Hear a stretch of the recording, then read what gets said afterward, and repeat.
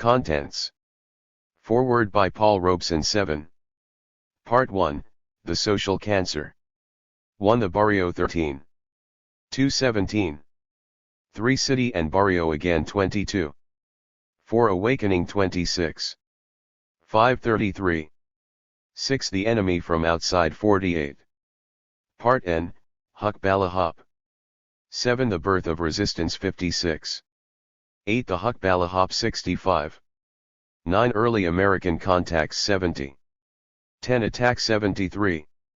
11. The People Produce Leaders 83. 12. Self-Evaluation 104. 13. Counterattack 108. 14. Mass Base, the BUDC 116. 15. The People's Army 127. 16. Growth and Development 142. 17. Hook and Anti-Hook 147. 18. Southern Front 162. 19. Manila Front 169. 20. The All-Out Offensive 176. 21. Liberation 186. Part in, Struggle for National Liberation. 22. 212. 23. 226. 24. The Fight for Survival 240. 25. 258. 26. Epilogue and Prologue 277. Glossary 283. Abbreviations 284. Foreword. When I was in Hawaii a few years ago, it was my privilege to sing for and with the sugar and pineapple workers, to clasp their hands in firm friendship, to share for a short time their way of life. Truly, here was unity, amazingly broad. Hawaiians, Japanese Americans, Portuguese, black and white workers from the United States, Chinese and Chinese Americans, and many workers from the Philippines. Not long before, a noted singer from the Philippines had visited Hawaii, to appear in the usual concert series sponsored by the Big Five companies. I had come as the guest of the unions. We had long discussions with my brothers and sisters from the Philippines about artists and others serving the people in their struggles toward a better life. They talked of their land, of the Huck Balahop, of the fight to survive against Japanese fascism, and later against the vicious forces of American imperialism and against their own collaborators like Manuel Roxas and Elpidio Quirino. My mind often went back to 1898, the year of my birth, the same year that President McKinley felt the divine call to export freedom and liberty to the people of the Philippines. The real story of that time has been recorded, one of the most shameful periods of United States history, comparable to the British in India and South Africa, the Belgians in the Congo, or for that matter, the United States in almost any section of Latin America, beginning with Mexico and Panama. Then the talk would break off and feasting and singing would begin. They would tell me in song and story of the beautiful land set in the Eastern Sea, of the lovely mountains, of the warm, simple people, and of their hopes, longings, and firm resolve to 7. 8. Forward, work out and control their own destinies. Before leaving the island, I was proud to be able in one concert to sing a few of their beautiful songs for them. So with great anticipation I began to read the story of Luis Taruc, the great leader of the Huck Balahop, and of the Philippine people. For truly, as Taruc says, this is the saga of the people, for from them is he sprung and to them is he so closely bound. Often we talk of the struggles of colonial peoples, of the early struggles here in the days of our nation's birth. We are daily in touch with the sufferings and strivings of 15 million Negro Americans for nationhood in the South and full freedom in all the land. We follow the surging forward of the emergent African nations, all over that vast continent. What part does this great land of ours play in those world changes? We see the administration at their deadly work in Korea.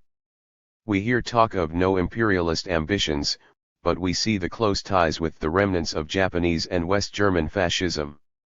We watch with dread the policies of a General MacArthur and a John Foster Dulles coming into ascendancy. We know that we must widen and deepen the struggle for peace, that we must fight for these United States to help civilization forward, not to attempt to check its march and even threaten to destroy it? We ask ourselves, what can we do, what methods can we employ, what role can culture play? Can we really build a strong united front? How can we best defend our leaders? How do we stimulate the activity of the masses? In short, how can we head off a threatening but as yet unrealized domestic fascism? And, amid all the political realities, what of the human beings involved? For we fight with and for people. How is such courage possible, such unswerving, deep belief, such devotion and sacrifice as are needed today? We live it too, through brave working-class leaders in the United States: Eugene Dennis, Ben Davis, Steve Nelson, Claudia Jones, Elizabeth Gurley Flynn, Henry Winston, through courageous workers and intellectuals. Here in Taruc's searching and moving story, the whole struggle is laid bare: the terrible suffering and oppression, the slow forward torturer seeking for the basic reasons and for the right methods of action, the tremendous wisdom and perseverance in carrying through, the endless courage, understanding, determination of the people, of all sections of the people, for national liberation and dignity. For in the end, says Taruc, the answer is the people, in them lies the eternal wisdom. They are like the sea, seemingly calm at times on the surface, but raging beneath. They may seem to be patient and slow to move, but once they understand, no forces can hold them back until final victory. No one reading this book can doubt the ultimate victory of these brave, warm-hearted, joyful, sensitive people of the Philippines. They'll make it, as have tens of millions in the Soviet Union, China, and the people's democracies, and the other millions of the earth will follow them. For freedom is a precious tiling, and the inalienable birthright of all who travel this earth. And in the end every people will claim its rightful heritage. One often speaks of the emergence of a new kind of human being.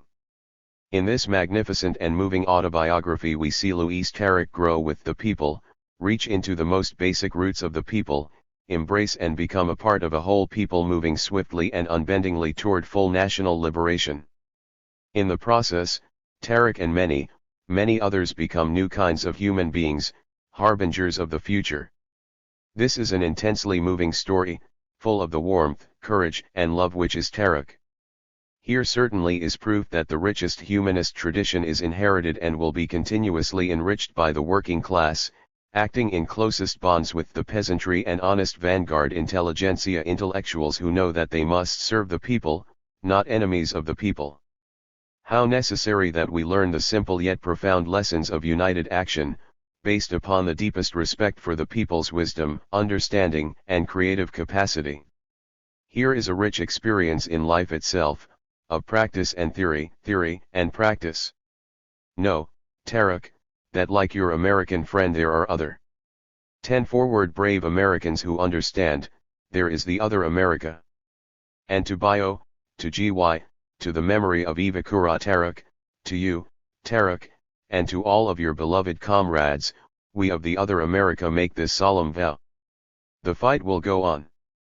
The fight will still go on until we win freedom, friendship among peoples, the coexistence of many ways of life, the right to live full and many-sided human lives in dignity and lasting peace. Paul Robeson. Born of the people. V. 1. R asterisk. F. T. %/ asterisk. Asterisk. Asterisk. Asterisk.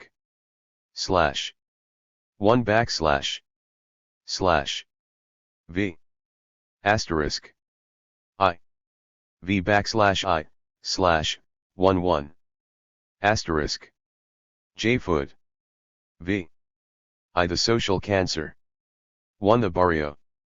The facts of a man's life are the dry husk enclosing the fruit. It is a fact that I am the son of peasants, and that I was born on June 21, 1913, in the barrio of Santa Monica, in the town of San Luis, in the province of Pampanga. Santa Monica is across the river from the town proper, the slow, coiling Pampanga River lying between. The river is like a caraballo, big and lazy, but quids to anger. Perhaps the biggest fact in my life was the landlord. When I was still crawling in the dust of the barrio street, I remember the landlords coming into the barrio, shouting "Hoy, Punita!" and making the peasants run to carry out their demands. Our people would have to catch the fattest hen, get milk and eggs, and bring the biggest fish to the landlord. If they delayed, or perhaps did not do things to the landlord's liking, they were fined, or given extra work. In an extreme case they might be evicted. And where would they go for justice? The landlord owned the barrio. He was the justice, too. Every year, after harvest, I watched from the dark corner of our nipa hut the frustration and despair of my parents, sadly. Roughly, "Hey, you so and so. Ed. 13. 14. Facing each other across a rough gelang, counting corn grains of pali. The grains of calm represented their debt to the landlord, 1 grain for every peso they borrowed during planting season. They produced 200 kavans of pali yearly. Every peso they borrowed was paid back with 1 kavan of pali, and 10 kavans were paid back for every 5 kavans of pali they had borrowed. 5 to 7 kavans of pali were paid for each kavan of polished rice the landlord advanced for us to keep alive. The debts grew from year to year, and the corn grains were never absent from the lives of my parents. The land was too poor in San Luis. My grandparents had owned land, but they had parceled some of it out to relatives and friends, and had lost the rest to the land grabbers, the adjacent landlords. Now we were among the poorest in San Luis. Finally, my parents, Nicanor and Ruperta Mangalis Taruc, moved across the swamp to Batasan Barrio, in San Miguel, Bulacan. There I had to learn another tongue, Tagalog. Pampango, Tagalog, Spanish, English. The languages might differ, but the life was the same. The landlords were everywhere. By the time I was 6 years old I had begun to resent the landlords, who made us, children of peasants, go to their houses and clean the floors and chop their wood and be then servants. When I saw them coming I ran to hide in the bamboos. I no longer wished to be their janitor. Others felt the resentment as well. The feeling was dormant, but when the unions came, the peasants joined them as one man. I worshipped my father. He was so soft-spoken, so humble and kind. He exceeded others in the produce of his share of land. My mother was much younger than my father. She was rebellious and quick to anger. My mother had been desired by a barrio lieutenant, a man who owned a large house and had cartilas, but she loved and married my father, whose largest possession was his goodness. The barrio lieutenant resented my father. He brought about an incident that gave me my first hot flash of the meaning of injustice. The barrio lieutenant was a harsh man, the trusted and AP. The barrio 15.8 of the landlords. Many were bitter from his treatment and hated him. One day one of his cartila horses was hacked to death near my father's cornfield. Investigators traced the blood trail from the horses across my father's share of land. The barrio lieutenant sued my father. My father's only defense was his goodness. He spoke brokenly to his accuser, with tears in his eyes, "I would never think of harming anyone, or anything. Even when I see thieves in my cornfields, I approach slowly, calling out to frighten them away, so I would not catch them, and have them know the shame of it." The barrio lieutenant was relentless. He pursued the case. What was my father's word to that of a landlord's official? It would have cost him his year's crop. I saw my gentle father standing there humbled and shamed. There were hot needles in my flesh. My father's compadre, a brave man, stepped forward and confessed that it was he who had killed the horse. He confronted the barrio lieutenant and told him bluntly, "Any man or any animal that destroys my crops, my bolo will not spare him." My father was relieved of the blame, but the heat of it stayed in me. I saw that you need more than a good heart, that you need a good head, if you must fight for your rights. I determined to study, to gain knowledge, to know how to fight if I had to. I was very young and I saw social evils vaguely, through the personal eyes of my family and what happened to them. It caused me to strike back as an individual. Later I was to see evil through the eyes of my class. The peasantry was my class, the landlords were in another. Nothing was to become more obvious, and more real, than that. The Hacenderos called us the great unwashed. Who drew that line? Did we? Some say that classes are the brainchildren of professional revolutionaries. When I was a boy, barefooted in the dust of the barrio, whose brainchild was I? And in whose mind was the resentment cradled? The peasants had one thing the landlords did not have. They had numbers. My father never attended school. He learned to read and 16. Write, painfully, at home. Because of that he insisted his children should go to school, and urged my mother to save every centavo to send us there. While my father was in the fields, my mother, to earn more, carried fish and vegetables to town to sell in the market. My family found it a hardship to pay the annual 30 centavos to the Red Cross, which was an obligation. Nevertheless, they sent me to school, although I never carried a penny in my pocket. I rose at 5, cooked rice, then walked 5 kilometers to be at school by 7, carrying the rice wrapped in a banana leaf for my lunch. School came easily for me. Eventually I finished the 3-year intermediate course in 2 years, with honors. To continue school I had to walk to San Miguel Poblacion. There I could earn the 5 to 10 centavos I needed daily.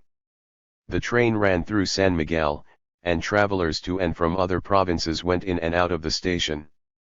After school I ran to grab their baggage. I was a baggage handler, a cargador. They would give me 5 centavos for my trouble, those travelers from far places. The station fascinated me. If I could ride those trains I might even be able to reach places where there were no poor people, where everyone looked like some of the well-dressed travelers. I quit school to work there all day. I saw trains from other provinces with strange lettering on their sides.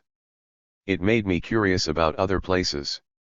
I would jump on the train as it left the station, ride for 200 meters, then jump off, but imagine that I kept going on and on. Sometimes I noticed names written in chalk on the sides of the cars.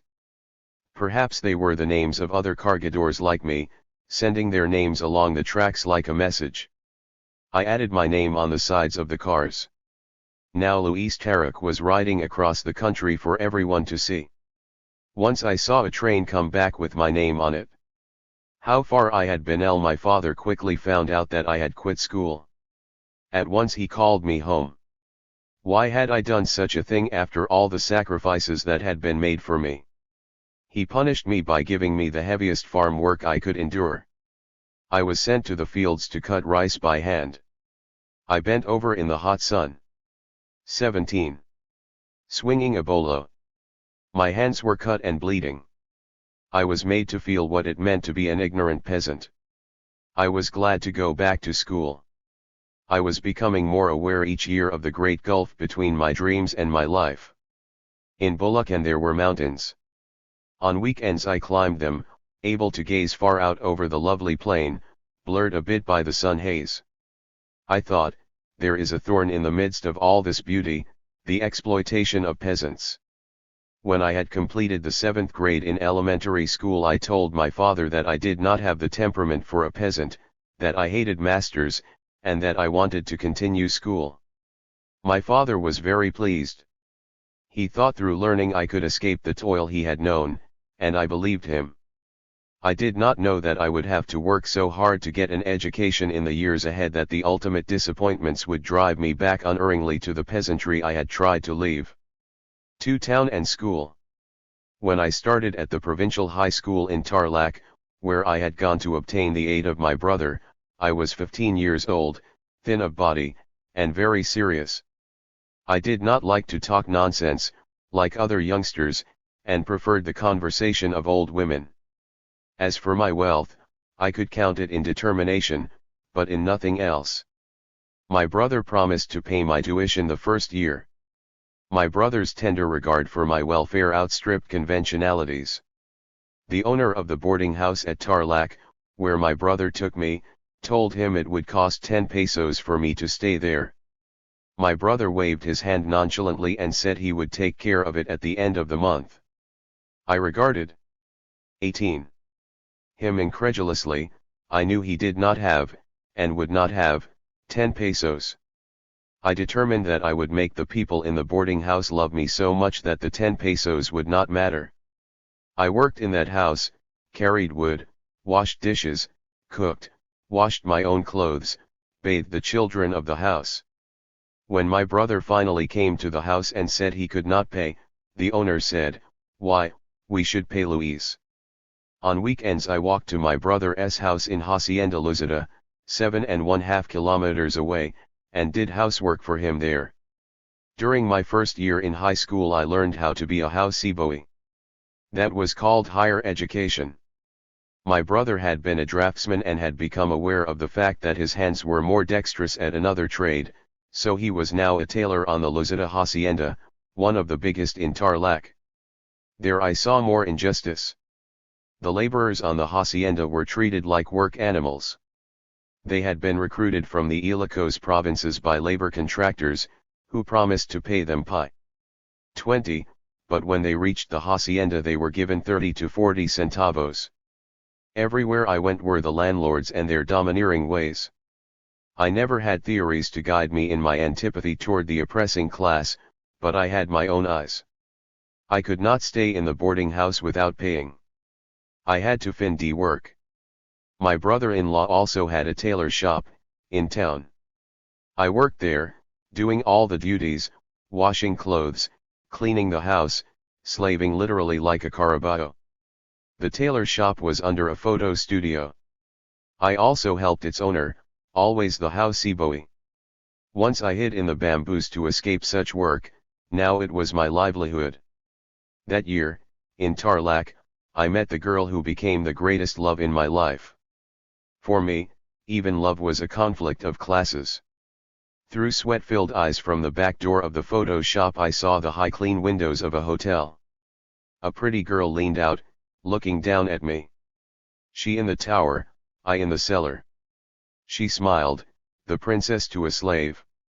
The family I worked for in the photo shop came to be my 19 friends. They would invite me for ice cream on Sundays. The pretty girl in the hotel was their friend. In their home I met her, Ena Kura, we became sweethearts, without ever speaking of it, in a way of understanding that needs no words. I did not want to speak of love to her because she was the daughter of one of the richest families in Tarlac. Not the wealth of peasant exploitation, but business wealth. Her father owned a large bazaar. She expressed her feelings by sending me gifts, cookies and candies, books, newspapers, handkerchiefs, gifts that only made me feel my poverty more deeply. Perhaps because she seemed so far removed I came to think of love not from the physical standpoint, but only as a great spiritual blessing. To be loved by others, the knowing and the feeling of it, is the greatest gift of all. Out of my sensitivity, at the end of the first year, I wrote her a letter. I told her to forget me, that I was going back to the farm. I did not go back to the farm. I stayed in Tarlac, working at any job I could find to get money for the second year's tuition. I went back to my old job as cargador. It was hard work, and I earned just enough to live. When I took the exams for the second year's entrance, and passed them, I had not eaten, and I had only 3 centavos in my pocket. After the exams I went cut and bought ice water, put some sugar in it, drank it, and ate 2 bananas. I became very sick, and fainted. Someone took me to the hospital. While I lay there, weak and listless, a package came. It contained oranges and much food, and a letter, saying I love you. She had found me out. She introduced me to her family as a friend. At the bazaar I was a regular visitor. Her family became very fond of me and liked to have me come there because I always tried to be helpful, carrying baskets for her mother and assisting in the store. However, when they discovered a hint of closer relationship between Ena and me, They hated me. I could no longer see her, only write to her. The bitterness returned. When I started school again, the second year, I had to borrow 8 pesos for a down payment on my tuition. I lived with my 20 brother, walking the 7½ kilometers to school each day. It took me 2 hours. Finally I applied for a job as a conductor on the transportation vehicles running into Tarlac. I accepted the job without pay, so I could ride to school. The workers on the plantation were paid miserably and treated with abuse. They formed an association to alleviate their conditions. I was glad to help them draft their petition of grievances and to picket during their strike. It was my first try at labor activity. The conductors on the transportation fine were my good friends. A wealthy and jealous rival suitor of ENA once hired gangsters to intimidate me. The conductors came to my rescue in a bunch, caused a brawl in the street, and beat up the gang. I was never bothered after that. Finally, in my third year, my brother moved 7 kilometers further from Tarlac, a distance I could not walk. I did not know what to do. That summer I went to the home of my aunts in San Luis, back to Pampanga. I worked there, hard, for my tuition. My aunts had a peculiar sense of ethics. They were willing to spend 300 pesos on a single fiesta, but to give me 10 pesos for school was another matter. Money must be earned. Why not work in the fields, or in a factory? It was the ethics of the system. I worked in the fields. For my 4th year of high school I went back to San Fernando, the provincial capital of Pampanga. There I worked again as a houseboy for my board, washing clothes at a public faucet, going to market, getting firewood. When my fellow students saw me and shouted at me, I shouted back at them about Chief Justice Marshall doing his own marketing, with basket over his arm. Such little episodes we learned in school, poultices to take the sting out of reality. Why was I studying? For what was I sacrificing? Partly, it was that blind belief in learning upon which my father had placed such reliance. However, besides being a vague struggle to escape my own inheritance, it was the reflection of a condition that exists among Filipinos, in which attainment becomes a fetish. We have been for so long under the heels of the snobbish Spaniard and American, who look down on us from what they 21. Believe to be their lofty standards, that our own stifled aspirations have been forced to seek any outlet whatever. It did not matter that our knowledge, once acquired, would be wasted in a cramped, inhibited, unproductive society. The degree was the thing, the honor was the goal, it lifted a man above the sweaty mass. And yet, that was not my purpose. From the beginning I wanted to be a doctor. In the barrios the people died without medicine, died slowly, and with agony. The herb doctor and the witch doctor were the rule, muttering incantations over tuberculosis and beriberi. Chiefly I was interested in child care, to save the young. There were many things to be enjoyed in life. Even while working hard in the fields I would look up and see the way a line of trees lifted at the horizon and I would think that life was good. At its most miserable there was still much in it that was enjoyable. If a child died the people bowed and said, "It is the will of God," as they had been taught. It was not my will to accept it that way. Then, afterwards, I thought of studying law. I would be a lawyer for the people, not one who prosecuted them in the courts and used even the laws which sounded good to the advantage of the landlord and the capitalist. I would defend the people honestly. During election time I listened to the campaigners. Every year it was the same. The people this, the people that. After the elections, the word people was stricken from the vocabularies of the winners, who sat in their polished chairs and collected both graft and salary, equally, with both hands, from the people. The men I admired were all simple men who had a feeling for the people. Lincoln, the simplest of them, Washington for his honesty, Jefferson with the language of freedom, the militancy of Bonifacio, Rizal, and his steadfastness. I was impressed by Christ, by Joan of Arc, and Rizal because they went to their deaths for what they believed, and their beliefs were common and of the people, such as Gray's Elegy and Markham's Man with a Hoe. When we studied history, I was thrilled by that great oration of Marat during the French Revolution. What? 22. Is the third estate? Everything. What does it want to be? Something. What has it always been? Nothing. I had begun to arrive, in a small way, at a philosophy: if you do something, finish it. If you do something, do it with all your heart. If you do something that will benefit many people, though it threatens your happiness, sacrifice your happiness for your noble purpose. I was studying to escape the narrow confines of my class, but my efforts only led me to the conviction that my class was all important, and that I was secondary to it. 3. City and barrio again. When I graduated from high school, nothing, anywhere, was favorable. It was 1932, a year of crisis. Why there should be a crisis no one knew, but it was a fact, nevertheless. In Manila there were strikes and hunger marches. As I wondered, slowly becoming apprehensive, a letter came from Ena. We had corresponded all during my school years, but I had tried to discourage her affection, half smothering my own. We came from different worlds. Then, with greatly misplaced magnanimity, I had sent my old school books to her sisters, and this gesture of the son of poverty to the children of wealth caused her family to resent me more than ever. Ena's letter tore at my heart. "Sympathize with my feelings for you or kill me with your indifference," she wrote. It broke my pride. I sent her my diploma, and a pledge of my love. Soon after that, her father sent for me for an interview. I knew what to expect. He would do everything possible to discourage me. I trembled with nervousness over our meeting. Before going to see him, I visited my brother, who tried to give me courage to face the music. I had no good clothes. My brother loaned me his. They were much too big. I had to use a pin to hold up the pants. 23 City and barrio again. I stood before her house, my mouth dry, and looked for her at the windows.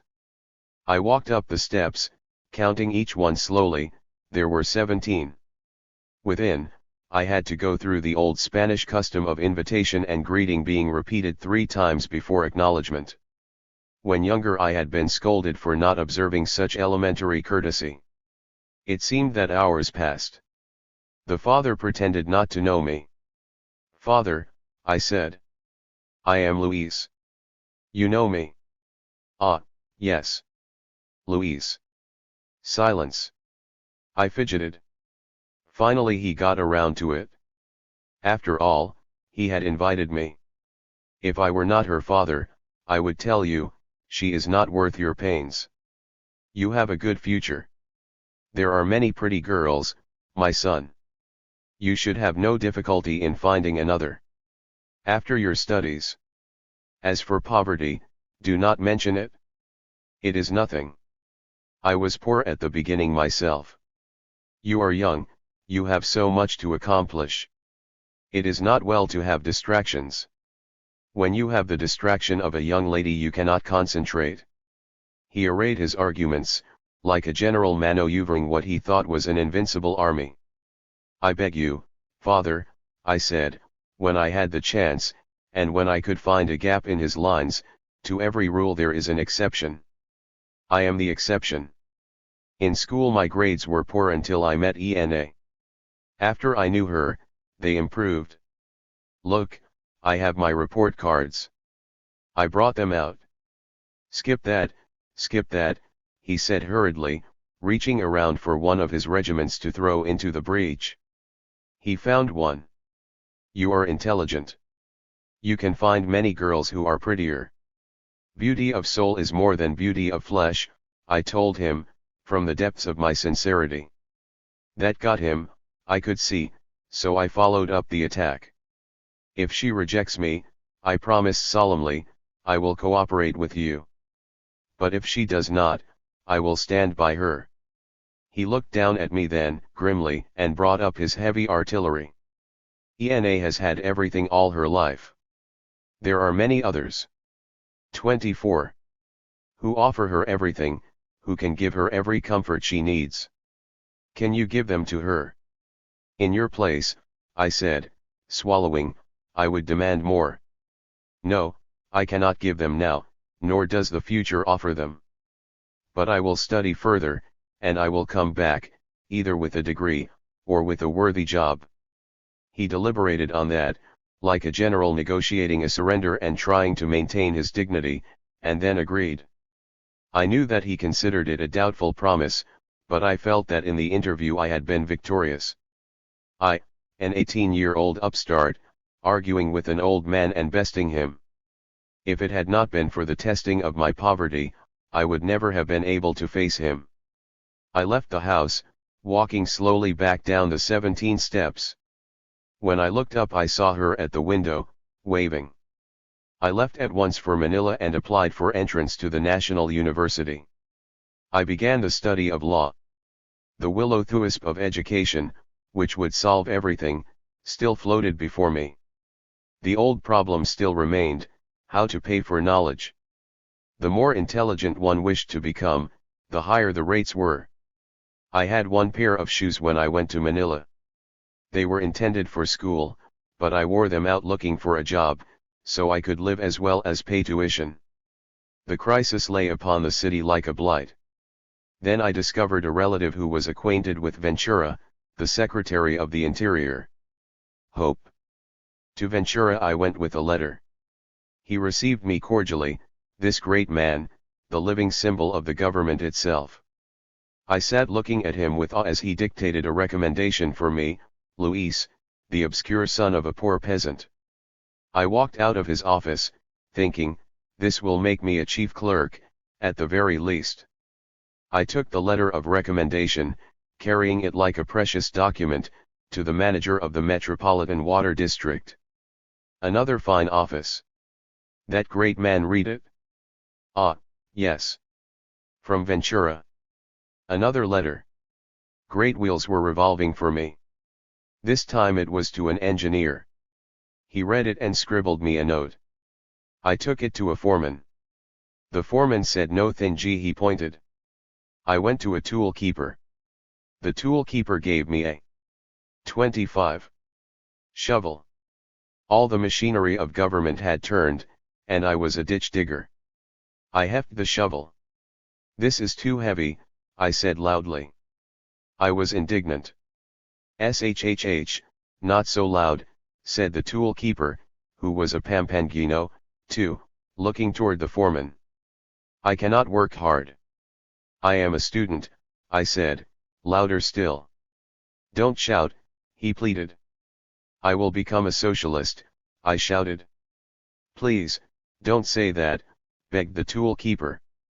You don't have to work. All you have to do is to give the appearance of working. What? I said. Do you want me to cheat? He shrugged. Doesn't everybody in the government cheat? I decided to work hard, for myself, for my own self-esteem, if not for the government or for others. For 6 months I worked in the wet ditches, building drains to keep flood from the city. At night I went to school. Constantly in the water, my leg developed paralysis. I went to a doctor. He told me that I had come just in time, and that I could no longer go back in the ditches if I wanted to continue walking. At least, I thought, I proved that I can work hard, that I am a man. Back I went to Ventura. I have shown my honesty and thankfulness for your recommendation, I told him, but it is ruining me. The great man pondered. He dictated once more. Back I went to the manager of the Metropolitan Water District, then to the timekeeper, then to the foreman. Now I was a tool keeper. At that job I worked for 1 year. It paid more. It enabled me to bring to Manila my brother, who had been starving in Tarlac, and to pay the rent for his tailor shop in the city. In the middle of my 2nd year at the university a change occurred in the government. Out went Ventura, out of his fine office, and another great man came in. Out went the manager, the timekeeper, the foreman. Out went all the workers. Everything changed with the government. I lost my job. I had to leave the university. Now it was not just a matter of earning my tuition. It was a matter of living. The crisis had reached its worst depth. There. 26. Was not a chance that I would ever be able to finish school. All that I had looked forward to dissolved in a salty brine of bitterness. A degree, a worthy job. In my brother's tailor shop I learned how to sew. I became a tailor, although at first it was like stitching the shroud of my hopes. In Manila there was misery. Soon I decided to return to the provinces, to the town where my parents lived, to open my own tailor shop. I went back to the barrio in San Miguel, Bulacan, where I had lived as a boy. The same barrio lieutenant who had humiliated my father was still there. He had a lovely daughter. Feliciana Bernabe was beautiful. She had many quarters, and I joined them. I had stopped even writing to Ena. It hurt me to think of her, and of her father, and of the impregnable fortress of their wealth. Instead, I courted the daughter of the barrio lieutenant and married her within a week. For awakening. A tide was beginning to roll across central Luzon. In Manila the tobacco workers were on strike for over a month. The peasants in the provinces were also becoming militant. The tide lapped at the door of my tailor shop and awoke me. I witnessed a strike in Pampanga in which 2 strikers were shot to death by the constabulary. Afterwards, in the enormous burial procession for their dead comrades, the peasants carried red flags. The waters ran deep in central Luzon. The problems were ages old.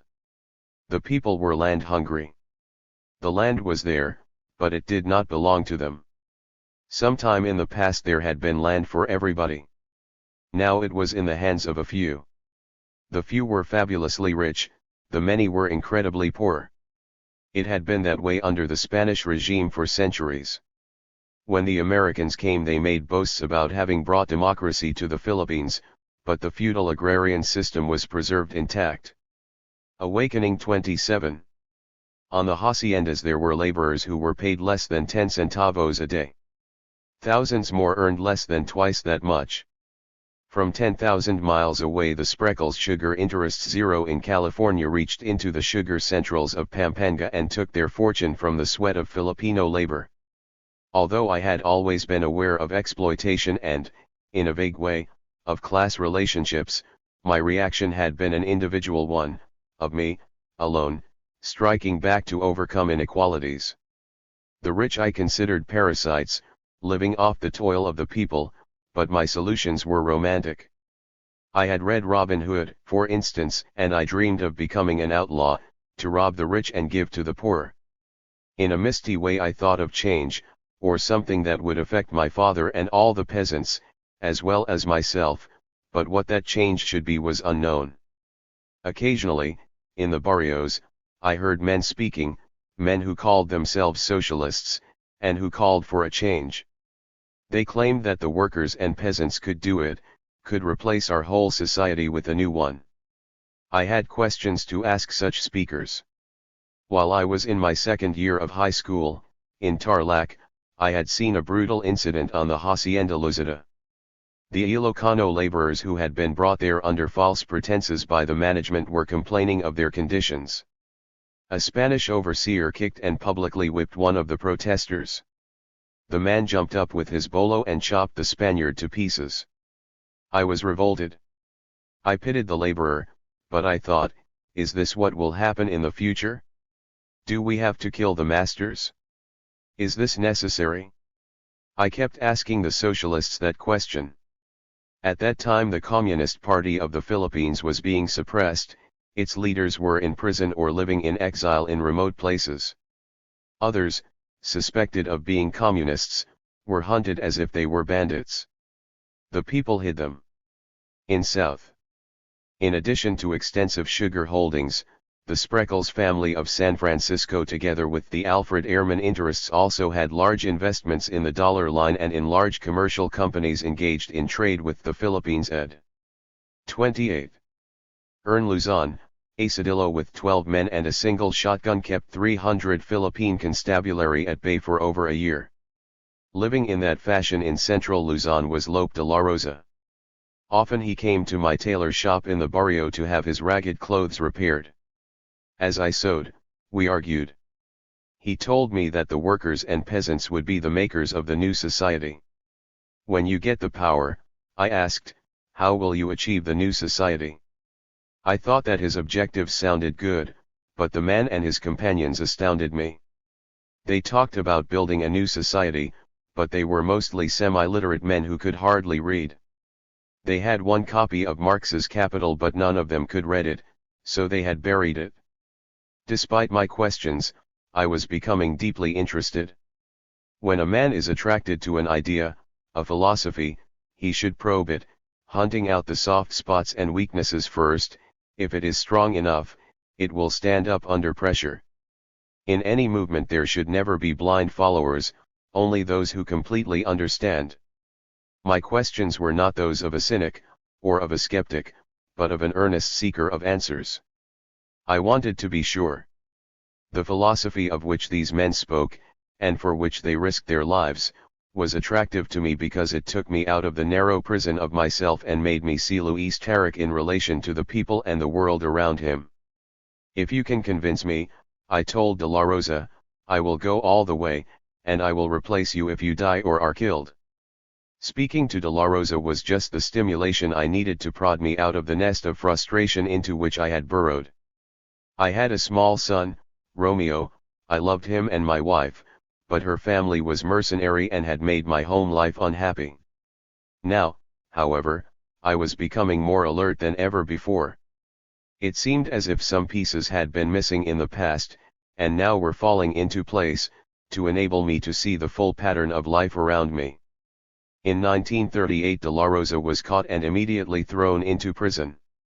Sympathetic demonstrations blossomed everywhere for him, among both peasants and workers. There were parades. Red flags flew again. I attended parades. At demonstrations I got up and spoke to the people. I felt entirely inadequate as a speaker, but I felt intensely the necessity of defending a man whose only crime had been to work for the welfare of the laboring masses. That, after all, was my desire, too. My only fault had been in not knowing how to go about it. When I got up to speak, to my surprise I was preaching socialism. I used the word without even fully knowing what it meant, except that I felt hazily that it meant a new society in which misery and exploitation would be done away with.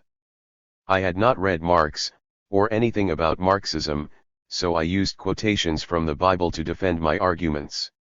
Strip from the ideas and preachings of Christ the cloak of mysticism placed over them by the Church, and you really have many of the ideas of socialism. We cannot sit back and wait for God to feed the mouths of our hungry children, I said. We must realize that God is within ourselves, and that when we act to provide for our own welfare and to stop injustice we are doing the work of God. Socialism at that time, however, continued to remain a vague word to me.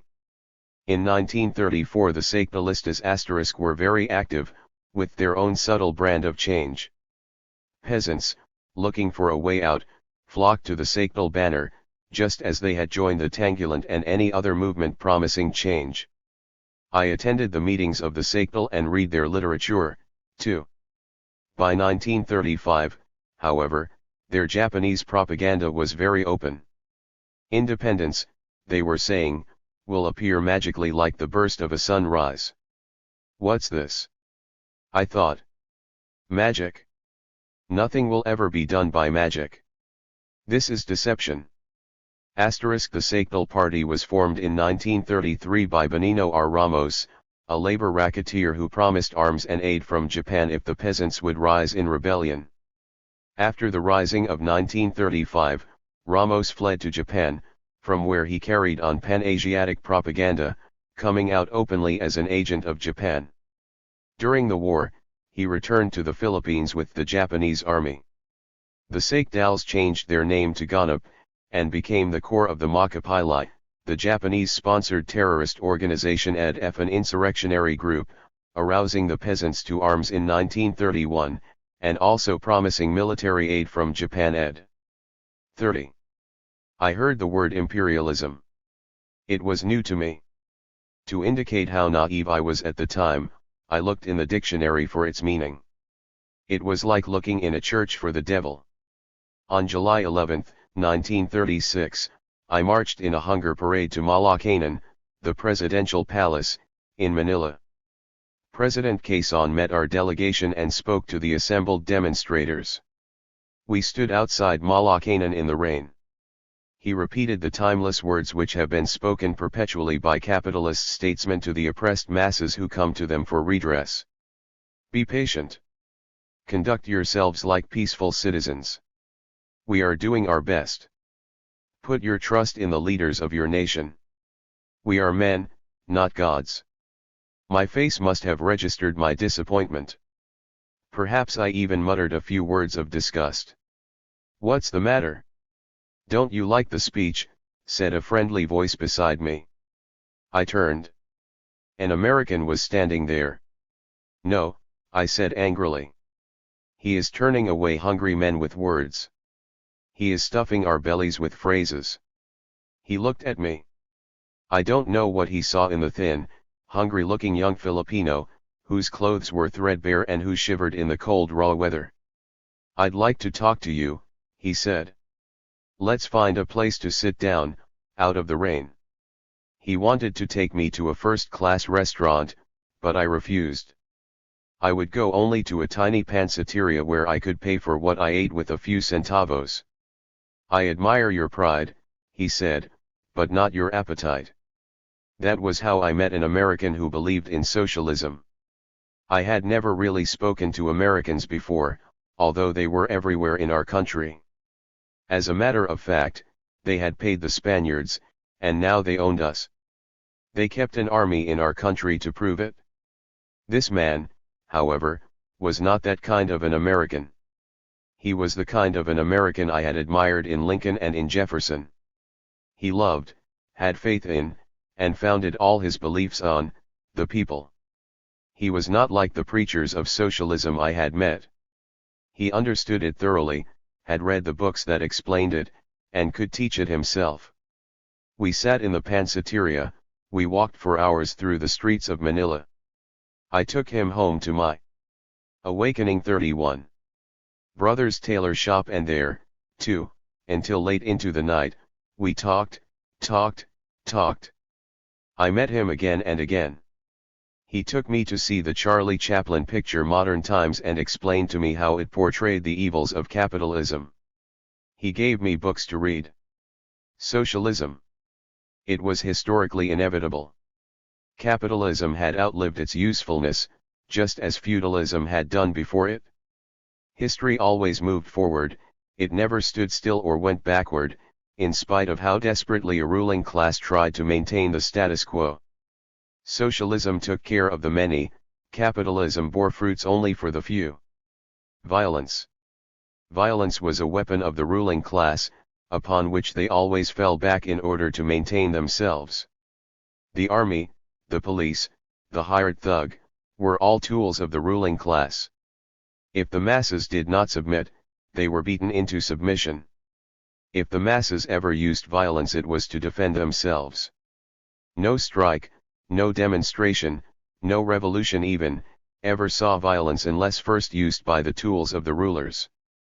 And when the workers fought, they fought for freedom, not to enslave. The man with the bolo at Hacienda Luzita? He was an anarchist. Anarchy was not the way out. The masses in movement needed discipline and guidance. The socialist movement was disciplined, and had the guidance of an organized leadership of selfless men who were inspired by ambition for the many and not by ambition for themselves. When my American friend explained imperialism, it was not with the dead and meaningless words of the dictionary. Step by step he explained how the power of American money dominated every aspect of the lives of Filipinos. He pointed out how it controlled the government, how it prevented the growth of our own industries and our development as an industrial nation, how it obtained super profits by keeping our wages low and our workers and peasants impoverished. He told me that the only time Filipinos would know true independence would be when the power of American imperialism was broken and driven from our shores.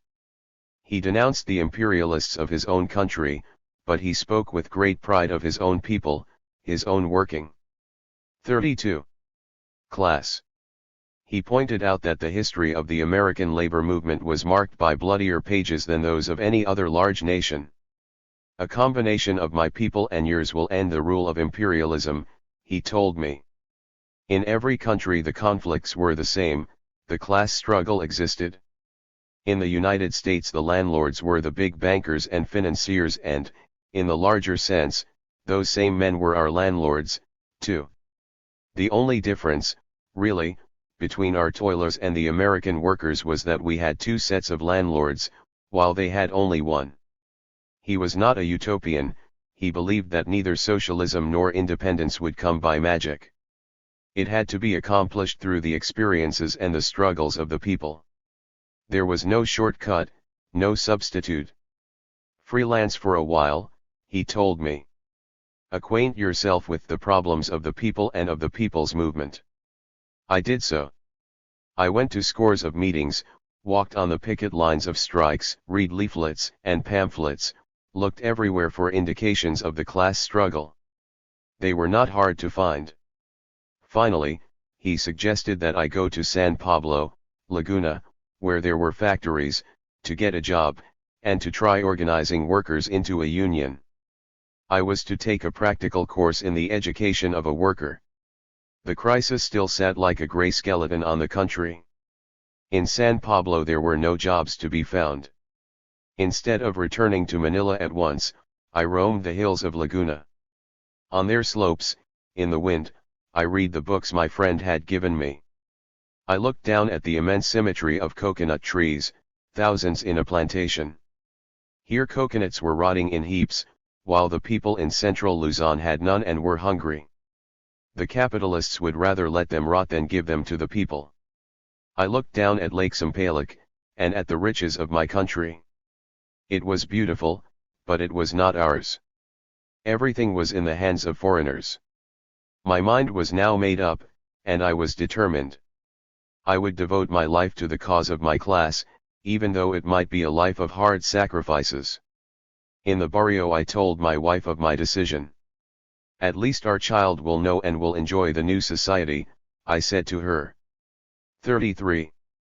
As soon as possible I went to San Fernando, to see Pedro Abad Santos, the leader of the socialist movement in Pampanga. I was about to enter my second university, the School of Struggle. 5. Pedro Abad Santos was an exception who devoted his life to the proving, and then to the resisting, of a rule. He came from a family of landowners, one of the most influential in the province of Pampanga. At first, as a lawyer and as an assemblyman, he represented their interests, and the interests of his class. That was expected of him. That was the rule. He turned against it. He noticed the work of his fellow lawyers in Pampanga, Pablo Angeles David and the Baluyats. Every time they brought a peasant's case to court, the case was sabotaged and the peasant lost. He came to believe that the peasant must seek his justice in another way. In 1933 he formed the Socialist Party. Overnight he changed the face of Pampanga. The Socialist Party of Pedro Abad Santos had no connection with, nor resemblance to, the socialist parties of other countries. When the old man was reaching his conclusions about injustice he bought a bunch of Marxist books and read them, agreed with them about the class struggle and the need for socialism, and so named his party. Essentially, however, he knew people better than he knew economics, so there was more psychology than theory in his approach to the movement. He had an immense bag of tricks, filled out by his experience as a lawyer, which he used to prod the peasants into action on the one hand and to provoke the landlords into exposing themselves on the other. The peasants needed to be militant. He knew that, and tried to bring it forth. If a peasant came to him complaining about a landlord and asking what to do, he told him, "Go out and kill your landlord, then come to me and I'd defend you." After the 34. Peasant had departed, he would explain. If I told him to be patient, he would be discouraged and give up. If I told him I would take care of his problem, he would leave it to me and go home, and never lift a finger to help himself. When I tell him to kill his landlord, I know he won't do it, but it will make him brave, it will make him lose his fear of the landlord, and give him self-confidence. The old hopeless method of peasants with a grievance going one by one to a court and being defeated each time by a legal machine, operating in the interests of the ruling class, was now completely changed. Now in Pampanga there was a union, Amt Aguman Ding Maldang Talapagabra, the League of Poor Laborers, which met the landlords head-on with strikes and mass demonstrations, and there was a political party, the Socialist Party, which represented the many instead of the few. The single peasant humbly seeking justice was now the mass demanding justice. Abad Santos was a tiny, frail old man, who looked as if he could be carried away under one arm by a sturdy peasant. He had intestinal trouble and existed chiefly on a light diet of rice and paxa. Sitting in his chair, in his bare office in San Fernando, the fragile old man seemed to be getting his sustenance from the vitality of the movement he had fanned to life. He was old, and traces of the old days clung to him. The people called him Don Perico, and he liked it. He had the hangover of little autocratic habits which sometimes conflicted with the socialist principles he had put in motion. He would sign statements without consulting with the rest of the leading body, or reach decisions by himself instead of collectively with others. But that sprang from a poor understanding of organization, it was not the real essence of Don Perico. He put the weapon of Marxism in the hands of the people, and its use was up to them. He gathered around him young peasants in whom he saw the signs of leadership, and trained them in the use of it. I became one of the young men around Abad Santos. When I stepped into the little office in San Fernando, I hardly saw the slight figure in the chair, the tangled wiry hair, or the tuft of white beard. I saw the eyes. They were shining black. 35. With very white eyeballs. Standing before them I felt as if I were under a microscope. I am Luis Taruc, a young peasant, who became a student, I told him.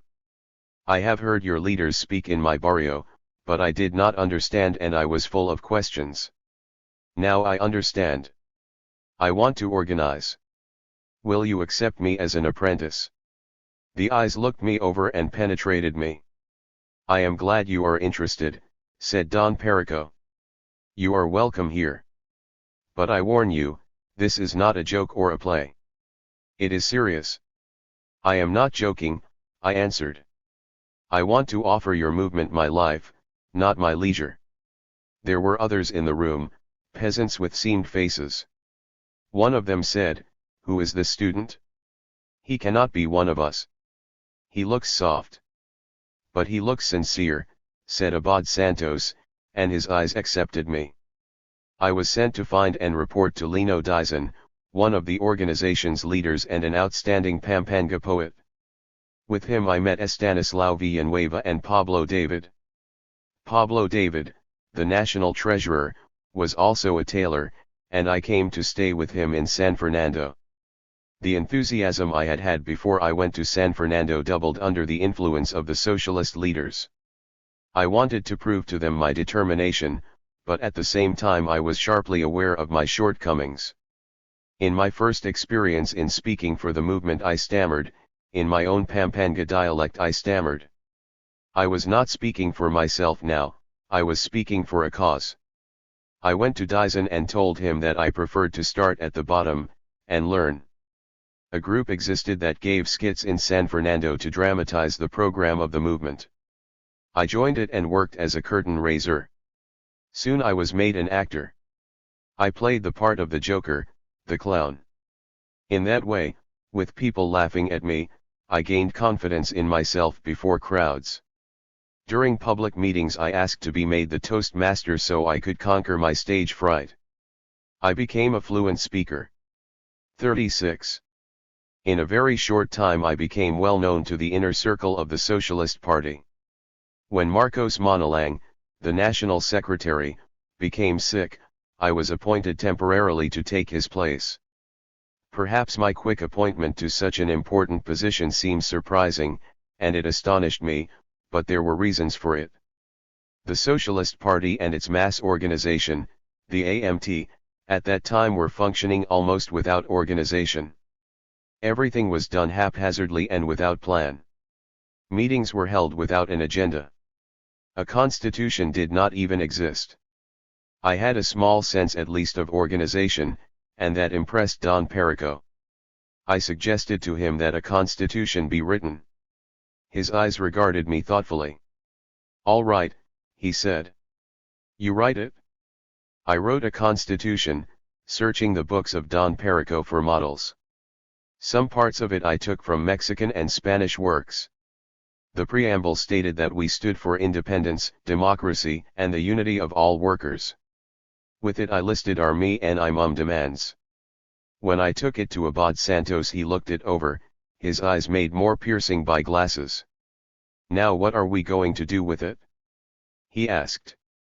"Let us call a conference and adopt it," I said. "Oh, yes," he said. "Go ahead. You take care of the details." That was how Pedro Abad Santos developed his young men. I organized the entire conference. It adopted the Constitution and the program. At that conference I was elected General Secretary of the Socialist Party. "This job has the most responsibility," I exclaimed. "Why did you elect me? Do you call this starting at the bottom?" However, inspired by the confidence placed in me, I began at once to participate in a plan of organization drawn up by the conference. The 24-man executive committee launched an organizational drive that would cover all Pampanga. We established socialist competition among the barrios for the obtaining of membership in the AMT. Funds were raised for leaders to travel about the province on organization tours, and we divided the province among us.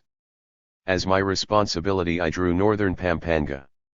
Despite the position to which I had been elected, I was now merely beginning my apprenticeship. 37. I would start from San Fernando early Monday morning and return the following Sunday morning, spending the week in the barrios. Sometimes I could organize a whole barrio in a single day and night. I was very green. My success, I suspect, was due more to the readiness of the peasants to join our organization than to my persuasive powers. At first, as a matter of fact, I made many mistakes. I committed errors of leftism. Entering a barrio out of the blue, a complete stranger, I would launch immediately into an attack on capitalism in general, on the system itself. Half the time the peasants would not know what I was talking about, and, if they listened, it would be more out of politeness than interest. Sitting on a pulpil on the edge of a barrio one day, watching a peasant stroking his cock's feathers and aware of the people moving about in the barrio and in the fields, I was wondering what I was doing that was wrong, and I thought about the meaning of a people's organization. It must be of the people, close to them, and must deal with their problems in their terms. It must be something which they can grasp and feel with as much intimacy as the handle of a plow. It must learn from the people as well as teach them. It must always move abreast of them, never dragging behind or rushing ahead, and it should give the people confidence, strength, unity, and faith in their ultimate victory. I thought of the political parties of the landlords and the capitalists, coming to the people once every 2 years at election time, then going back to their halls and their government chambers and running things to suit their own wishes and their own narrow, selfish interests. I got up and walked over to the man with the cock and opened a discussion on the merits of roosters. I learned that the man was deep in debt and used the rooster's winnings to pay out the interest. What kind of debts? That night I spoke on landlord usury. After that, when I entered a barrio, I first sounded out the people about their problems and grievances, and then spoke to them in their own terms. Instead of carrying out a frontal assault on the ramparts of capital, I attacked a case of usury here, an eviction there, the low crop rate elsewhere. These were things. 38. Which our organization could fight, and around which the people could win small, but enormously encouraging, victories. I had to prove to the people that our organization and its leaders were of them and close to them. I sat down with them in their homes, shared their simple food, helped with the household chores. I walked in the mud with them, helped them catch fish, crabs, and shellfish, worked with them in the fields. It was not hard for me, nor was it new to me. I was merely rejoining my own people. In their turn, the people would go out of their way to feed and to accommodate the AMT leaders. Within 3 months I had organized my whole area. Throughout 1936 and 1937 the AMT grew and became a part of the people. We had many weaknesses. Our organization was loose and slow. Our leadership did not always function as a unit. We made blunders and mistakes that the labor movement in other countries would have considered infantile. We learned as we went along. Not enough attention was paid to mass education, which made the organization top-heavy. If all the leaders had been arrested or killed, the movement would have withered and died. We did not understand yet that the people needed to be developed so that new leaders would spring up at once to replace those who had fallen. But, if its leaders were untrained and sometimes fell into error, the AMT's members were developing in the appropriate way in the arena of struggle. As my American friend had said, there were no shortcuts. The years 1936 and 1937 were marked by an ever-increasing number of strikes, and a strike is the classroom of the workers. There were 2 types of strikes among the peasants. If conditions were intolerable, the peasants would present a petition to the landlords. We demanded a 50-50 sharing of the crop. At that time the shares favored the landlord 70-30. We demanded an end to usury. At that time if a tenant borrowed 1 kvain of rice, he had to pay back 3 or even 5. We called for an end to serfdom under which the peasant's wife had to go each week to the landlord's house to clean it, and the peasant had to bring 1 cartload of wood each week to the landlord. 39. If the landlord rejected the petition, it was followed by a strike. A red flag on a stick was set up in the corner of a field on strike. We used the carabao horn, the sound of which carried a far distance, to summon workers from the fields. Picket lines were set up in the fields to stop the scabs hired by the landlords. The landlords called on the Philippine constabulary for aid. They came with clubs and often beat the strikers. Sometimes they shot the unarmed peasants. We tried to propagandize both the scabs and the PC. The landlords had a weakness, they had to hire from the people to fight the people. Sometimes we could turn their weakness against them, by winning over their tools. The other type of strike was defensive. The landlords and the capitalists had been used to dealing with phony labor unions, which they subsidized themselves, and whose leadership danced to their tune. Now they were confronted with an organization which sprang from the people, and they tried to break it. When the landlords heard of their tenants joining the AMT, they tried intimidation, threatening to evict them. Some tenants bowed to such pressure, losing sight of their rights in anxiety to provide for their families. Others who were more militant refused to be evicted and called for help from the AMT. Then a strike of all the landlords' tenants would protest the eviction.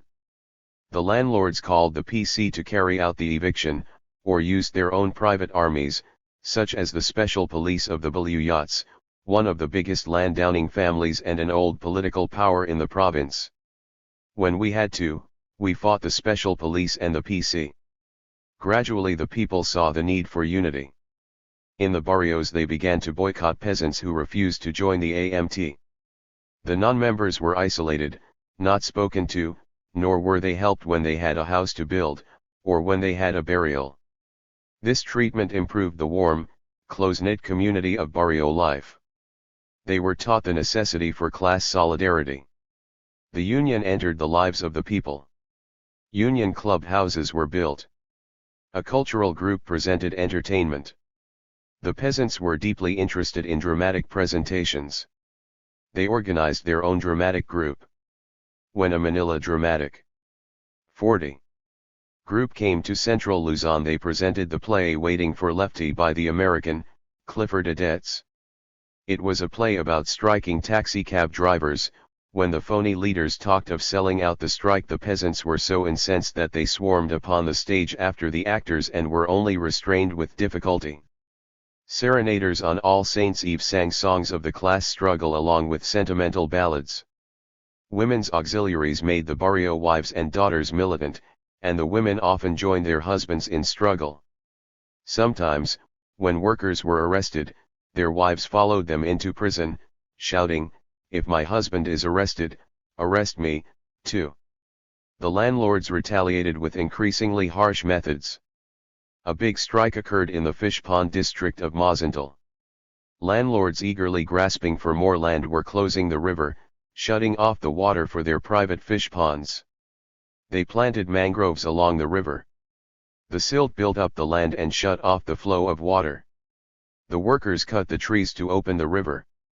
When the landlords brought in the PC, a tenant strike spread across the whole district. The PC shot and killed 3 strikers. The tension was very high. The leaders of the strike were Zacharias Viri and Habs and Manabat, of the AMT. Zacharias Viri was a man of great honor and principle. He believed that workers, above all, should be incorruptible. He concentrated his efforts to influence the overseers on plantations, to prevent the use of what he called the tools of the oppressor within the ranks of the oppressed. He had a saying, "To die on Monday and to die on Wednesday is the same. It is just as well to die on Monday as long as you remain loyal to your principles." During the Mazental strike, Viri was called into the town to confer with the chief of police. In the municipal building he was shot and murdered by paid agents of the landlords. After he was dead, a gun was placed in his hand. For a frame-up, he was then accused of attacking the police. The people were not deceived. Zacharias Viri died on Monday. At the end of 1937 a memorable strike occurred in the Araya stone quarry. The laborers were receiving an average of only 41.80 centavos a day for hard and dangerous work. There was no regular daily wage, the workers were paid by the square meter of stone that they crushed by hand. No compensation was given for frequent injuries. It was a government enterprise. We were faced with the problem of how to conduct a strike against the government. Araya was in my district, so I led the strike in the name of the AMT. When our demands for higher wages were rejected, the strike began with a sit-down in the quarry. We took our cue from the great CIO sit-down strikes in the United States. Everyone came to work, but they all sat down on the stones and conversed. There were 500 strikers. The picks and hammers lay on the ground, untouched. In the middle of the morning the local police arrived in response to a call from the management, accompanied by the ever-present stormtrooper special police of Belouyot, which were always used against the peasants and workers. They ordered us back to work. We ignored them. The overseers tried to haul a load of crushed stone out of the quarry on the train. I lay down on the tracks with 200 strikers. The train halted. Next a force of 18 constabulary came. They ordered us off government property. We did not budge. Some of the PC climbed on the train and threatened to run the locomotive over us. Still we did not move. The train started. I saw the locomotive bearing down upon us. Perhaps they would run over us, but we were determined to hold fast. The locomotive stopped 1 meter from the first man. When I glanced around, one saw that only 50 men were left with me on the tracks, but it was enough to win our point. Then the constabulary threatened to arrest strikers. Some of the men reached for their tools and announced their intention to resist. I ran to a telephone and called Abad Santos in San Fernando for his advice. I waited anxiously on the phone while Abad Santos deliberated.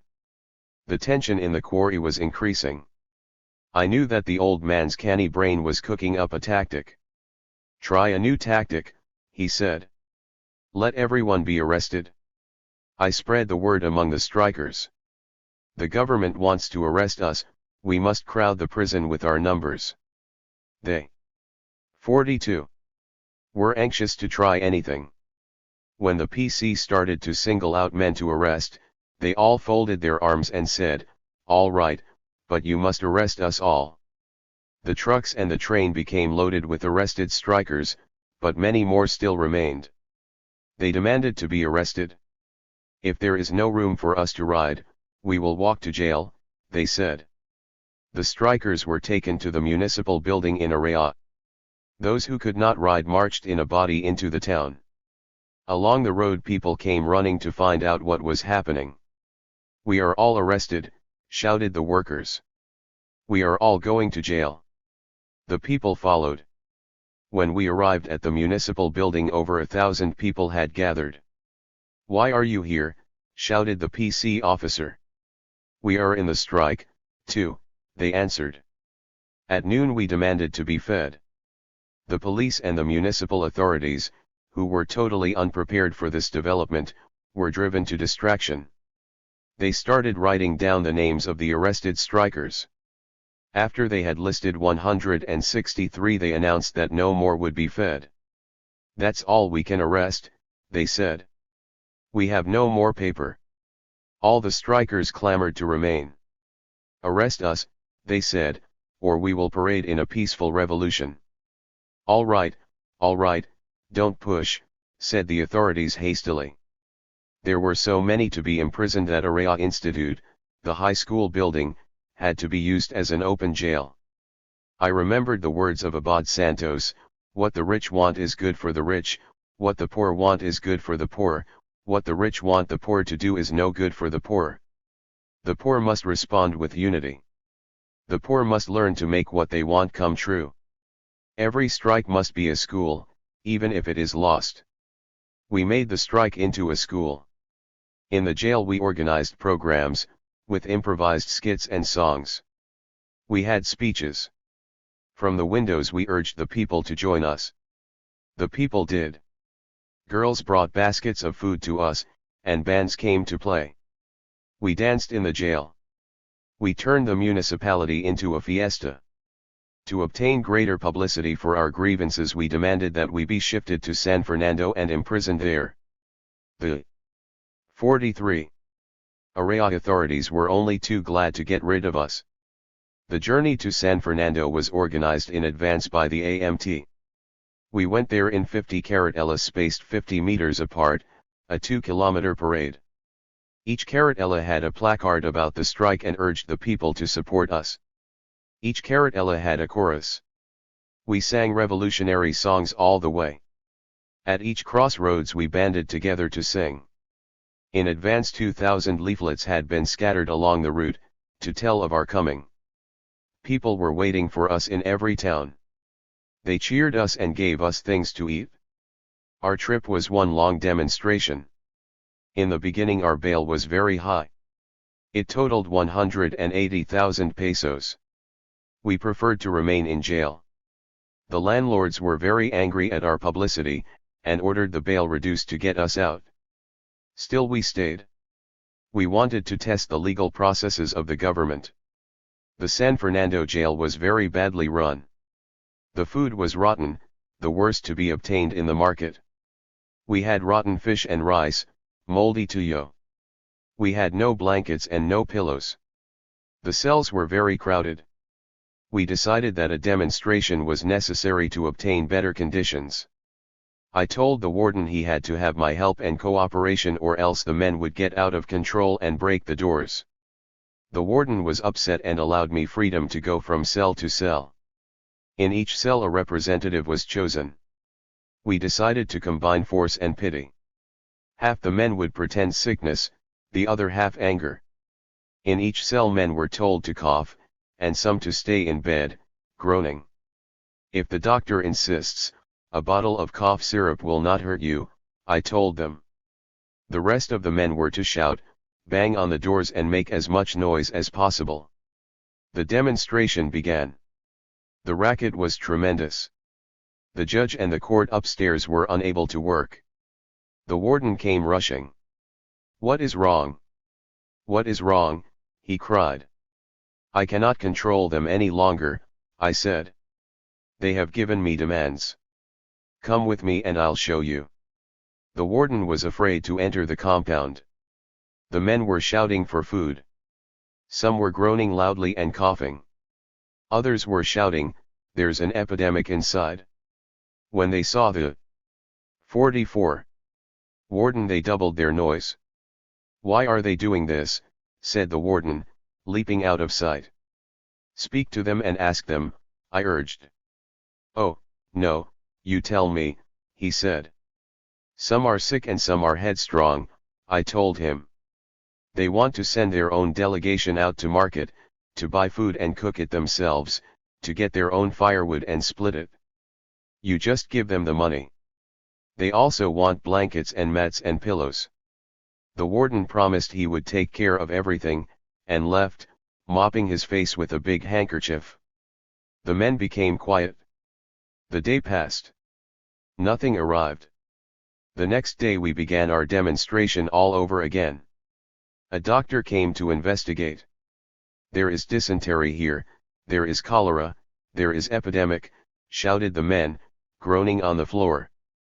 They began to yell about profiteers in the jail and about rice sharks in the market. "Unless we have food and mats we will break the jail," they threatened. The doctor hastened to see the warden. That night mats, pillows, plates, spoons, everything arrived. The next day we had good food. Pig's feet and tails. Sinigang na bahoy and bangos. Milk in the coffee. Bread. In addition, the people began to bring us food. Eggs. Chickens. We had a picnic in jail. I ordered chalk from friends. Each day we went outside for air. "Now we'll have a class," I said. "Do you want me to teach you some history? About the French Revolution and the Bastille? About Lincoln and Bonifacio? About Marx and Lenin?" "Yes, yes, teach us," said the men. I used the wall of the jail for a blackboard. We held classes every day. I lectured on democracy, on the traditions of the world class, on labor and capital, explaining in their own terms. I lectured in a loud voice so I could be heard through the windows of the courtroom. The judge was very angry. We had dramatized the strike. All over Pampanga people knew about it, and about how we had turned the tables on the government. The strikers themselves had been schooled in unity and discipline, and were proud of their conduct. Finally Don Perico decided that our action had achieved its purpose, and bailed us out. The case of the strike dragged in the courts for more than a 45 year. When the trial was held at last in 1939, I was imprisoned for 2 weeks. Don Perico said, "We may have lost legally, but we have won socially and politically." From 1937 to 1941 I was imprisoned 4 times for leading strikes in Pampanga. When I was young I thought that to be imprisoned was the ultimate shame. Now I learned that there were all kinds of prisons, and many reasons for being placed there, some noble. The inmate of a fascist concentration camp is a freer soul than he who sells his soul and goes free. The years preceding the outbreak of the war were hectic. We entrenched our organization in the barrios, in the sugar centrals, in transportation, on the railroad, wherever there were workers. We did it through mass action and through legal court tests. Unlike other labor movements at that time in the Philippines, we knitted together both peasants and factory workers in the same organization. In Araya, again, in February 1938, there was a dramatic example of peasant-worker unity during a strike in the town's sugar central. The strike was led by Casto Alejandrino, the son of a middle-class landowning family in Araya, who had come into the socialist movement through the forceful appeal of its program. The laborers in the central had set a strike date. The PC came and deployed in the compound. There was a tense moment as the great wheel of the central slowed and stopped, and the noise died to silence. The workers came out on strike, and the PC closed in on them. Then the sound of Caraballo horns could be heard from all directions, and columns of peasants came out of the fields from all points of the compass, converging on the central. There were over 2,000 peasants and strikers. The PC were frightened and shrank into a corner of the compound. For 2 days there were demonstrations in the town. We held programs with music and dancing. Always we tried to turn our strikes into public manifestations as an expression of unity. After 2 days the strikers were victorious. It was the peasant support that had achieved it. A unified peasant movement had spread further across central Luzon by 1938, when a coordinating committee was set up between the AMT and the KFMP Kapisanang Pambansa NG Mag. 46. Buabukid sa Pilipinas, the National Peasants' Union from Nueva Ecija. The KPMP had an even longer existence than the AMT, its leaders were more experienced, and its organization extended down into the southern Luzon provinces. I began a long and fruitful association with its leaders, Mateo del Castillo and Juan Felio. On November 7, 1938, this unity was made even more solid by the merger of the Socialist Party and the Communist Party of the Philippines, of which Del Castillo and Felio were leading members. In the AMT alone we had approximately 70,000 members. It is true that our organization was very loose. People would simply announce themselves as AMT members, or as socialists, without oath or obligation, but their sympathies were completely with us. During 1938 I began to be pictured in the Manila press under captions reading "Fire over Pampanga" and "Flame over Central Luzon." This journalistic arson was the press way of recognizing that the labor movement was growing stronger. In San Fernando I was twice made chairman of the town fiesta, while public officials on the same platform with me pulled frantically. The merger was ratified by a national convention at the Central Opera House in Manila, November 7, 1938, the first public communist gathering allowed by the authorities since the mass arrests of labor and peasant leaders in 1933. Crisanto Evangelista, the founder and leader of the Communist Party, was named chairman, and Pedro Abad Santos, founder of the Socialist Party, became vice chairman of the Communist Party of the Philippines, the full name of the merged party. The immediate program adopted at the convention stressed Japanese aggression as the main threat to Philippine independence, called for a popular national front against fascism at home and abroad, and offered to cooperate with all patriotic forces in defense of national security, peace, and democracy. It urged a united front of all labor and peasant organizations on this program, and demanded government action against the Falangist and Japanese Fifth Columns, which later were the core of the Japanese puppet government. The organizational merger of the two parties was to be undertaken gradually. In Pampanga province, the center of socialist strength among the peasants, the old party designation was retained in the local elections of 1940, when mayors were elected on the socialist ticket in a number of leading towns. Ed. 47. At my coattails, I made speeches over the radio denouncing fascists and reactionary landlords. While I was in prison for my participation in a strike in 1938, I received a letter. It was from Ena, the first time I had heard from her in many years. "I know you are the same Luis," she wrote. "I am the same Ena. I do not write to you to ask you to come back to me, although I will love you always. If you give any value to my devotion, heed me when I say, go back to your family, tend to your wife and child, and give up the dangerous work you are doing. I believe you are doing this for surcease of an unhappy life. Turn to your loved ones for happiness and find it there." I was very much upset by her letter, both for the devotion which it plainly spoke to me, and because it made me realize the extent to which my wife, because of me, was sacrificing for the work I did. For my family I could only provide a few pesos from union work and from the sewing I did on the side. Sometimes, too, long intervals occurred when I did not see them. I wrote to my wife, enclosing the letter from Ena, asking her what she thought of it, and if she wished to share the burden in our common cause. She answered, sympathizing with me and with the cause. I felt humble in the devotion of two such unselfish women. In December 1938, my wife died. She had contracted a goiter after the birth of our son, Romeo, and it had taken first her strength and then her life. During that same month I had been chosen to represent the Socialist Party at a convention of the Federación Obrera de Filipinos in the Visayas. I went, and took my grief with me. It stretched out behind the ship in the quivering wake, which lay on the sea like a streak of tears. Before leaving for the Visayas I had received a tender letter of condolence from ENA.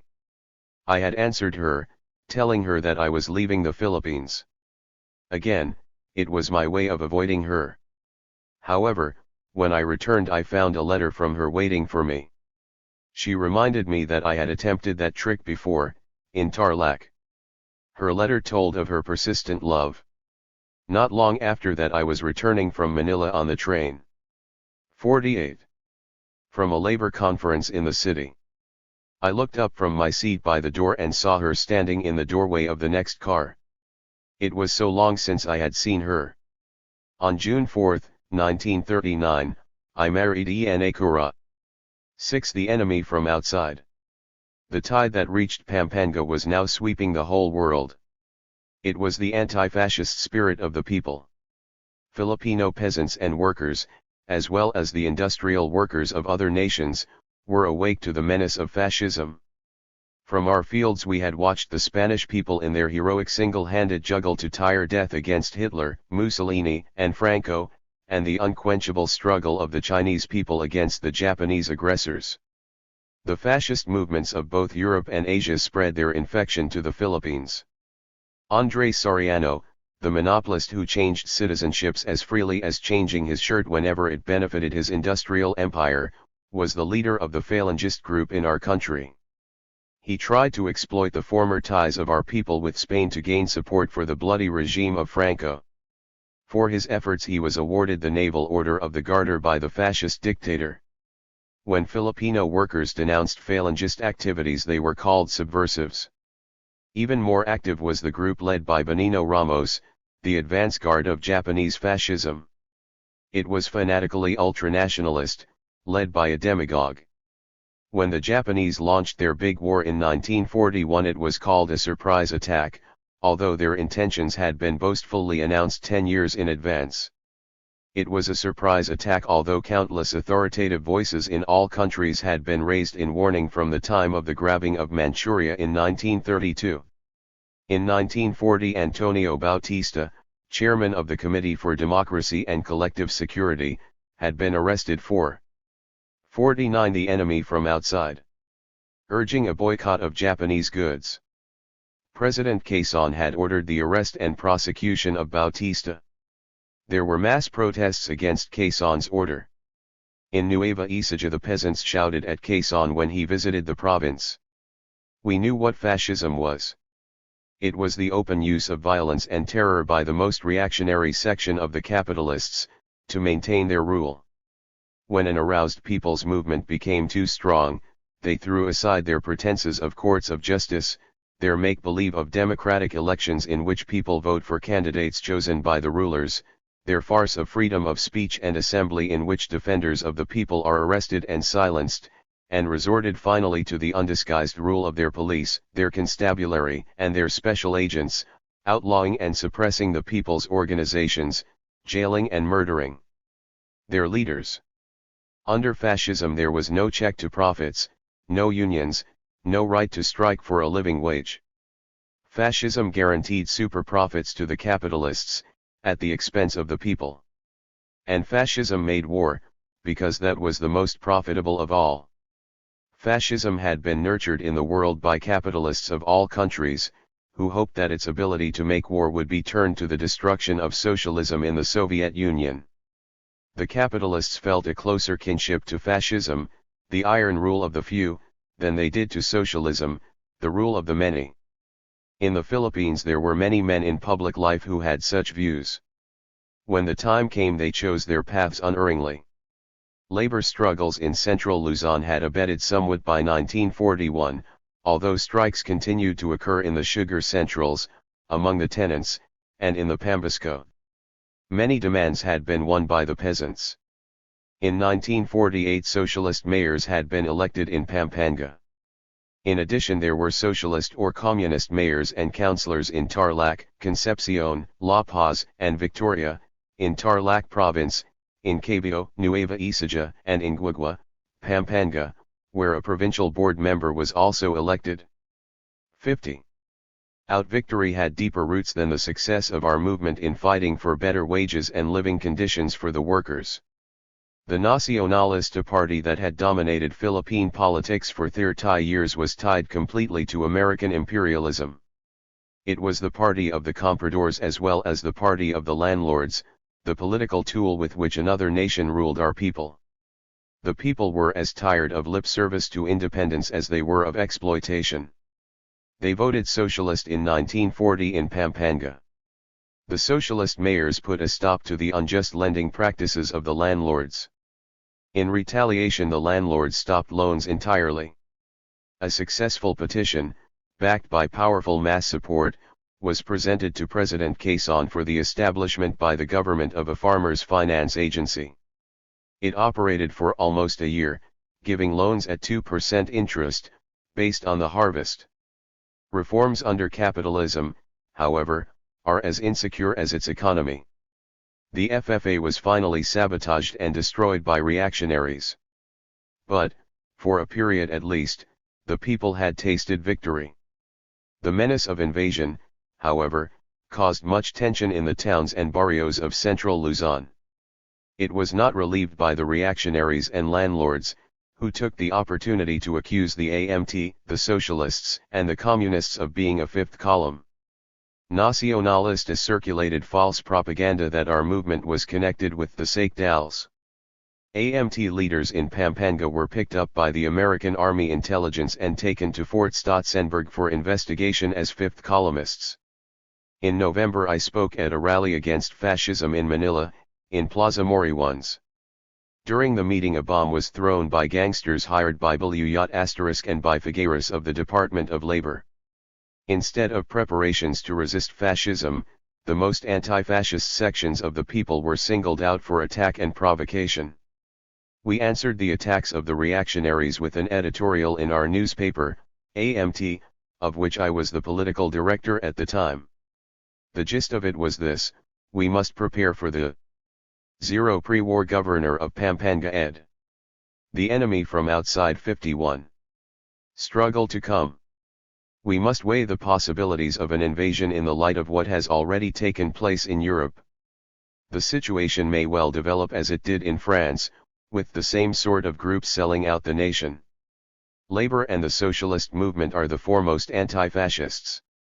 They must be prepared to resist in spite of sabotage by the fascist elements. In October 1941, in an informal discussion in the AMT office, we speculated on the possibilities of guerrilla war in the event of invasion. We based our conclusions on what had happened in Spain and in China. At the end of October we sent a circular to all branches of our membership, suggesting the formation of a military type of organization. Our advice was that branches should divide into squads of 12 each, with a sergeant and a commander. The preparation of communications and of a food supply was suggested, as well as an attempt to acquire some arms. There was no clear-cut policy on this matter, so the circular was never really followed up, although it did serve to alert our membership.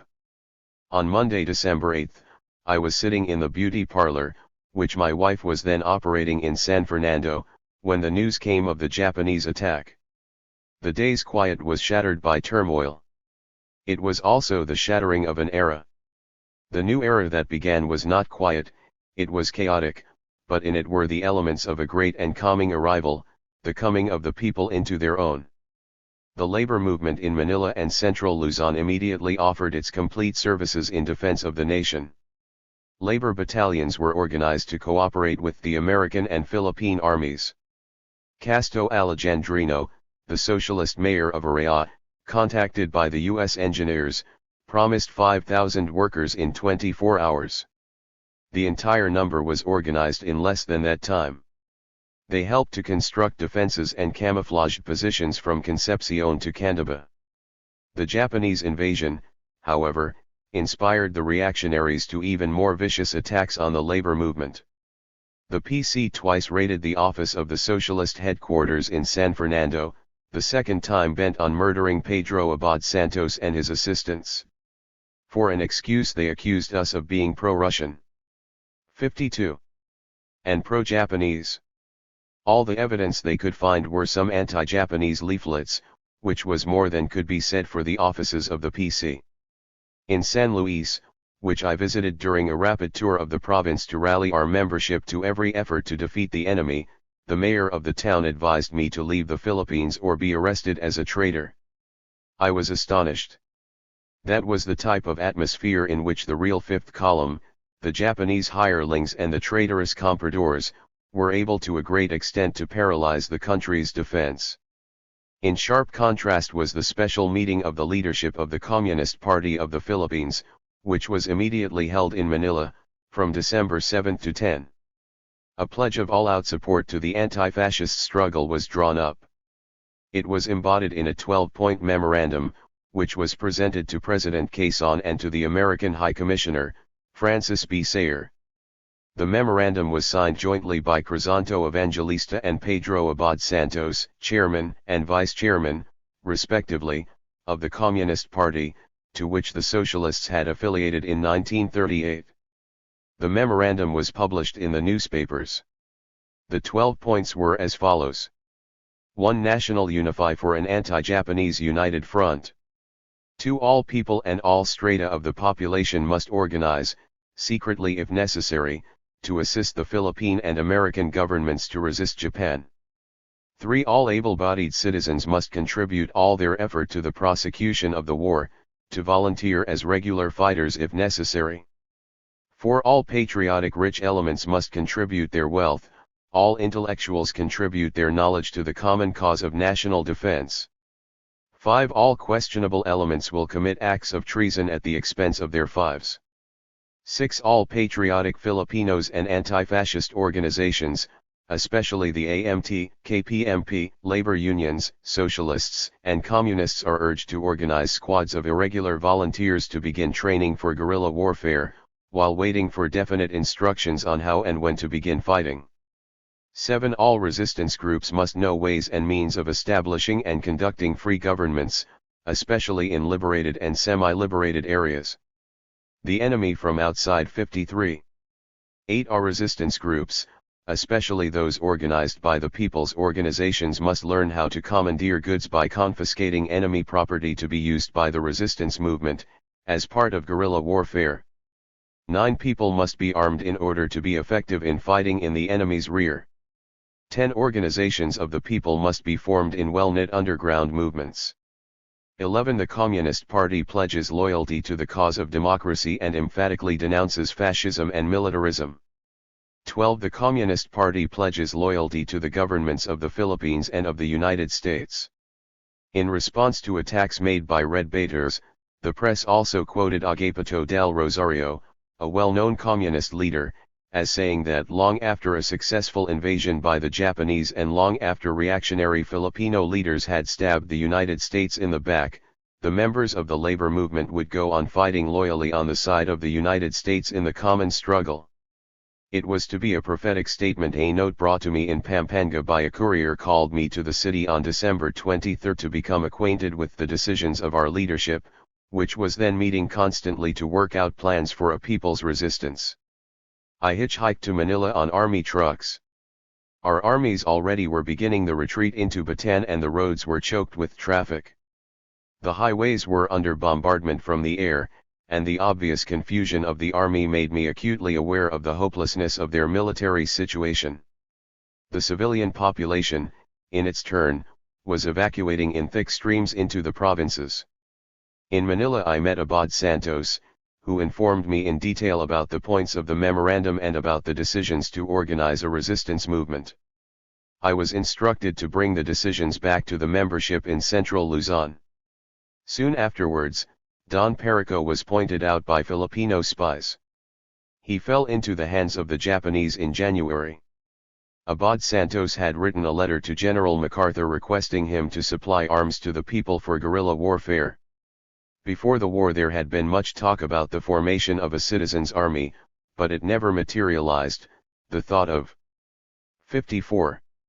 The people with guns did not rest well with the well-fed in the country. MacArthur, in the capacity of military advisor to the Commonwealth, evidently had had the same reaction. At any rate, the people never got guns. To Abad Santos' letter MacArthur sent a favorable reply, but not a single weapon was ever provided to us by the American command. Later, MacArthur's guerrilla representative, Thorpe, denied that the general had sent such a message. It was not the last time that a MacArthur communication was to have its official life shortened. The Phil-American army shriveled away into Bataan. We knew they were doomed. With them went the last shreds of the constituted authority of both the American and Filipino governments. There was no official call upon the people to resist. MacArthur said, "I shall return," and advised even his own men who were left behind to wait. Manila was declared an open city, a sadly hollow echo of the inch-by-inch defense of Stalingrad, Warsaw, and other brave cities of the world. President Quezon and his cabinet went into exile, and left an official vacuum behind. Into it moved the traitors and the collaborators. Into their hands, and the rapacious hands of the Japanese, fell the fruits of surrender. But the destiny of the nation fell into the hands of the people. 2 Hukbalahap. 7 The birth of resistance. The people are like a sea. Beneath their surface run great tides. It is easy to be mistaken about the people, because the currents that move in them are not always visible. Then one day a tyrant awakes upon his island of rule and finds that the dikes of privilege have been destroyed, and that the tidal wave is sweeping over him. The most significant fact about the Filipino people is the strong tide of revolution that runs through our history. It has broken above the surface in over 200 recorded uprisings and revolts against tyranny. Sometimes they were against a foreign oppressor, sometimes against tyrants of our own. The masses of our people have never been submissive. The revolutionary spirit is our proudest heritage. It follows that most of our national heroes have been revolutionists. Sometimes attempts are made to rob our heroes of their revolutionary significance. It was no mistake that under American rule Rizal the writer and Rizal the scientist were exaggerated to conceal Rizal the revolutionist, and Rizal himself, who eventually compromised, was used to obscure the memory and the militancy. 55. 56. Of Bonifacio, who organized and led the revolt against Spain. But nothing can hold back the tide that moves in the sea. At the beginning of 1942 the tides were running very strongly. All that was required was an understanding of their potentialities, and of how to harness them for the most good. It was this understanding that we sought to apply in central Luzon, against the latest of the tyrants, the Japanese fascists. The resistance movement that sprang up in central Luzon was unique among all the groups that fought back, in one way or another, against the Japanese. The decisive element of difference lay in the strong peasant unions and organizations of the people that existed there before the war. It gave the movement a mass base, and made the armed forces indistinguishable from the people, a feeling shared both by the people and by the fighters. Under such conditions, wherever it existed, the resistance was magnificent. Many other groups, however, especially those led by the American Army representatives of MacArthur, foraged off the people, paid their way with paper money and with promises of back pay, and discouraged organization of the people. They existed largely in regions where no mass base of previous organization had made itself felt, and for precisely that reason they played, in the main, a passive role. In many cases the people came to resent the armed bands which lived off them and did little fighting. Everywhere the people were ready to organize and ready to revolt, but the opportunity was not given to them as it was in central Luzon. The revolutionary tide was held in check by men who neither understood nor appreciated the strength and resourcefulness of the people. If a real people's struggle had developed everywhere in the Philippines, our country would have been spared the bitter post-war years. We started with nothing. We did not even have a plan. The people reacted spontaneously in many places. In the wake of battle and of the collapse of authority there were bandits and robbers who molested the people in the barrios. The people formed their own Bantay Nayon for protection. These guard units were able to catch and kill bandits. In most cases the bandits were discovered to be ganops, mercenary. Central Luzon. 58. Tools, and other spies and sympathizers with the enemy. This early experience made the people more ready for organized resistance. Before we had an opportunity to organize the resistance in Central Luzon, there were instances of extreme leftist actions by the people. For years their enemy had been the big landowners and capitalists. Now suddenly these people were defeated in a war and on the run, it seemed. It looked like a time to strike. When a group of men under Bernardo Pobalt of the AMT raided Mazintal, Pampanga, late in February, and killed Jose Tapia, of the Pampanga Sugar Development Company, they were acting in a confused fashion without yet being aware of the bigger enemy, the Japanese. The Mazintal raid was denounced by us. It made us see clearly the need for a sharply defined program of struggle. War imposed the necessity of discipline upon the people. Peacetime has its disciplines, too, but they are leisurely and may be unenforced. In wartime leisure and laxity are dangerous, and a breach of discipline is measured in lives. This is even more true in a people's movement. None of us were soldiers, and we were in no way military. Our methods were adopted as we went along, we learned from the people's experience, and applied what we learned. The discipline we developed was a people's discipline. The people accepted it not because they were ordered to do so, as in an army, but because they understood it and its necessity, just as they understood the need for supporting a strike. Costly mistakes were made before we learned. Even the Communist Party, which with its 12-point program had been the only political group to call for resistance, made a mistake in considering the city of Manila safe as an underground base. On January 24, 1942, a meeting of the Executive Committee was raided by the Kempeitai, the Japanese military police, and most of the leading members of the party fell into the hands of the enemy, among them Crisanto Evangelista, Pedro Abad Santos, and Agapito del Rosario. Crisanto Evangelista, founder of the Communist Party, was murdered soon after in the fascist torture chambers in Fort. The Birth of Resistance 59. Santiago, Manila. He had devoted his life to the movement and he died for it, unshaken. Agapito del Rosario lived until April, subjected to constant interrogation. Brought to the Manila Hotel for questioning, he could see from the window the statue of Rizal on the Luneta asterisk. He made his decision then. He pretended that he wished to urinate. When the guards brought him into the hall, he broke from them and jumped to the pavement from the fourth-story window. The fall failed to kill him. Later, in the hospital, Abad Santos had an opportunity to speak to him. "I could not help myself," he said from his pillow. "I hate them so completely that I would rather take my own life than be touched by the dirty hands of the fascists." Del Rosario was taken from his hospital bed and shot. In the face of men who do not yield, the actions of men who bend seem unforgivable, or, at the least, hard to understand. History has obscured the motivations of Pedro Abad Santos. He was an old man, imprisonment disrupted his stringent diet, he was ill. He did not become a pawn of the enemy, nor did he collaborate, he tried to outwit the Japanese. In my opinion, the old man was trying to deal with the Japanese as he had dealt with landlords in the courts, trying to best them in a game of wits. It was not the way. I feel, too, that he was thinking of a trick somewhat similar to that of Sukarno in Indonesia. When the Japanese were gone, the Indonesians faced the Dutch with an army. I feel that he was also thinking that there was still a way to save his comrades in prison.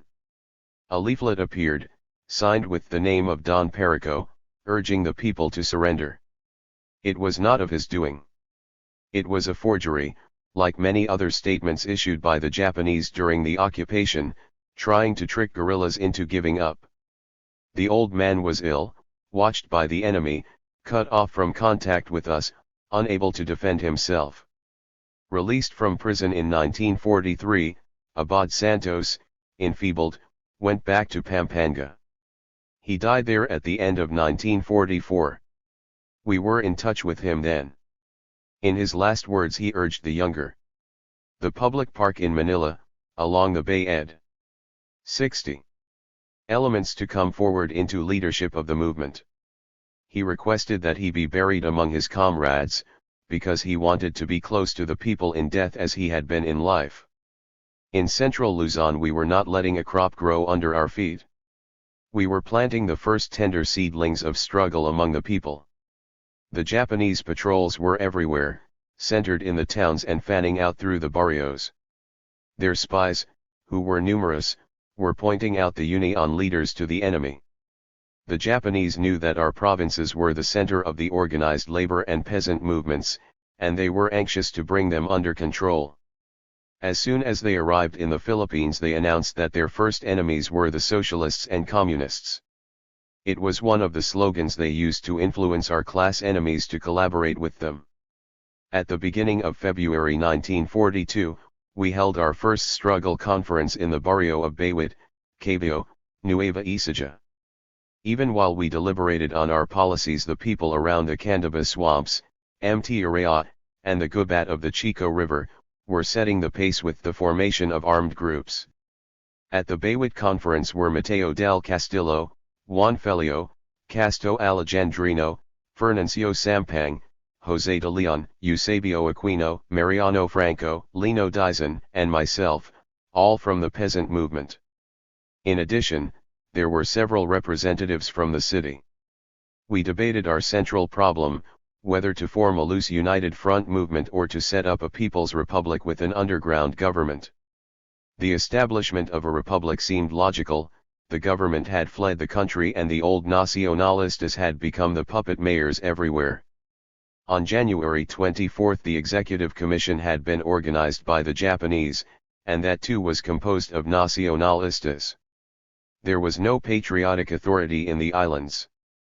A republic, as some of us saw it, would not only mean keeping freedom alive in loyal hearts, but it would also mean striking out for independence. Ours was not a fight for America, except in the sense that we were allies, but a fight for Filipinos. I saw our resistance.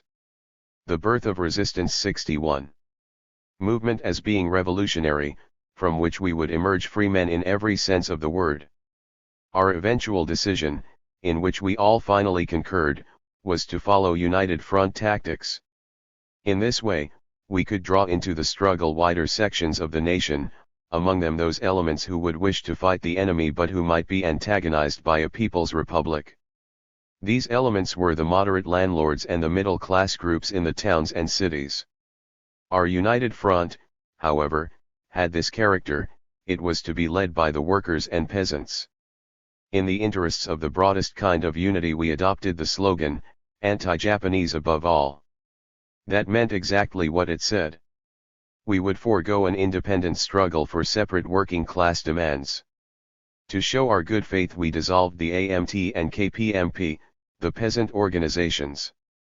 All anti-Japanese are friends, all pro-Japanese are enemies. That was our policy, for a free and democratic Philippines. Having clarified our overall political policy, we next laid the basis for the organizational forms of carrying it out.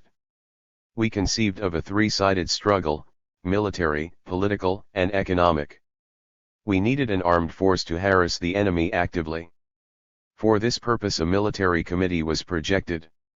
Our political purpose was to discredit the puppet regime and to destroy its influence, while at the same time building the concept of a functioning democracy. For this we projected the idea of free people's councils in every community. Our economic objectives were to thwart in every way possible the enemy's attempt to loot the country, while at the same time developing the economic means of providing for the welfare of the people. None of these tilings was full-blown to begin with. We had to learn how to shape them, with varying success, as we went along. But now, at least, we knew where we were going. Following our meeting, we sent out a call for a general conference to take place during the final week of March. All organized guerrillas were to attend. We wanted to fight, but the question of how to go about it was at first obscure. The Chinese guerrilla movement, we knew, had been enormously successful, but in China the country was 62.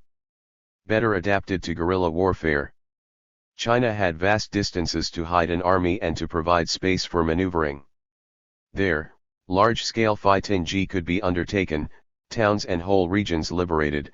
In our case we had a tiny area, easily reached by overwhelming Japanese reinforcements. In China there was an established base, from which guerrilla forces radiated. We did not even have a base. It was obvious that our tactics would have to be different.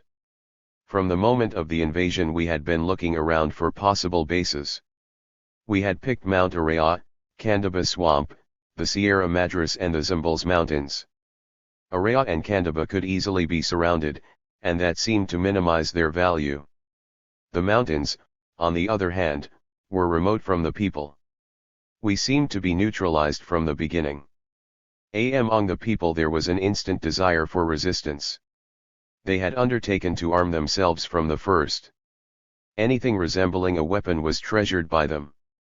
The first arms were pitifully inadequate: bird guns, Kavita pistols that had to be calculated to get the bullet in line with the bore and that often exploded before all shots were fired, 12-gauge shotguns in pistol form that had to be held with both hands. Bamboo spears and even bows and arrows were assembled.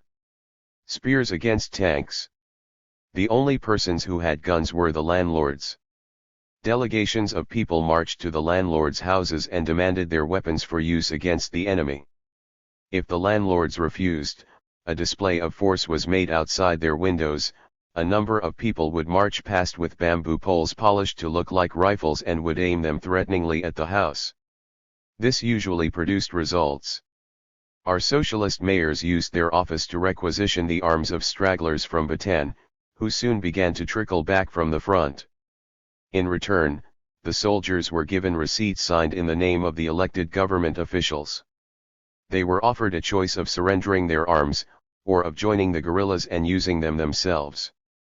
Throughout January and February the slow collection of arms, the birth of Resistance 63, went on.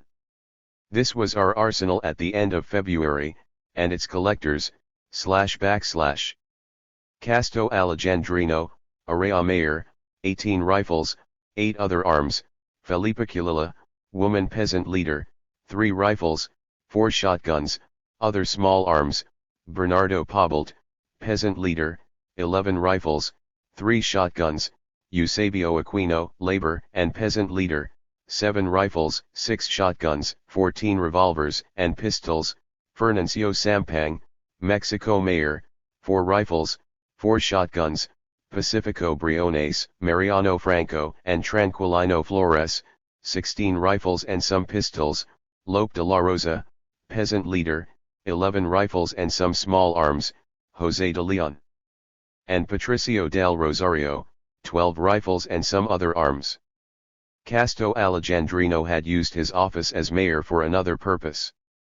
Before the arrival of the enemy in central Luzon he had opened the Narik bodega in Araya and had distributed 11,000 cabins of pali to the people.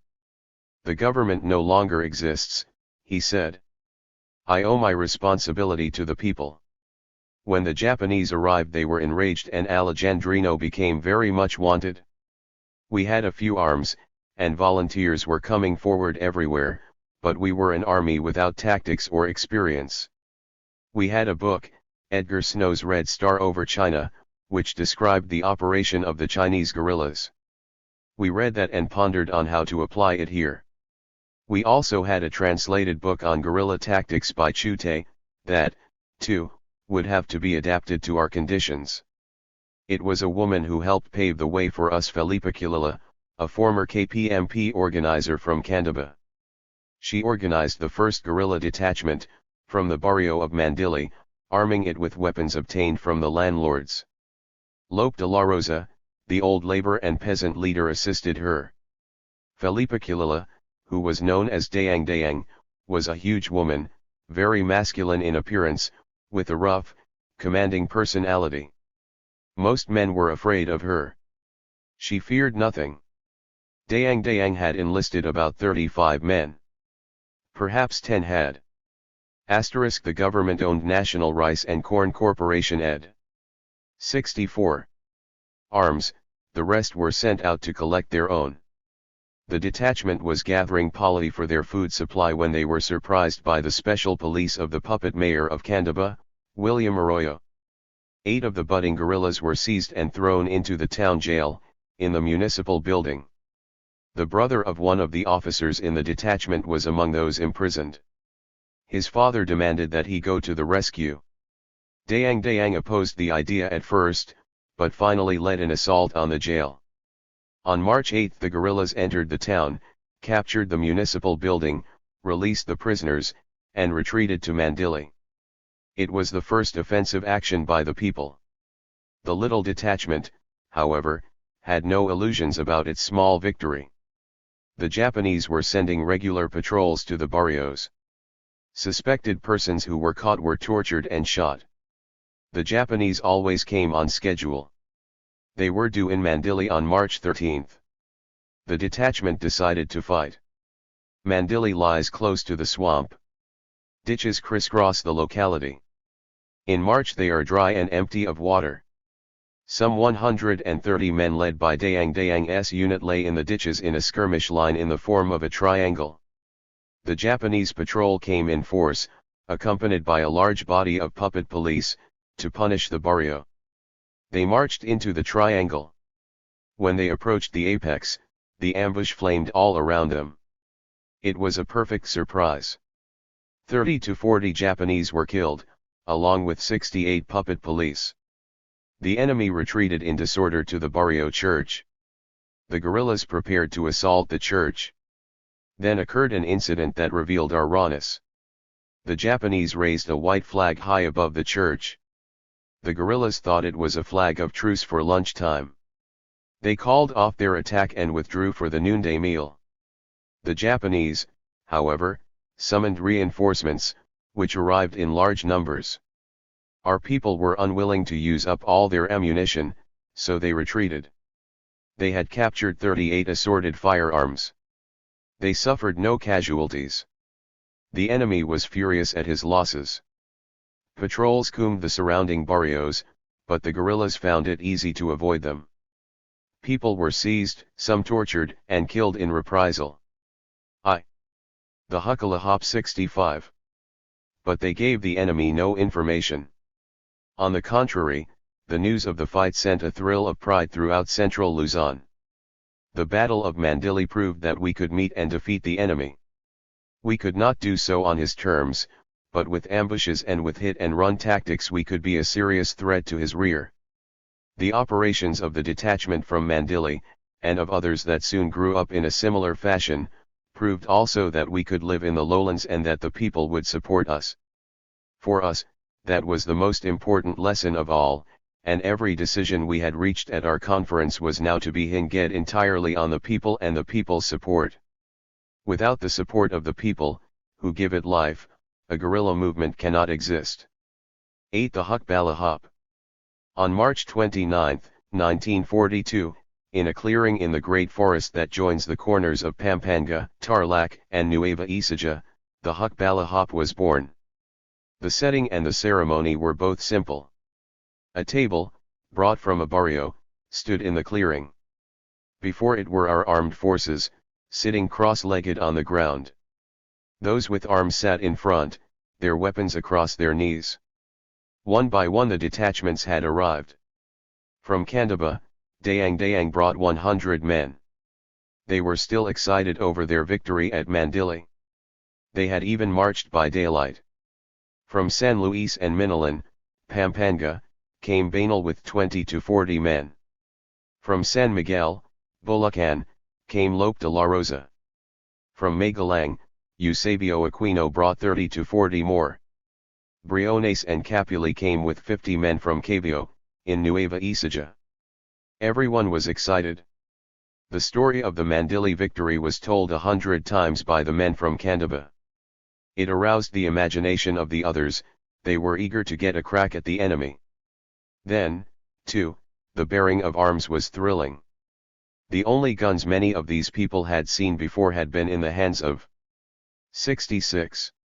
The PCs who threatened our picket lines. Now, Standing in an armed group, running their hands down rifle barrels, they felt more powerful than any picket line. We slaughtered carabaos in the forest and held a week-long conference. It was the hot season, but under the trees it was cool. We threshed out our program and our guiding principles. We wanted our purposes and our beliefs to be as firm as our bullets.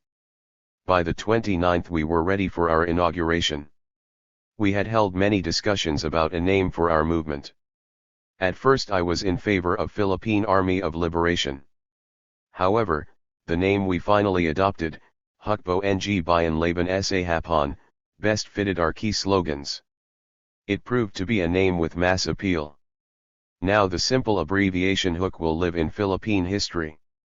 On that first day in the forest the men shouted, "Long 5 the Huk Balahop." It sounded strange.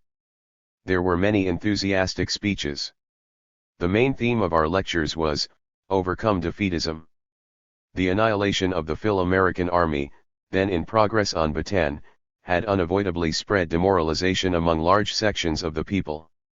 We had to uproot it, to replace it with a perspective of struggle.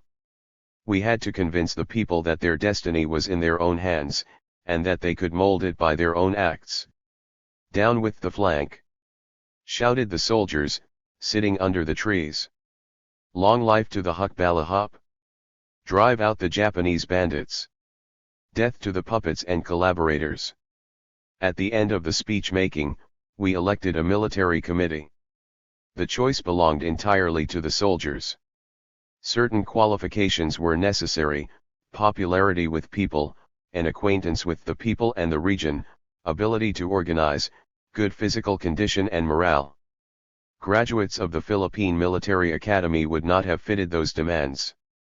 Graduates of the School of the Working Class did. Those elected to the military committee were Casto Alejandrino, Felipe Culila, Bernardo Pobalt, and myself. Later by this group, I was chosen chairman of the military committee, with Casto Alejandrino as second in command. Changes and additions were made in the committees. The Huk Balahop 67 membership from time to time during the war. In May, Mateo del Castillo became our political advisor. There were unanimous proposals to launch, at once, an intensive organizational campaign. Our aims were almost entirely military then, and we conceived of our strength in terms of the number of armed men we could get into the field. At the close of the meeting we dispersed at once, taking no chances of a surprise encirclement by the enemy. One of the proposals made at our inaugural conference was to draw up a document to be known as the fundamental spirit of the Huk Balahop. It was ready later in the year, a set of guiding principles which established the character of a revolutionary army, and which emphasized the differences between a people's army and the ordinary hired army of the ruling classes. Together with another document, the Iron Discipline, which elaborated the duties and privileges of the individual soldier, the fundamental spirit was the backbone of the HUK structure.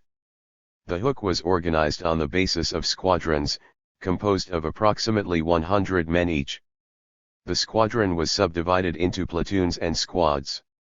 On the ascending scale, 2 squadrons made a battalion and 2 battalions a regiment. In that respect we paralleled fairly closely the ordinary army. The similarity, however, ended there. The squadron officers were commander, vice commander, political instructor, supply officer, and intelligence officer. The differences between these officers and the officers in an ordinary army are stated in the opening section of the Fundamental Spirit. The People's Anti-Japanese Army should have as its fundamental spirit equality between the officers and the soldiers, friendship, and unity. Why should there be equality between the officers and soldiers? Because a revolutionary army is organized by revolutionists. As their political position is the same, the officers and soldiers should not be classified as high or low, rich or poor. They join the army not to earn salary, not to obtain positions, but to fight for national emancipation and social freedom. Only by actually practicing equality between the officers and soldiers can the whole army be united and carry on the fight with determination to the end. Why should there be friendship and unity? People with the same political will are called comrades. Comrades should be friendly to one. 68. Another. Friendship brings about precious mutual help. Unity is strength. The stronger the unity, the greater will the strength be. War is a comparison of strengths. In order to defeat the enemy, we must be stronger than the enemy. In order to become strong, we must unite. In order to have unity, we must have a common political aim under which we can be united. Therefore, our officers and soldiers should be friendly to one another, and they will be united into one body. In so doing, they will become an iron-like fighting force. The fundamental spirit stressed over and over again the necessity for comradeship. In the hook there was no gulf between the separate members because we had nothing corresponding to brass and lower rank. The members of the troop are all revolutionary comrades. No one is allowed to say humiliating words to another, no one looks down on another, no one is coerced by another. Anyone may express his opinion freely in a meeting. When there is a dispute, the right opinion will be that of the majority, and will be passed and supported. Everyone shares the same fortune and endures the same hardship. The leaders must set an example for the soldiers to follow. Insults, coercion, or deception are forbidden. The officers should love and respect their subordinates. They should attend to the soldiers before themselves. They should exchange their experiences. They should criticize their mistakes. The officers and the soldiers are all alike. Neither officers nor soldiers can have any individual privileges. Another, an equally important section of the fundamental spirit dealt with the relations between our army and the people. The rules we outlined are inconceivable in an ordinary army, in which the order off limits exemplifies the barrier between the two. We stated, a revolutionary army should not only love and protect the people, but it should also represent the people. It should regard the fortunes of the people as its own. It should struggle for the benefit of the people. It should regard the people's benefit as its own benefit in all things it does. It should help the people wherever it goes. In so doing, it can have the faith and support of the people, can always receive their help, and through it can overcome the enemy. These were not merely meaningless phrases. We concretized them in a mandatory set of rules. The Huk Balahop 69. Clean the houses provided by the people. Speak in a friendly tone. Buy and sell things fairly. Return the things we borrow. Pay for the things we destroy. Do not do, and even refuse to do, things which may harm the people. All actions that may encroach upon or harm the people are forbidden. Any offender of this rule will be severely punished. Forcing the people to work for the army is forbidden. Coercion, beating, or insulting the people are forbidden. Rape and robbery are forbidden. These are not tire actions of a revolutionary army. They are criminal acts. They are absolutely forbidden in our army. Help the people in plowing, transplanting, harvesting, or in cutting wood whenever it does not hinder the actions of the army. Help the people organize, and support the organizations of the people. Finally, in all our relations with the people, when entering or leaving a place, when working with them or associating with them, we urged our soldiers to propagandize for the common cause. The political instructor organized and led study meetings in every squadron, and the soldiers in turn brought our message of unity and struggle into every barrio. We called for a hard struggle to the end, pointing out that a revolutionary army must necessarily endure hardships and weariness. A revolutionary army struggles for the realization of a political aim. For example, the fight against Japan aims to defeat the Japanese and achieve national emancipation. This struggle will not stop until its aim is realized. Only by struggling and fighting to the end can the objective be reached. Even if there is only one man left, the struggle must still be carried on. To sign any agreement with the enemy without victory means that we have lost faith in the revolution, and humble ourselves before the enemy.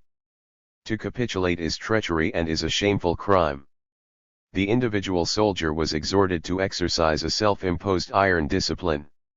We said, An ordinary army often uses certain forms and threats of punishment to maintain its discipline.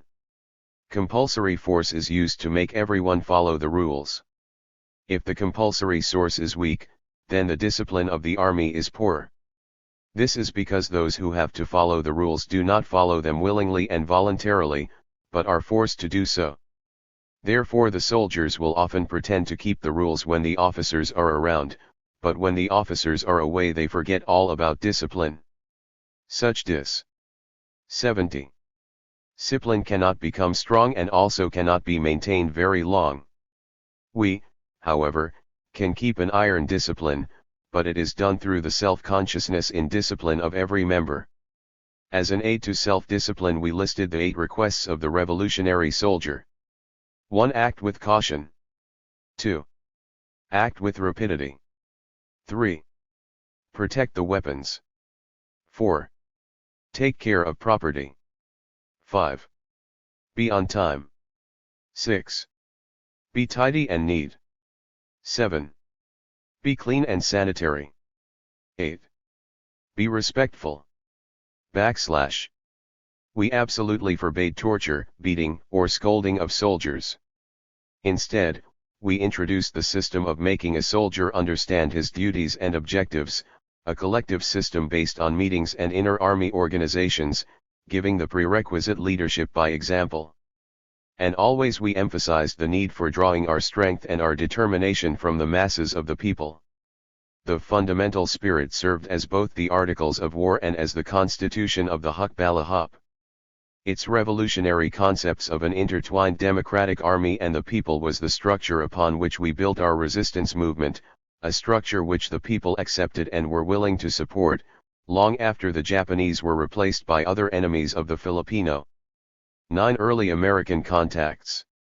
At our inaugural conference we had decided to immediately get in touch with responsible elements of the Phil-American armies, if possible establishing direct contact with MacArthur. Our united front perspective visualized a unified struggle by all the anti-Japanese forces. Casto Alejandrino and Fernando Sampang, mayors respectively of Araya and Mexico in Pampanga, and Benedicto Seco, a peasant leader, were previously sent to Bataan bearing the letter of the National Anti-Japanese United Front to MacArthur. They were unable to meet MacArthur. Early American contacts 71. But they did see Major Thorpe at Pinatubo. Prior to the outbreak of war, he had been in charge of the investigation of AMT members at Fort Stotsenburg, as suspected subversive elements. Thorpe, who had been placed in charge of American guerrilla activities, had come to see the potentialities of a people's resistance. He offered to commission Alejandrino and Sampang, but they refused because they represented a movement that took its authority from the people. Thorpe then gave them each a letter which, in the eyes of the American command, recognized them as guerrilla leaders and authorized them to collect American arms from stragglers. Thorpe furthermore promised to give arms to our military committee whenever he obtained them. Following our March conference, a report on our activities and organization was sent to Thorpe, who had set up headquarters in Zambales. He was very enthusiastic and promptly answered with an encouraging letter. He emphasized his intentions by sending 3 American officers to confer with us and to work out coordinating action. Anderson, Barker, and Pettit stayed with us during the months of June and July. Together we drafted an agreement. Lates, Spies, another American, came to join the other 3, but left soon for Tayaba. Barker, a West Point graduate, in particular attempted to dominate our group, trying to fit us into a pattern of complete subordination to American command. We told them that we would follow them militarily, but that we must be free to have our own political program which had as its objective democracy and independence. We told them we would not put Filipino patriotism on sale for back pay promises. Eventually, due to the broader approach of Anderson, we resolved our differences. The agreement provided for a joint headquarters between Thorpe's group, the Luzon guerrilla forces, and the Hukbalahap. Rules and regulations would be handed down from headquarters, and obeyed, but each Huk unit was free to organize militarily as it wished. There would be no attempt by either group to attract the members of the other. In exchange for arms promised by the American officers, the Hook agreed, along with the people's organizations, to supply both forces with food. 72. In political matters and in all forms of public relations, the Hook was free to conduct itself as it wished on the basis of loyalty to the Constitution and to the Allied cause. The agreement was never put into effect. Barker returned to Thorpe's base. Toward the end of the year they came back to us with a tragic tale. A traitor in Thorpe's command had led the Japanese to the Major's hideout. Thorpe had been captured by the enemy and later executed. We felt the loss of Thorpe very deeply. He was that rare type of American officer who was not entirely blinded by the glitter of his brass. If he lived, he might have been a deterrent to the reactionary policies that developed later in the guerrilla forces under American influence. Merrill, his successor in the Luzon guerrilla forces, displayed an objective approach during conferences we held with him, but the cooperative and understanding spirit of Thorpe was never again duplicated in central Luzon. We gave Anderson and Pettit guides and they went south, where Anderson built his own unit. Anderson, in southern Luzon, tried to put into practice, with our people there, the policies of Thorpe. Spies, unfortunately, was captured and killed by Ganops * in San Ildefonso, Bulacan. Barker suffered a similar fate later in the Manila area. The handicaps and weaknesses of Americans who worked in the guerrilla movement were apparent to us during the stay of these men with our forces. Their white complexion easily attracted attention and made them noticeable wherever they were, restricting their movements. I took them to my own barrio and fed them. They complained constantly of the severe diet which we all had to endure, and demanded for themselves more food, sugar, milk, and chickens. They just could not conceive of themselves as on a par with the people and felt that they deserved special privileges, an attitude which violated our fundamental spirit. They were also inclined to become panic-stricken by the shooting which went on all around us from Japanese raids. Our soldiers, who minimized danger, were greatly amused. 0. The name adopted by the Saikdals under the Japanese occupation. See footnote on p29 ed. Attack 73. One time when Anderson ran off wildly through a cornfield when he sighted a Japanese patrol crossing a river in the distance. Other Americans were with us from time to time, men who were more adaptable. One was an enlisted man named Jesse. He gave drilling and military training in some of our squadrons. He also fought with one of our units, and was killed in an encounter. The experience with Thorpe was hopeful, but it ended fruitlessly. As far as the supply of arms was concerned, with the surrender of Bataan and Corregidor we were thrown completely on our own resources. We raised the slogan "Arm ourselves with the weapons of the enemy," and proceeded to put it into effect. 10. Attack. The growth of the Hook from the beginning was spontaneous. Towns, even barrios, produced whole squadrons overnight which announced themselves ready for combat. On May 14 our military committee held its first meeting in the barrio of Candating, Araya. There we worked out a program of intensive organization, arms collection, and of attacks on the enemy. A traveling headquarters, knitted to the other organizations by a courier system, was established. We devised a schedule of 1 week organizing trips which were divided between Casto Alejandrino and myself. He traveled a circular route through the barrios surrounding Mount Araya, while mine was a wider circle encompassing Pampanga, Nueva Ecija, Bulacan, and Tarlac. Movement was still relatively free. The Japanese had not yet pulled their nets tight. I had the same feeling I had known on my regular AMT inspection trips before the war. At least once a week I managed to return home to my wife. For quite a while. 74. In this period I lived with other members of the military committee on a houseboat which shifted about on the waterways at the foot of Mount Araya.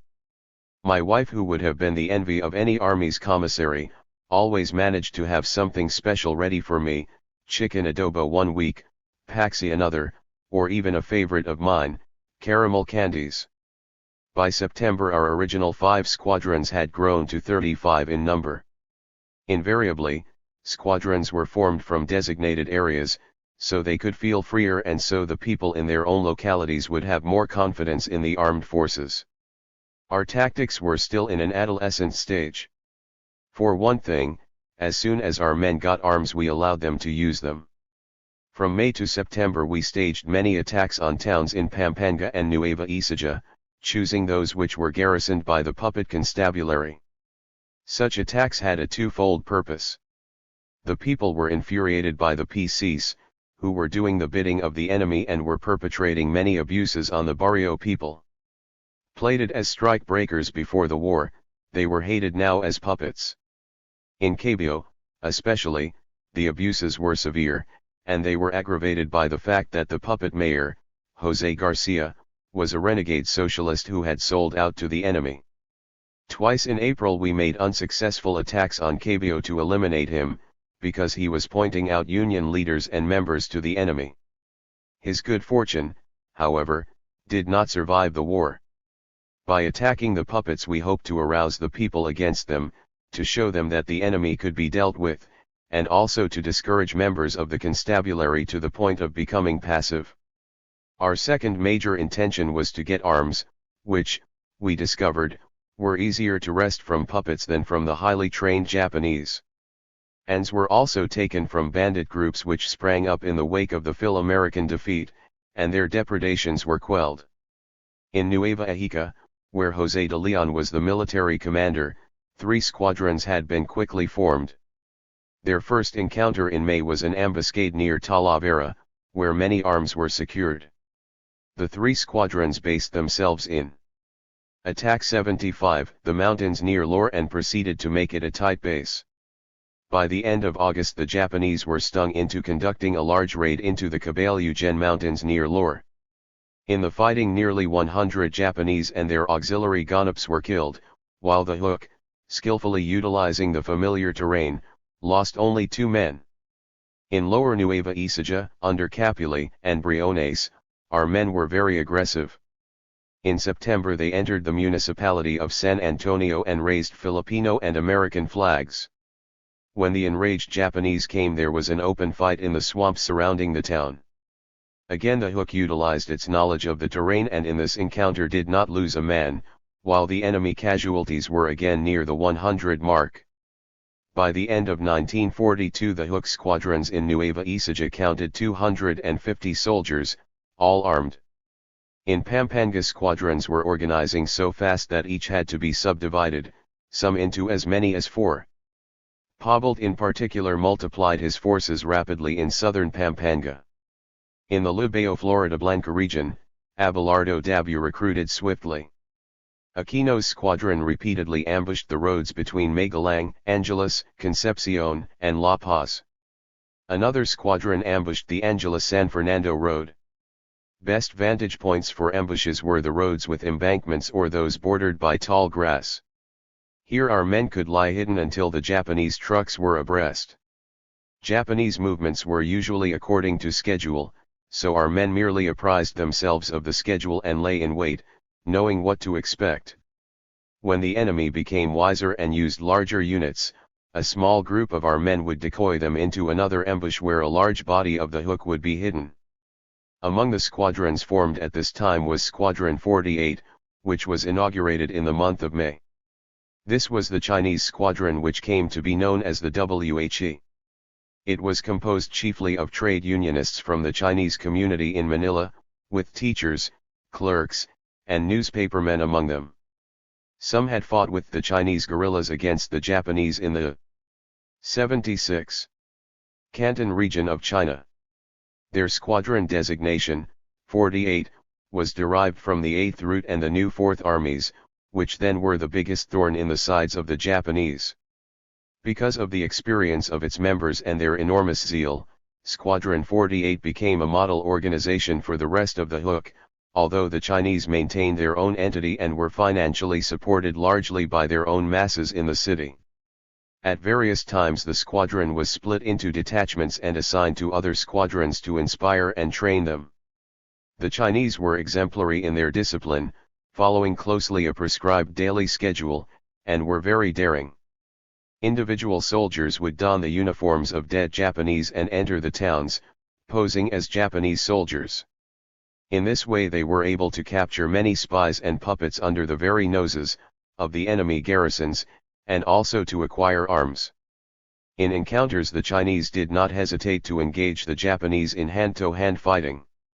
The presence of Squadron 48 among the peasants shattered an old and disreputable custom, that of treating Chinese people insultingly, and in general using them as the scapegoat in the blind reaction of Filipinos to evils that lie much deeper in our society.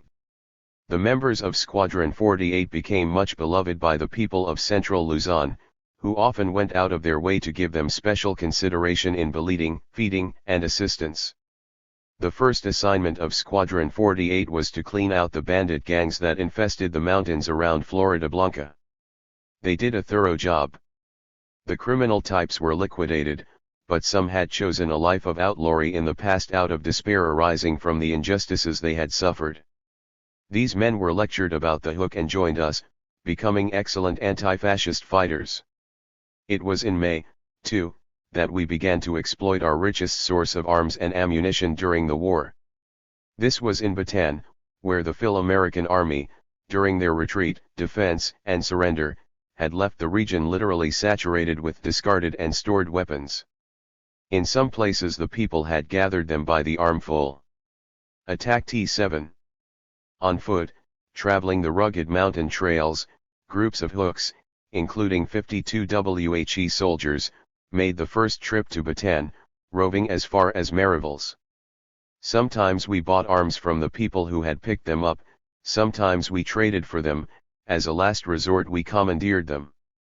We were building an army, to fight, and for that reason we justified our priority to weapons. The first expedition to Bataan returned by September, laden down with arms and ammunition. They bristled with guns, strapped on, hung and suspended from them. They even brought back machine guns.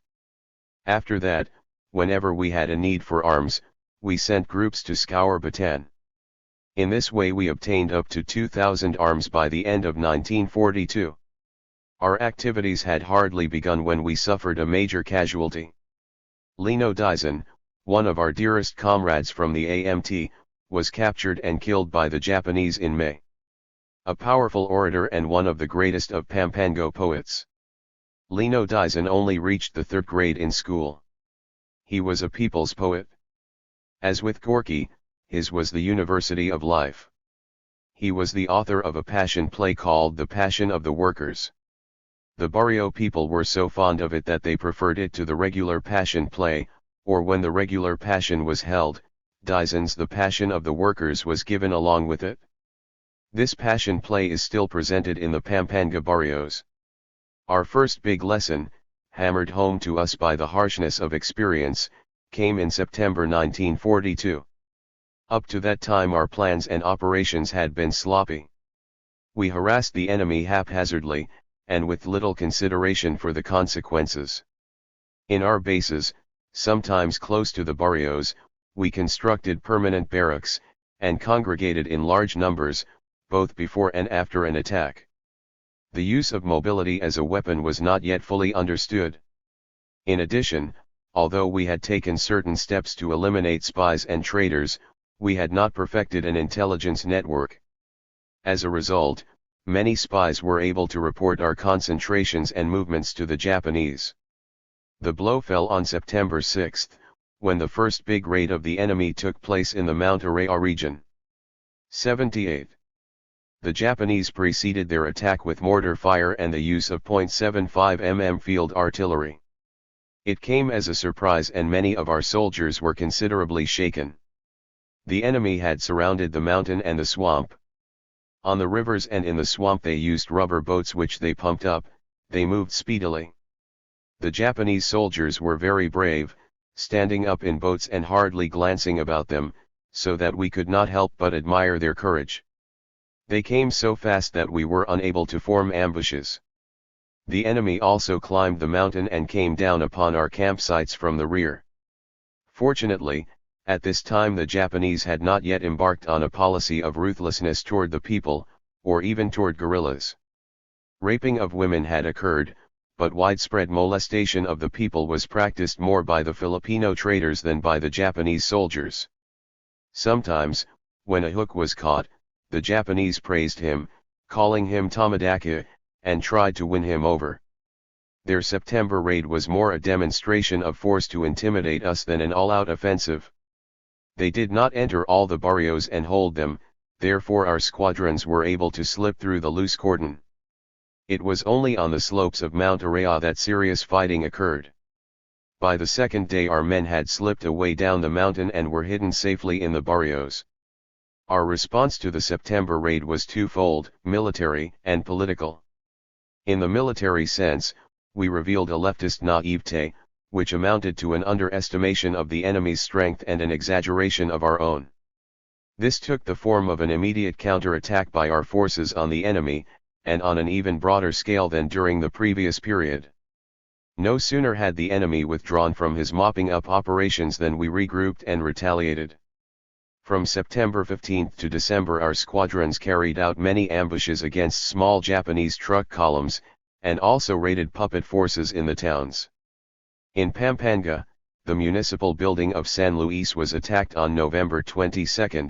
We took the puppet mayor and 7 puppet police, along with arms and supplies. 2 days later the puppet mayor and the police force. Attack 79. Of San Simon surrendered and joined the hook, taking their arms with them. In an ambush between San Luis and San Simon our soldiers killed Captain Tanaka, chief of staff of the Japanese forces in central Luzon, along with another enemy officer. No mercy was shown to spies, who had exposed so many of our people to the enemy. 13 of them, Ganaps, were seized in Santo Tomas, Zaragoza, and were killed. Spies were also liquidated in other barrios. In Pampanga the hook entered the towns of Araya, Candaba, San Luis, and Apalit and held them for several days, lecturing the people on the principles of the United Front and on the need for resistance. In Nueva Ecija assaults were made on enemy barracks. Such a display of offensive strength was inspirational to the people, and restored their morale after the enemy raids. But in general, at the time, it was poor tactics. We failed to lend proper emphasis to the fact that the enemy was many times stronger than we were, and that our methods would only bring down upon us the full weight of his arms, at a time when we had neither the resiliency of well-organized mass support nor the reserve of assistance from the outside. For every ounce of perfection we eventually reached, we had to pay a pound of bitterness. Slowly and simultaneously, however, we were learning the right tactics and how to apply them. From the time we realized that we could live and function on the plain, among Tyre people, we had oriented ourselves in that direction. A general memorandum had been drafted in July and August, based on our experiences, our errors, and our achievements. What the people liked about us, and what they did not like, was carefully compiled and examined for correct approaches. We decided on the basis of the people's opinion the things that we should avoid in the future. Following the September raid we also examined the problem of discipline, as it affected our planning, movements, secrecy, and morale. A disciplinary program was worked out. By this time, too, our fundamental spirit had been discussed in the army, and put into effect. 80. Our continual expansion, and the coming into being of new squadrons, soon made our original setup unwieldy. By November, the military committee, which had functioned well as an organizing body, found that it was difficult to supervise the numerous and scattered squadrons. Therefore, as part of our general program of tightening our organizational forms and methods, we divided Central Luzon into 5 military districts. The districts were determined by geography, by the size of our forces, and by the livelihood and general life of the people in the given areas. They were, the 1st Military District, comprising southern Pampanga and its swamp and fish pond regions, under Banal; the 2nd Military District, embracing Balawag, Apalit, San Ildefonso, San Simon, San Luis, Candaba, Santa Ana, and part of Araya, under Dayang; the 3rd Military District, roughly covering the area north of Araya Mountain, under Aquino; the 4th Military District, including all of Nueva Ecija, at first under Capuli and Briones and then under José Dimas Ulung de Leon, and the 5th Military District, containing West Pampanga from Mexico through Bacolor to Lubao and Florida Blanca, under Abelardo Dabu, the pre-war president of the Pasudco Workers' Union. Overall, in place of the outgrown military committee, we established the GHQ Hukbalahap. We were now an army. In December 1942, however, we began to reap the harvest of our past rashness and inexperience.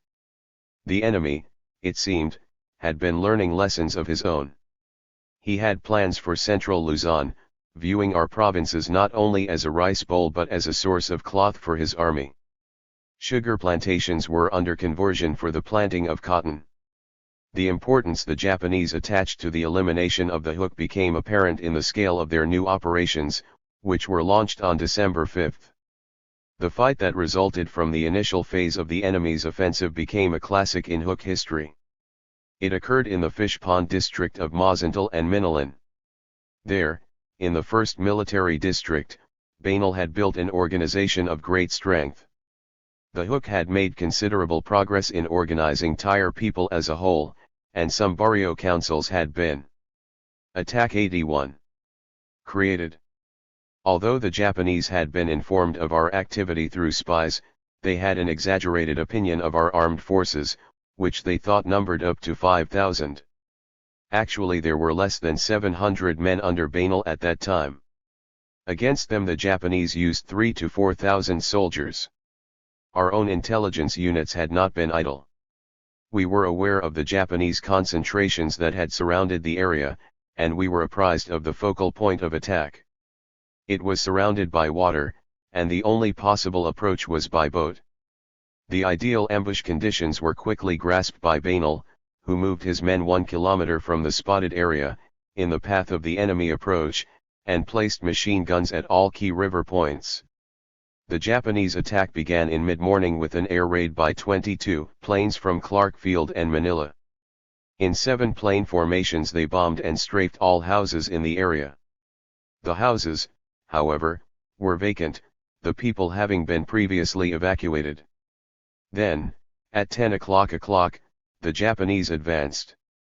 They came in motorboat launches, from the rivers and from the bay. They were packed in the boats. They were perfect targets for our machine guns. In that fight only one hook was wounded, in the arm. The Japanese, however, had between 600 and 800 casualties. The rivers ran literally red with blood that soaked the soil of the banks. The waters were still filled with floating bodies 3 days later. The people did not eat fish from those rivers for over a year. Banal's squadrons retreated between Mazintal and Minilan, with the Japanese in pursuit. They were overtaken and surrounded at Macabibi, where another battle occurred on December 7. This time our men were low on ammunition and were hemmed in at an unfavorable position for our type of fighting. As a result we lost 18 men killed and over 30 wounded, although we were able to account for another 200 Japanese casualties. In the succeeding dispersal that took place, by which our soldiers infiltrated the enemy lines, some of the hooks became demoralized and ran, throwing their arms into the river. It was 82. The only time this occurred during the wax, and we put it to good use as a disciplinary object lesson. The Mazintal battle, in spite of its finale and the attendant circumstances, was a tremendous victory. It spread the fame of the hook far beyond our area of operations. The fiasco in the fish ponds, however, marked only the beginning of the enemy's December general mop-up. The enemy continued without let-up from Candaba Swamp to Tarlac, through Concepcion, to Araya, Cabio and into Nueva Ecija. We split into groups of 5 to 10, and eluded the cordons. It was more difficult this time, because the Japanese hit all the barrios, and occupied them throughout the raid. They did not, however, enter the big forest, where we had a considerable concentration. The force under Aquino had to switch to the mountains of Zambales, where they engaged for nearly 2 months in constant running skirmishes, finally splitting into small groups and going back down to the plain. To divert and spread out the enemy forces, de Masalin's men launched attacks and ambushes across eastern Nueva Ecija.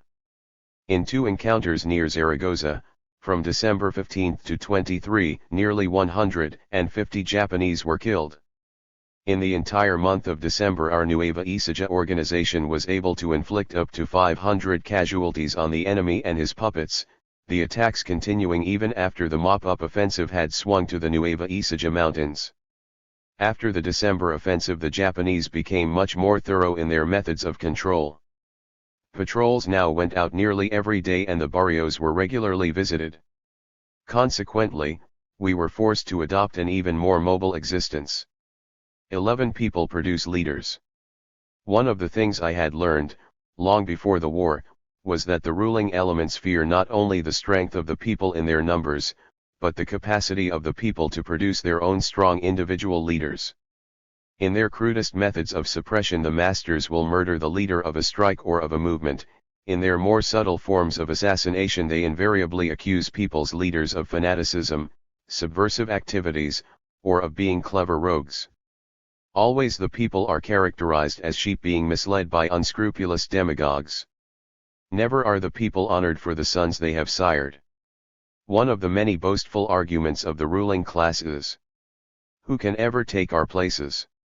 While they say it, they have one foot on the necks of the people and the other foot in the grave, because they realize that once a people's movement is set in motion, leaders spring from its ranks like the flowers that burst from the earth. Let the people once feel that their destiny is their own, and the lowest, humblest masses will yield forth the necessary engineers and architects of their future. The Hukbalahap was a movement of that kind.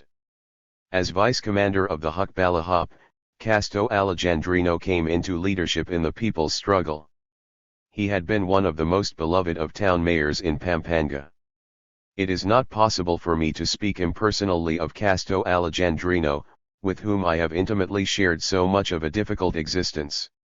He has been my comrade and my compadre, advisor and critic, sharer of songs, jokes, sufferings and the high experience of fighting for a common goal for the benefit of mankind. At the beginning of the war, because he looked somewhat like a Chinese, I gave him his underground nickname, Guanyek. 83. 84.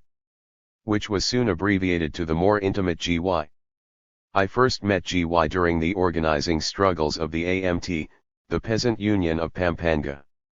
Even before he joined us, he had participated in the labor movement, having been spokesman and picket leader during the Pambasco Workers' Union strike in 1938.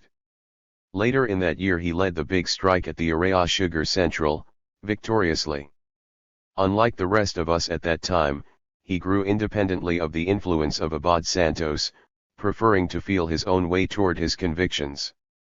Being neither a worker nor a peasant, but coming from a family of landowners, he came to the working class by way of studying socialist theory and by his sensitivity to the injustices he observed.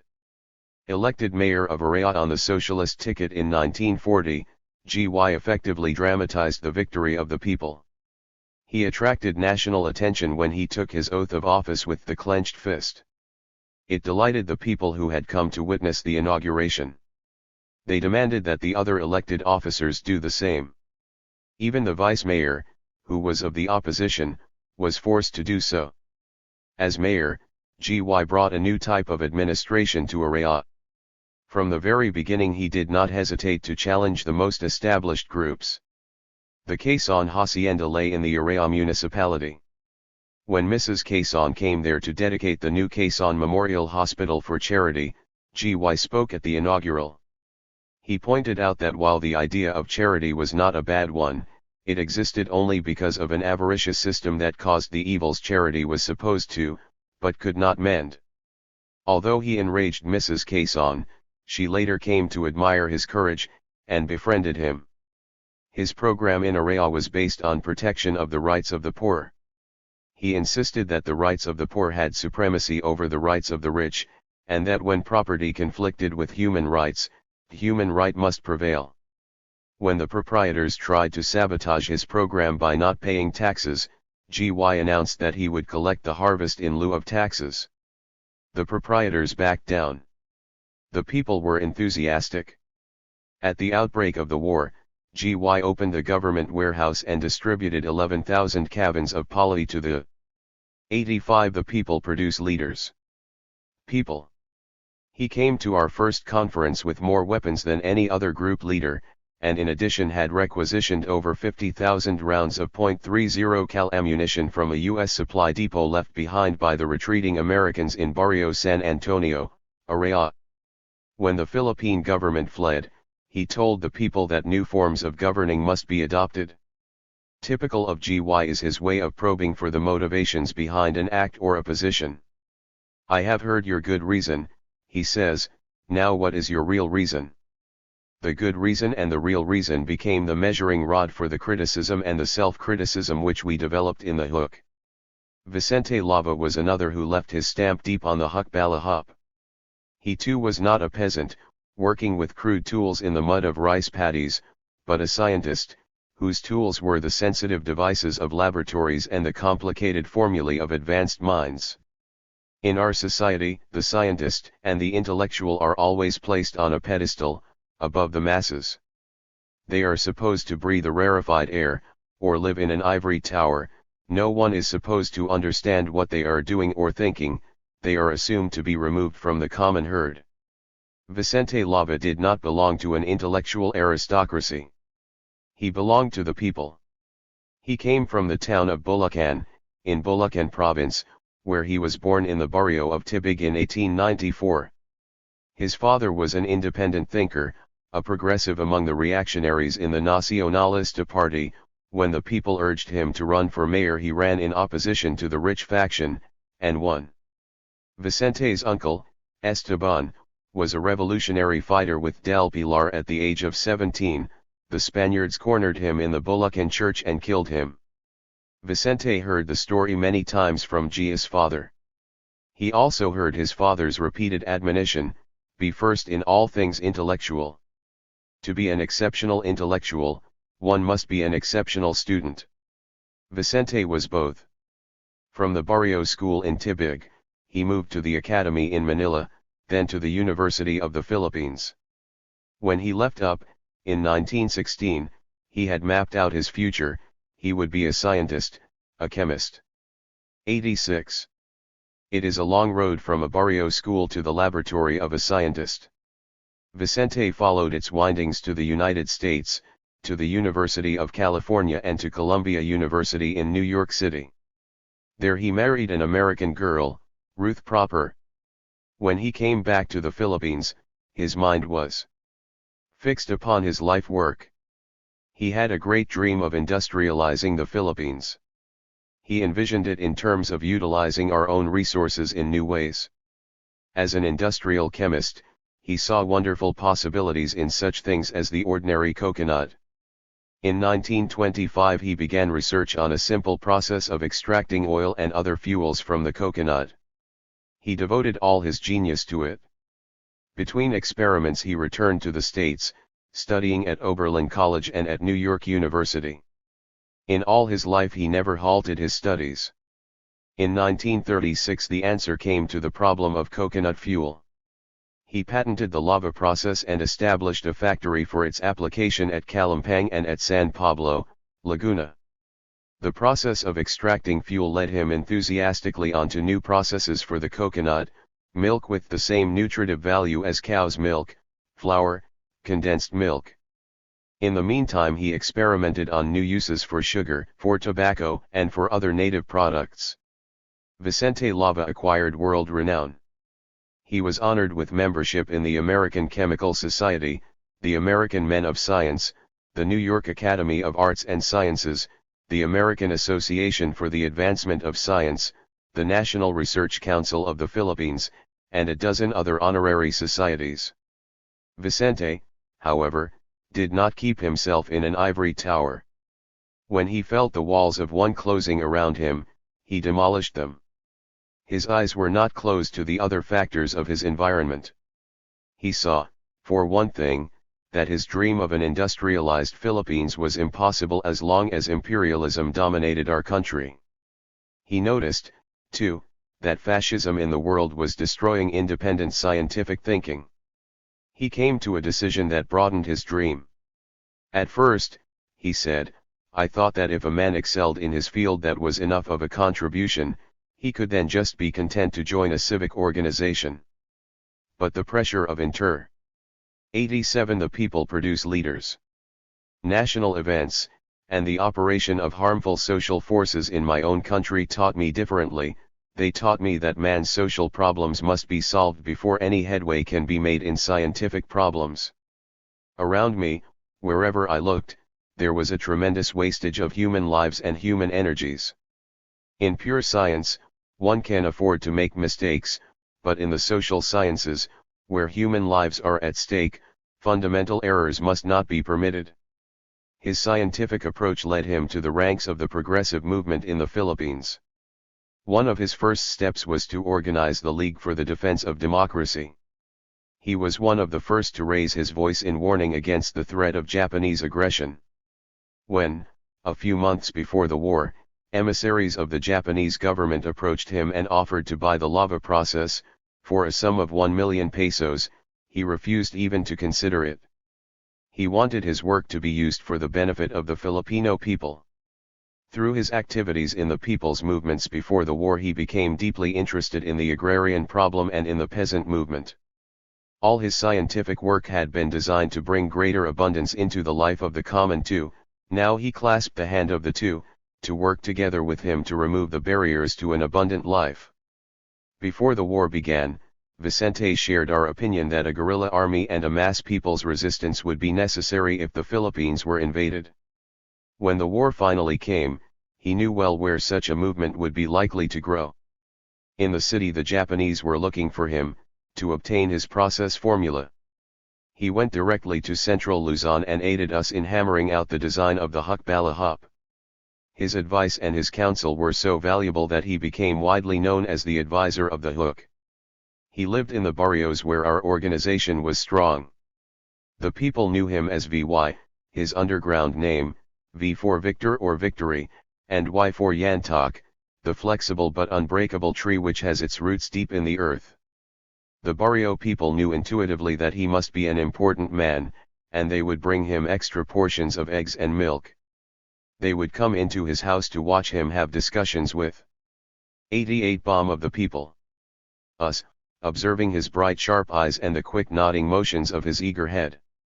When the hardships of the forests and swamps finally wasted his body, they took care of him with all the solicitude of a close family. They felt that he was part of them. It delighted Vicente during the war to see native industries develop due to the lack of imported goods, edible coconut oil, alkali for soap making, sugar alcohol, flour substitutes from rice, corn, cassava and sweet potato, an increased use of rattan, buri, and other forest plants for making furniture, bags, etc., native drugs and medicines. He would point to them with pride. Vicente Lava was the symbol of the new society, in which the manual worker and the brain worker join together for the common cause of mankind. Mateo del Castillo, who occupied the important post of political director on the military committee, was a striking example of devotion to the working class movement. He had not started life as a peasant, either, but as the son of a middle-class landowner in Batangas. His father was Spanish, and he had received the severe Spanish education. His father had been sent out from Spain during the period of the Filipino revolts and was justice of the peace in Tanayan, Batangas, when Mateo was born, in the year of revolution, 1896.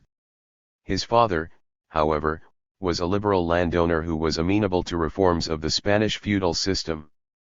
Del Castillo remained a part of his father's background for 30 years before he transferred his roots to other soil. When his children became old enough, he wanted them to attend the city schools. He sold his lands in Batangas and moved to Manila, where he bought and operated a carinderia. Upstairs he had rooms rented. A Protestant preacher lived in one of them, a man who was a good friend of a leader of the KPMP. How does a man grow into his convictions? Del Castillo had been a landowner, knowing peasants only as tenants. Now he was a restaurant owner, a businessman, with a comfortable income, a family, a satisfied existence. Yet he became deeply interested in the lot and in the struggles of the peasants. The Carinderia became a meeting place for the KPMP leadership. 89 The people produce leaders. Among those who came there was Crisanto Evangelista, who awoke in Del Castillo the same intense admiration and love that made the communist leader one of the most beloved of Filipinos. Del Castillo threw himself so actively into the discussions of the peasant movement that he was made treasurer of the KPMP. From that time everything that Del Castillo owned belonged also to the movement.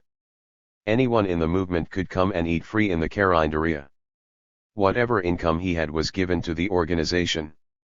Eventually he had to sell his business to pay for the debts that came from its neglect.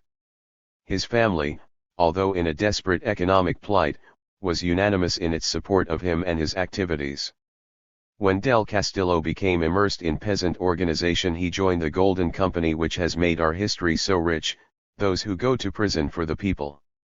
Time after time he was arrested, and jailed, always for the convenient crime of sedition. In Cabanatuan, in Manila, in San Miguel, the constabulary came to take him. When I came to know Mateo del Castillo, I found him to be a kind, gentle comrade, who conducted his own life in a severely simple fashion.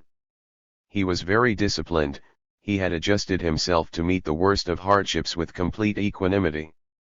If there was nothing to eat but a handful of poor rice, he would eat it with the same appreciation with which he enjoyed a sumptuous meal. He had absolutely no regard for his own personal welfare.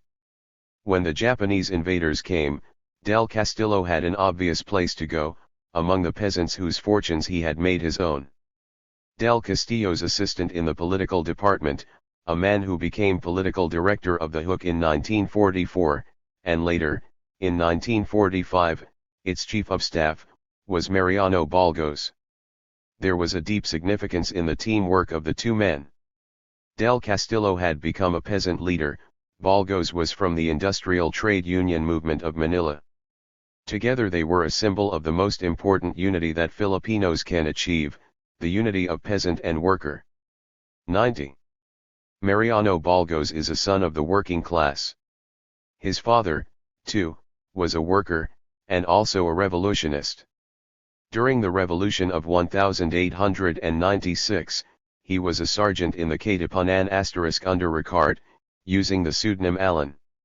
He was an active supporter of Bonifacio against Aguinaldo. After the conquest of the Philippines by the American imperialists, the elder Balgos became a Ricardista in the veterans of the Revolution, one of those who refused to pledge loyalty to the American government in the Philippines. Mariano grew up in the home atmosphere of sensitivity to nationalism and to the ills of the downtrodden.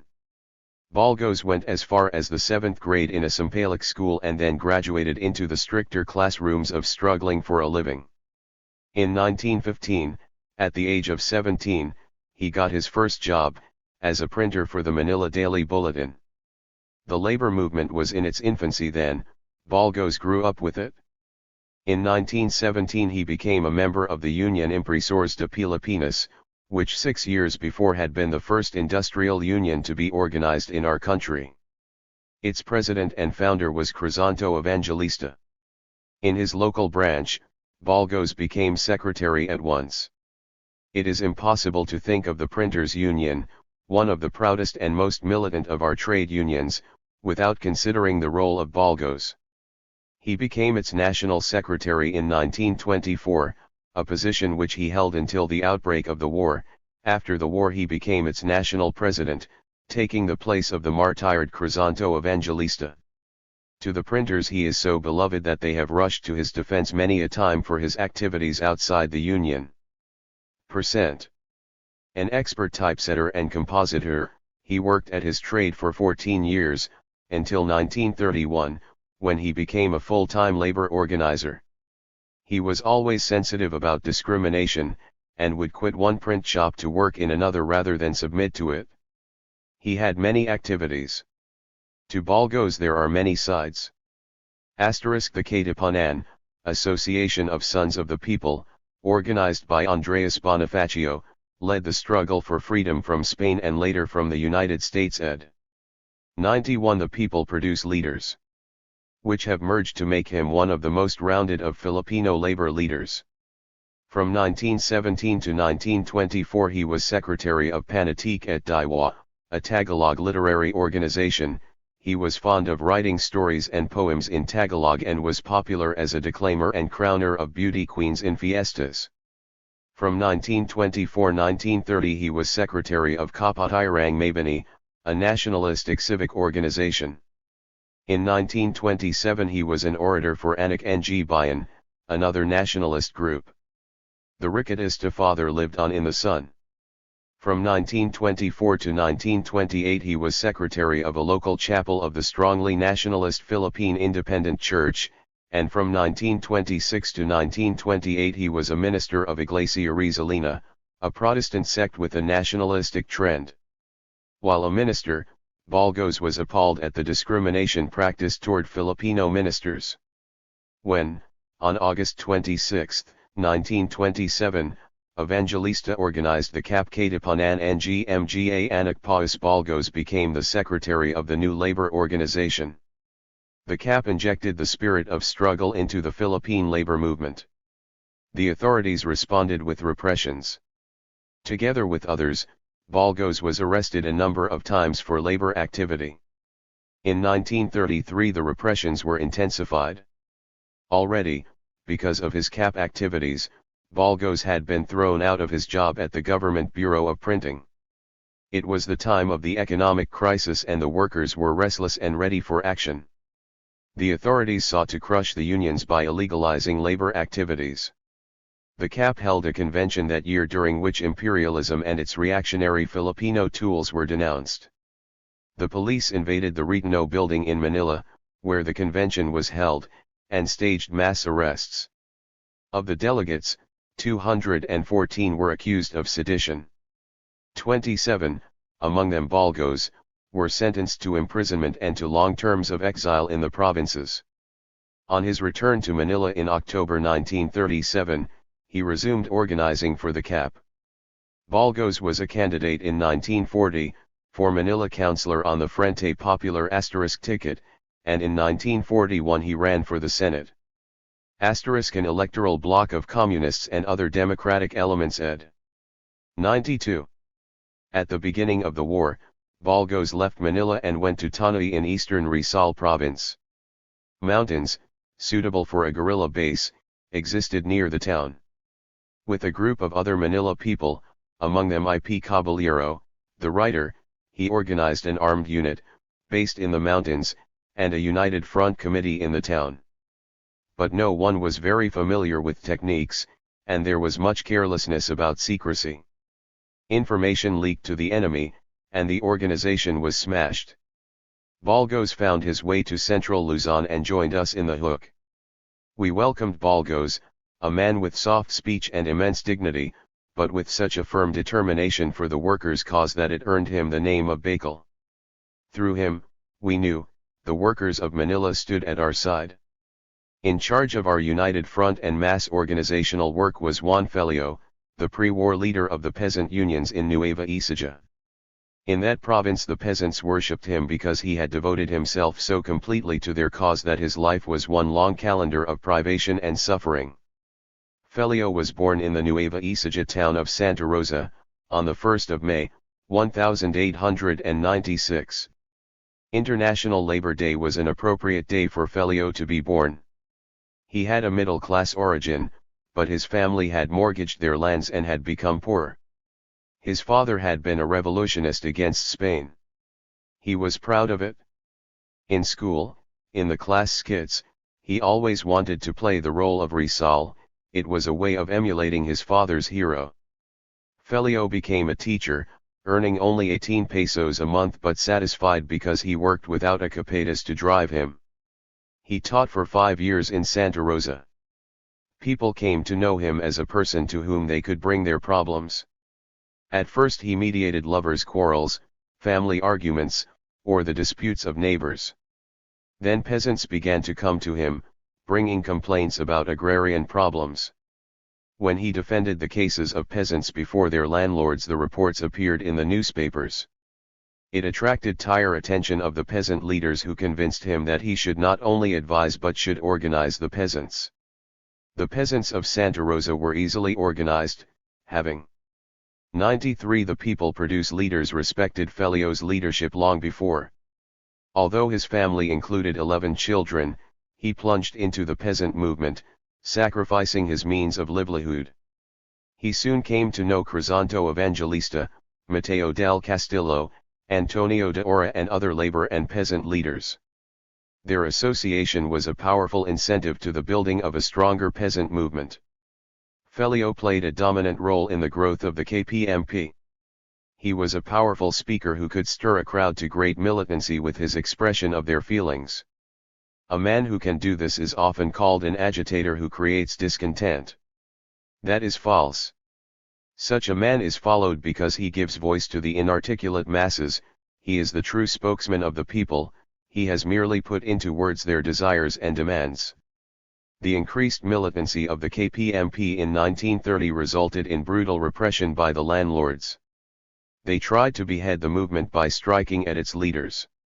While speaking at a mass rally in San Leonardo, Sueva Ecija, Fellio was arrested for sedition. That was the first of his experiences with landlord jails.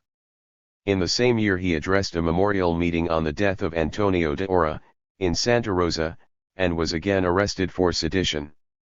In San Antonio he led a demonstration of 10,000 peasants against the persecutions that were going on. They marched in the streets of the town. A large detachment of constabulary halted them. The lieutenant drew a line in the dust of the street. "Step across that line and it will be your doom," he shouted. The women were the first to cross the line. The PC fired tear gas into the crowd. Arrests followed, many of them women. Fellio was again jailed. For 12 days he was forced to sleep on the cement floor of the unequipped jail. His wife had to sell the pig to get him bailed out. In a San Miguel Candiba demonstration the people clamored for him to speak. Although he knew the constabulary was waiting to arrest him if he did speak, he climbed to the platform and denounced the government of landlords and capitalists that was responsible for the people's misery. He was seized and immediately imprisoned. The people went with him and filled the municipal building, they brought him food at all hours of the day and 94. Would not leave him. The authorities transferred him to Malolos.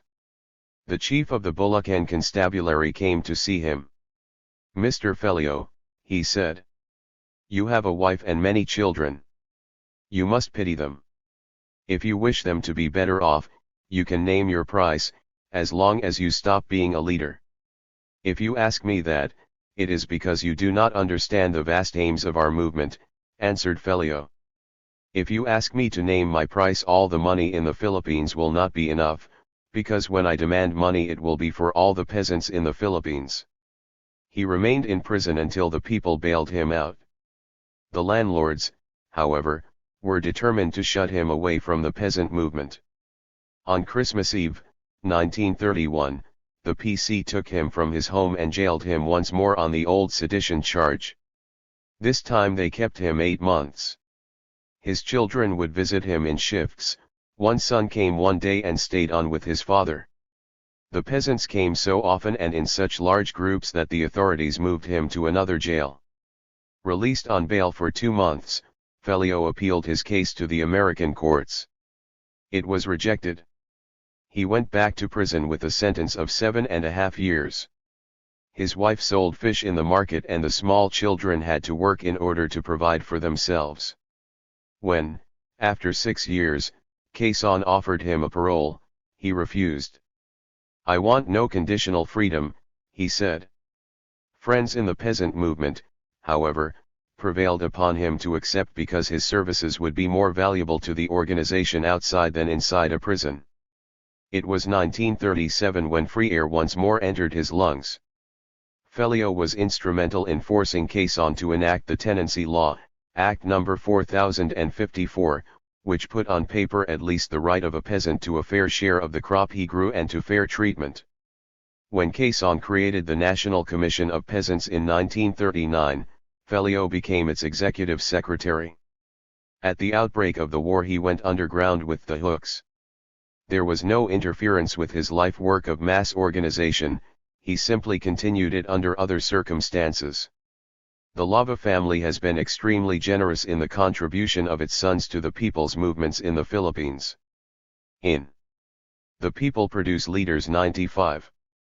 Addition to the wisdom of Vicente we gain the humane skill of his brother, Jesus. Jesse Lava was typical of the new, young progressive intellectual who came into being in the years before the war. I.P. Caballero was another. They were young men who had rejected the shallow ivory towers in which many intellectuals shut themselves. Jesse, I.P., and others found their way to the side of the workers and peasants. Jesse studied medicine at the University of the Philippines, obtaining his degree in 1938. His desire to be a doctor was prompted by his intense desire to erase tuberculosis from the lives of Filipinos. 2 brothers and a sister had died of it. School had its distractions, but when he left the university and took up practice at the Mercy Hospital in Manila, he began to study medicine as a scientist. He was fascinated by the possibility of using medicine truly as a weapon for the advancement of mankind, and not just as a means of making money in a profession. He observed the extreme poverty of many of his patients, who could not afford payment of the smallest fees and suffered as a result.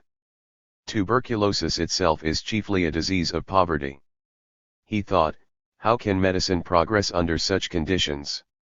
He read the works of the American, Dr. Henry Sigerist, and was influenced by his ideas on socialized medicine. When one feels strongly the problems of the people, one is drawn to the organizations that fight for the people. Jesse recognized such organizations in the Friends of China and the groups supporting the Loyalists in Spain. He joined them. He also joined the League for the Defense of Democracy, in which many other intellectuals were arrayed against fascism. In 1941 he became one of 6 vice-chairmen of the Philippine Youth Congress. I met him that year in Manila, when I attended a youth congress meeting as a delegate of the Peasant Youth League of the Philippines. Later he came to Pampanga, where he demonstrated youth solidarity with the peasants on the picket fines. During the Japanese boycott movement he passed out leaflets and defied arrest. When the war came he remained in the city at first, doing Red Cross work. At the same time, he was active in the Free Philip 96 Pines resistance movement, using the Mercy Hospital as a contact place. When the Free Philippines printed its underground newspaper he transported bundles to central Luzon, traveling simultaneously as a volunteer doctor to alleviate the dysentery and typhoid epidemics that, in some places, were killing 20 to 30 people each day. In October, his family home in Bulacan was raided by the Japanese. Jesse went underground with the hook. We benefited tremendously from his medical advice to our fledgling first aiders. In addition, by the end of 1942, he did contact work in the towns, dangerous work that involved approaching uncertain elements and attempting to enlist their support. The oldest of our active field commanders was Eusebio Aquino, from the town of Magalang. The erect ramrod-like old man was in his mid-50s when he came to our first conference to report the collection of firearms from the landlords. The quiet, soft-spoken old blacksmith was one of the most beloved of the AMT leaders before the war. He really did not know how old he was. When he was a small boy he would ask his grandmother, but she would reply, "Oh, you were born during the time of such and such a Spanish governor." Consequently Bio, who had no way of calculating his years, considers himself ageless and as belonging by the side of younger men. Old Bio has always been a great questioner. He was a schoolboy when the Americans snatched independence from the Filipinos who had fought the Spaniards for it. His father was Revolutionary General Mayanong Aquino. When the police rounded up the small boys to attend the new American schools, Bio ran to hide in the tall grass. So great was the resentment toward the Americans that the people questioned even their schools. "How do you know? Can you prove it?" That was his approach to any question.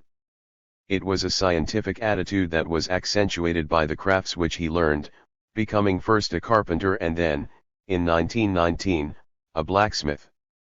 He had to rely on the precision of his own imagination to make his blacksmith tools, but he was able to turn out workmanship that the townspeople considered better than European-made.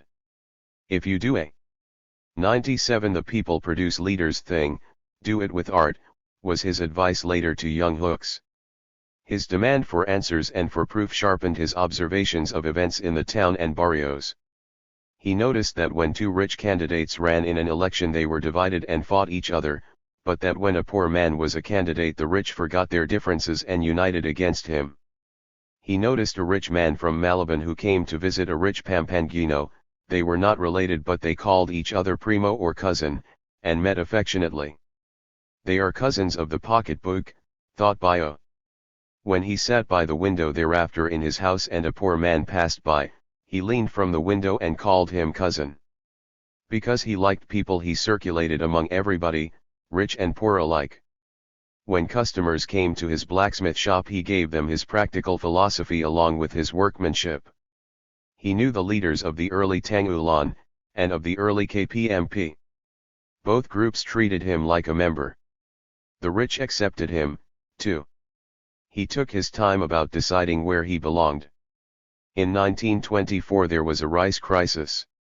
The bodegas in the town were full of rice, but the peasants were hungry. They came occasionally to town to ask help, and sought Bayo's advice. He regarded them thoughtfully and said, "Why do you come in twos and threes? Why not come in hundreds?" The peasants not only came in hundreds, but they came bearing sacks. The landlords were frightened and hurriedly armed special police with shotguns. Bayo, drifting from one group to the other, shook his head. When people are hungry you do not feed them guns, you give them food. The landlords, who knew the peasants respected Bayo, sent him to confer with the people. The peasants, however, looked to him as a leader and asked again for advice. Bayo told them to wait for his signal, and then to start marching on the municipal building. He returned to the landlords and told them the peasants were uncontrollable and that the only answer was to subscribe rice for the hungry masses. When the landlords balked, Bayo gave his signal. The peasants converged on the municipio. The landlords consented. 98. The municipio was soon overflowing with rice. "This rice cannot be eaten now, you must feed them, they are hungry," urged Bayo. The landlords, ringed with gaunt peasants, were convinced, and ordered tables spread with food in the marketplace. Bayo marched the peasants to the tables. They were awed by the sight and ate timidly. "Eat, eat more," urged Bayo. When they had finished a peasant whispered to Bayo, "What about the remnants?" "Put the remnants in your sacks," said Bayo. They cleaned every crumb off the tables. In the municipio the peasants filed past with their sacks, for their share. They were very honest and answered accurately the number in their families. Bayo thought, all their lives they have been cheated, yet they know only honesty. He was helping in the distribution. When a peasant said he had 2 children, Bayo would butt in to say, "What? What's the matter with you? You know you have 6 children." Or, to a man who claimed to be single, "What?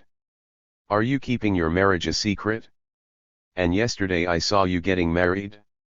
And what about the brothers and sister who live with you?" He filled their sacks. There is an amusing story of how Bayo became a socialist. When the socialist movement began in Pampanga in 1932, the people turned to it spontaneously in many barrios. It was a restless period. Peasants, in desperation, resorted to carrying off rice from the mills. A friend of Bayo's, who had been losing rice, came to him and asked him to go to the barrio to pacify the people. Bayo went and spoke to the people, urging them to get what they wanted by unity and not by anarchy. The mayor heard a distorted version of Bayo's visit, to the effect that he had been preaching socialism and had even aided the people in carrying off the rice. The mayor became excited and accused Bayo on the street of being a socialist. Bayo, who knew the mayor was a puppet of a big landlord, shrugged and said, "You call me a socialist? Well, what of it? What's so bad about that? The mayor immediately rushed off to the barrios to denounce Bayo as a socialist agitator who must not be listened to. When Bayo heard of it, he went to the barrios to correct the impression. To his surprise, the peasants flocked around him and the people produce leaders 99. Said, "You do not have to agitate. We are socialist already. Come, organize us." Bayo was flustered. He sympathized with the people, but he was not yet prepared to be a socialist. To gain time to think it over, he promised to return in 2 weeks and organize them. When the time came, he was still undecided and concluded that he would conveniently forget about his appointment. The people were not to be denied. They came to get him. In the barrio there was a big feast. Guiltily Bayo ate. Then everybody adjourned to the chapel, which had been arranged for the big initiation meeting. Bayo, casting around for a way out and not wanting to antagonize the people, decided that he would pretend that he was inspector for Abad Santos. He told the people that Abad Santos urged caution in a matter like this, that they shouldn't rush into a movement without making sure of what they were doing. He was thinking of the false leaders whom he had seen before. He told the people that it was not yet time for them to be initiated, and that they should only sign a roster. He promised to return in 2 weeks for further instruction. Again undecided, he conveniently forgot. The people became impatient. A truckload of them rode to San Fernando and protested to Abad Santos. Don Perico listened carefully, and told them that Bayo was right, that they should first make sure. He did not tell them that Bayo was not his representative, but he pulled aside one peasant whom he knew and asked, "See, who is this Aquino?" When he heard how Bayo had been unofficially representing the peasants, he appointed Bayo an organizer, without ever having seen him. Bayo, who found himself a socialist no matter which way he turned, was relieved to have his mind made up for him, and plunged at once into real organization. Only after 2 months, when he had enrolled a large membership, did he finally go to meet Abad Santos. In the pre-war years, Bayo was a member of the Central Committee of the AMT. Both there and later in the Hook, he was a man who functioned unostentatiously as a leader. He detests public speaking and prefers to spread his ideas and the ideas of 100. The movement by conversation. He does not like the fruit of an idea to be hidden in the bushes of oratory. Get to the point, he will urge. When Bayo came into the Hook, he assumed the nickname Panday Pira, the blacksmith bard, after a well-known Pampanga poet. Instead of forging horseshoes and hoes, he now placed the Japanese between the hammer and anvil of his squadrons. From the KPMP in Nueva Ecija came another of the outstanding personalities of the Hook. He was José de Leon, a peasant leader among the tenants who had fought particularly brutal exploitation on the large estates of Nueva Ecija. He became a student of Felio in the movement. José de Leon is better known under the name Dimas Olong, a contraction of the phrase meaning cannot be touched. Like Alejandrino, he is from a small landowning family. He was born in 1908, and had a high school education. His grandfather had been a revolutionary leader in the province, and José grew up with an intense feeling about the achievement of Filipino independence. It was the stand on independence taken by the Peasant Brotherhood, a Bulacan organization which flourished around 1921, that first attracted him to the peasant movement. At that time, proprietors were driving peasants out of the fields if they refused to vote as they were told. The Peasant Brotherhood fought evictions and defended democratic rights. The fact that independence was among their demands made a deep impression on the young de Leon. High school graduation came in 1928, on the brink of the great economic crisis. Its effect moved de Leon closer to the organized people's movements. First he sympathized with the Democrata opposition until its bankruptcy became apparent. Then, in 1931, he joined the KPMP, as a local organizer in the barrios of his hometown of Aliaga. At the outbreak of the war, de Leon was arrested by the panicky Commonwealth government, accused as a subversive character. He was imprisoned for 2 weeks, although he had a group splitting from the Nacionalista Party, in opposition to the leadership of Manuel Quezon ed. 101. The people produce leaders. Immediately issued a statement to KPMP members, calling upon them for an all-out resistance to the Japanese invader. When the government saw the illogic of its position, he was released. He undertook at once to organize the rudiments of a people's army in Nueva Ecija, based on the KPMP members. In February he became chairman of the military committee in Nueva Ecija. In the squadrons of Dabu was a young 22-year-old youth who believed that action was more valuable than words. His name was Silvestre Liwang. He came from the town of Lubao, in southern Pampanga, the son of a poor peasant. Throughout his early youth he worked in the fields, with his father. Father and son both joined the AMT, the youngster in 1936, when he was only 17. He helped organize the barrios of Lubao. After the death of his father in 1938, he went to Manila to find work that would give him more of an income than tenant farming. He got a job as a mechanic in the National Development Company. In the city he came in contact with the trade union movement. He joined the Lumber Workers Union. When chaos disrupted the life of the city in December 1941, he returned to the province. In Lubao there were armed detachments forming as early as January 1942, led by AMT leaders. He joined one, as a sergeant. Eventually the Japanese learned of taruc detachment through spies and sent a mop-up force. The squadron ambushed them and killed 17 Japanese NPCs. Liwang's cool-headedness in the encounter boosted him to the rank of squadron commander. By the end of 1942 he was second in command under Dabu. He took the name of Linda B, a combination of Spanish and Pampango, meaning beautiful life. Linda represented a significant element in the resistance movement. He was a peasant who had worked and had been trained in industry. He brought to the struggle a mechanic's appraisal, an industrial worker's feeling for unity and organization. When I heard Linda speak of his exploits, in those rare moments when he could be gotten to talk about himself, I noticed his use of the phrase, "Then I made a plan." It was the approach of a well-organized mind. In the peasant movement we often spoke of our Carabao efficiency and we welcomed the disciplined. 102. Characteristics of the worker in industry.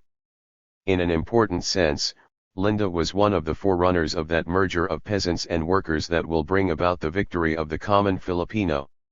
One of the proudest features of the Hukbalahap was the role played in its ranks by women. In no other wartime guerrilla organization was this true, except in minor capacities. As a matter of fact, in most units of the Yusuf, women usually played the role of the guerrilla wife, chosen by officers for temporary convenience. There were cases of Yusuf guerrilla leaders who had as many as 100 wives during the occupation. The only other tasks of the women in such organizations were menial, nursing, cooking, or chopping wood. In the Hukbalahap we had leading military commanders who were women, as well as innumerable mass organizers. A woman, Dayang Dayang, led the first organized encounter against the Japanese, in Mandili. Remedios Gomez, who adopted the name Liweiwei, was the daughter of the pre-war vice mayor of the town of Mexico, who was also a provincial organizer of the AMT. As a family breadwinner she ran a modiste shop and contracted for embroideries. She was interested in the so-called feminine pursuits, dancing, pretty clothes, perfumes, but she was also the chairman of the youth league in her barrio of Ana. She was pretty, soft-spoken and delicate in her mannerisms.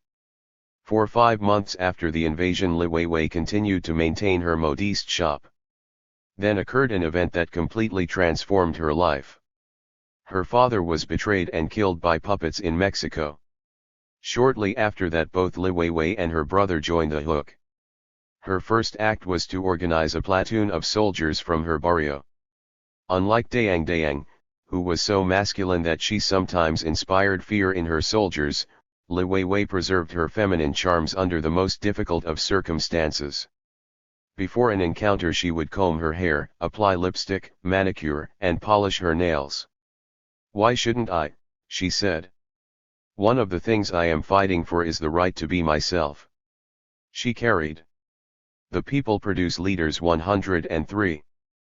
Perfumes and offered them to comrades who, in all their dirt and sweat, would gravely decline.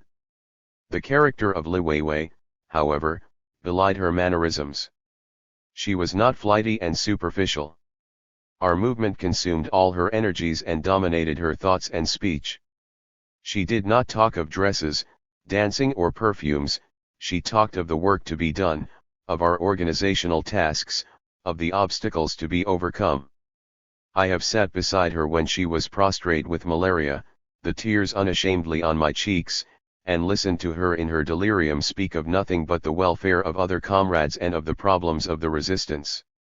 Before the end of 1942, Li Weiwei was a squadron commander, carrying out daring ambushes of enemy troops.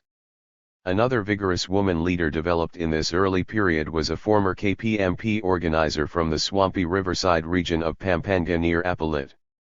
She took the name Guerrero, and it was a fitting one. She was a big-bodied woman with a man's strength, fond of wearing a man's clothes. She became adept at handling an automatic rifle, and would command on the firing line.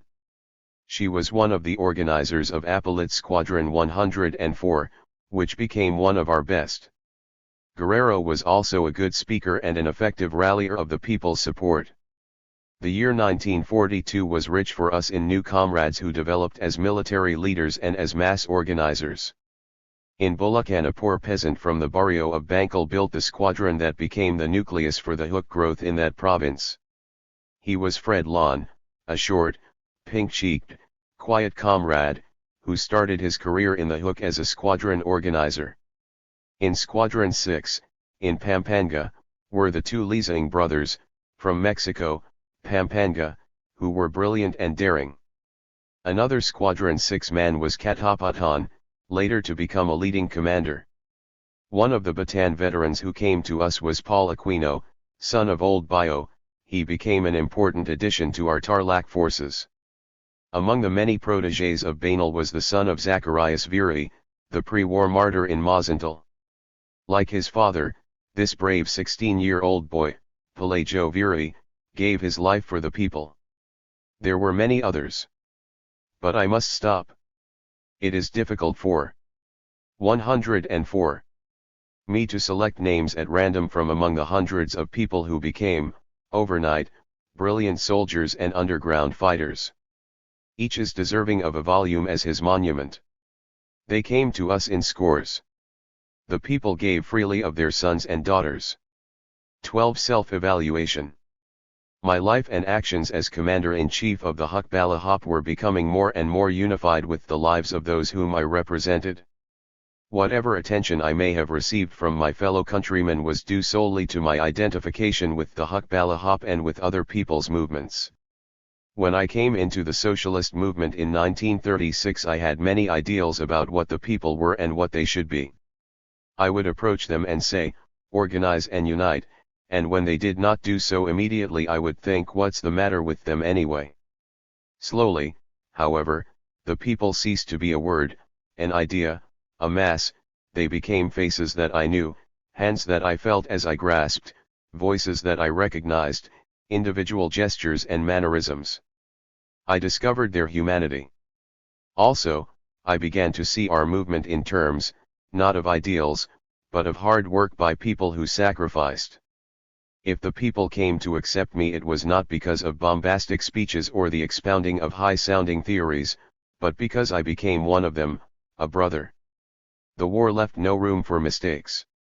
I had weaknesses, I was criticized for them and urged to correct them, for my weaknesses were the enemy's strength. I was soft-hearted, for instance. When I was a boy I would cry over the death of a chicken. Now I was in the position of ordering the death of certain spies, traitors, enemies of the people. I, personally, never took the life of a single human being, but I have signed the death.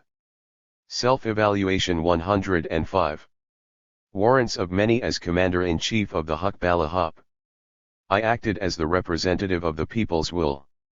In every case mine was the responsibility, and I accepted it. My training under Abad Santos had produced an erratic tendency which my comrades in the hook persistently criticized. Don Perico's office had no system, and all of us who worked with him were free to follow our own methods and our own ideas. Unity suffered and individualistic traits appeared.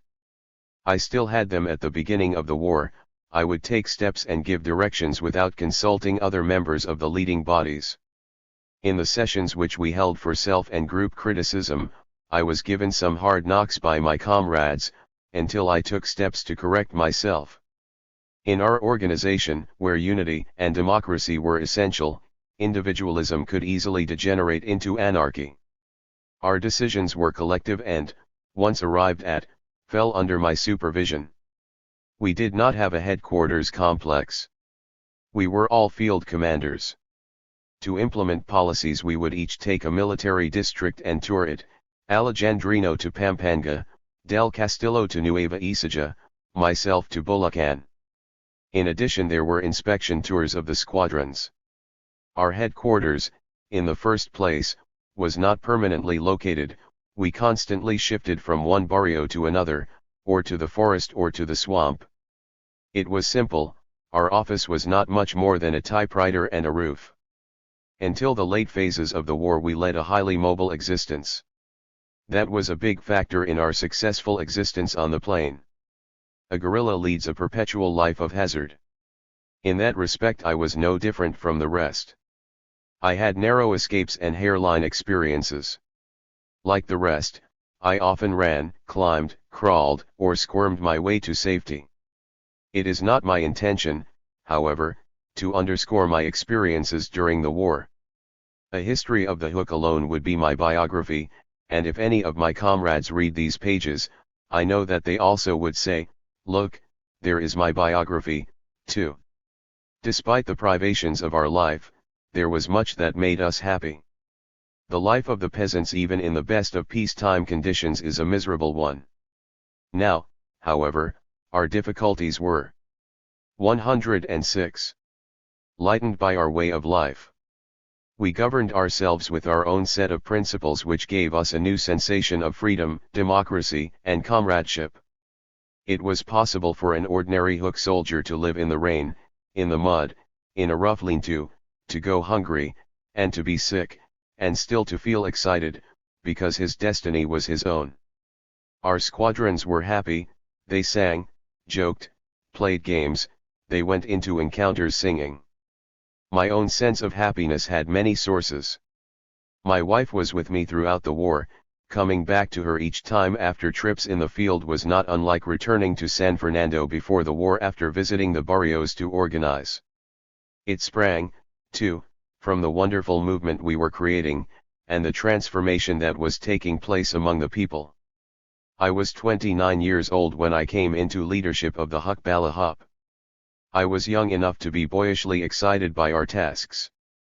I rushed about with such energy that comrades, who were dubbing each other with nicknames to facilitate underground work, called me first Lulu, then Alapeto. When I was on the march, climbing our mountains, I would run up slopes and leap from rock to rock again, feeling the same release of energy that I used to feel as a boy in Bulacan, when I climbed the mountains during holidays. Freedom is never so exuberant as when it is hard-pressed. Next to my wife, my greatest personal happiness during this period came from the presence in our organization of my younger brother, Peregrino. I had always regarded Reg as the most promising one in our family. When I had to leave school myself, I insisted to Reg that under no circumstances should he abandon his studies. He remained in school, studying to be a teacher. After his graduation in 1936 he became a vocational training instructor in Laguna High School, teaching there for 5 years, until the outbreak of the war. Reg is 5 years younger than I.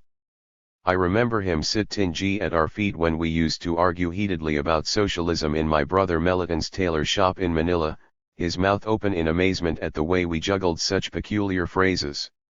He, Self-Evaluation 107, assured me that someday he would take part in the movement with me. He was not impetuous, he approached the movement intellectually, deepening his convictions first. While teaching in Laguna he joined the League for the Defense of Democracy. At the outbreak of the war Reg, as a teacher, automatically became a reserve officer.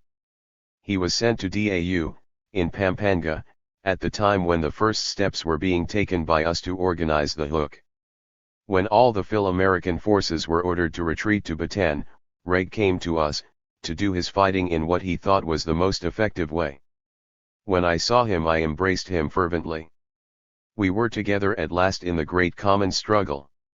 The most significant emotion of my life has been the joy of comradeship, and the Huk Balahop was an army of comrades. It is an emotion that springs from an essential love of one's fellow men, a love for people that transcends family and all those intimately treasured in the heart. It is a supreme happiness to live, work and struggle with people who share one's beliefs. All of us, in peacetime, had lived in our own homes, with our own families, knowing comradeship chiefly during organizational work.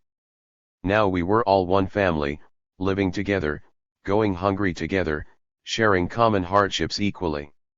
Our common home was usually a tiny, unobtrusive shelter which was so crowded that we slept in layers. We ate from the same pot, off the same banana leaf.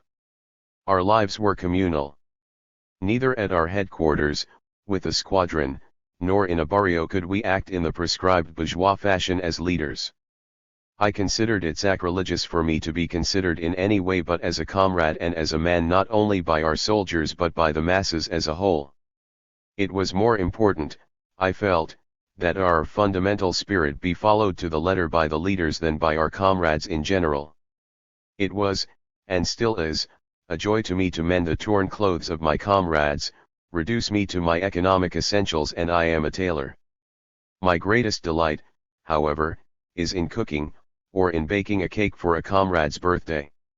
To be a commander of the kitchen can often be as exalting as to be a commander of an army. 108. Fundamentally, I have always considered that if I can make others happy then my function as a human being has been fulfilled. I believe in reaching out to people, in going out of my ways to please, to aid, or to soothe. I have often been criticized by other leading comrades because I have devoted so much time and attention to the welfare and comfort of others that I have neglected my own personal development. You should read, they would tell me. You should study. They were correct, and I followed their criticism, knowing that a people's movement demands leadership armed with the most advanced knowledge, with the theories of struggle, with history, economics, and political science. Nevertheless, it would be incongruous for me, or for anyone in our movement, to adopt a political philosophy based on the brotherhood of man, and not to practice it in our own fives. 13. Counterattack. We began the year 1943 with an excess of confidence. The December Japanese raid had been severe, but when it passed we remained, and in the same old places. It made us feel that the enemy was incapable of crushing us, or even of crippling us badly. Such an attitude led us into a gross underestimation of the enemy's strength. We repeated the same audacious tactic that we had stressed following the September raid, intensive military activity, with many raids and ambushes. This in spite of the fact that the enemy had increased their patrols until they were almost a daily occurrence. A large raiding patrol of 300 Japanese entered the barrio of Gandu, Mexico, on January 9, and were engaged in a big battle by our squadrons, which managed to kill 83 of the enemy. Another battle at Bitukang Manak, Makabibi, was notable for the heroic conduct of Mameng, the daughter of Banal, who fought the enemy face to face with a .38 pistol. Counterattack 109. Killing several enemy soldiers before she died in action. On January 22 we caught an enemy patrol of over 100 men while it was crossing the river in the vicinity of Kant Unga, near Araya. Their presence in that spot, which was in the forest proper, indicated that they were becoming more aggressive. WHE Squadron 48 ambushed them. The enemy was allowed to cross the river and to climb the bank. Then, their retreat cut off, they were attacked. The Chinese were very daring, they attacked with bayonets and fought the Japanese hand to hand. During the fight they were reinforced by another squadron. 30 Japanese were killed before they could get back across the river. Early in February our forces made an assault on Araya Poblacion. It was the day of the inauguration of the puppet mayor, and a puppet demonstration had been scheduled. The raid was carried out under the command of G.Y. He took 200 men with him, stationed most of them around the outskirts of the town, which he entered with only a small group. G.Y., the rightful mayor, was paying an unofficial call on his spurious successor. The intention was to disrupt the puppet demonstration, an act which in itself was of excellent propaganda value to the people. In addition, we were after the arms of the puppet policemen. The police and their arms were in the municipal building, which was in plain view of the proceedings. A Japanese garrison was only a stone's throw away. Nevertheless, the whole police force was held up and disarmed in the municipio. The celebration itself was smashed when the raiding party opened fire on the puppet mayor. This brought into action the Japanese garrison, which up to then was unaware of what was taking place, and our people had a narrow escape. G.Y., who had his pockets loaded with eggs given to him by friends in the town, had to roll over and over in a hasty plunge to get out of line of the enemy fire, with disastrous results. If it had gotten any hotter, he said, I would have been an omelette. In February, too, a big fight occurred in the barrio of San Julian, Cabio, also in the vicinity of the big forest. This time there were over 200 Japanese involved, and 4 of our squadrons. 110 engaged the enemy. We were forced to retreat into Nueva Ecija, but there, too, the enemy patrols were everywhere.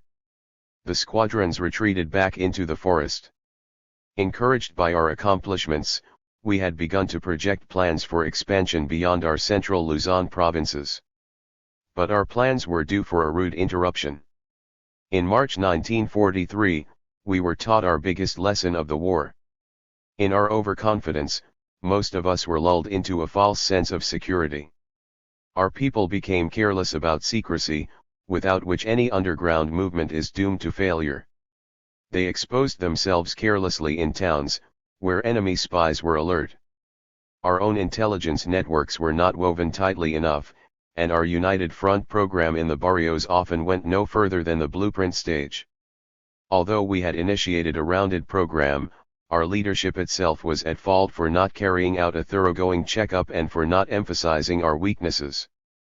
Those who pointed to the danger signs were often disregarded.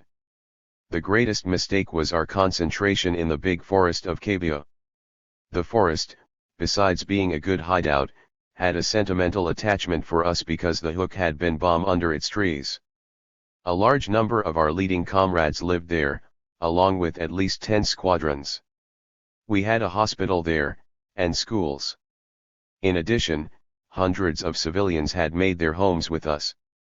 Nearly all the people of Cabio, for instance, where the puppet government was very brutal, had moved into the forest during 1942. Houses were everywhere, and the soldiers had permanent barracks. Because most of the forest is underwater during the rainy season, many houses were built in the trees. The probing of enemy patrols around the rim of the forest in January and February should have warned us of their impending operation. We failed to take heed. When the blow fell on March 5, we were completely surprised. When we became fully aware of what was happening, the forest was entirely surrounded. Japanese units were stationed in every barrio. Over 5,000 Japanese soldiers, plus an equal number of puppet constabulary and police, converged on the region in counterattack 111. 5 columns. 1 penetrated the forest at once, 2 others guarded the river crossings, another patrolled the highways, while the 5th was strung in a wider circle beyond the main highway. We were cordoned. I was not in the forest at the time. I was in the swamp. That, too, was surrounded by an enemy force, but the main attack was centered on the forest. The early morning attack was preceded by heavy bombing from 10 planes. They dropped bombs through the forest but especially in the tall talahib around the forest edges, setting it on fire. We had no time to prepare defenses, nor would it have been wise to risk a pitched battle.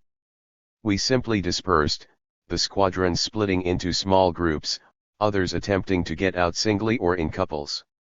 VY went out the dangerous way, over the river. Others who tried it were caught. Many preferred to remain in the forest and hide. There was no food and no water, and after several days of great privation many had to come out, falling into the hands of the enemy. The Japanese maintained their cordon for 10 days, each day sending over a column to comb the forest. Each day 2, 4 or 5 planes came over and bombed. There was no fighting, and we had no losses due to fighting. Large numbers of our people were captured, however, among them some of our very best organizers, of whom a heartbreaking number were tortured and killed. 2 squadrons, the WHE and Squadron 66, reassembled at once behind the enemy cordon and carried out diversionary attacks to enable other comrades to get away. They assaulted Japanese units in Mexico and Magalang, with some effect, but the enemy's reserves were moved into those localities and the forest raids went on.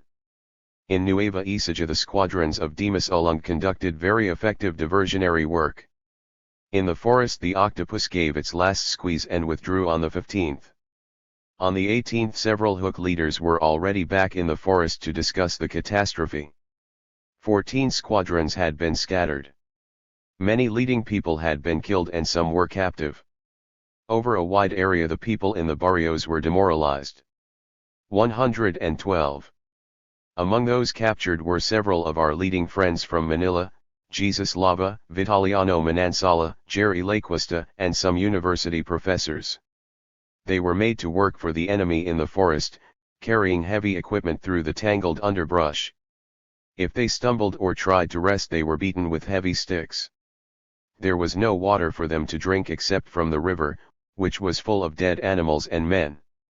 Later, when they were forced to march to town, Jesse developed acute dysentery. The Japanese were afraid to touch him after that, for fear of contracting it themselves, and it undoubtedly saved his life. In the town of Cabio they were flung on their faces into the dung-covered street, where the people could see them. It was in Cabio that Vitaliano Manansala died. Vital was a progressive young lawyer who had defended laborers in Manila before the war. He despised the Japanese fascists and had jumped at the opportunity of serving in the underground movement against them. He could not stand the idea of being captured, and perhaps unable to continue the struggle. On the way to Cabio he tried to escape. He was caught at once. In the streets of Cabio he was beaten with a shovel by the Japanese. With it they broke his legs and arms, and smashed his face. As they beat him he made a speech, denouncing the Japanese barbarians. They could not shut him up. In his loud ringing voice he shouted out his hatred for fascism, calling on the people to resist and drive out the invader. The Japanese hung him head down from a tree. "This is what we do to hooks," they said. He shouted back at them, "Yes. I am a hook, and this is how hooks live and fight." He was dashed headlong on rocks below until he was dead. With his last breath he called upon the assembled people never to stop fighting until the fascists had been driven from the Philippines. Some of the prisoners had only one fear, that of being forced to talk, to betray their comrades. One of our organizers, Eddie, hung upside down from a tree, dashed his head against the tree trunk until he lost consciousness so that torture would not loosen his tongue. He lived. Others were made more determined by the heroism of Vital. Counterattack 113. Jesse Lava followed a different tactic from the recklessness of Vital. He kept quiet, with caution learned from the underground. In Cabio he had 2 narrow escapes, once when a Ganap who had known him at the university kept insisting to the Japanese guards that this man is one of the masterminds of the guerrillas, and again when a civilian whom he had contacted during his United Front work pointed him out to the puppet police. On both occasions the Japanese were negligent and ignored the accusations. Jesse was taken to Bungaban concentration camp, where he wisely accepted the rejuvenation course for guerrillas. At Bungaban the prisoners were given indoctrination lectures by leading puppets, who spoke with great conviction of the Greater East Asia Co-Prosperity Sphere. Prisoners were not treated badly, the Japanese were making an effort to win over their opposition. Jesse saw a way out in pretending to accept their course. He even taught a Japanese how to play the piano, and was rewarded with freedom in the town, where he was able to contact friends and get good food. In addition, he pretended to strain his leg, and wrapped it in huge bandages which kept him out of work in the camp. On July 23 the enemy was satisfied with his indoctrination and he was released. He went back to Manila, resuming his medical practice at the Mercy Hospital. There, following the practice of the underground, his friends cut him off from all contact for several months, until it was certain that he was not under surveillance.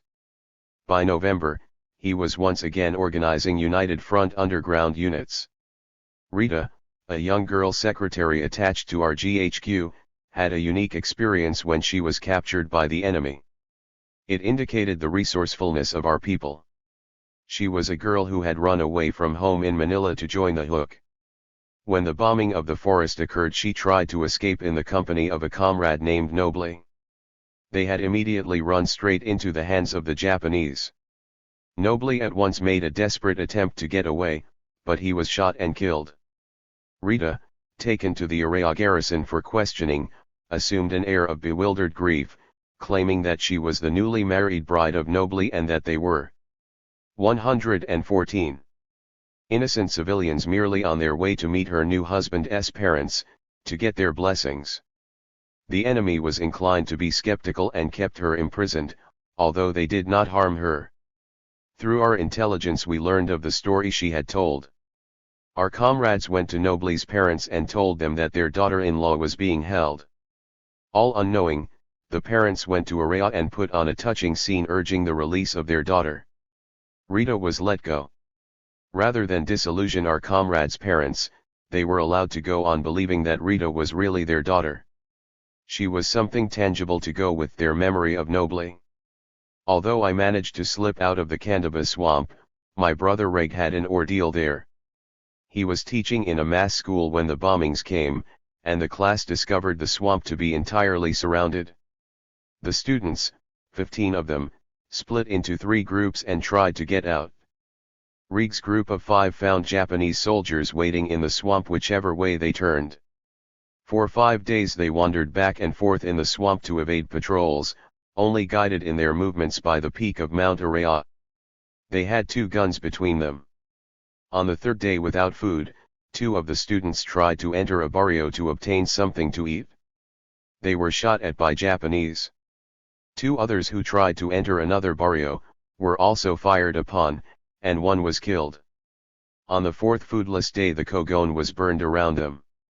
When a suffocating student rose to breathe, he was shot by the Japanese from foxholes dug around a patch of Kogon.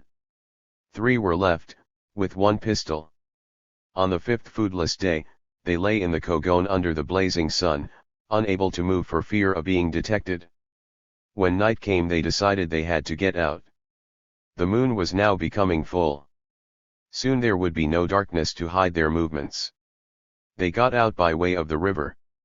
Too weak to swim, they had to float on pieces of bamboo. Finally, in the Mexico barrios, they found people's organizations, which took them in and cared for them. One of our leading Chinese friends, afraid to speak for fear that his speech would reveal his origin, clasped a rosary constantly and continuously mumbled unintelligible prayers over Counterattack 115. It until the Japanese were sick of listening to him and let him go.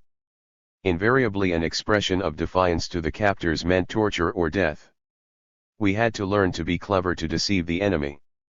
The March 5th disaster had taken a heavy toll and had spread much demoralization in its wake.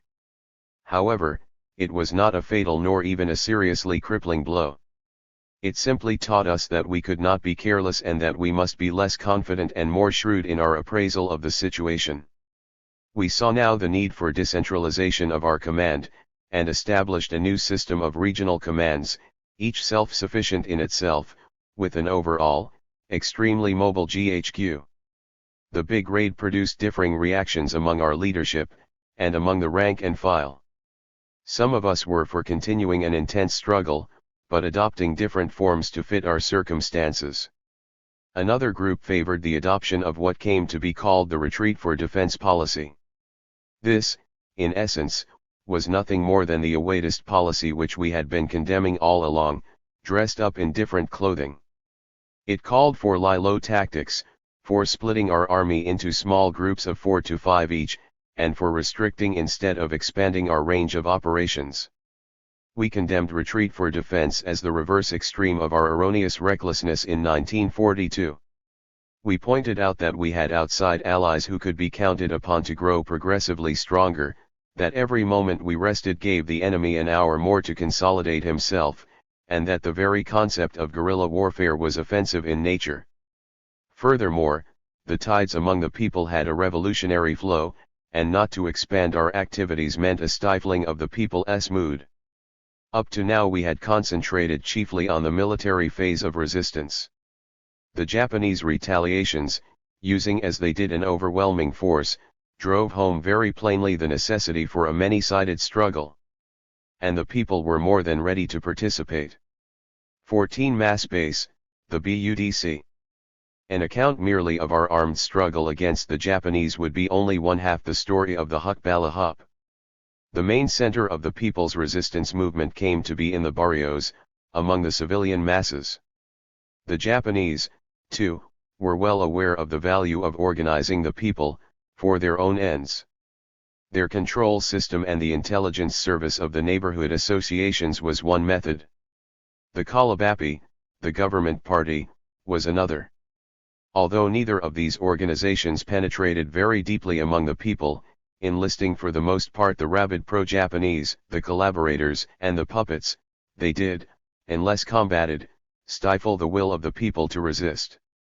In addition, the Japanese utilized their tools in the Ganap leadership to launch that toy army, the Makapilai, the Patriotic League of Filipinos. An even more spurious attempt was their Bamboo Army. Both of these were launched with a fanfare as people's armies, obvious attempts to win the people from their mass support of the hook. At the top of this infamous pyramid was first the Executive Commission and then the crowning indignity of the full-fledged puppet government. No de facto government existed on Philippine soil. In its absence, we created one, putting the government into the hands of the people. We did this through the medium of the BUDC, the Barrio United Defense Corps. The first BUDCs came into being in the swamp and fish pond towns along the Pampanga River, barrios in which the AMT and the KPMP had had solid organizations before the war. They arose as early as the middle of 1942, but the original efforts were not very thorough, all-out emphasis at that time being on recruiting and supplying our squadrons. 116. Mass Base, the BUDC 117. It was not until 1943, after the lessons of March, that we undertook to set up BUDCs in earnest. Then we made them so much a part of the people that, although smashed repeatedly in some places by the enemy, they sprang up again full-blown overnight. The BUDC, or, as it was called often, the STB was one phase of our United Front activity. Although, as its name implies, it had its military aspects, being coordinated closely with our army and having its own armed guards, the BUDC, in a deeper sense, brought a hitherto unknown phenomenon into the barrios, democratic government. After centuries of caciquism*, the people were given the opportunity to rule themselves. A BUDC council, in a large barrio, had up to 12 members, smaller barrios had as few as 5 members. The size of the governing body was determined by both the size of the barrio and by its importance in our area of operations.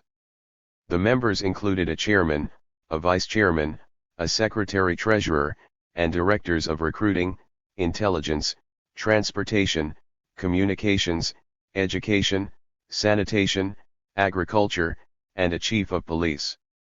Sometimes 2 or 3 of these positions were held by a single council member. All offices in the barrio were elective. The secret ballot was extended to all residents of 18 years and over, providing they had no record of pro-Japanese activity. Disfranchisement was the penalty for acts committed against the people. The BUDCs were created only in those areas under our influence, which became, in actuality, guerrilla areas, protected and defended by our squadrons. Elsewhere, we utilized relief associations, anti-robbery associations, all of which were really underground councils. Often we infiltrated and took over the organizations of the enemy in order to render them useless. In those regions where the pre-war peasant unions had been strong and had accustomed the people to organization and struggle, we had almost complete mass support from the beginning. However, when our squadrons entered new territory, we 9 local government by appointed authority, established during the Spanish regime ed. 118. Ran into new problems. In approaching a strange barrio, we first sent in contact men who sized up the people to find out whether they were pro or anti-Japanese, if puppets and spies were present, and what kind of people the leaders of the barrio were. If the barrio was anti-Japanese, the squadron entered, called a meeting of the leading individuals, and explained the hook and its program. This was also done with the people as a whole. Invariably such barrios were easily organized. A different type of problem confronted us when we encountered a barrio in which puppets and spies were present, or where there was pro-Japanese feeling, or when we were very mobile and had to enter a barrio where conditions were unknown. Here, too, we sent in contact men who obtained full information on who the puppets and spies were, where they lived, and about their movement. Then we surrounded the barrios with a heavy guard, permitting no one to leave and making those who entered stay. Our next step was to arrest all puppets and spies and to place them before a public meeting in the church or in the school. The people were told that we had come to arrest traitors. Our charges against those arrested were made on the basis of the information we had gathered, and then the people were asked if the charges were correct, and if they had anything further to add. If the people refuted the charges, the prisoners were released. If the charges were affirmed, we next found out if the persons in question had acted under force by the enemy or willingly. Those who were avowedly traitors were punished, killed if the people thought it appropriate. Those who acted under duress were lectured on the principles of the resistance movement, and urged to remain in their positions and use them as a disguise for anti-Japanese work. When the barrio had been thoroughly propagandized, the squadron left, but after a time returned to check up. If, in the intervening time, the persons in question had aided the enemy, they were again arrested and taken with the squadron for 2 or 3 months, during which time they were lectured constantly. If they changed, they were sent back to the barrio to do anti-Japanese work. Seeing such people return gave the barrio people additional confidence in hook discipline and demolished 119 mass base, the BUDC. The enemy propaganda that whoever was captured by the hook was killed. The barrio, in the meantime, was organized along united front lines. This direct military approach to the barrios, however, was not the normal case.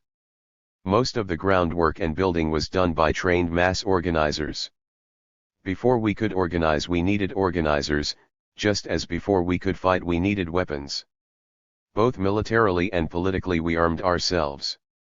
Starting with a handful of union organizers, and of professional men who had been close to popular movements, we created our own schools to teach the technique of organization. These mass schools, as we called them, were held throughout the war and turned out hundreds of mass workers. They were schooled in the methods of underground work, in the ways of bringing about unity between all kinds of organizations and guerrilla groups, in the principles of democracy and of our traditions of struggle for national liberation, and in how to penetrate and combat the neighborhood associations, the PC, and the GONOPs. These were the people who went into the field singly and in 2s and 3s and laid the basis for our expansion. Many lost their lives in lonely deaths, but live in mass remembrance. It was never a problem to find students for our mass schools.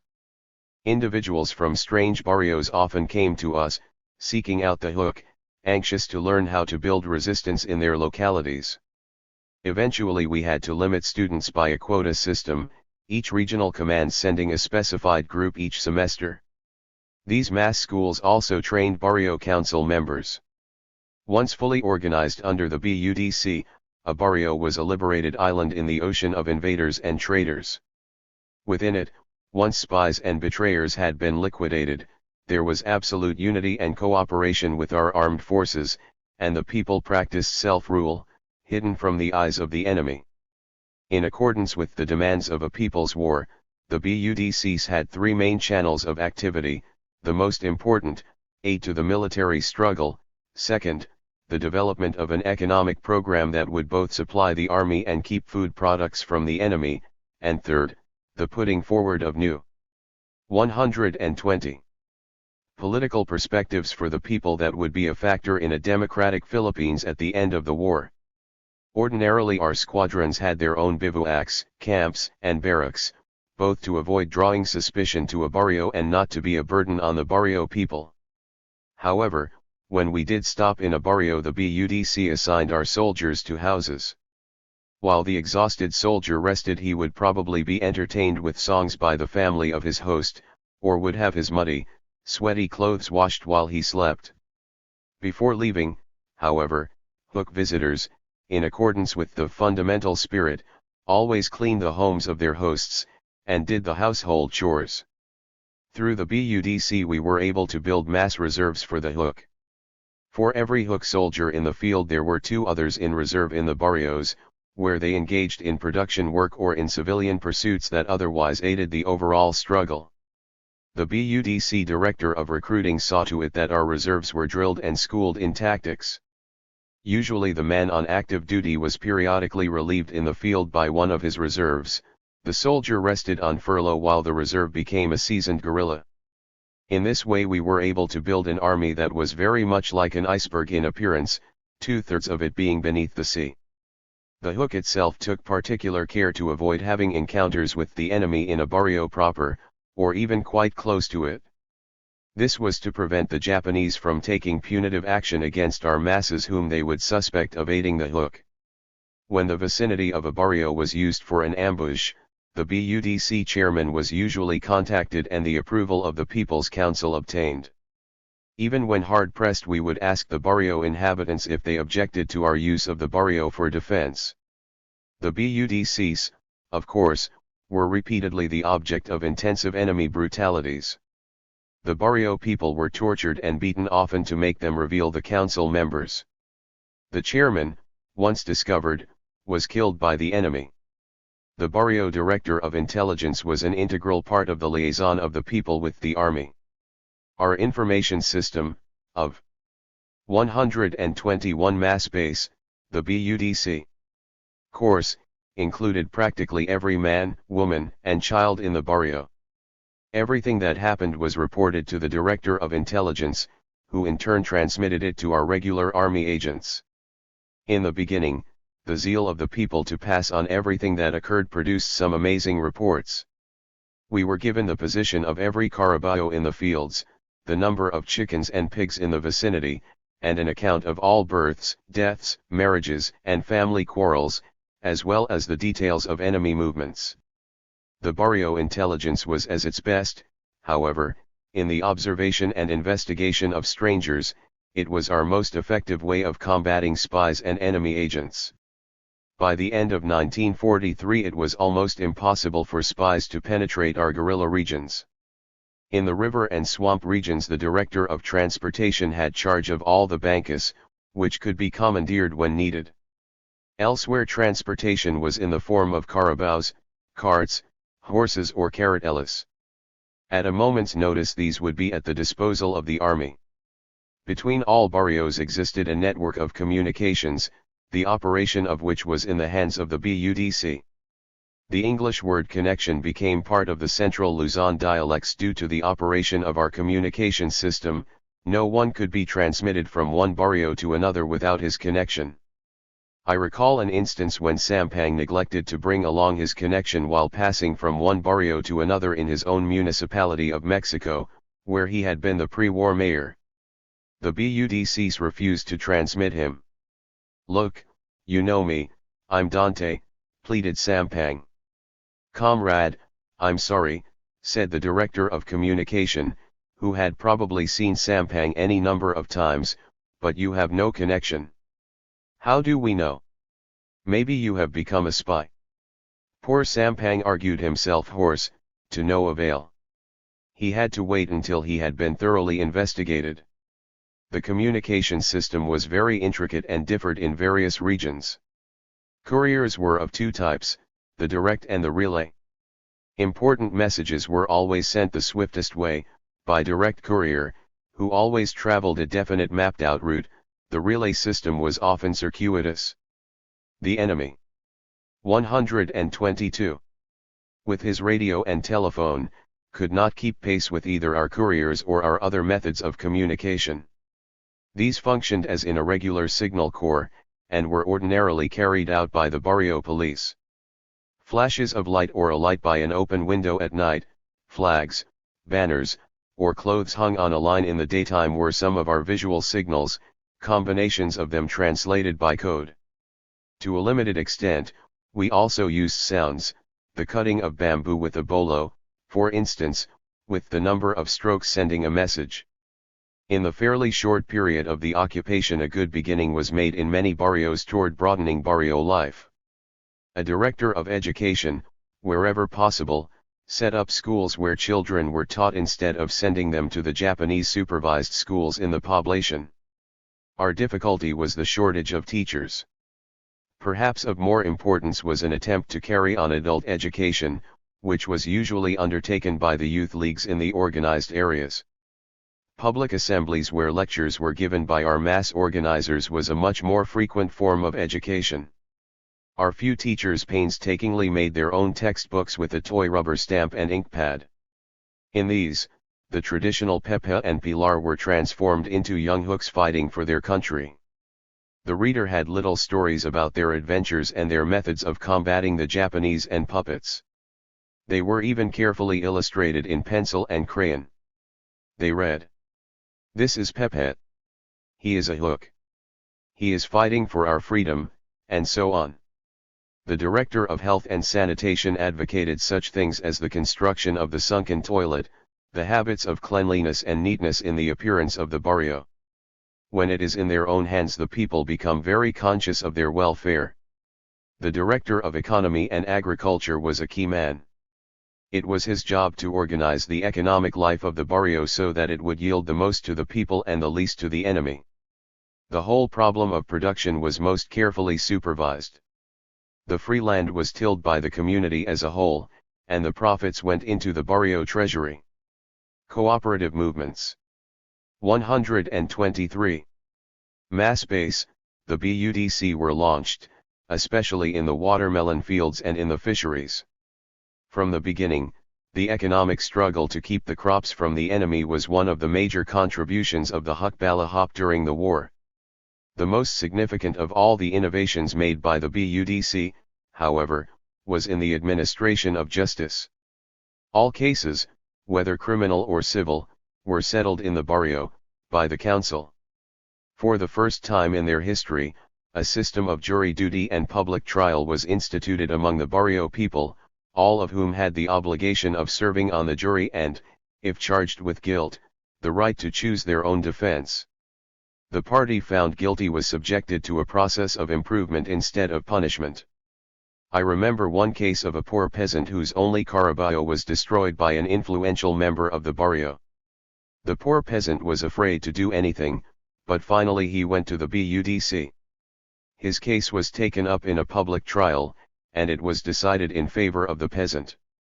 The influential man had to pay for the damages and, in addition, he was sent out with the squadrons for a time, where he was lectured daily on the meaning of democracy and unity in the community. Perhaps the most outstanding of the decisions of the BUDC courts related to the disposal of inherited property. The division, in the first place, was made on the basis of the size of the various inheriting families, the largest receiving the largest plot. This was only modified in case one of the inheritors was fairly wealthy. In that case the poorest man got the largest share, while the richest got the smallest. Cases of treachery, involving informers, spies, or traitors, were referred to the Military Committee, or GHQ. This was done deliberately to absolve the barrio people of later being held responsible for executions carried out in the interest of national. One function that was actually pressed on the BUDC by the people was the matter of performing marriages. People had such hatred of the puppet regime that they did not want the sacred act of marriage solemnized by its representatives, nor 124. Did they want to contribute to it by paying for a license. Priests who collaborated with the enemy were held in low repute, although there were many priests who performed marriages free of charge. Many people, however, came to the BUDC, and to hook leaders, to be married. They were not refused. Their marriages, actually, were expressions of patriotic feeling. In our ceremonies we tried to bring forth the idea that THIR family must be a bulwark of democracy, and that the devotion of the couple to each other must be matched by the devotion of the couple to their fellow men. The fullest effectiveness of the BUDC was displayed in the economic battle to keep food from the enemy. From the beginning it was obvious that the Japanese placed great value on the central Luzon crops. One of their first moves was to seize the 1941 harvest from the bodegas, and their Rice Growers Association was launched with great fanfare in 1942. From the latter part of 1942 until the end of the war we resisted their schemes of looting the fields. We called it the harvest struggle. The harvest struggle was carried out by the BUDC in cooperation with the army. We raised the slogans, "No rice for the enemy," and "Keep the food of the people." As soon as the harvest season drew near we circulated the following memorandum throughout central Luzon. 1. All ripe poly must be harvested and threshed immediately after ripening. It must not be stored in places near towns or near roads which can be reached by the enemy. 2. Make every attempt to destroy, smash or bum the Japanese threshing machines. Give notice to all anti-Japanese proprietors owning threshing machines not to allow the enemy to use them. 3. Destroy or burn bridges, destroy trucks of the enemy. Cut his communication lines. Ask help of the nearest squadron if you cannot do it alone. 4. Establish a regular guard system around barrios day and night. Enforce rigid discipline.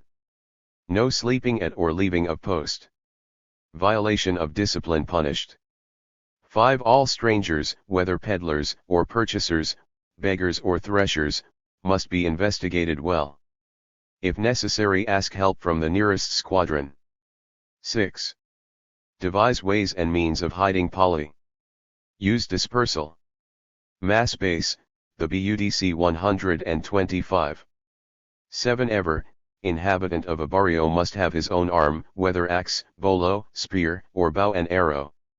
8. Create sabotage groups to steal contents of bodegas if food falls into hands of enemy.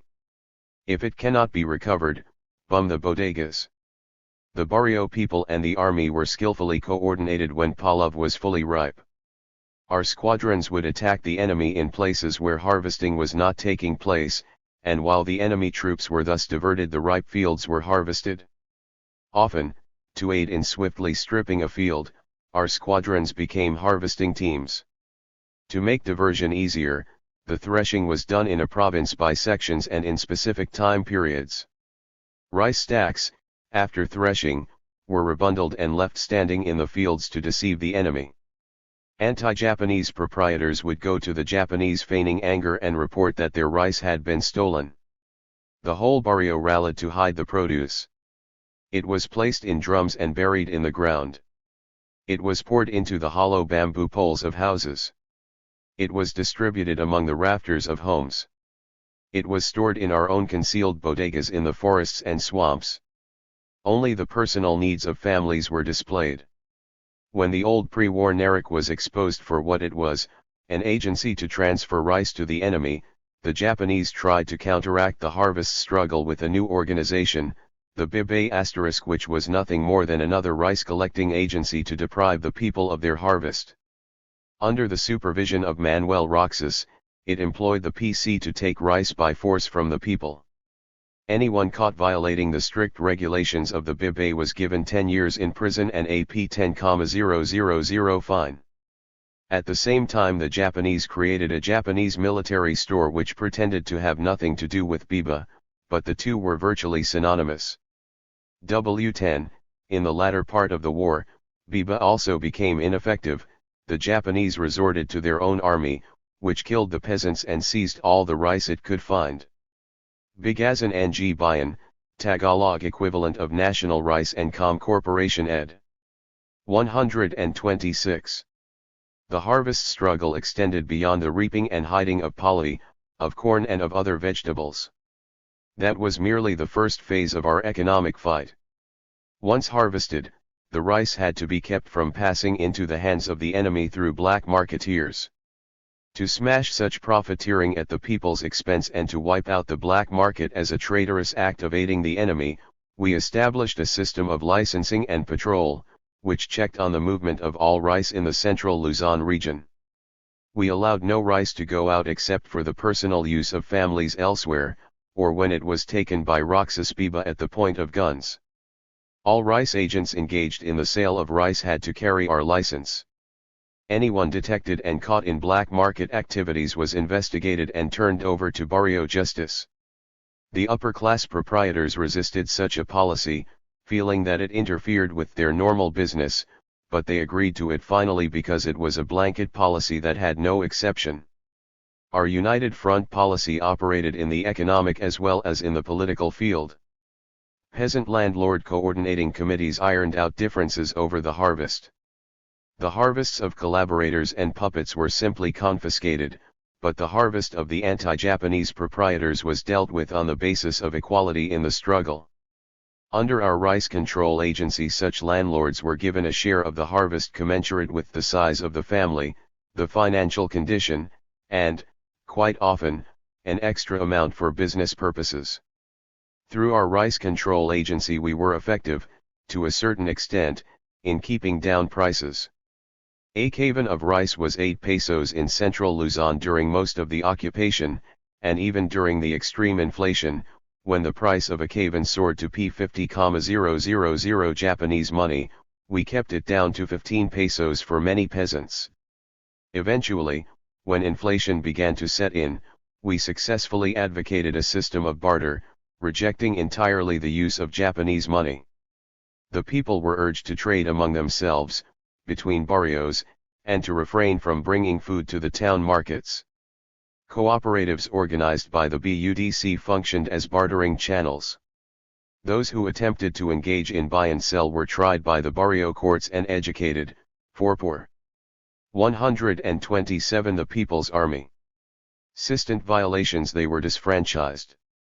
Simultaneously with our barter program, people demanded from the puppet government an increase in rations and a decrease in town prices. The harvest struggle kept serious hunger out of central Luzon and was a major factor in preventing the complete plundering of our country by the enemy. The BUDC was not perfect. Sometimes the members of the council did not function, and very often the programs that were drawn up were utopian, but for thousands of people in central Luzon it was their first real taste of democratic rule. In any time of oppression, when the people are forced to resort to their own devices, experimentation will run side by side with practical necessity, to find the right and best way of doing things. From the experiences and the pioneering of the BUDC, it was only a short step to the establishment of local people's governments, which we began to build in the last stage of the war. The people's horizons had been immeasurably expanded. 15. The People's Army. However broad it became and however far it advanced, the core of the people's resistance was the People's Army. That is why we paid such scrupulous attention to the iron discipline and to the fundamental spirit, stressing continually that our greatest weapon, that which made us superior to the enemy, was the weapon of the mind. We knew for what we were fighting. We recognized war as an extension of politics by other means. Fascist politics had brought about this war, and it was seeking to achieve political objectives by military means. What we needed, therefore, was not only an army that could shoot, but an army that understood what fascism was, what its political alternatives were, and how to achieve them. 128. Within the army we initiated 2 regular features, the study meeting and the production meeting. The study meeting consisted of lectures and discussions on fascism, on democratic government, on the meaning of democracy, on the history of the peasant movement, on Philippine history. Sometimes we issued mimeographed study outlines, which were passed from hand to hand until the ink wore off. The production meeting consisted of analyses and criticisms of the activity of the squadron, and of its members. After every encounter there was a production meeting, and also after every visit to a barrio. While the men were in barracks they discussed the discipline, the character, and the conduct of the squadron and of each other. We encouraged self-criticism as the broadest path to improvement. In addition to our mass schools we operated military schools, which were designed for squadron commanders, vice commanders and promising soldiers. There, besides guerrilla tactics, we taught the iron discipline and the fundamental spirit. Part of the course, too, was political. Within the squadrons a continual struggle went on to eradicate the traces of feudal mentality in the hook soldier. The idea of comradeship instead of obedience, the cacique way, took months to eradicate from a new recruit. All the little mean and vicious traits so highly prized in a capitalist society, opportunism, self-aggrandizement, personal glorification, we fought against and tried to purge from our ranks.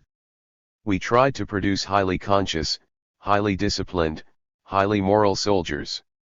To illustrate one aspect of our success, throughout the war only one charge of rape was pressed against a hook soldier. Although the man had not been able to achieve his intent, the barrio people insisted that he be punished. He was shot. A revolutionary struggle, in which the people are molding new forms and new concepts of behavior, is the greatest of testing grounds for the individual. An act of treachery, of cowardice, or of oppression can undermine the people's faith in the movement. The case of Dayang Dayang is a good example of how the I-129 the People's Army Hook dealt with those whose actions tended to destroy the faith of the people in the Hook, and, inevitably, in the anti-fascist. Felipa Kilala was a former KPMP member from Candaba. Before the war she had led anti-strikebreaker squads, a type of work for which she was well fitted, because she was a big woman of masculine appearance. When she became a guerrilla she took the name of Dayang Dayang, after a Moro princess who came from a long line of fighters. She was 31 when the war started.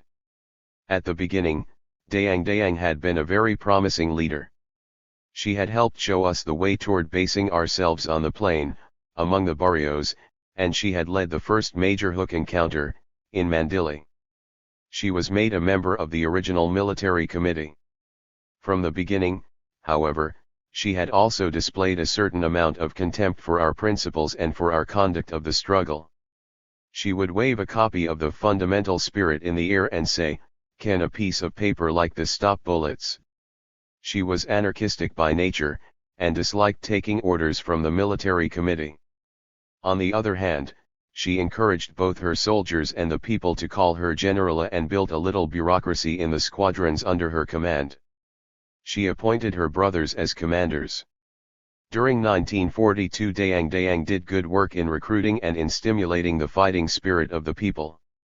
Soon, however, reports began to drift into GHQ concerning her. On one occasion she was quoted as saying, "Those who don't get rich in this war have liquid brains."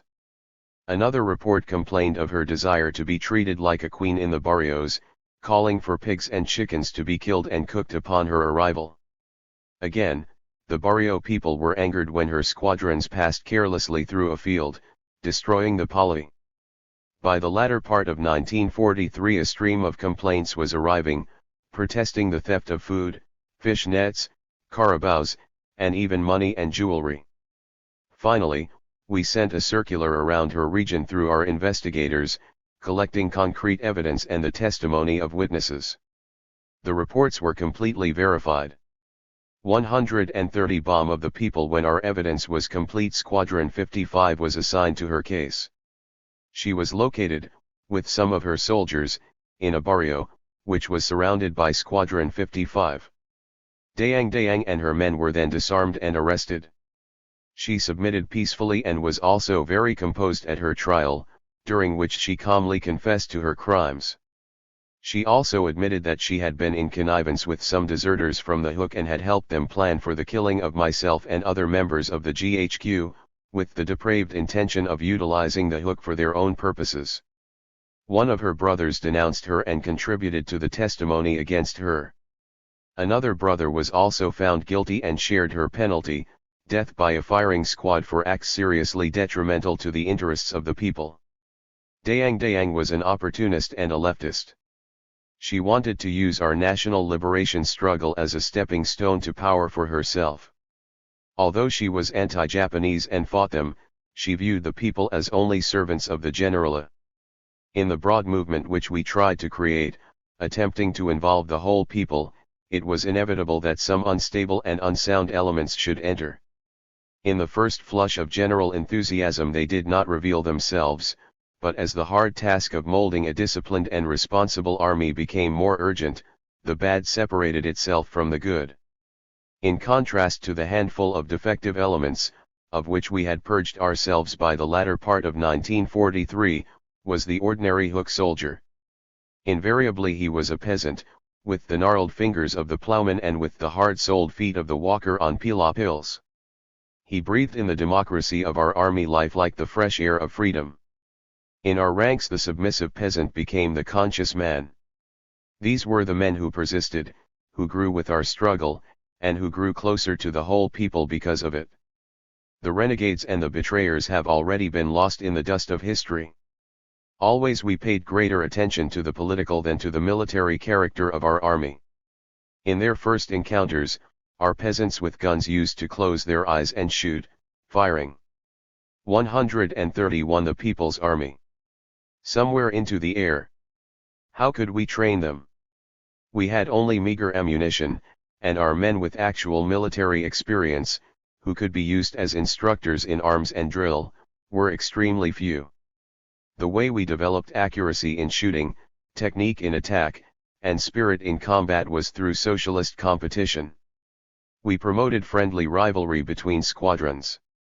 The prize at stake was service to the country, and the political instructors in the squadrons lectured the soldiers on what was expected of them.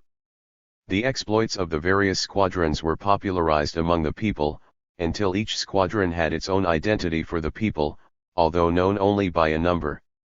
The squadrons vied for popularity. Eventually the Hukbala Hop developed a kind of folklore based on the exploits of individuals or squadrons. One commander of Caballero Squadron in Nueva Ecija became a living legend because he was believed to have a charmed life. While standing on a small hill directing a fight with upraised pistol, a shell exploded under him, blowing him end over end in the air. He came down on his feet, still holding the pistol aloft and with a command still issuing from his mouth. He was called the man who could not be killed. A machine gunner in Bulacan was another fabulous individual. He was reputed to be able to play the tunes of popular songs on his machine gun during a battle. Such Hook legends have become a living part of the folklore of Central Luzon. An advanced step in the political education of the army, and of the people as well, was taken in January 1943. In Nueva Ecija, Juan Felio, casting about for a method to present the significant events of Philippine history to the people, conceived the idea of a cultural group to present pageants. He called it the Nueva Ecija Cultural and Dramatic Association, the NICDA. It consisted of a group of singers, actors, performers, and reciters, who traveled from barrio to barrio with the army and presented programs dramatizing the need for struggle. Within a few months, after carefully noting the great success of the NICDA, we adopted it for the entire Hook, as an essential wing of the army. We changed its name to the Cultural and 132 Information Department, the CID, and drew into it some professional artists, singers, and directors. Among the latter was at least one pre-war movie script writer for Tagalog films. The vast majority of the talent for the CID, however, came from the barrios, from the common people themselves. Our barrios have always been culturally starved. Illiteracy prevents masses of the people from reading books, and poverty keeps them from buying such luxuries anyway. Forms of entertainment, such as movies, are mostly out of reach in the towns. Radios are so rare that they are an oddity. Except for their own makeshift amusements, the only time the barrio people know entertainment is during the fiesta. The CID, like the BUDC, was extremely popular among the people. Although we frankly designed it as propaganda, our CID units were welcomed effusively in the barrios, and the people would stay up all night to attend the performances. Before visiting a barrio, the CID unit first studied the situation in advance, obtaining all possible information about the attitude of the people, their sympathies, their problems, or their faults. The program was then adapted to fit the barrio circumstances. If it was a question of democratization, the performance would be ringingly inspirational. If the barrio had inner conflicts, the program would include propaganda about unity and cooperation. If the people were advanced but were lazy about coming to meetings or doing resistance work, we would criticize them sharply by means of pointed songs and jokes. We found that the CID, in addition, was the best form of introducing the hook into new territories. The CID's methods of performing were, of course, very simple.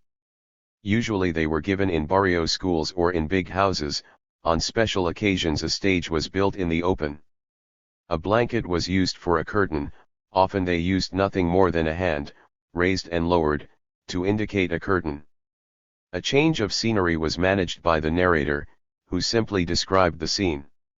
Sometimes they had costumes, sometimes not. We never had difficulty in providing the units with Japanese uniforms, to portray the enemy. The only makeup ever used was carbon, obtained from charcoal.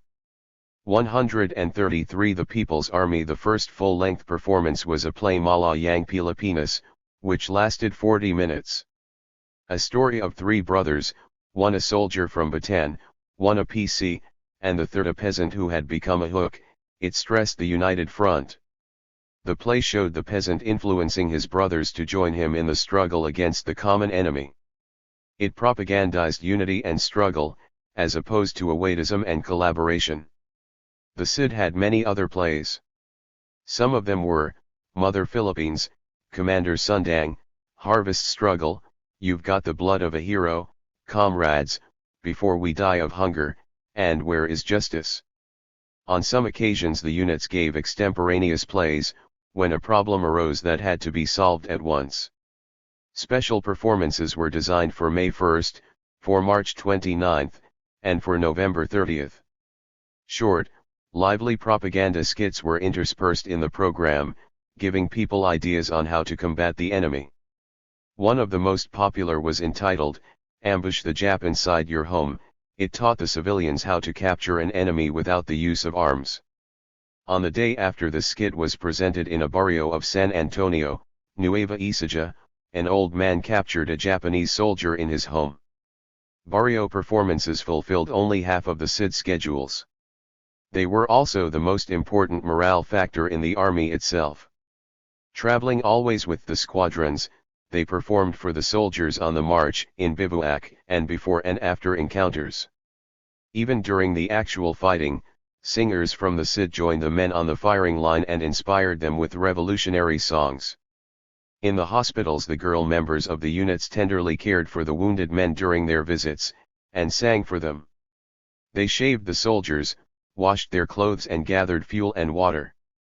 It was through the CID that the Hukbala Hop was provided with most of its songs. We were a singing army. We took Filipino tunes, or American, or even Japanese, and fitted our own words to them. We had our Hukbala Hop song, which became very widely known. It was adapted from the Collectivista March 134, which had been written as a dedication to President M. Quezon.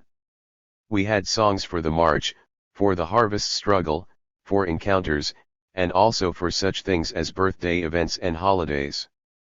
They were all songs of struggle. Our songs are known by heart throughout central Luzon. They have become a part of the people's music. The people would even sing them in the presence of the Japanese, very few of whom understood a word of Tagalog. I have heard often of the Japanese soldiers standing and watching the people working in a field and singing a hook song. What song is that? they would say in English. "Oh, that is a romantic song," the people would reply. "Sing it again," the Japanese would urge, and the people would sing the hook song enthusiastically into the faces of the enemy. The eyes and ears of our underground army was the Department of Intelligence, working directly under GHQ. The D had a multifold task. The gathering of military information about the enemy was only part of it. Its agents also obtained full details on puppets and collaborators, and on pro-Japanese and anti-guerrilla elements. They investigated reports from the barrios concerning complaints or protests by the people against hook squadrons or individuals. In addition, the agents were often given the assignments to carry out counter-terror against the enemy. The D, of course, coordinated with its own operations the BUDC intelligence network, which utilized old women vendors in the town markets, young boys tending carabaos in the fields, and small merchants traveling between towns. Wherever he turned, the enemy was surrounded by our spies. Known to us, too, was every traitorous act, every puppet crime, every betrayal through collaboration. We examined the military information and through it we planned our movements and our attacks. We sifted the evidence of Filipino treachery and, using it, we weighed our decisions concerning collaborators. The men who supervised our DI were men of great courage and resourcefulness. They did not sit in an office examining clues or leads through a microscope or in a test tube. They were field operators who lived in the shadow of danger constantly. Our DI commander was Tomasz Kalma, the son of a poor family. The People's Army 135 in San Luis, Pampanga, who before the war had worked as an auto mechanic in Manila. He joined the Philippine Army at the opening of hostilities, and became a sergeant during the Bataan fighting. After the defeat of the Phil-American Army he slipped through the enemy lines and found his way to us. He took the underground name of Solution Soul, was a crack shot, a sharpshooter with a pistol. He could shoot the coconuts out of trees by severing their stems with a bullet. Such accuracy came in handy during many D assignments. He would never sit or seek cover during a battle, although he was often criticized during production meetings for his recklessness. At one time a bullet passed through his hat. Soul merely shrugged and said, "They almost had me that time," and continued to stand. Sergio Kyanan, who used the name Elan, was DI political supervisor in the GHQ. Elan was a former fisherman and worker in the watermelon fields along the Pampanga River. He was captured and tortured by the Japanese, but on his release he returned again to the risky D operations. Another equally outstanding DI leader, who began as a section leader and became deputy commander in the last year of the war, was Roman Maliwat, son of a middle-class family in Santa Ana. He became known under the name of Luna. A member of the first class in the Philippine Army Aeronautical School, he had 3 years of flying, from 1938 to 1941. Having finished third in a competitive test conducted for candidates to be sent to Randolph Field for advanced training, he was screened out at the last moment when the Army discovered his interest in progressive youth groups. He was shifted, instead, to the infantry, where he served as a second lieutenant. During the Bataan fighting, Luna won the Silver Star at Moron, where he commanded one of 2 suicide squads that defended a river crossing. He was also wounded in the hand by a Japanese sword during a hand-to-hand fight at Paso Rubio. Caught in the surrender, he returned to his Santa Ana barrio soon after his release in June 1942. He joined the Hook, and in December of that year he was recruited into DI work. Luna was one of the most daring of our operators, carrying out his 136 assignments under the very noses of the enemy. He was barely 21 when he came into the Hook. We were at war, and we acted in a military fashion. The enemy, however, did not treat guerrillas as prisoners of war. Guerrillas were tortured and murdered, and so were people caught supporting us. Filipino puppets and collaborators not only joined the enemy in hunting us down, but themselves participated and even surpassed the Japanese in torturing and murdering. There was only one way to counteract such acts of treachery and terrorism, and that was to strike terror into the hearts of the enemy. 2. The D was one of the instruments we used. There are some people who shrink at the very idea of using such methods.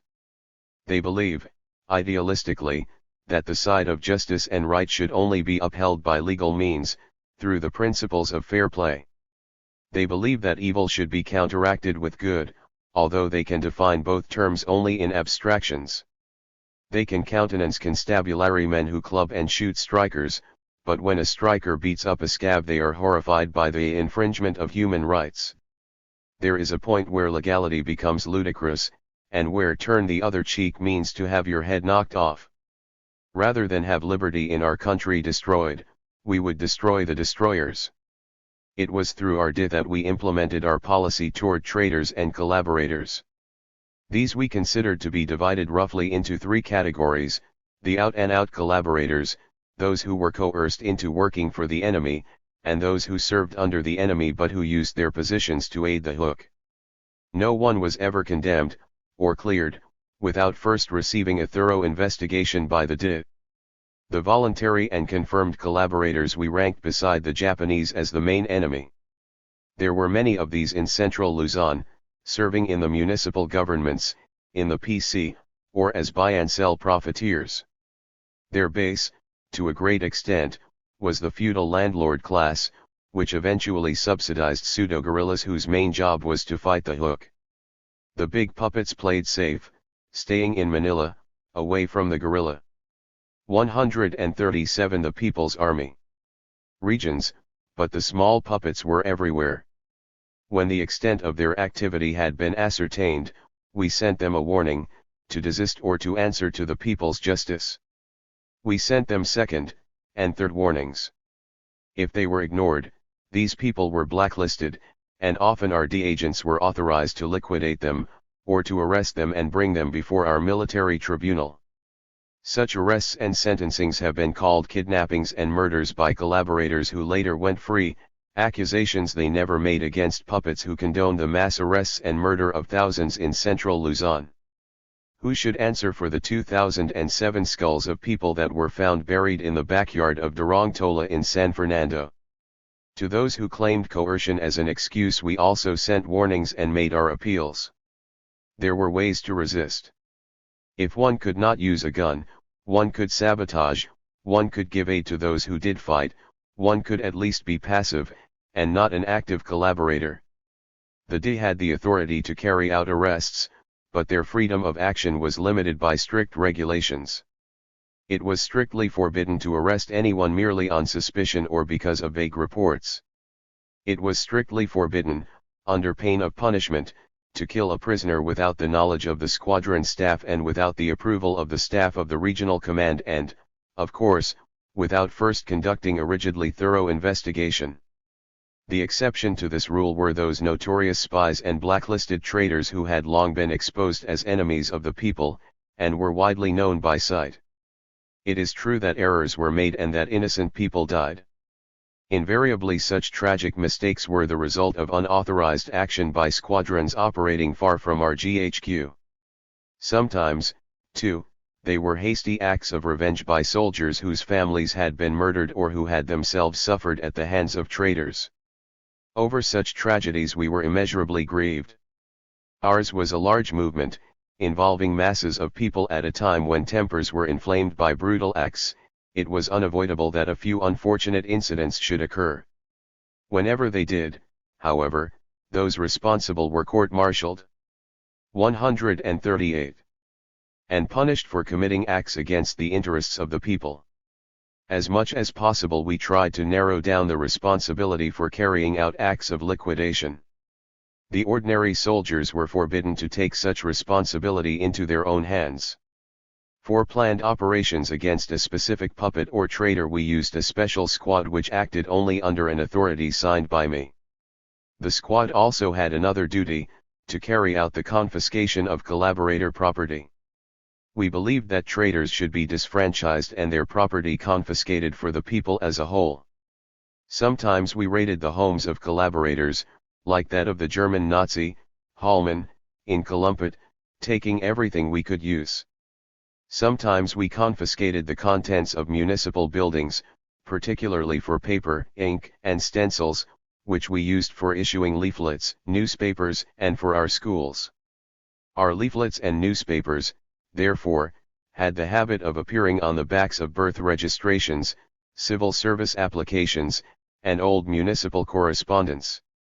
No looting, which was under penalty of death, was ever indulged in by our soldiers. Everything confiscated, down to the last scrap of paper, was immediately listed and turned over to our provision division, which was operated on a quartermaster basis, with requisitions for anything to be withdrawn. Our provision problem in general was handled through our united front and mass organizational setup. This included a finance department, which drew up a budget, and contribution teams which did contact work in the towns. Our budget for 1942 was P1,600,000, of which we raised about half. In succeeding years we fulfilled budgets up to P2,000,000.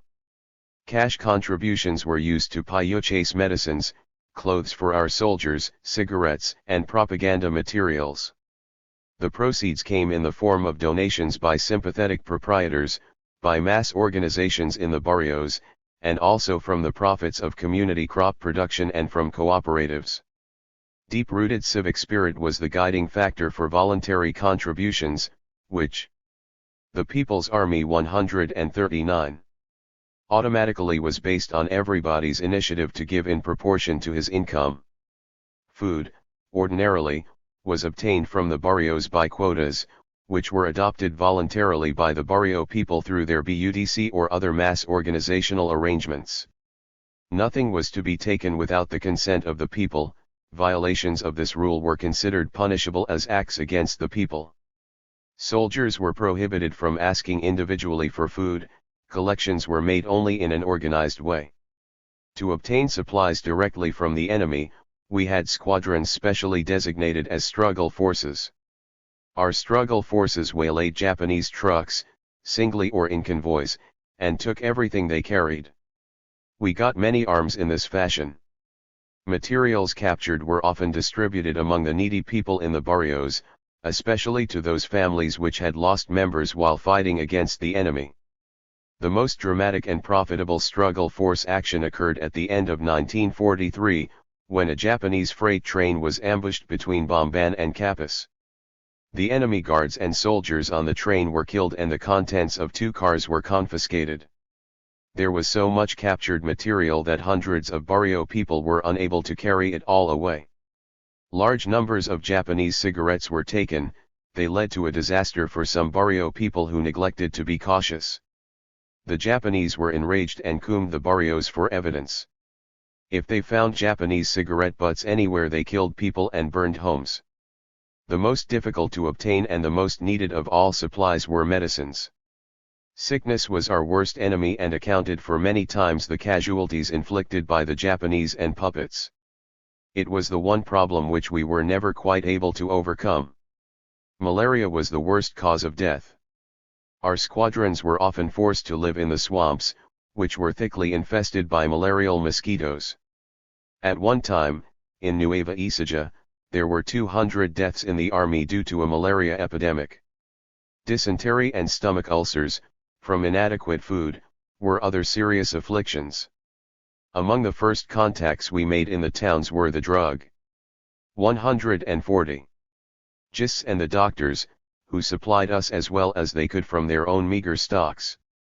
At the beginning we had 6 doctors with us who taught medical techniques and established a first aid corps. They wrote simple books on first aid which were widely copied and distributed among the squadrons. We wanted to obtain a physician for every squadron, but we were not successful. Often we had quick doctors who were able to create medicines from the bark of trees and from plants. Under THIRD supervision of our doctors a medical corps was established.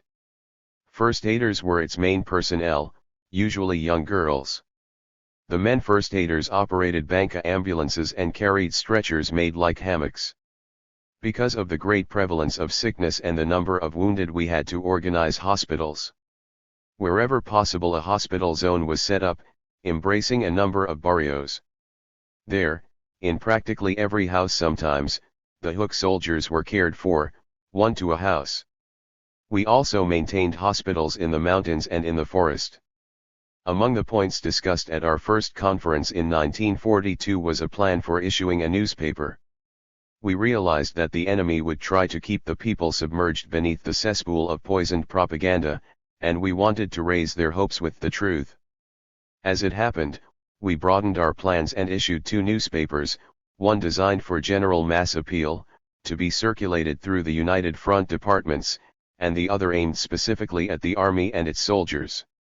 The first to appear, in August 1942, was the United Front paper, which we called Katu Busan Ng Bayan.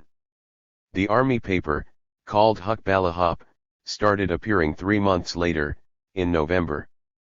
Both contained agitational editorials, local news of our own encounters and activities, and international news from all the fighting fronts which we received by radio from San Francisco and New Delhi. Both newspapers were issued weekly, ordinarily in quantities of 3,000 to 5,000. They were circulated through the squadrons and barrios and received the attention always accorded the under 141 the People's Army. Ground press of the people, passing from hand to hand until they were worn out. In a little Comer box in each issue we appealed for contributions of ink, paper, and stencils. Our appeals were perpetually urgent. The newspapers were turned out on a mimeograph which was located in a remote hut in the mountains. Our editors varied peasant organizers who had worked on the old AMT paper, trade unionists from Manila, university professors who were among the many intellectuals who stayed with us. Once the KB editor was a beautiful girl from the city. Occasionally we used cartoons, lampooning the Japanese, the puppets, or the awaidists. We asked for contributions from our readers. They sent us anti-Japanese jokes, poems, little essays on what their barrios were doing to beat the enemy, playlets and skits, letters of appreciation and suggestion. Occasionally, on Huk Balahop Day or on other days of national significance, a special issue in color was put out. The editors would spend hours painstakingly coloring the cartoons and the page borders, using a box of children's watercolor paints. We had other propaganda devices. Once a month, and on every calendar date of importance, we issued leaflets, calling upon the people to resist and explaining how. Special leaflets V/N to the PC, urging them to turn their guns upon the enemy instead of upon the people, reminding them that the day of retribution would come and that the people would judge them by their acts. To the puppet officials we mailed letters and leaflets containing our warnings. In the middle of the night our people would slip into the towns and tack our leaflets up in the plaza, or else chalk our slogans on walls and on poles. When the puppet government issued circulars and posted them in the towns, our people entered at night, tore them down and put hook leaflets in their place. Of all our propagandists, however, the simple, ordinary hook soldier, in the way he conducted himself, and in the way he spoke to the people, was the best we had. In the ultimate sense, our propaganda could only be as strong as the faith of the people who spoke it, and its effect could only be as great as the justice of its aims. 16. Growth and Development. On March 18, 1943, 3 days after the Japanese cordons withdrew from their big raid on Kabyo Forest, a group of our leading comrades were back in the forest, discussing reorganization. It was particularly noticeable that those who had had the least contact with the mass movements of the people were the ones who advocated a lie low and retreat policy. Those of us who had been active in the peasant organizations opposed a splitting up of the squadrons and a lessening of pressure on entire enemy. We were convinced that we simply needed more efficient methods of organization. We started at once to overcome the demoralization that had taken place in some parts of the army. Within 3 months we were back to normal strength, and by the end of the year we had increased to 150% of our strength before the March raid. The remainder of 1943 was, in the main, a period of intensive mass organizational work. We built BUDCs, and widened the range of our United Front contacts. We worked on undermining the puppets and collaborators and on destroying their influence among some sections of the people. The PC became a target for our propaganda. To a certain extent our efforts were rewarded. Few PCs took their guns and joined us in the field, but numbers of them became neutral. Through our contact men, and others who purposely infiltrated into the PC ranks, we managed to arrange some sham battles, in which the PC surrendered and gave their arms to us. However, these were isolated instances and the PC, as a whole, continued to be an enemy of the people. 1943 The Japanese occupation began to bleed the Filipino people noticeably. The enemy policy of robbing us of our rice to feed his army, of stealing our sugar to make alcohol for 142. Growth and Development 143. His dwindling fuel supplies, of robbing us of our clothing materials to clothe his people at home, had drained away our economy until the bare bottom of want had begun to show. As the plight of the people began to worsen, and discontent spread, the comradeship approach of the Japanese toward the peasant guerrillas, many of whom had been given only a friendly lecture when caught at first, changed to ruthlessness. Raids on the barrios were characterized now by brutality and wholesale looting. While the nation suffered, the cynical treachery of the collaborators became more pronounced than ever. Signed statements by puppet officialdom urging guerrillas to lay down their arms became as abundant as Mickey Mouse money. Then, on October 14, 1943, the Japanese displayed their most glamorous exhibit, the puppet independence and the full-fledged puppet government of José P. Laurel. One of the first acts of the latest puppet show, which had been preceded by such performances as that of Henry Puyi in Manchuria and Wang Qingwei in China, was an amnesty offer to all guerrillas. Our answer was a manifesto which cried, "Drive out the Japanese bandits and smash the traitorous puppet government. Long live Philippine national freedom and emancipation." We had learned our lesson concerning concentration. After the March raid we devised a system of regional commands, each of which was given its autonomy to a large degree, and all of which functioned under a reconstituted mobile GHQ.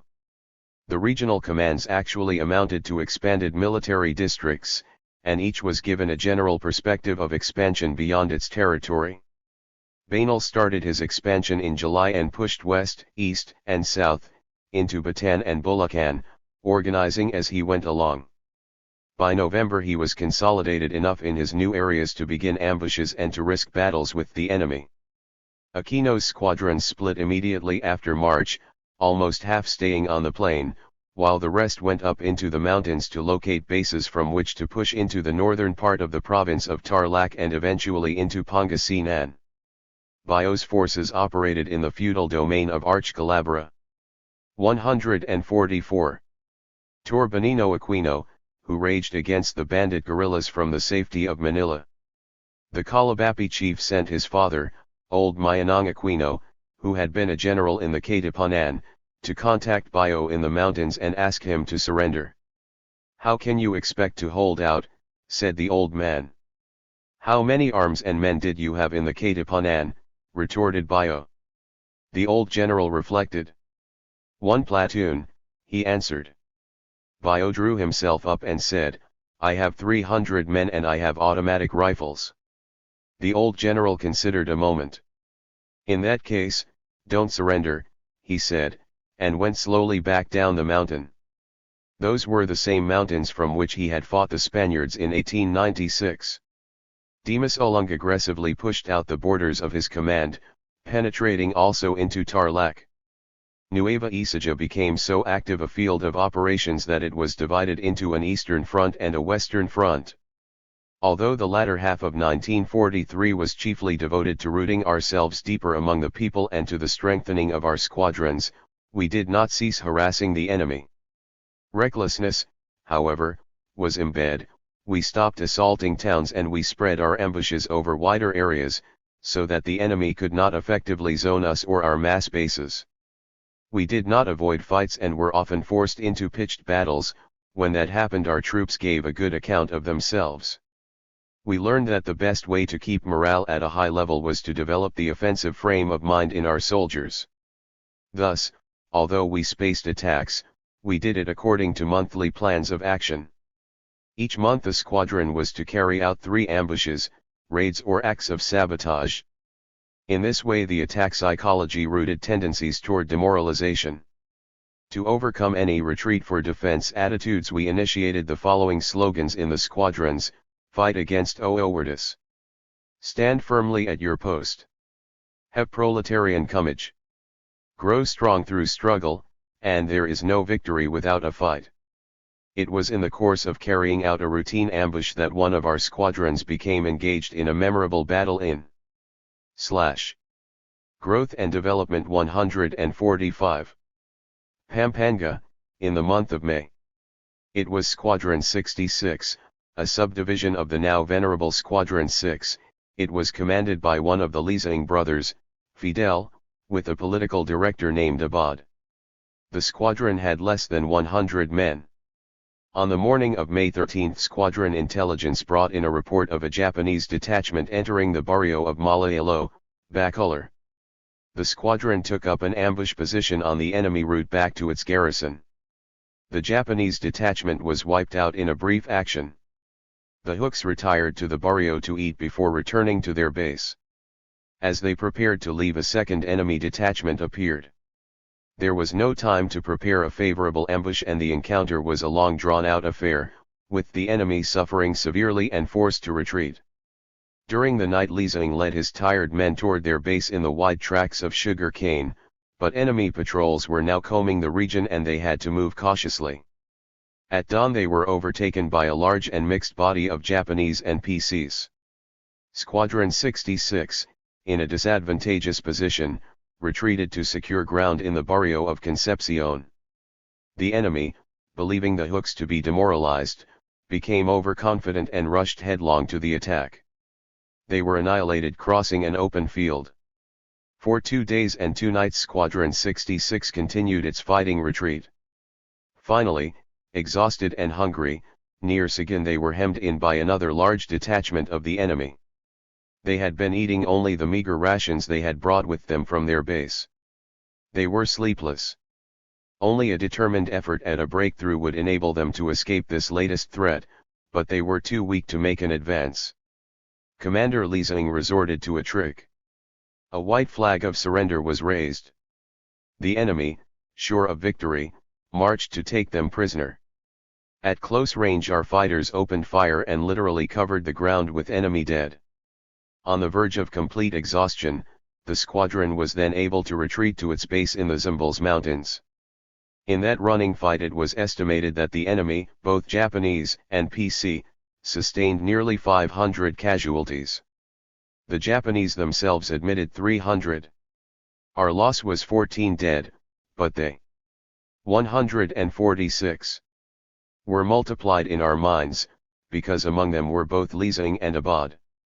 While the other regions were more or less quietly pushing expansion work and intensifying organization, Dimas Ulungin Nueva Ecija pursued more aggressive tactics, engaging the enemy wherever he exposed himself. His squadrons rested in the lower mountains until the Japanese block raids of March and April had subsided. Dim was very skillful in planning and carrying out attacks and schedules of ambuscades. He enthused his comrades so much that they often exceeded their plans. Squadron 7 had the habit of carrying out 3 ambushes every time it was assigned to do one. It was the first squadron to renew its activity, catching an enemy patrol unawares near Tire Lower Mountain barrio of Sabin in June. In subsequent battles Dim's men were able to capture their first trench mortar and a number of automatic rifles. In August, Squadron 101, under Commander Alipugpig, ambushed and seized a train between Papaya and Santa Rosa. One of the Japanese guards was killed and 5 others wounded. The cargo, composed of food and clothing, was confiscated, the barrio people assisting. The squadron obtained large amounts of canned coffee and sugar, which were delicacies then. Civilian passengers on the train were not molested, but were given a short lecture on the hook. Part of the captured cargo was given to needy people in the barrios, many of whom were using rags and old sacks for clothing even then. A convocation of several squadrons for political lectures in San Felipe, a barrio of Rizal town, took place in mid-September. Unknown to us, the place was fifth columnized by the enemy. The barrio people gave our squadrons permission to form a firing line through the center of the barrio. The enemy advanced to within 50 meters before the squadrons opened fire. The encounter lasted the whole day. It developed into a large-scale raid by the enemy, who used cannon. The civilians helped the hooks on the firing line and then they all retreated with our soldiers to the mountains. As a result, many of the houses were burned by the Japanese when they entered the barrio after our retreat. The division of Nueva Ecija into Eastern Front and Western 147 Front occurred in October, to facilitate expansion plans, and a number of successful ambushes were carried out. Our Nueva Ecija squadrons permitted a lull in encounters in December. It was the beginning of the harvest struggle and all efforts went into the saving of the rice crop. The lull in the north, however, was compensated by an outburst of activity in an entirely new sector, in Bulacan, dissuading the enemy from concentrating in any one area. Banal's expansion southwards had begun to bear fruit by November. Bulacan's Fredlon had by now 3 fully organized and equipped squadrons. In November, bulwarked by established mass bases, they began a series of sustained ambushes and encounters. Battles took place in Abando, Guiguinto, and Macoayan. In the same month a train was derailed between Santa Isabel and Guiguinto. Enemy troops were in the vicinity, so our squadrons were unable to get the supplies, the train was burned. The harvest struggle launched at the end of 1943 was wider in scope and more successful than in the preceding year. We were able, due to our intensive mass organizational activities since March, to mobilize large sections of the best rice-producing regions.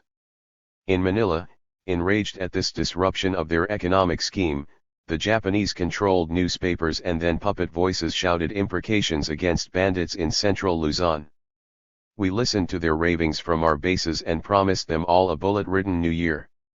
Late in 1942, in the northern part of Nueva Ecija, one of de Maysalan's squadrons had a very significant encounter. It was ambushed, ineffectively, by an unknown group of men, Filipinos. At first the hooks thought the ambushers were Ganaps, of whom there were many in that province.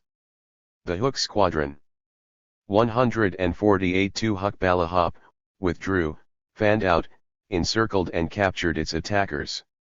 They were not Ganaps, they were a Yusuf guerrilla force under the leadership of an American officer named Mackenzie, who in turn was under the command of the American Major Lapham. The Hook Squadron, in line with our United Front policy of attempting to bring about the unification of all anti-Japanese forces, gave Mackenzie and his men a severe lecture on the proper conduct of guerrilla warfare against the Japanese, and then let them go. Mackenzie had listened sullenly to peasants telling him how to fight, and had left in a furious and bitter mood. Our men hoped that their lecture had been effective. When our expansion into northern Nueva Ecija began during 1943, we ran into difficulties. We discovered that the people had heard of us, but in a distorted fashion. They called us bandits and sometimes refused to accept us into their barrios. Investigation proved that the region had been penetrated by Yusuf elements under the command of Mackenzie, who were spreading viciously false rumors about the Hukbalahap and urging the people to deal with us as bandits. Dimas Ulung immediately made efforts to contact the Yusuf forces, in order to straighten out differences and to bring about joint operation in the province. The need for an understanding became imperative following an encounter that took place in Marigol in January 1944. A Hook squadron engaged a force of the PC, which was suddenly reinforced during the fight by a group of Yusuf troops. The Hooks managed to drive away both groups, but the cooperation between puppet troops and a supposedly anti-Japanese guerrilla unit was cause for concern. This was an entirely new situation which bore within it seeds of a major threat to the people's movement. DIM immediately sent out contact men to get in touch with the Yusuf to arrange for a conference. Contacts were made and the arrangements were set. DIM, convoyed by Squadrons 8, 9, and part of 33, started out for the rendezvous. While en route to the conference, Dim and his forces were Sud 149 densely surrounded by a large body of PCs in the barrio of Estrella, of Rizal town, Nueva Ecija. The circumstances were suspicious enough to convince us that the enemy had been informed of our movements and destination. The squadrons were caught in a bad position in the barrio and had a narrow escape. 11 hooks were killed and 7 more seriously wounded, in addition some weapons were lost. The planned conference never took place. Coincident with these encounters, the DI brought in reports of large numbers of PC and Japanese troops in the town garrisons throughout the province. Also, there were undeniable indications that Yusuf leaders had been having conferences with the PC. In anticipation of large-scale enemy raids, DIM relayed a message to GHQ for reinforcements in Nueva Ecija. 300 reinforcements were sent. DIM thereupon took the offensive. With the full weight of his command he attacked a concentration of PCs in Barrio Bibiclat, Aliaga, in the latter part of February. In that fight 70 PCs were killed and the rest fled, while the hooks acquired large supplies of arms and ammunition. DIM then retreated to the vicinity of Talavera.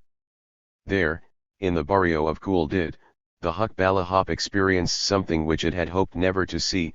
They were assaulted by a combined group of PCs and Yusuf. During the battle an American officer directed the Yusuf troops from a distance. He did not go near the firing line and could not be accurately identified. The fight lasted from 1 to 4 o'clock in the afternoon. 70 PCs and Yusuf were killed and our losses were 3. We were unable to get arms because of the sudden arrival of Japanese reinforcements for the enemy.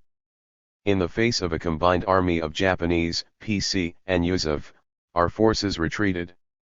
That encounter stripped bare an ugly cancer that had begun to grow in the anti-Japanese struggle, the cancer of partisan politics.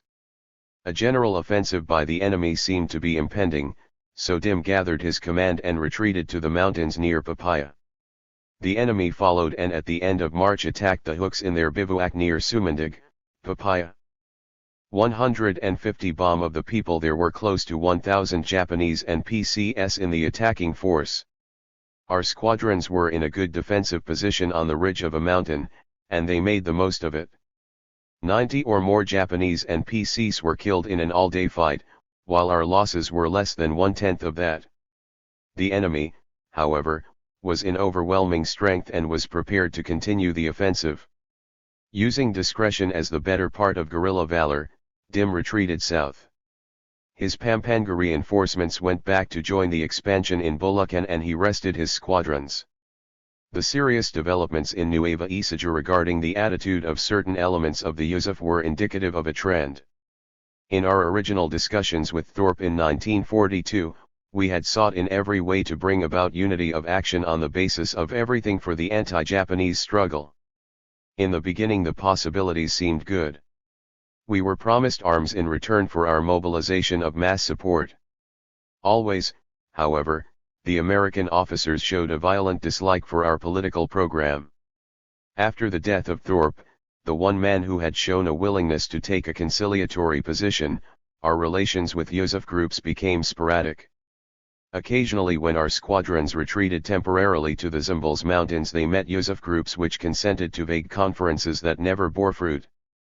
Fate in 1943 Linda had worked with a Yusuf unit to capture some puppet police in Dinalupaihan, but it was only an isolated operation. At the beginning of 1943 our contact men in Manila had arranged, through Father Hurley of Ateneo, a conference with Yusuf elements in central Luzon. The Yusuf itself had selected the site and guarded it. The conference was attended by Banal. It was raided by the enemy due to a gross lack of intelligence work by the Yusuf, and everyone except Banal and his aide were captured and liquidated. The contact was never renewed. In 1943, too, my brother Reg and old Bio contacted Captain Bruce of the USFAP who promised help for the recognition. The Jesuit Middle School in Manila ed. I.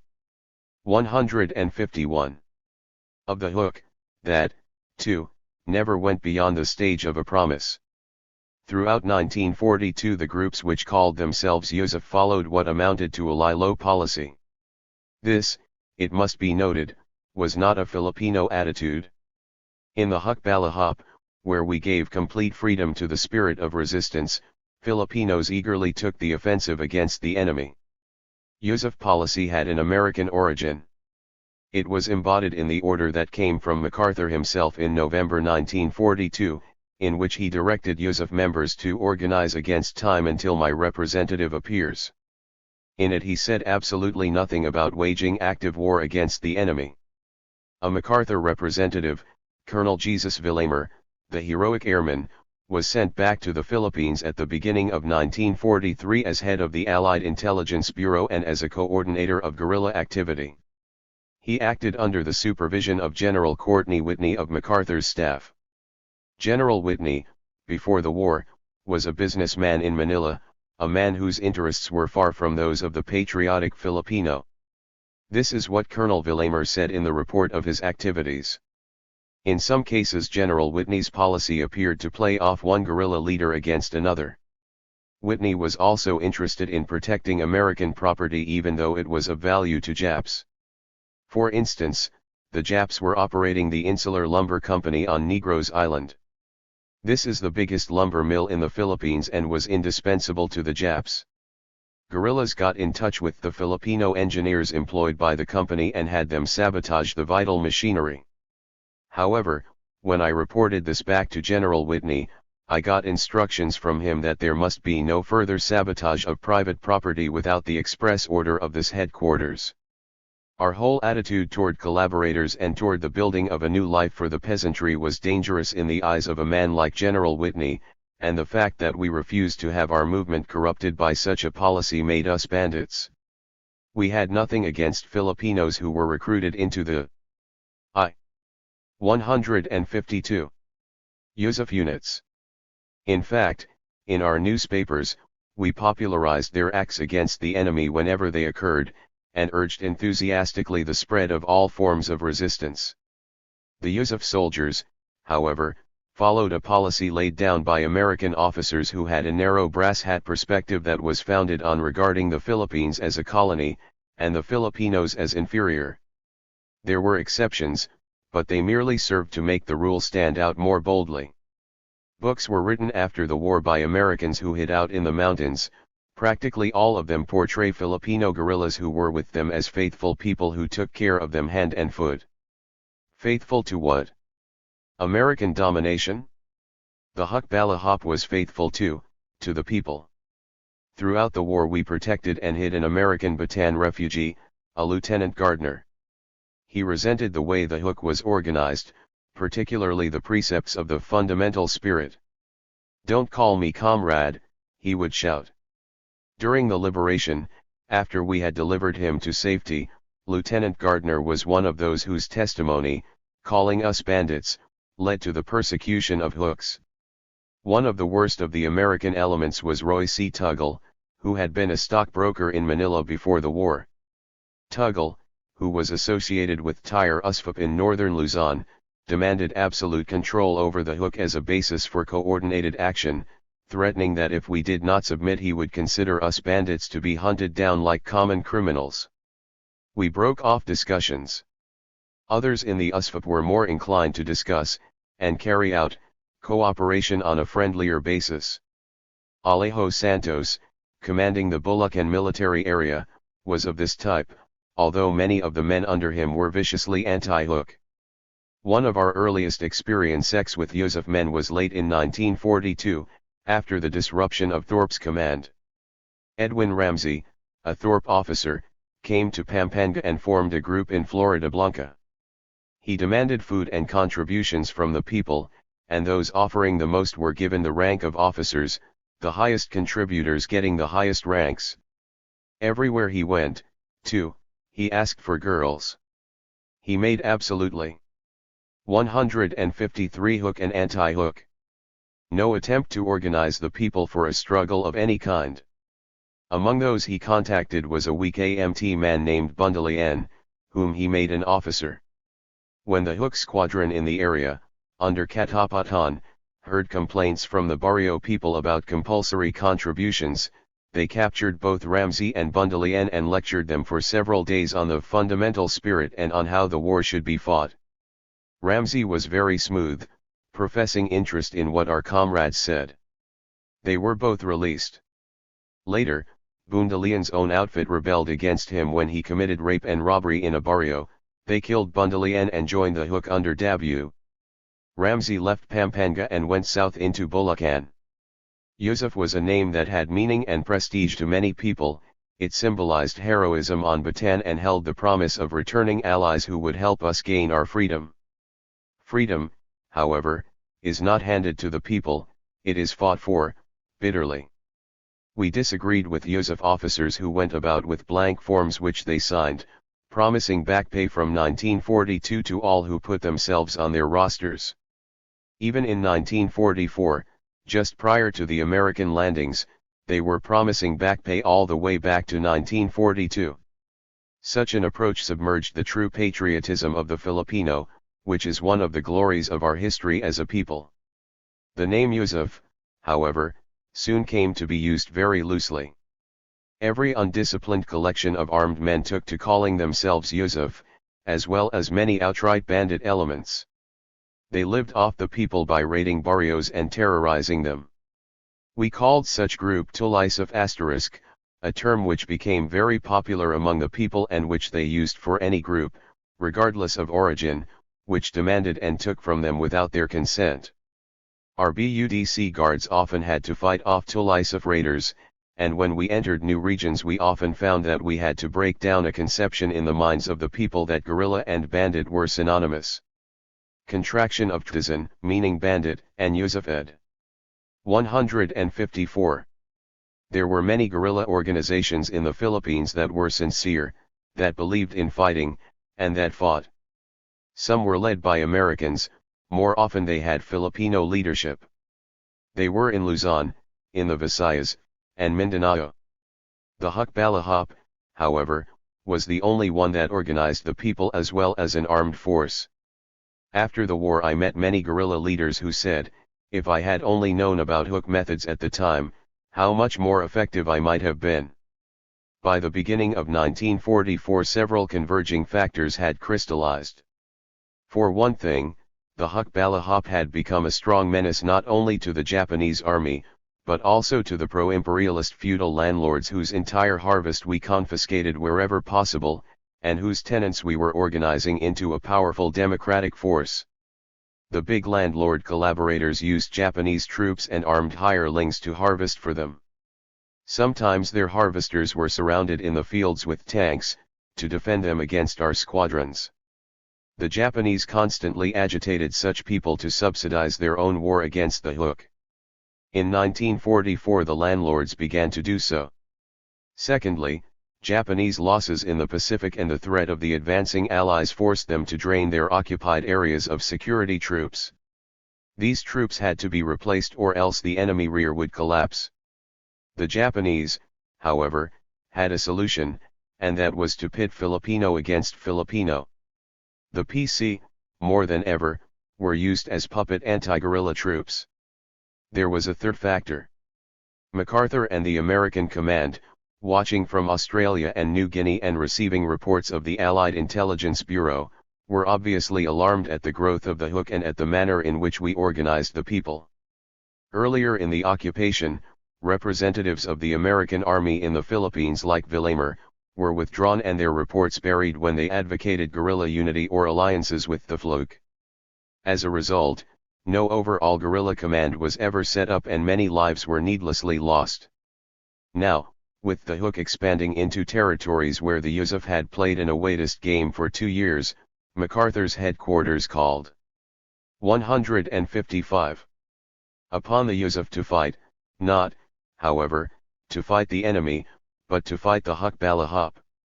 That was why, in 1944, the Hook found itself engaged in encounters with the Japanese army and the PC on one hand, and guerrillas either directed by Americans or subsidized by the feudal landlords on the other. In Pampanga the tool of the landlords was Jose Lingad, who, however, was unable to raise any opposition to us and who hid out during most of the war. In Nueva Ecija, the Mackenzie Group formed an alliance with the renegades Briones and Fajardo. Erickson, another American officer, had relations with Benigno Aquino and the puppets. Ramsey was tied up with Sotero Buyat and other Biancel profiteers who became rich on the occupation. To both the American imperialists and the feudal landlords, the hook and the people's movement it had set in motion were a threat to the status quo, and had to be liquidated. The united anti-Japanese struggle for which we had such high hopes at the beginning of our resistance was now being shattered by the same enemies of Philippine democracy that had existed before the war. We met this tendency by intensifying our appeals for a united struggle to drive out the Japanese and to smash the puppet government. We issued the following statement in leaflet form and scattered it everywhere in the regions where we had encounters. Build a national People's Army of Liberation. We call on all patriots to unite. There is no more fitting honor that we can give to our national heroes than coordination and unity of all anti-Japanese forces, whether they be Yusuf soldiers or patriotic civilian anti-fascist revolutionaries. Our independence is a certainty. This is now the greatest test of our worth as a people, to stand on our own feet, to uphold the national interest over and above our personal interests. Let the memories of our beloved martyrs, Lapu-Lapu, Bonifacio, and our gallant Bataan boys serve to brush aside petty jealousies, disputes and factional quarrels and differences. In honor of our national heroes, guerrillas everywhere unite. GHQ Hukbalahap. 156. At the same time we issued a call to the PC. Philippine Constabulary men, hearken. Unite with all anti-Japanese armed forces. Turn your bayonets against our common enemy. Countrymen in the Philippine Constabulary. Japanese domination has brought to the Philippines nothing but poverty, starvation, and slavery. More so are the miserable conditions and hardships of the masses aggravated by the aid rendered by your military institutions to the Japanese in consolidating their forces here. It must be duly noted that the war situation in Europe points more and more to the rapid disintegration of Germany, Japan's ally. The victorious onslaughts hurled by the terrific forces of the Soviets and Anglo-Americans on the fascist bandits and the rapid rise of patriotic people's movements in the different occupied countries all contribute to the coming final annihilation of Hitlerism. The heroic overthrow of the Vichy puppet government of Pétain and Laval in France by the united people and their army should be a lesson to those who work for the interest of the enemy and the puppets, lest they suffer a fate similar to that of the traitors in France. Countrymen in the Philippine Constabulary, now is your last chance to change your minds and take the only correct stand, that of fighting on the side of your countrymen. Every step you take towards inflicting harm on anti-Japanese elements only serves to intensify the wrath of the people against you. Someday, if you do not change your course, the hatred and fury of the people will punish you. There is no doubt now that the fall of the Japanese is certain and inevitable. Those who choose to help them will inevitably be crushed with them. There is only one alternative left for you, to leave the enemy camp or to be destroyed with them. All PCs unite and cooperate with all anti-Japanese forces. Turn your guns against our common enemy. Drive the Japanese pirates out of the Philippines. Let us strive for our national freedom. GHQ Hukbalahap. We called for unity, but we took a principled position and condemned every act that injured unity. The scab who insists on breaking through a picket line and refuses to be lawn over must be prevented from endangering the welfare of his fellow workers. We were willing to cooperate, but when we were attacked we fought back. We knew that if people understood the struggle they would. 157. Fight the enemy wholeheartedly. Therefore, when other Filipino guerrillas ambushed us at the instigation of unreliable leaders, attacked us or committed acts that angered the people, we captured them and disarmed them, gave them lectures on the need for a determined anti-Japanese, anti-puppet struggle based on unity, and let them go again, with their arms. Many times those same arms were used again to kill our people. Nevertheless, we continued the practice until the end of the war. Sometimes it bore fruit. We had several squadron commanders who had been anti-hook at the beginning, even some who had been pro-Japanese, but who had been convinced by our methods of struggle and by our goal. As we saw it, unity was not only a military necessity. When the Japanese had been driven out and the puppets smashed, a democratic government must take their place. We did not want our liberated nation to be torn internally by partisan struggles from which the old masters would emerge astride us once again. We attempted to further such a policy in Nueva Ecija, where the disruptors were many. Dimas Ulung sent out contact men to effect a united front with Briones and Fajardo, who had deserted the Hooks to become bandits. In the conferences the two consented to fight the common enemy. The united front lasted only a few days.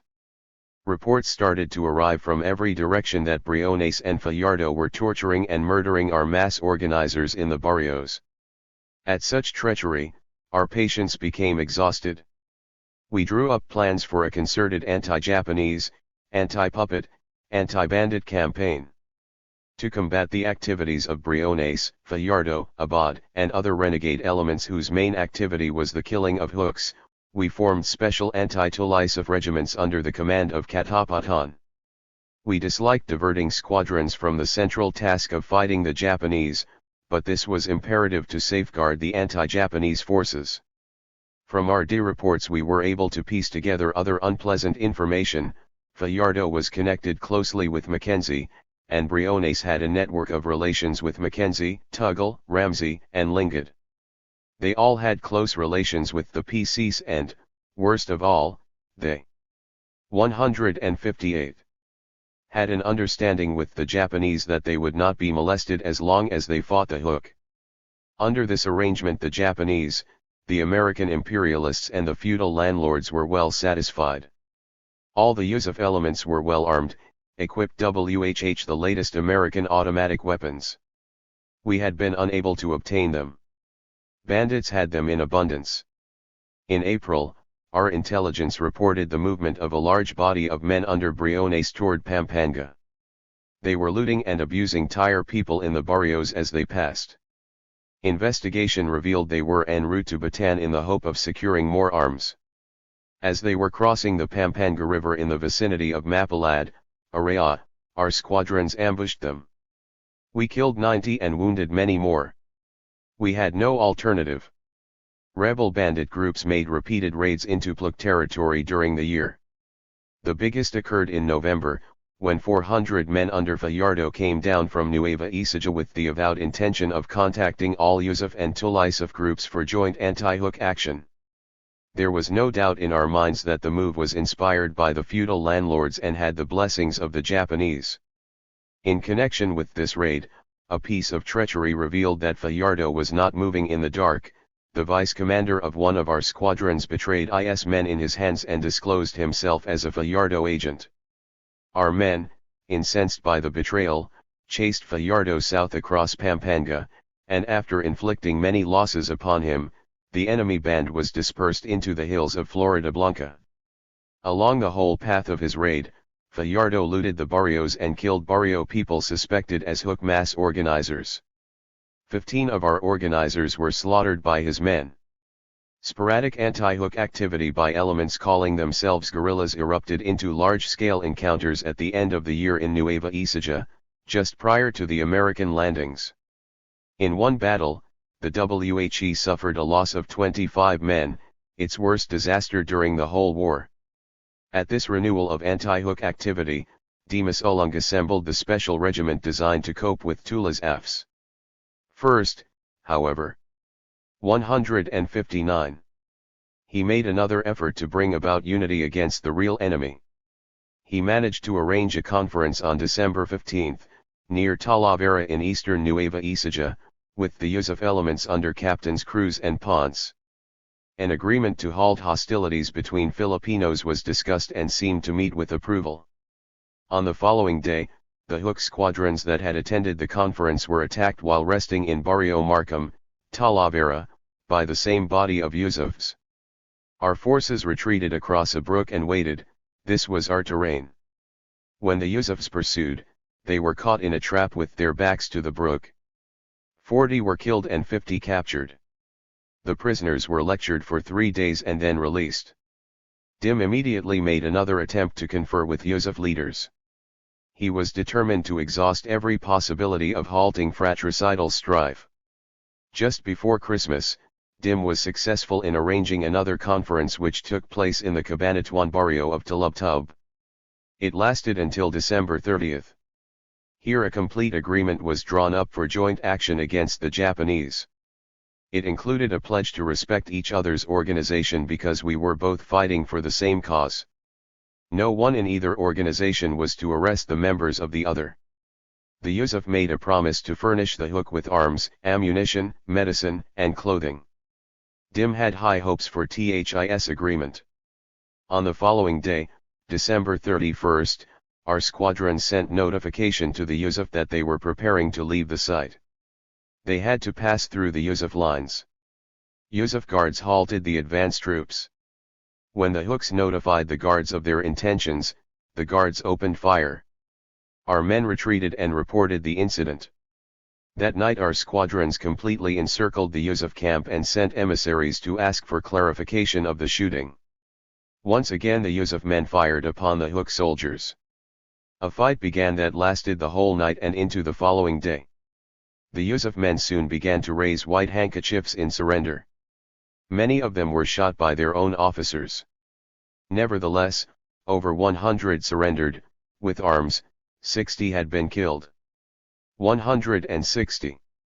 The fight was still in progress when a large force of Japanese arrived on the scene. They had been sent for by a landlord in Platero, a supporter of the Yusuf. The enemy came with tanks and artillery. The Hooks were forced to abandon their prisoners and retreat, having lost 18 men. A few days later the Americans landed in Lingan and all our attention was turned against the Japanese. The issue between Yusuf and Hook was left pending. In the early months of 1944, our expansion forces, moving south through Bulacan to effect a junction with our southern Luzon squadrons, reached Polo, Abando, and Novaliches. The barrio people had many grievances to relate. The guerrillas, they said, were ambushing their bancas and stealing from the barrios to obtain produce to sell in Manila for large profits. They asked us to help them. Our DIM men investigated and discovered that the Ramsey force was responsible. Fredlon and Villa planned and executed a raid on the GHQ of the Ramsey group. In addition to rosters and application blanks that promised back pay from 1942, they found a long record of loot taken from the people and sold in Manila at a great profit. Included were papers indicating that Esotero Buluyot held the rank of major in the unit and was carrying out buy and sell with the Japanese, maintaining an office in Manila for that purpose. A captured lieutenant colonel and 2 majors were pointed out by the barrio people as those guilty of perpetrating the ambushes. They were liquidated. The enlisted men we disarmed, lectured, and sent home.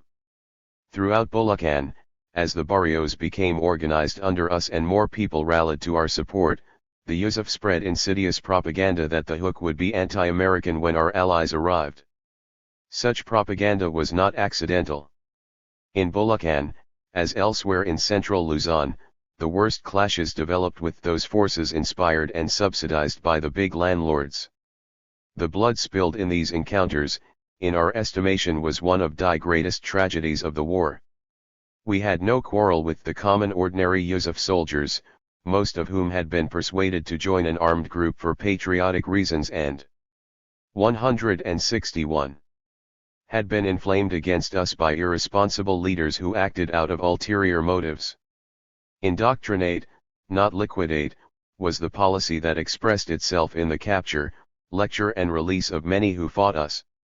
Our GHQ received many complaints from our D and from our squadrons, urging that we abandon such a lenient policy toward elements that used the guns we returned to them to ambush us a second time. Nevertheless we persisted.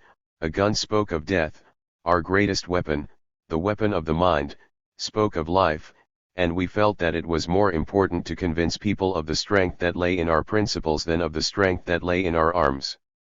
Our persistent desire to grasp willingly every hand extended for unity brought about one of our worst experiences with the Tulisuf in the month of September. An escaped American soldier named Johnson who was living in the vicinity of Lubao contacted Banal and asked a conference, claiming that he had some men with him. Trusting him as an American and an ally, a detachment of 18 hooks under Jose Mabini and Felix Manabat went to meet him at an appointed spot, near Gumi. Mabini was at that time THIR political director for West Pampanga, and Manabat held a similar position under Aquino in Tarlac. They had organized the Bataan region. They were two of our best men. The American met them with a band of armed men. Immediately after they arrived, Johnson disappeared. Our people were suddenly surrounded, disarmed, and tied. The armed men were a part of the outfit of Briones. Mabini, Manabat, and the others were first tortured in a barrio schoolhouse and then bayoneted and beheaded in the barrio of Manga. Only one escaped, badly wounded. The same Tulisaf group murdered 60 civilians in the Macabebe, Minilan, Mazintal region for aiding the Hooks. This incident, news of which we spread in our army as a lesson in carelessness, caused us to intensify our campaign against traitors and bandit elements. We knew that the days of the Japanese were numbered and that the Americans were coming. We felt, too, that during the period of liberation turmoil was likely and unscrupulous elements would seek to seize control. The Tulisaf 162 groups were perfect tools to be used by such groups. To our way of thinking, the interests of the people must be preserved at all costs. This was a people's war against fascism and we were determined that it should be a people's victory. 18 Southern Front. The Hukbalahap of central Luzon was a guerrilla army of the plains. It grew up like the seedlings in the rice fields, hiding in a region as flat as the palm of the hand but one which we knew as well as the palms of our own. In southern Luzon, however, there were other problems. There the Hukbalahap was a guerrilla army of the mountains. Other men, Filipinos, had used the mountains of southern Luzon to fight oppression. During the Spanish regime the Pulahanes had fled to them, Rizal's filibusterismos lived there. In 1934-35 Tito Asadillo, the militant schoolteacher and one-time chief of police of San Antonio, Longos, Laguna, wanted for his participation in the Manila General Strike, had carried on his tiny rebellion among their peaks, resisting 300 PCs with 12 men and a shotgun. There were haciendas in the south, too, along with the land hunger of the Filipino peasant. It is not rice country, but coconut and timber country. On the coconut plantations foreigners dictated how much copra should be produced, beyond the quota lay unemployment. Unemployment was always a big problem in southern Luzon. In 1935, when the Saykdals rose, there were uprisings in Santa Rosa, Caballero, Los Banos, and Nagcarlang. The peasant unions were there, too. The KPMP had much strength in the barrios, in the towns of San Pablo and Canlu. Peasant rebels who sought refuge in the mountains ed. Southern Luzon. 164. Bang, there were trade unions. However, it was not like central Luzon, where the struggle has always been clear and sharp between tenant and landlord. In southern Luzon the struggle was more diversified, irregular like the mountains. The unions were not as strong, but neither was reaction so brutally entrenched.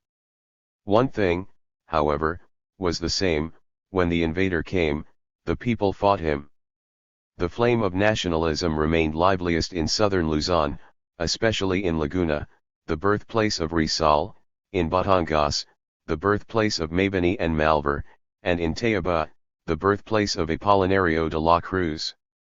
The principal organizer of the Hukbalahap in southern Luzon was a peasant, Pedro Villegas, who used the name Jacinti during the occupation. Villegas was born May 1, 1907, in the barrio of San Antonio, Longos, Laguna. His father was a farm laborer. When Villegas finished the 7th grade in school, he ran away from home, to Calamba, to work on the sugar estate. Soon he went to Manila to work there. When he was 17, the horizon of Manila Bay drew him further. He stowed away on a dollar-lined ship, bound for the United States. The first day out he was discovered and then dropped off into a Shanghai jail. The horizons had closed in. The authorities sent him back to the Philippines, where in 1924 he was recruited into the Philippine Scouts. In the barracks the young Villegas discovered that most of his comrades were peasants, like himself, who had been driven to join the army to escape misery. During off-duty hours he had become acquainted with workers in Manila, members of the CAP. They gave him leaflets explaining their strikes and their struggles. Villegas began to see another world, but it had to be built, not chased after like a will-o'-the-wisp. When he left the army in 1930 he had a new horizon. The first step he took was to join the CAP. He returned to San Antonio as organizer in the home barrio which he had left long before, back among the people of his father. During the general strike that gripped Manila following the tobacco workers' strike of 1934, Villegas acted as a member of the Workers' and Southern Front 165 Peasants Committee that aided the strikers. As a result of his strike activity he was arrested, charged with sedition, and sent to jail for 7 years. In Bilibid Prison, Manila, cut off from the sky and sea and mountain slope, Villegas kept alive the horizon of struggle. He helped other jailed workers to organize against the miserable prison conditions, and as a result Villegas was thrown into solitary confinement for 3 weeks. In the solitary cell he was hung from the wall by the arms. Pedro Villegas came out of the dark enclosure of Bilibid on November 31, 1941, 1 week before the bombing of Pearl Harbor. Villegas had returned to Laguna, to San Antonio, where he contacted the peasant leaders he had known before. He joined immediately in the organization of an armed force, based in the Sierra Madres, to resist the Japanese. It took almost a year to organize sufficient armed forces in Laguna and Tayaba to fight the enemy effectively.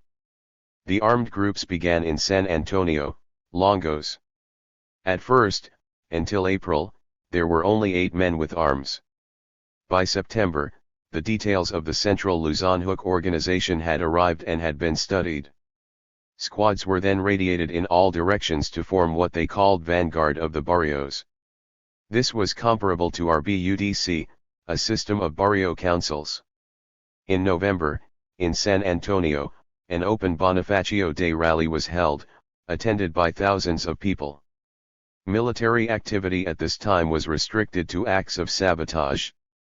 The first encounter in the south occurred on February 12, 1943, a planned ambush. The Japanese were scheduled to come to San Antonio to collect taxes. They were ambushed on the winding road up from Longos. The enemy had brought along municipal police, marching them in front and behind. The hulks opened fire from the bushes and killed 4 Japanese. The municipal police who had been contacted before the ambush, fled and left the Japanese to face the fire. Afterward, the police all joined the hook. Ambushes and raids soon became a regular activity. The Japanese lost many trucks on the narrow winding roads in the mountains. Due to our activity, all the towns around Laguna de Bay became unhealthy for spies and puppets. Small groups of hooks, 166, kept slipping into the towns and liquidating traitorous elements. Hassim himself was a daring participant in such raids.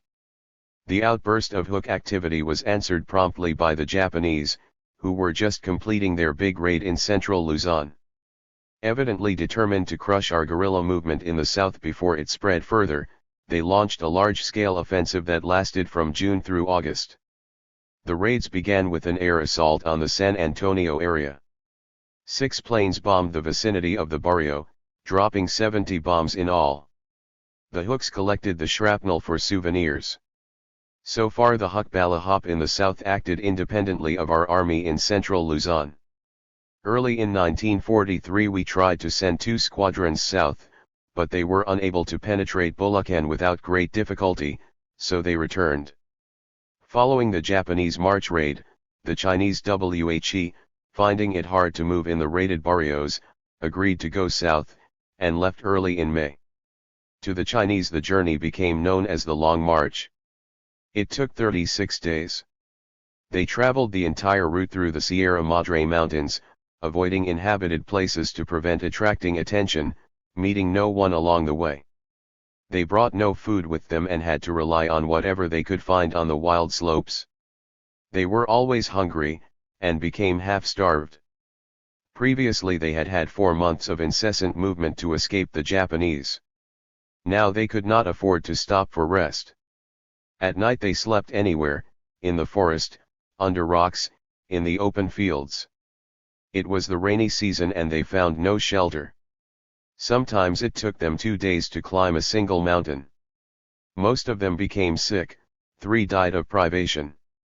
Once they passed through a forest filled with large leeches.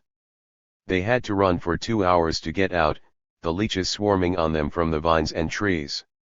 Finally, when they passed close to Ipo Dam, they carried out a desperate plan to get supplies. Disguised as Japanese soldiers, they entered Ipo Dam, killed the Japanese guards, and had their first real meal in weeks. In June they arrived in Pete and Longos.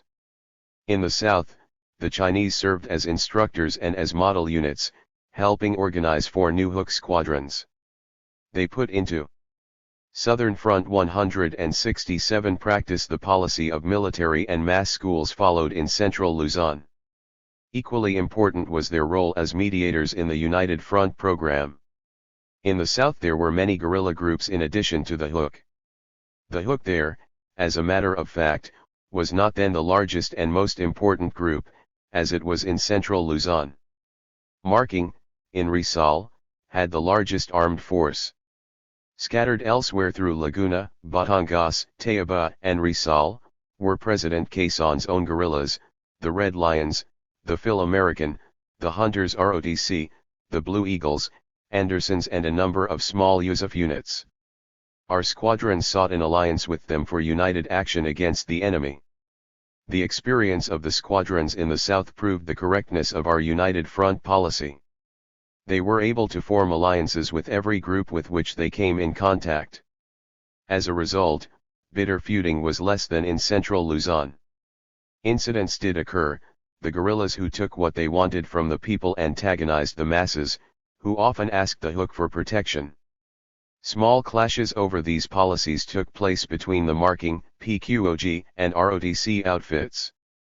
Marking and the ROTC also wanted to establish territories for each unit, a sort of guerrilla off-limits scheme, but Villegas insisted that the whole Philippines is the territory of guerrillas, and that each unit should be free to organize where it wished.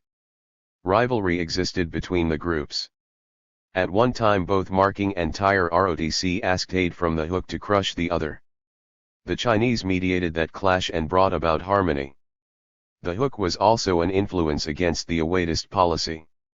ROTC leaders argued that guerrillas should leave an area when the enemy raided.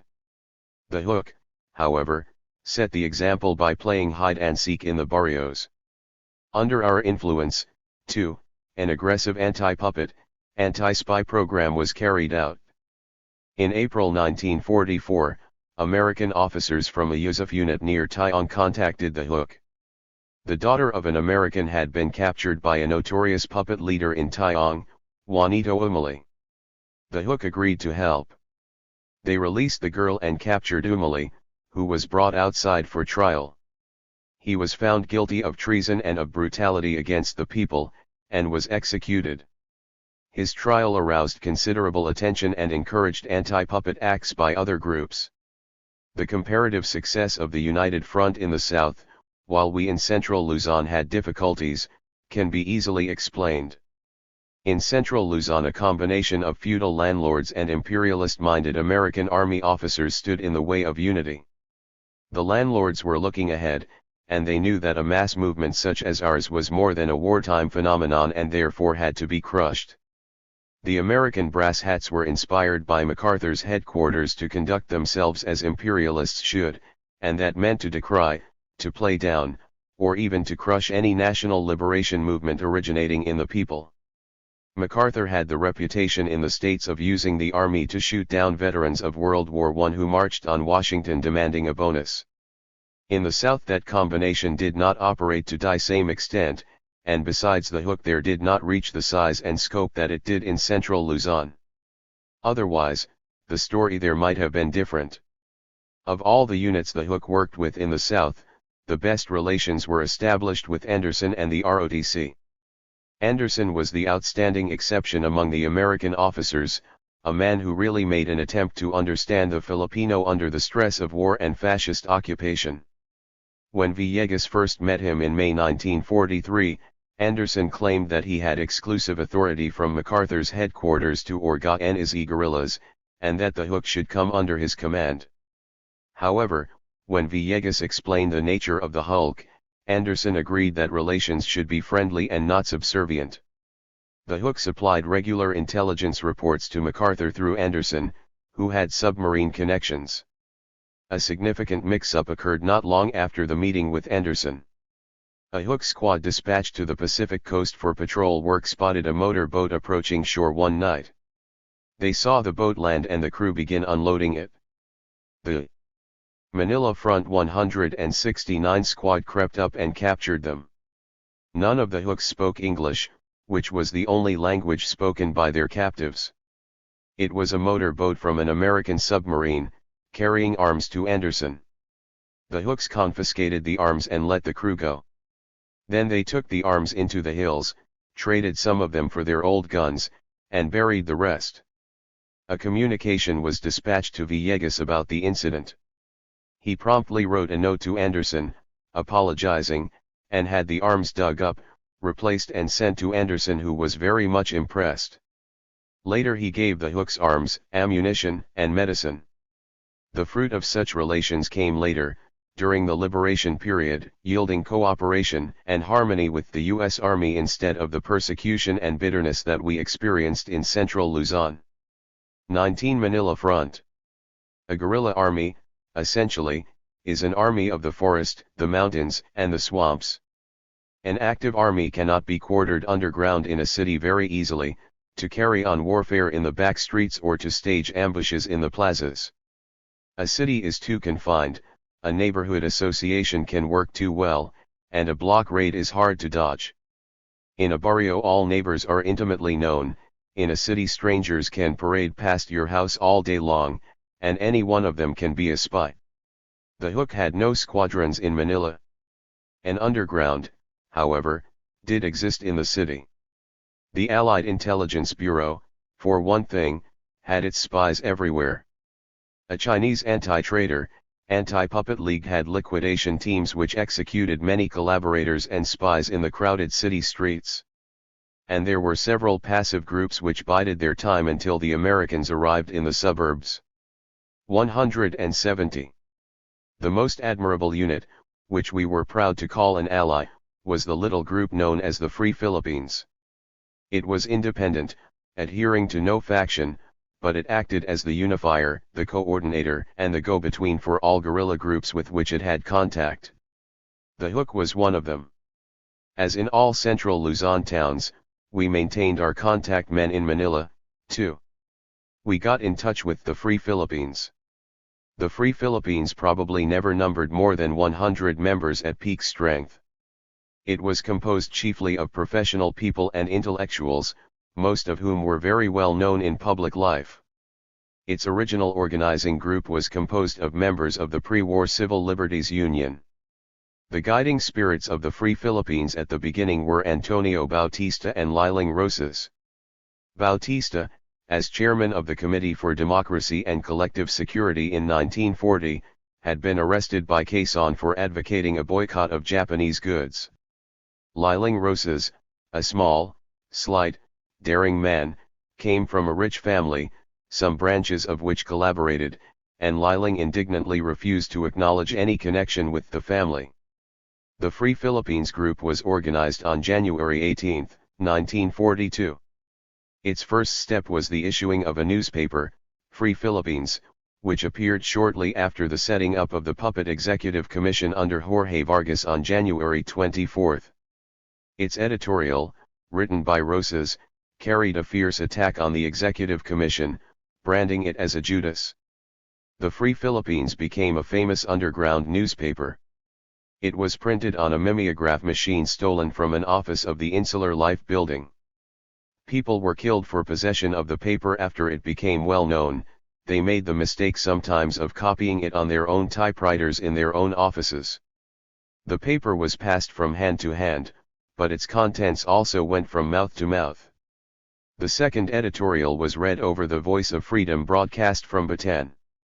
The members of the group had to learn by experience the technique of an underground. They had to learn discretion, caution, secrecy, and diplomacy. They had to fight 2 lives, one submerged, one on the surface. And they had to learn how. Manila Front 171. To face death and torture. The group was organized in small cells, with only a single connecting link. There were no traders in the Free Philippines. As a clearinghouse for guerrilla contacts, the Free Philippines did its most valuable work. It was in touch by courier with the resistance movements from central Luzon to the Visayas. The Peralta Group on Negros and the Fertig Group on Mindanao both requested intelligence work from the Free Philippines. Sketches of Clark Field, Nicholas Field, and Manila installations were sent to MacArthur. In all their intimate relations with the Allied Intelligence Bureau and with the guerrilla organizations, none of the Free Philippines members ever heard the slightest verification of the later claim that Manuel Roxas had a connection with the resistance movement. The Free Philippines also collected money to be turned over to the various guerrilla organizations. It was distributed impartially to those who had the greatest need. We received such contributions. We were most grateful, however, for the efforts made by the Free Philippines to bring together conflicting groups. Many of our conferences with the Yusuf were arranged through the Free Philippines. They met Ramsey, for instance, in December 1943 in Calle España, and urged him to cooperate in central Luzon. The smooth-talking Ramsey agreed, but his cooperation never occurred. The report of General Willoughby, made in October 1944, indicated that Ramsey's main assignment from MacArthur was to fight THIRD. In the middle of 1944 we asked the Free Philippines for then assistance in sending representatives to the Visayas and to MacArthur himself, in order to promote national unity among Philippine guerrillas. The contact was made for us in the Visayas, and in August 2 of our representatives went to Negros, where they met Alfredo Montalbano, who headed the resistance there. A conference was held on the question of a unified guerrilla. After reoccupying the Philippines, General Douglas MacArthur rehabilitated Roxas and backed him for the presidency in 1946. Roxas then claimed that while serving in the Japanese puppet government he gave secret aid to the guerrillas. Ed. 172. Command and on the possibilities of setting up a people's democratic government to offset the puppet administration. Although Montalbano expressed interest in the matter, it never went beyond the discussion stage. The envoy to MacArthur was to be relayed through Anderson in Tayaba. Chosen as representative was Jesus Lava, who, after a period of caution following his incarceration at Bungaban, had resumed United Front work in Manila. He had worked undetected until April 1944, and then had to go underground again when a courier posing as a patient was trailed to his office at Mercy Hospital. The contact was made. Anderson was known to be favorable to the idea. Jesse was scheduled to leave by submarine from the Tayaba coast. However, Anderson's contact man in Tayaba, an anti-hook element, deliberately withheld the final messages of arrangement, and the submarine left without Jesse. Instead, Jesse was captured by the Yusuf and threatened with death. It was only the pro-hook sympathy of the people in the area that saved him. The members of the Free Philippines lived constantly on the borderline of detection by the enemy. Liling Rosas was investigated 7 times prior to 1944. Antonio Bautista was taken in August 1943, and released in October after getting the water cure twice without effect. Neither of them ceased activity at any time. Finally the Japanese put a master spy, Paco de los Reyes, on their trail. Reyes was slow and painstaking, but he got clinching evidence. When he submitted his report in January 1944, it was complete. On February 26, 1944, Bautista and J.B.L. Reyes were picked up. Liling Rosas was seized on March 3. They were all taken to Fort Santiago. JBL was the only one of the three leaders who came out alive, as the result of pressure from influential relatives, but torture left him incapacitated until the end of the war. Not a single member of the Free Philippines was arrested as a result of the torture of its leaders. With the death of Rosas, Judge Jesus Barrero became the chairman. The members of the Free Philippines had one thing in common with the THIRD. They were patriots who devoted themselves unselfishly to the liberation of the country. They scorned the R. Manila Front 173 idea of back pay or rewards for their voluntary services. They were the only guerrilla organization that did not submit a roster for back pay when the war ended, much to the astonishment of the American Army, which had been the chief factor in promoting the idea that patriotism had a peso value. The Free Philippines, we thought, had an even more important feature. It represented a group of intellectuals and professional people, of very high integrity, middle-class people, who were willing to unify with peasants and workers in dire interest of freedom and justice, who were willing to ignore partisan interests to promote the general welfare of the nation. For the members of the Free Philippines, and for all representatives of their kind who take their positions on the side of the people, the common two will always have the greatest respect and admiration. Another middle-class organization that advocated a united front existed in Manila, the League of National Liberation, which was organized in April 1942. The fact that it had a political program distinguished it from most of the other underground forces in the Philippines. It, too, called for a struggle against the puppets and collaborators as well as against the Japanese, and urged a more democratic Philippines to emerge from the war. The PLC maintained liaison relations with the LNL, which also collected contributions and funneled them out of the city to the various guerrillas operating in the provinces. Lawyers and small businessmen formed the membership of the LNL, which reached an active strength of 300. It had its own newspaper, United Front, which came out once a week, carrying international as well as guerrilla news and editorializing against the enemy. The following poem appeared in a cultural supplement of the United Front. Reckoning.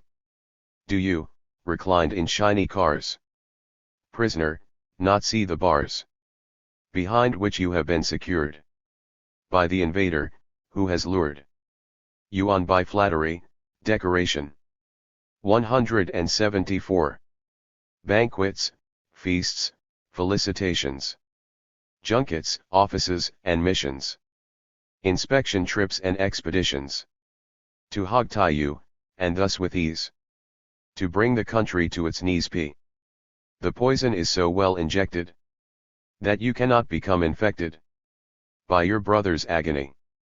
The method of the enemy achieved its aim, for you are blind to the misery of your kind, who are digging in the gutter for food, while you are eating butter. And since your table boasts of ham, for famine you should give a damn. The human misery on the street, the tattered loins, the festering feet, the pleading hands, the wistful look, the neck beneath the pushcart yoke, the children stunted by disease, do not faze you.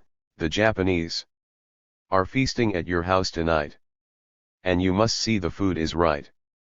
The fish piquant, the sake cold, the capon brown, the sherry old, the lechon crisp, the lampies hot, the sukiyaki in the pot, the biscuits light, the butter yellow, the coffee rich, the cigars mellow. Furthermore, the conversation requires thought. The Nippon nation is known to be not very subtle, and you must show in the rebuttal that you are a man of breeding when it comes to chatting, feeding. And yet, perhaps you're not so brainless. And see the day when you'll be chainless, when your prison walls will crumble. Manila Front 175. And you'll hear a distant rumble approaching, swelling to a roar. And spot the noose. Oh, what's that for? Step lively, traitor, don't be stupid. This is a necklace for a puppet. The LNL specialized in rendering neighborhood associations useless. If a guard in a neighborhood took his job very seriously and actually patrolled the streets, he was warned. If the warning did not take, more drastic steps were taken. In addition, many LNL members themselves became NA guards, thus nullifying it completely in some sections of the city. Toward the end of the occupation, when starvation was making the people of Manila desperate, the League of National Liberation propagandized rice grabbing by the people, from the trucks and bodegas of the enemy. Many Japanese trucks were waylaid in the streets by small boys and women, who climbed upon them and fought the guards, while others threw the rice to waiting comrades. A large LNL armed force was created shortly before the liberation of Manila. It functioned in the southern part of the city and was able to save many sections from complete destruction by the Japanese. LNL members also served as guides for the American Army, pointing out machine gun nests and booby traps. In the few days of action during the Manila fighting, 10% of the LNL group was killed fighting with the U.S. troops. Recognition was never extended to the League of National Liberation, as a guerrilla unit. They dared to mingle a political program with their military objectives. The Hook maintained only a liaison unit in the city. It carried on propaganda and maintained contact with other groups. The underground newspaper Patnubay was issued by us. It carried predominantly the reports of all our military activity against the enemy in central Luzon. We hoped in this way to convey to other guerrilla groups the possibility and the necessity of fighting the Japanese instead of playing a relatively awaitist game. 176. In the latter part of the occupation, Patnubay called for the formation of hunger brigades in the city, to carry out raids on bodegas and trucks of the enemy. Get your food back from the enemy, read the editorials. Bring knives, scissors, iron bars, break down the enemy bodegas. Hold up the Japanese trucks. Struggle for rice and freedom. We wanted Manila to have its counterpart of our central Luzon harvest struggle. 20. The all-out offensive. Vicente Lava once said that a people's movement is like a chemical process. It is created in a qualitative change after a quantity of oppressive events have brought it into being. Once it has been created, the people's lives are not the same anymore. They do not look backward to what has been, but look forward to what will be. So it is, too, with the struggles undertaken by a people's movement. They have a small beginning. A committee yesterday is a full-fledged BUDC today. It moves steadily from one stage to the next stage, from a lower plane to a higher plane. Throughout the first months of 1944 a qualitative change could be sensed in our struggle. Everywhere now the Allies were attacking the fascist armies and driving them backward. In the Pacific, the Americans were winning back islands steadily, converging on the Philippines. The year 1944 was developing into a year of offensive, and we, too, had to orient ourselves increasingly toward an offensive policy. Everywhere we went the people had rallied behind our anti-Japanese slogans. They had contributed freely to the building of our squadrons, and had organized themselves under our leadership in the barrios. They had resisted not only the Japanese but also the puppet government. As the time for offensive 177 drew closer, however, the struggle to sabotage and disrupt the puppet servants of the fascists had to reach a higher stage. What was to replace the fascists and the puppets when they had been driven out? The old Commonwealth government? With most of its leaders, it had been the machinery of collaboration with the Japanese. Besides, how had the people prospered under the Commonwealth government anyway? Our BUDC was more democratic than the Commonwealth local government. The people would not want to go backward from that. What was needed now was a direct struggle to replace the puppet, to preserve what we had gained, and to bring about in the post-war Philippines the forms that would guarantee a more democratic way of life to all Filipinos. That meant a qualitative change. In September we held a special struggle conference to determine the steps to be taken. Among other things, we assessed our strength. At this time we had an effective armed strength of approximately 10,000 men, with plans going forward for the creation of many new squadrons. In reserve, assigned to production work in the barrios, We had 10,000 more men who had received a degree of military training. If need be, we felt that we could summon into the field, in addition to those already on active duty, an army of 30,000 fighters. For support and sympathy we relied on a mass base of no less than 500,000 people, many of whom lived in organized barrios. We assessed the attitudes of the people, not only of those whom we had organized but of the people in general. Of their overwhelming anti-Japanese sentiment there was not a doubt. More important, a mass disillusionment had set in as far as the puppet government was concerned. The masses of the people were suffering greatly due to the looting of the nation by the enemy, and it was the puppet government that supervised the looting. Discontent was rife everywhere. Anti-puppet jokes were very popular. We noticed that the example of our anti-puppet program was taking effect beyond the regions under our influence. Nevertheless, the influence of the puppet government was still great. It was the strongest prop of the Japanese in our country. As a result of our history under the heel of foreign. 178. ERS, when the Japanese used anti-imperialist slogans against the Americans, they had their effect. To destroy the shreds of faith in the puppets we launched the slogan, "Smash the puppet fascist regime." To realize the next stage in the people's struggle for national liberation and democratic freedom we raised the slogan, "Establish a democratic government of all the anti-Japanese people." Our objective in setting up a people's democratic government was not designed to contradict the government in exile in Washington. We looked upon Quezon, Osmeña, and their cabinet as our government. However, we did want the various resistance forces, the true representatives of the Filipino people in the islands, to be recognized as such, and to be incorporated in the government when the time came. Our objective was to create local people's governments everywhere, and to urge people elsewhere to create them, so that they could immediately function when liberation did occur, and before if possible. We believed, for one thing, that the war and the enemy occupation had created special problems which the government in exile was too remote from the people to grasp.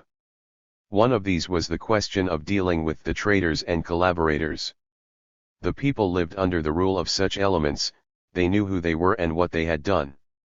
All types had to be judged, the pro-Japanese leaders, THIRD pro-fascist capitalists and proprietors, the small puppets, the puppets who played both sides, the puppets who were forced to serve, the spies, the big buy and sell profiteers, and the small buy and sell operators. We believed, too, that the democratic processes which we had set in motion during the war would not be preserved unless the framework for preserving them existed.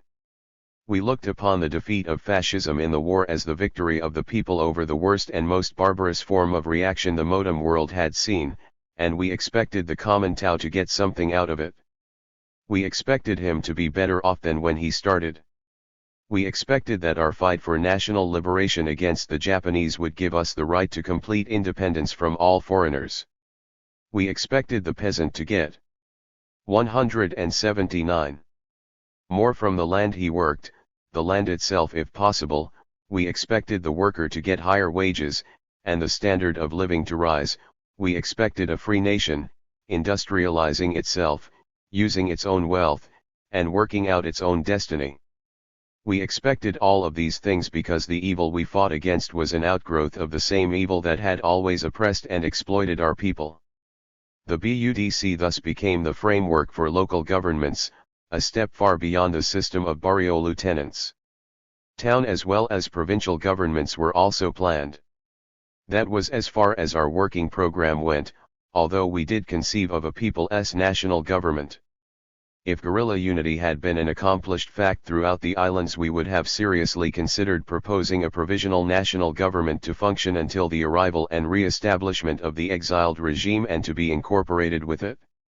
As it was, however, we actively advocated only local government.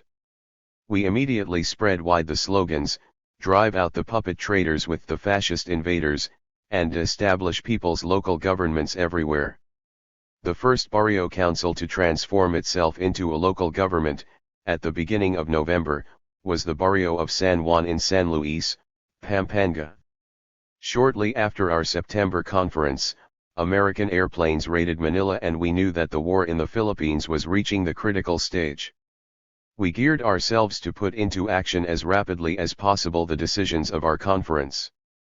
Besides the achievement of barrio and municipal governments, our agenda of action included the liquidation or nullification of puppets, the expansion of liberated territory, and aggressive offensive military action against the enemy. Our patient organization during 1943 and 1944 would now be counted upon to cripple the enemy. Our vigorous liquidation of the worst puppet elements was typified in our raid on Cabio. The mayor of Cabio, Jose Garcia, had long been our target. He made the Cabio barrios the scene of some of the worst terror in central Luzon, outdoing the Japanese.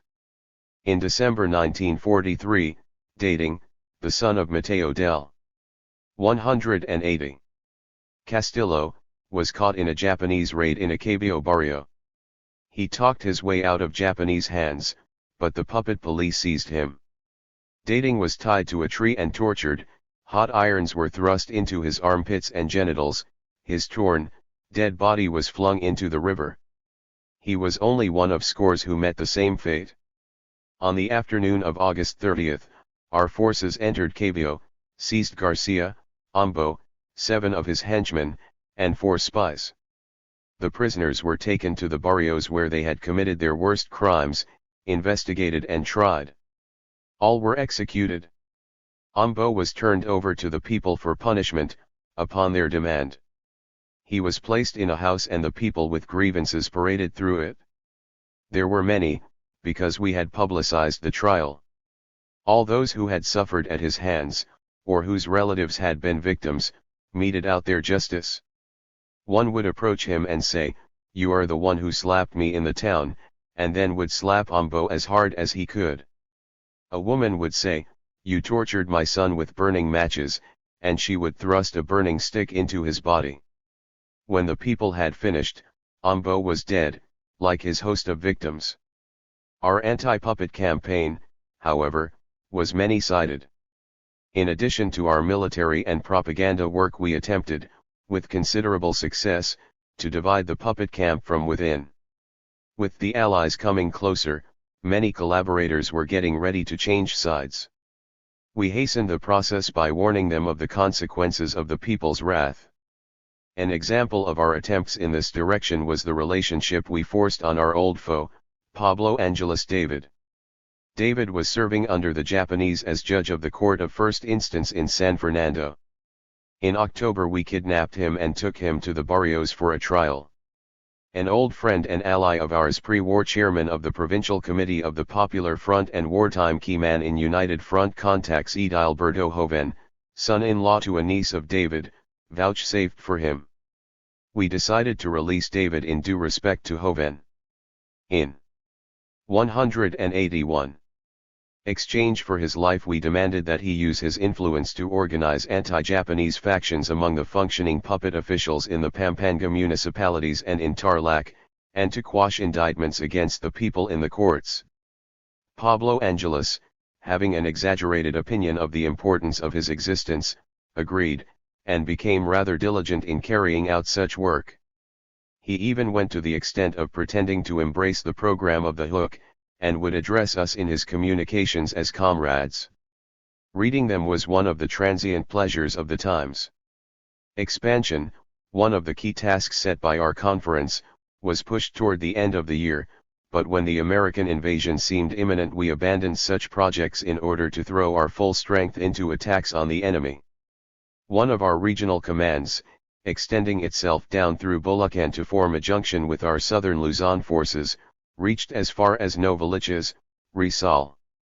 An expeditionary force to Pangasinan was sent up through Tarlac and was on the border of the two provinces when the Lingan landing occurred. Demasalan's forces were vigorously pushing outward in 3 directions, north, east, and west. Despite the hampering of our activities by treacherous attacks upon us by Tulisif elements, we carried out assaults on the enemy throughout the year. The September resolutions, therefore, as far as our military work was concerned, amounted to an intensification of a policy already in operation. The Japanese had begun to regroup their forces in preparation for the expected American invasion. They withdrew many of their garrisons into the main towns and left the brunt of the anti-guerrilla fighting to the PC and to the bandit groups. In Bulacan our squadrons had been very aggressive since February. Early in the month the commands of Fredlon and Villa had assaulted with success the town of Bombong, and in the middle of the year, Hagonoy was also attacked and held for 4 days.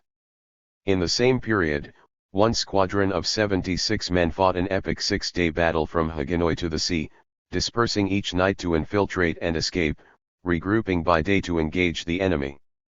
In June an ambush near Giginto precipitated a run. 182. Ning fight that extended through Plaridel and up to the Bulacan-Pampanga border. 2 Hook battalions totaling 600 men eventually became engaged with nearly 2,000 Japanese NPCs. Over 90 puppets died during the fight.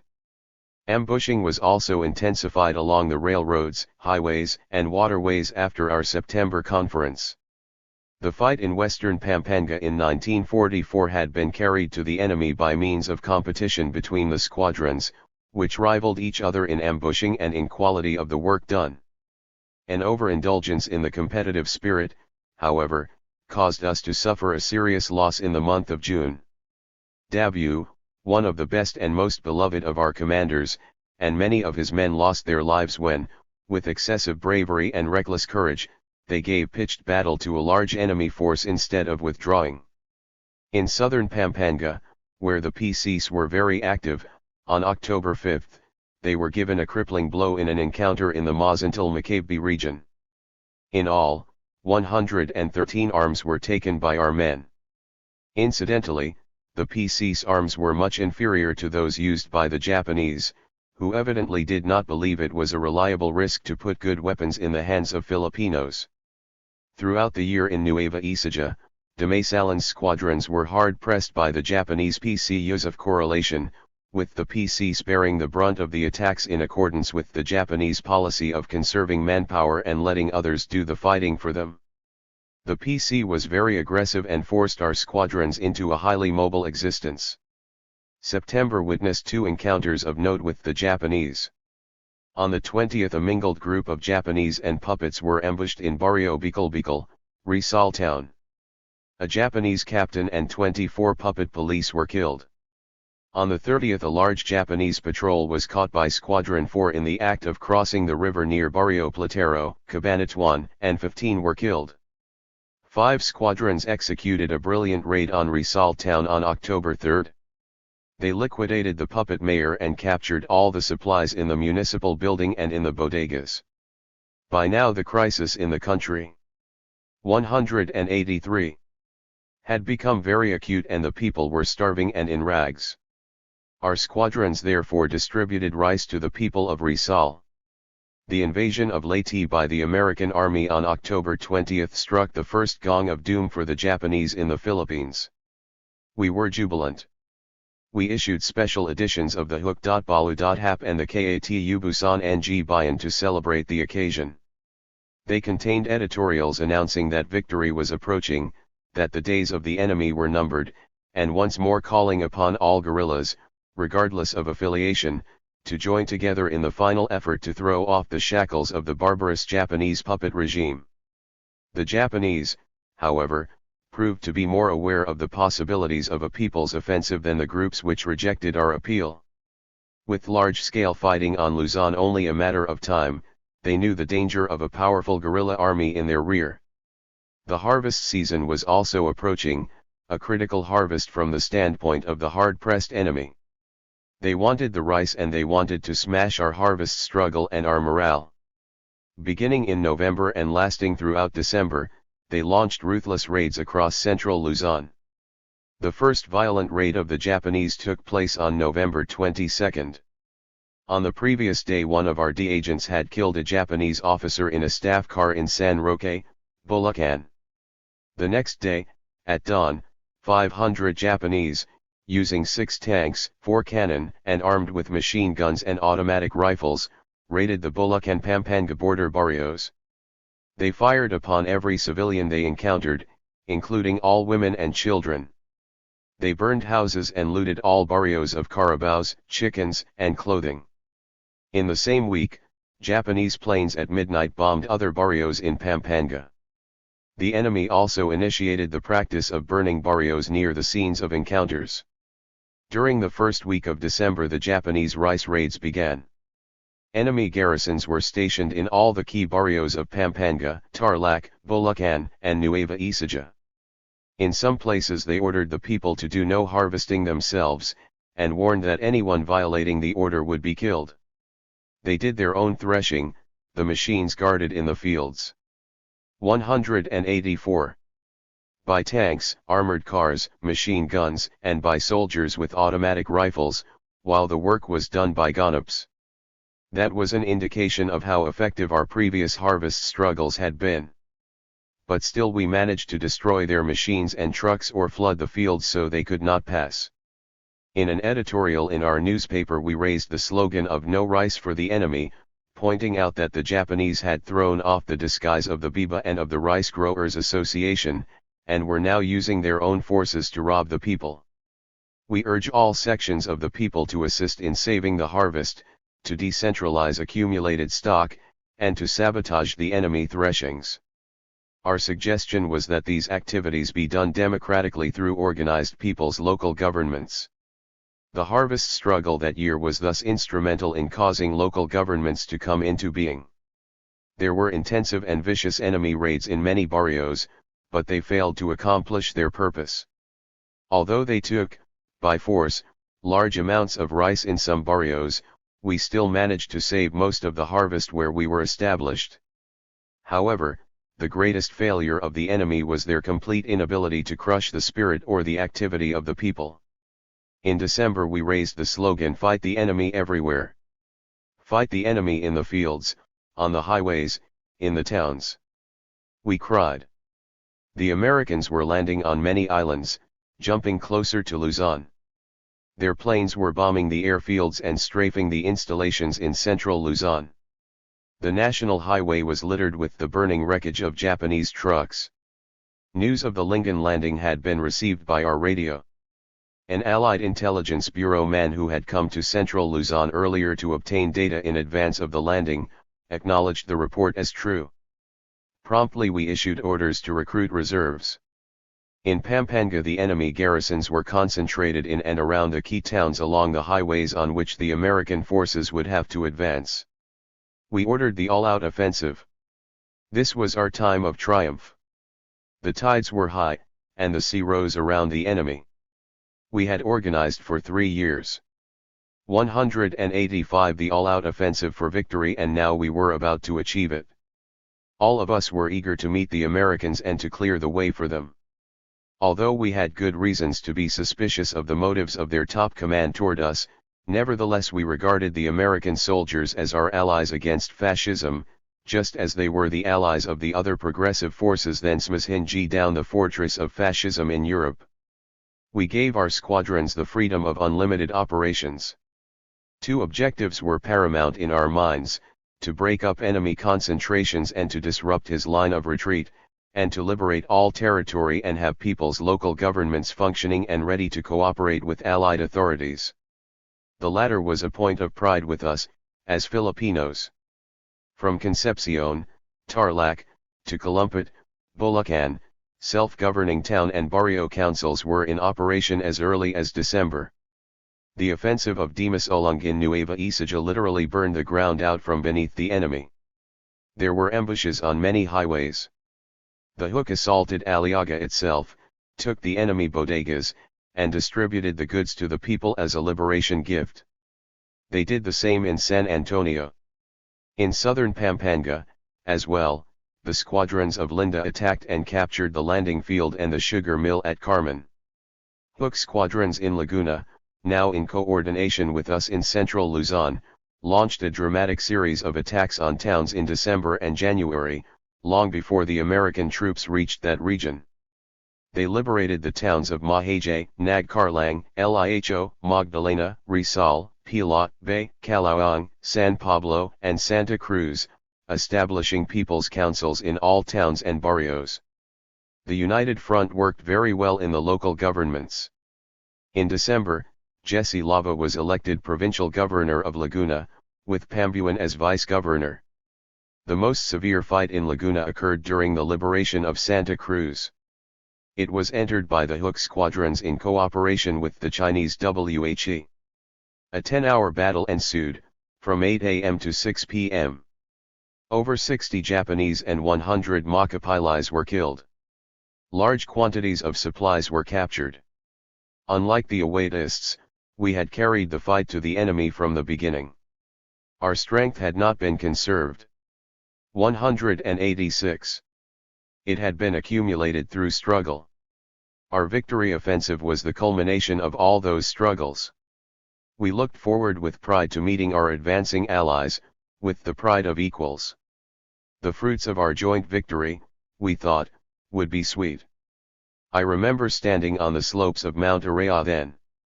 The plain below seemed to be alive with sound.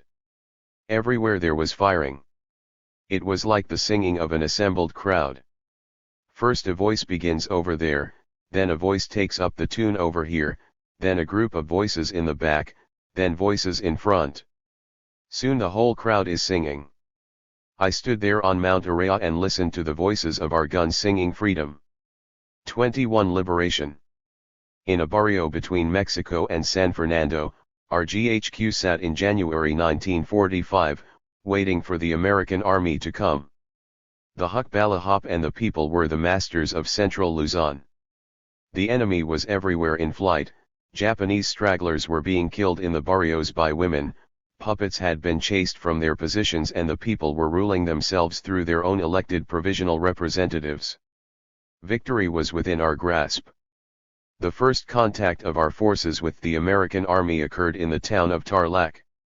We had already liberated Tarlac province up to the highways, and on January 20 our squadrons assaulted and captured the provincial capital. A sharp fight took place in the streets, in which 56 of the enemy were killed, while our losses were but 2. The Hooks hoisted the Philippines and American flags and waited in the town of Tarlac for 2 days before the American armored spearheads entered. It was a great occasion for the Hooks, who received the GIs as honor allies.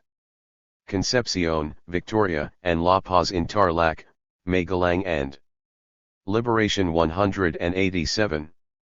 Angeles in Pampanga were all taken by the Hooks before the Americans could come within cannon range. We were in possession of San Fernando, the provincial capital, for 2 days before the 6th Army arrived. The Americans were amazed. Long after we had liberated San Fernando, American planes bombed and strafed the town, thinking the enemy was still there. Our squadrons guided the Americans over mined roads to Bomban and Clark Field. We could have prevented the enemy from fortifying those strong points if we had been better equipped. Near Mabalacat, American forces were ambushed by the enemy. It was our Squadron 45 that saved the situation, receiving a commendation for its work from the American officers. The other towns of Pampanga had been liberated by us long before the 6th Army even started its advance. From Calumpit to Concepcion to Cabanatuan our local governments were functioning. On January 28, Casto Alejandrino had been elected provisional governor of the province. He hastened back from his command of our advance forces on the outskirts of Manila to assume his duties. In Nueva Ecija, Juan Felio was elected provisional governor. Demasalan soldiers had contacted the 6th Army in Victoria, Tarlac, on the rim of our Western Front expansion, and had led them into Nueva Ecija. The now famous assault on the concentration camp at Cabanatuan, which released many American prisoners, was a joint operation of Americans and the Hook, the plans having been discussed between U.S. officers and Hooks in Pulilio, Cabanatuan. After a hard fight for the town of Cabanatuan, the Japanese retreated from the provincial capital and the Hooks entered it. Our squadrons then led the Americans to the assault on Santa Rosa, 7 kilometers distant. An American reconnaissance team, rushing to San Miguel, found that the town was already in the hands of the Hook. When the Japanese retreated into the mountains of eastern Nueva Ecija, it was the Hooks who went in after them and cleaned them out. The advance of the American army through central Luzon in January 1945, was the swiftest advance it made anywhere, during the whole war in the Pacific. Elsewhere on Luzon and on the other Philippine islands, the American advance was an inch. 188. By-inch struggle, in which their losses were high. The credit due to the Hukbalahap for enabling this military achievement to take place has never been acknowledged, particularly by the American Army. Our squadrons paced the American Army all the way to Manila. Hooks, following up an American plane and artillery bombardment, captured Calumpit, the gateway to Bulacan.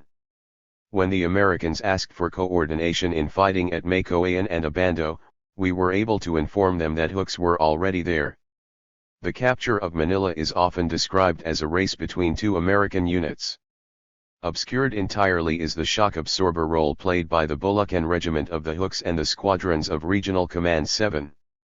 As a matter of fact, if there had been even a small amount of coordination between the Hooks and the Yusuf, at least half of the city could have been captured long before the arrival of the Americans, and the massacre of thousands of innocent Filipinos might have been avoided. Fluke squadrons entering Manila established their command post in the building on Lepanto Street, which was later occupied by the House of Representatives. That was as close as most of our heroes ever got to representation in the government. It was in Barrio San Jose Matulad, Mexico, Pampanga, that I first saw American soldiers on January 28. We met them with a large banner inscribed, "Welcome American Soldiers," and signed, Hukbalahap. The Americans were young, well-fed in appearance, and very self-confident. They had everything we had dreamed of for the past 3 years: new, modem guns, inexhaustible ammunition, armored vehicles, medicine, clothing, and supplies. In that barrio, as in every barrio of central Luzon, the people took them into their homes, fed them, treated them as liberators. I regarded the GIs with mixed feelings. Were these like my American friend whom I had met at the hunger demonstration, or were they Americans like Tuggle, Mackenzie, and Ramsey? We considered them our friends and allies, but how did they consider us? The Yusuf had spread propaganda that we were anti-American. Were we to be treated now with Yusuf? Liberation 189. Treachery, or with the dignity and equality deserved by people's representatives who had won their right to respect on 1,000 battlefields. The American spearheads that entered Tarlac included an advance intelligence team under a Lieutenant Littlefield. They contacted Eusebio Aquino, who relayed them on to our GHQ. They were interested chiefly in coordinating operations with us in order to get to Manila. We wanted a real conference. 2 of our representatives were sent to Pangasinan to arrange a meeting with responsible people in the 6th Army. The 6th Army would not deal with them, requesting instead to see the leaders of the Hook.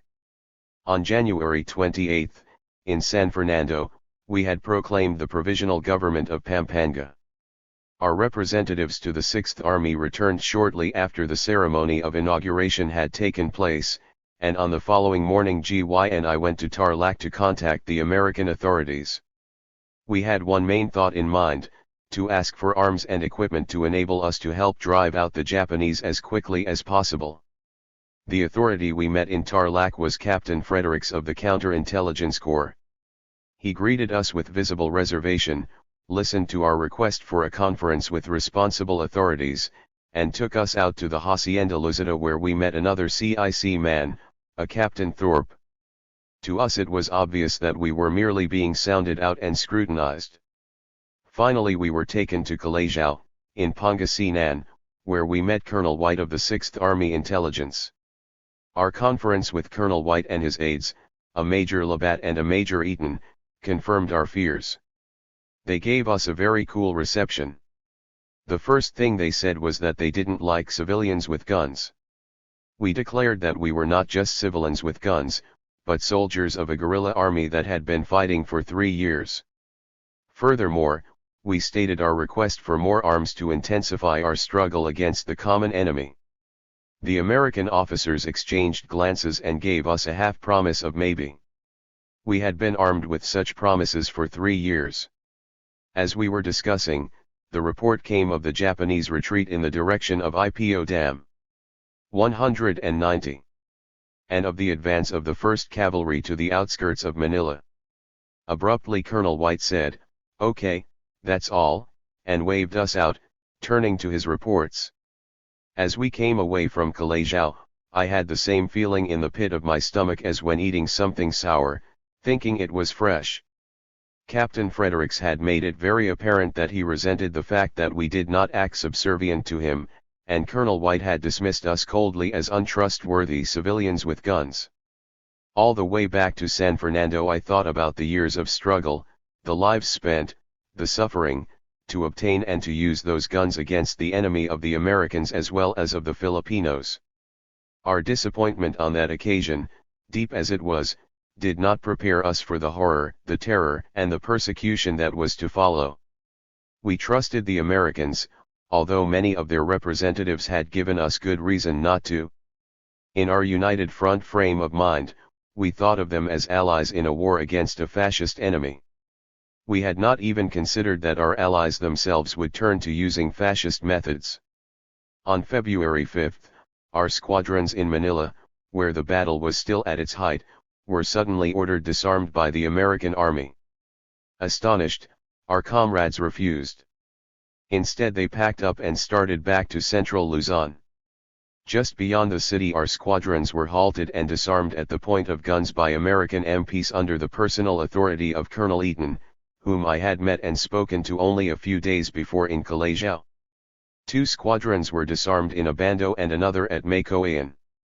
Our comrades were stunned. Some of the GIs with whom they had fought side by side into Manila were present and cried when they witnessed what was happening. Others gripped our comrades' hands and said it was all a mistake, the arms were sure to be returned in a couple of days. The reason Colonel Eaton gave was that armed civilians would not be tolerated behind the American lines. The USAF units behind the American lines were considered not civilians but soldiers attached to the U.S. Army.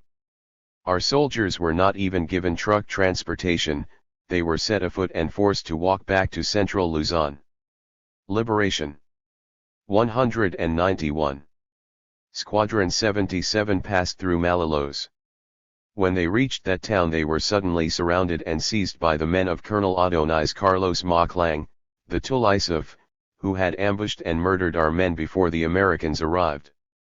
Thrown into jail, our comrades were accused of raiding and looting in Malolos, accused of the very crimes which had been committed by Maclang.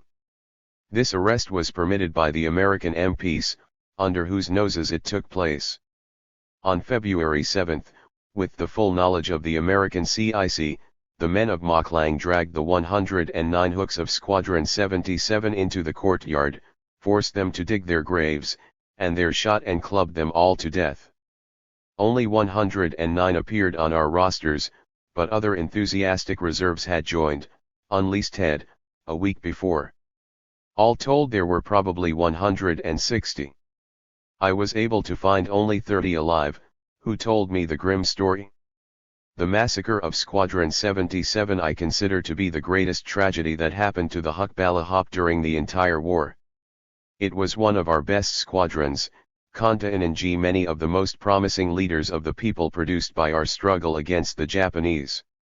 Most of them came from Santa Rita, and from my hometown of San Luis, many were Manila students, many were my relatives. Among them was a girl, Isabella Calma, sister of Commander Sol, another was Sol's brother, Florante. They were murdered by the agents of the landlords and of American imperialism. The anger of the people forced the Americans to place Maclang under arrest. Almost immediately, however, he was set free. 2 days after his release, at the behest of the CIC, he was appointed mayor of Malolos. They are raising monuments now to the dead heroes of Bataan, Filipino and American, and reciting words about the brotherhood sealed in blood on that battlefield. Who is going to commemorate the death of Squadron 77? When the people have come into their own, they will remember their heroes with the true monuments of brotherhood achieved in peace and democracy. The Malolos massacre was the forerunner of fascist terrorism in central Luzon. 192. Simultaneously, Linda B., whose squadrons had assisted the Americans in the capture of the Florida Blanca airfield, was arrested along with several of his commanders in Guagua. 6 squadrons were disarmed and told to go home. An American major and 2 captains, one of them Lindsay of the CIC, used the men of Lingard to carry out the disarming. Linda cried when they demanded that he surrender his pistol after fighting the enemy for 3 years. He would not surrender it himself. One of his comrades gave it to the Americans, who told them that they were being disarmed because they were enemies of the American and Filipino governments. Ask the people. You will not hear that from the people, said Linda. Linda and Commander Sante, brother of Dabu, were taken to Calajao at the orders of Colonel Leonard of the CIC. There they were investigated for 1 week by Lindsay of the CIC. They were told that they were being charged by the Yusuf as anti-government, as guilty of the kidnapping and murder of Filipinos, and as communists. After a week of questioning and accusations, in which their protests were scorned, they were taken to San Fernando to be lodged in the provincial jail. They arrived late and the American truck drivers told them to sleep in the municipal building. The guard was careless, and in the morning they both escaped. They came to see me. I told them to go home, to Lubao, and to avoid coming in contact with the Americans. Another situation arose when the Philippine Civil Affairs Unit came in the wake of the American Army. Trained in American Army schools and reflecting the MacArthur policy of reaction, the PCAU refused to recognize the authority of our provisional governments. The CIC demanded to know who had placed mayors in office. When told that the people had elected them, they ordered the removal of provisional officials. The elected officials in Concepcion, Tarlac, under Mayor Narciso, were the last to be ejected. The people did not recognize the authority of the PCAU.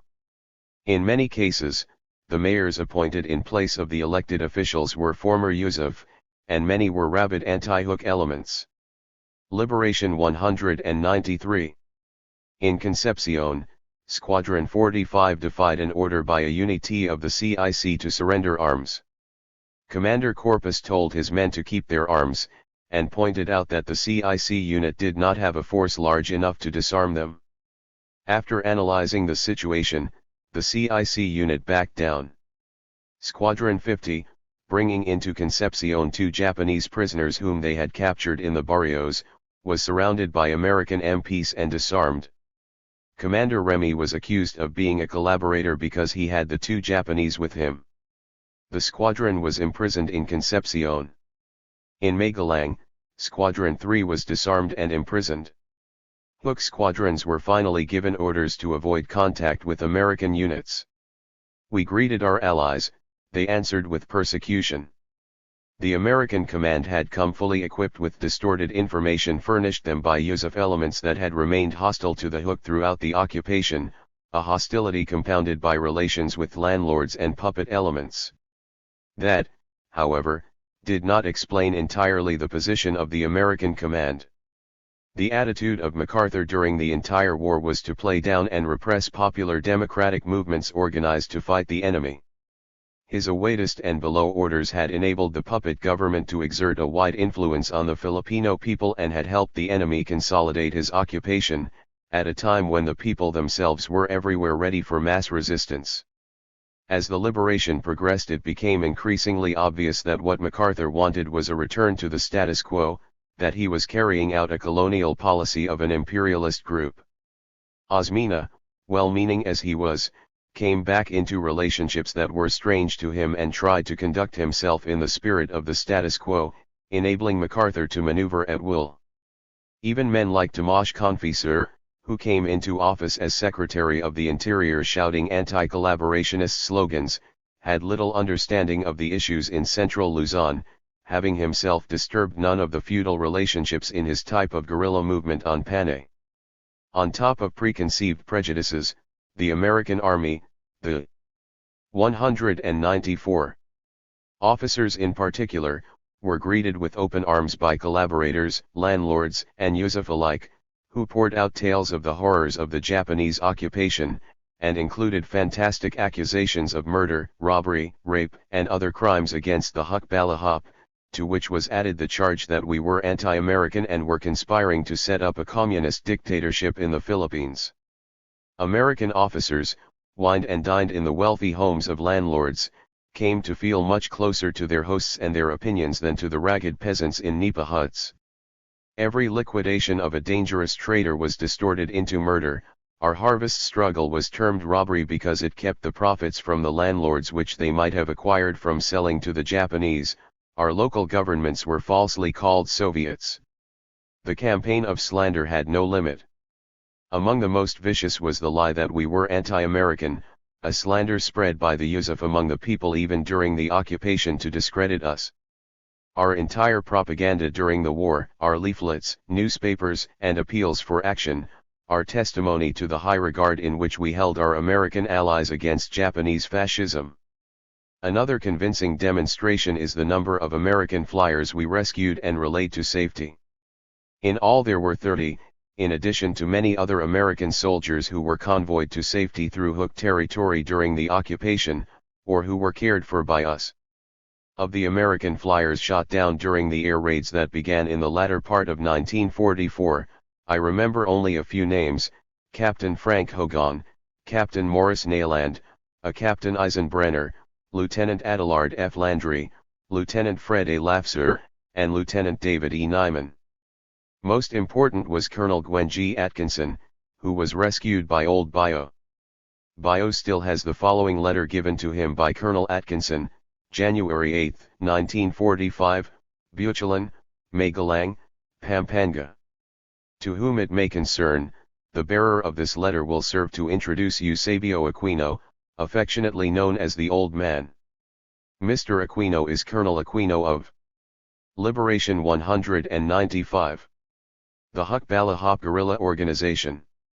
Since being picked up by the guerrillas January 3, 1945, I have been extended every courtesy by him without duress or compensation.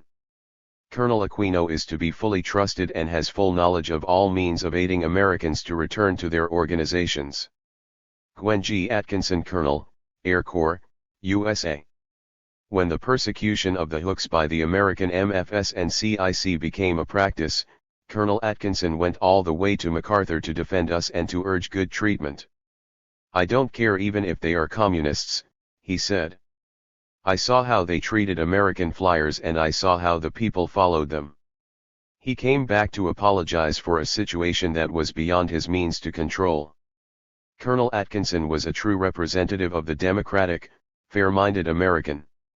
We met many more among the GIs, usually they were enlisted men. Their sympathy emphasized to us that the policies of the MacArthurs and others of their kind did not spring from the hearts of the American people, but from the small minority of imperialists and finance capitalists who exploit the American people as well as the Filipinos. Today, in central Luzon, Hukbala Hop members still treasure souvenirs given to them by flyers and other GIs as tokens of friendship and brotherhood. They have a meaning distinct from that of other souvenirs: American bullets sent from American guns held by PCs and civilian guards. In Nueva Ecija, the original unity resulting from the liberation of many towns broke down quickly when the Yusuf began to slander the Hook to the Americans.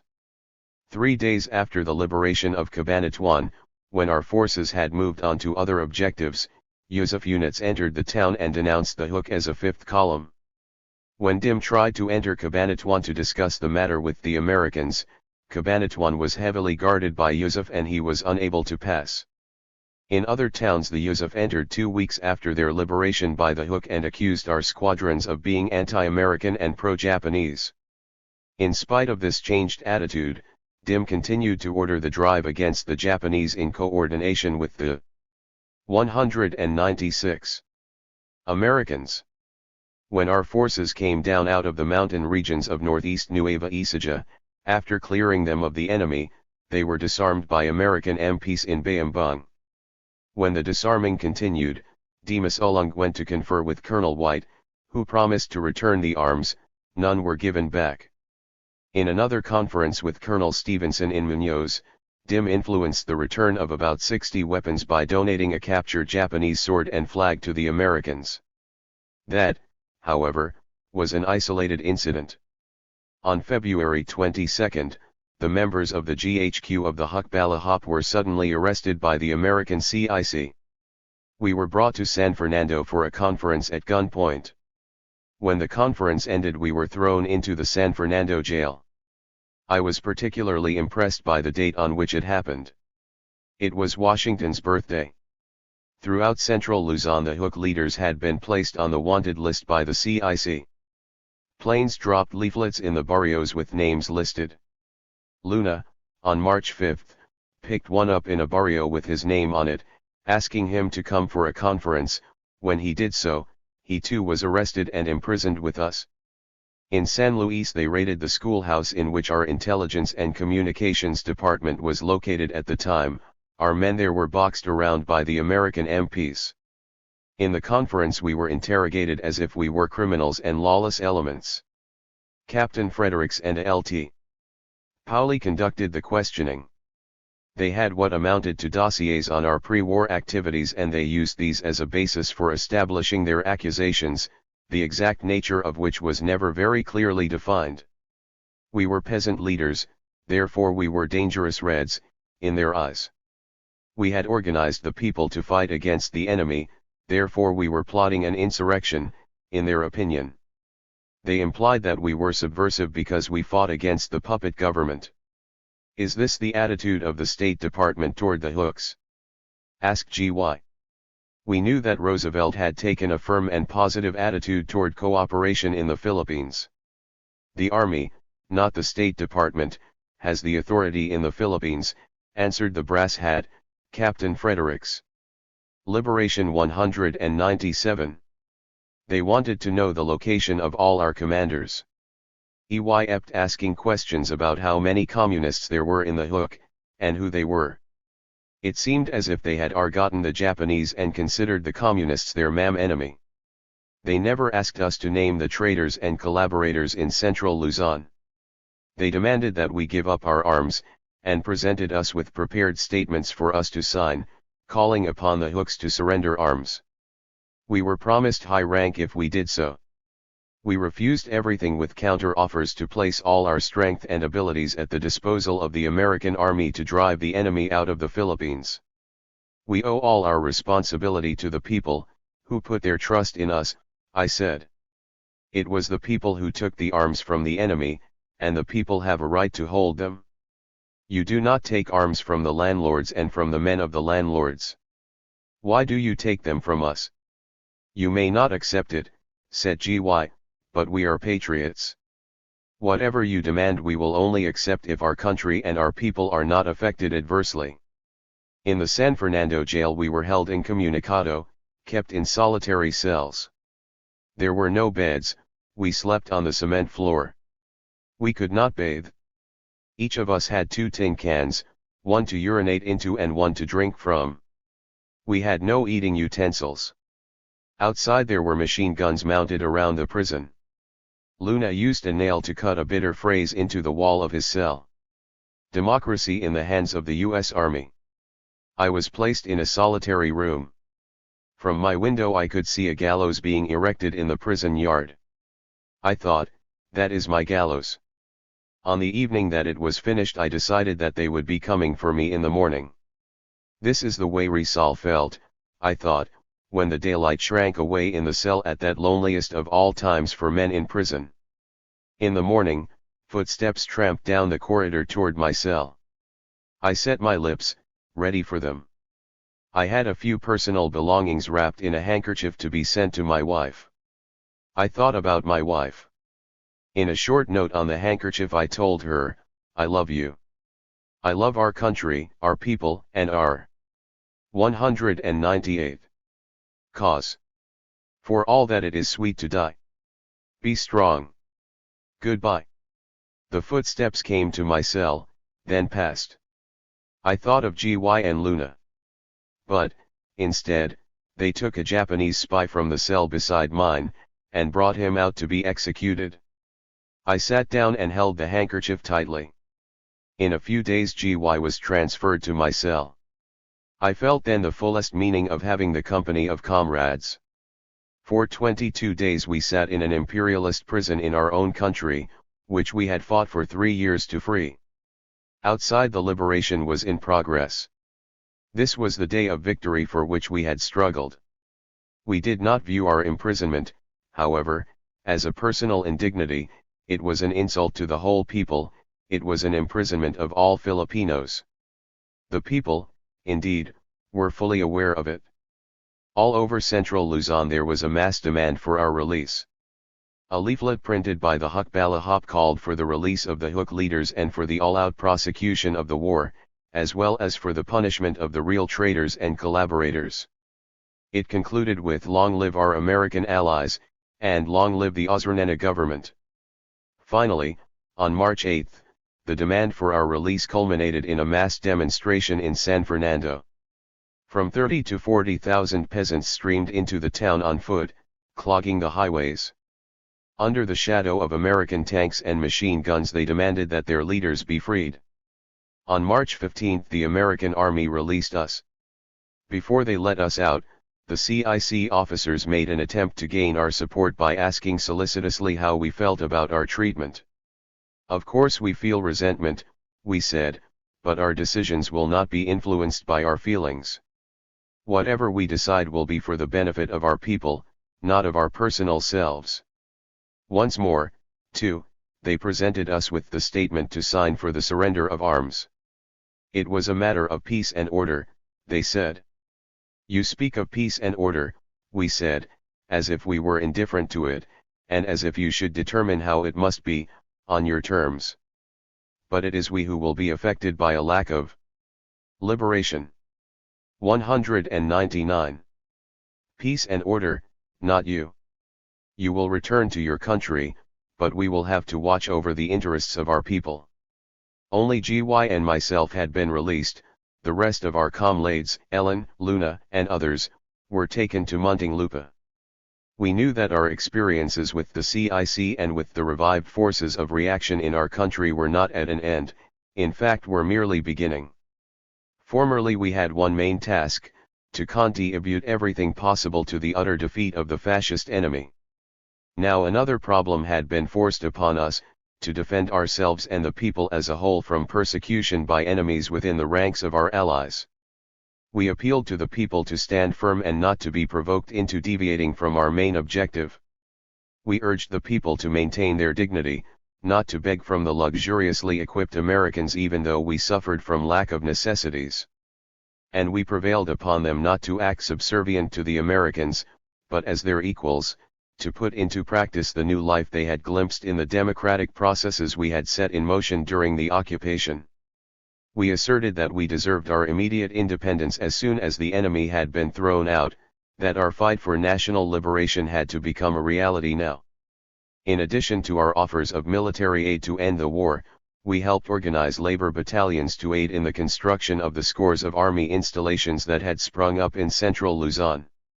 We wanted to help make the Philippines a vast base for launching blows against the remaining enemy positions in the Pacific. Our acts were characterized by nothing but cooperation to achieve the common victory. All of this was done in spite of the official attitude of hostility toward us. In southern Luzon, where the United Front had operated with greater success and where the landlord elements had not yet developed an anti-Huk complex, our squadrons were attached to the American Army and fought side by side with it until the end of the war, having especially good relations with the 11th Airborne Division. They were an important part of the force which liberated the internees from the Los Banos prison camp on March 25. That operation, incidentally, had been originally 200. Hasim's idea. Lai was preparing to carry it out when he learned of similar intentions by the Americans, and joined with them. The Americans in the south provided the Huks with arms and equipment, and they were able to do an extremely effective mopping up of the mountains of Laguna and Tayaba. In Laguna, Jesse Lava functioned as provisional governor until April, and when he left for Manila, the United Front deputy governor, Pambuan, took over his duties.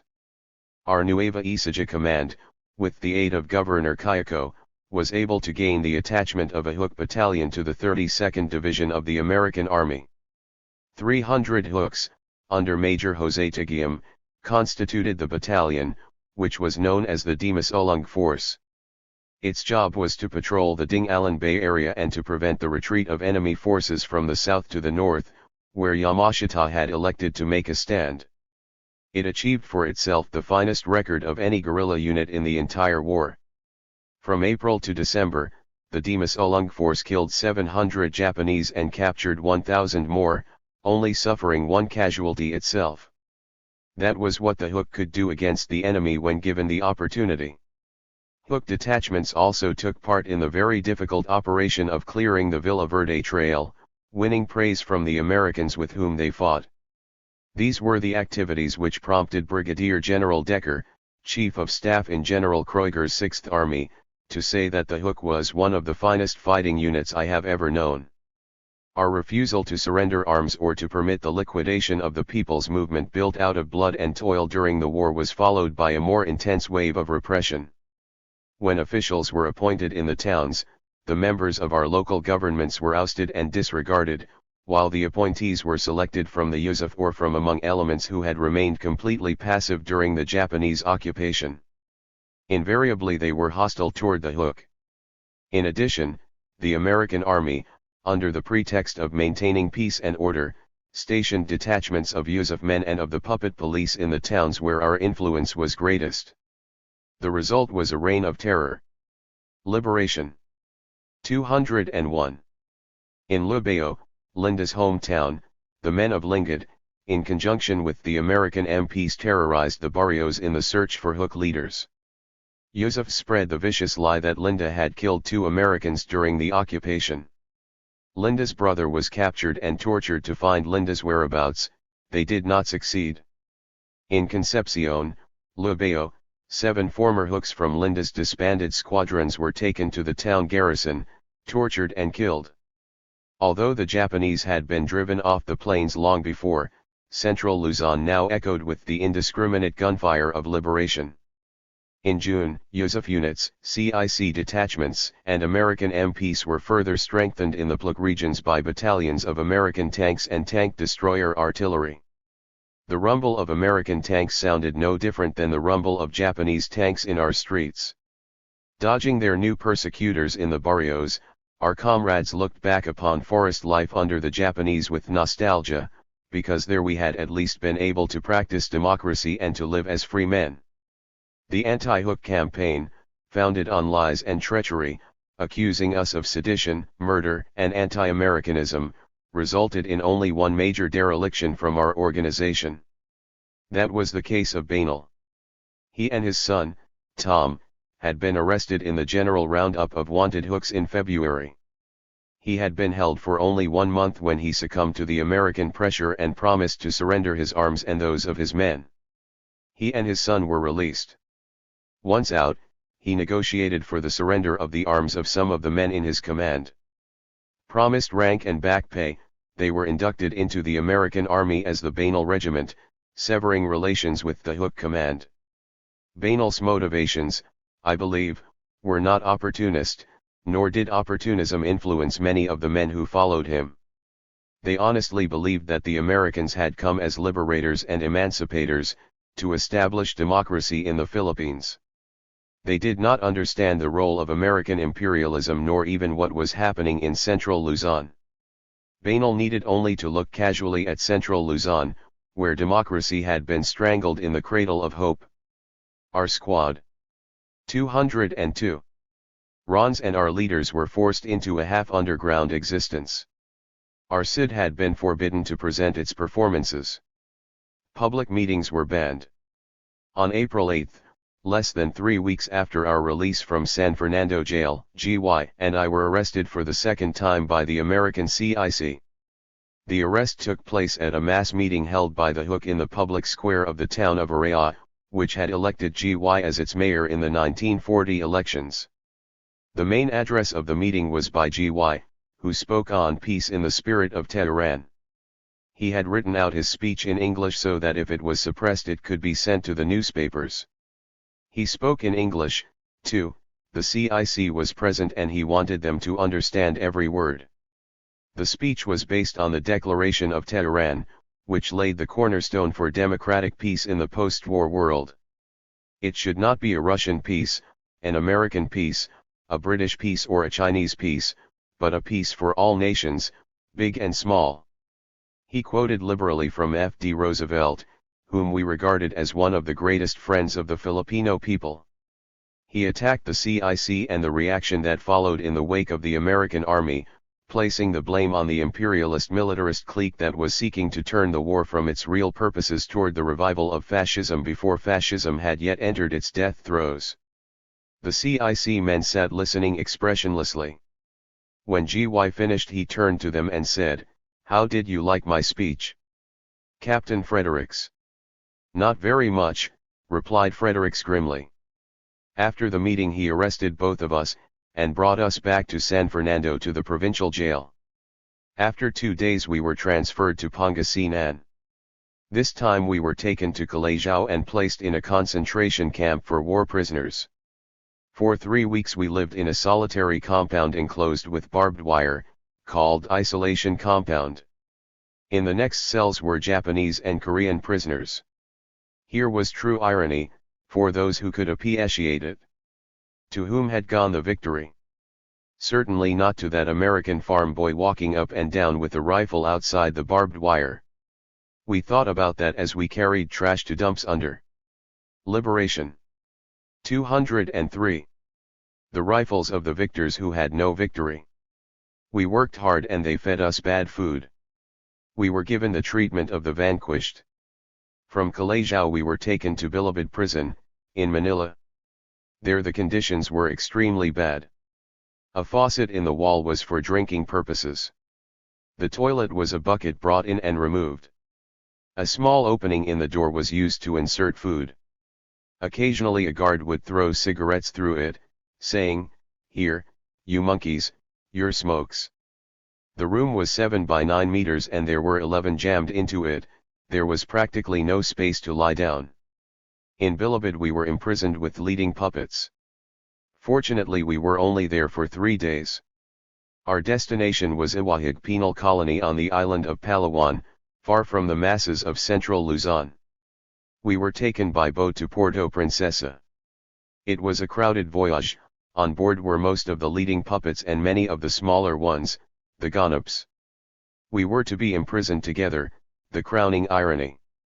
Amphibian tanks took us from the port to the prison itself. When the gates closed behind us it was for an indeterminate time. We never knew what was going to be done with us, or for how long our imprisonment would last. We were asked nothing and told nothing. We were only sure that if American imperialism could have its way, it would be permanent. One thing that encouraged us was the discovery of cracks in the imperialist wall of suppression. They appeared in the form of ordinary GI soldiers who sympathized with us, and who tried to help us when they could. While we were in the San Fernando jail a sergeant had smuggled in a message, stating that he was a friend from the States who wanted to discuss common working class interests. In it we were saluted comradely.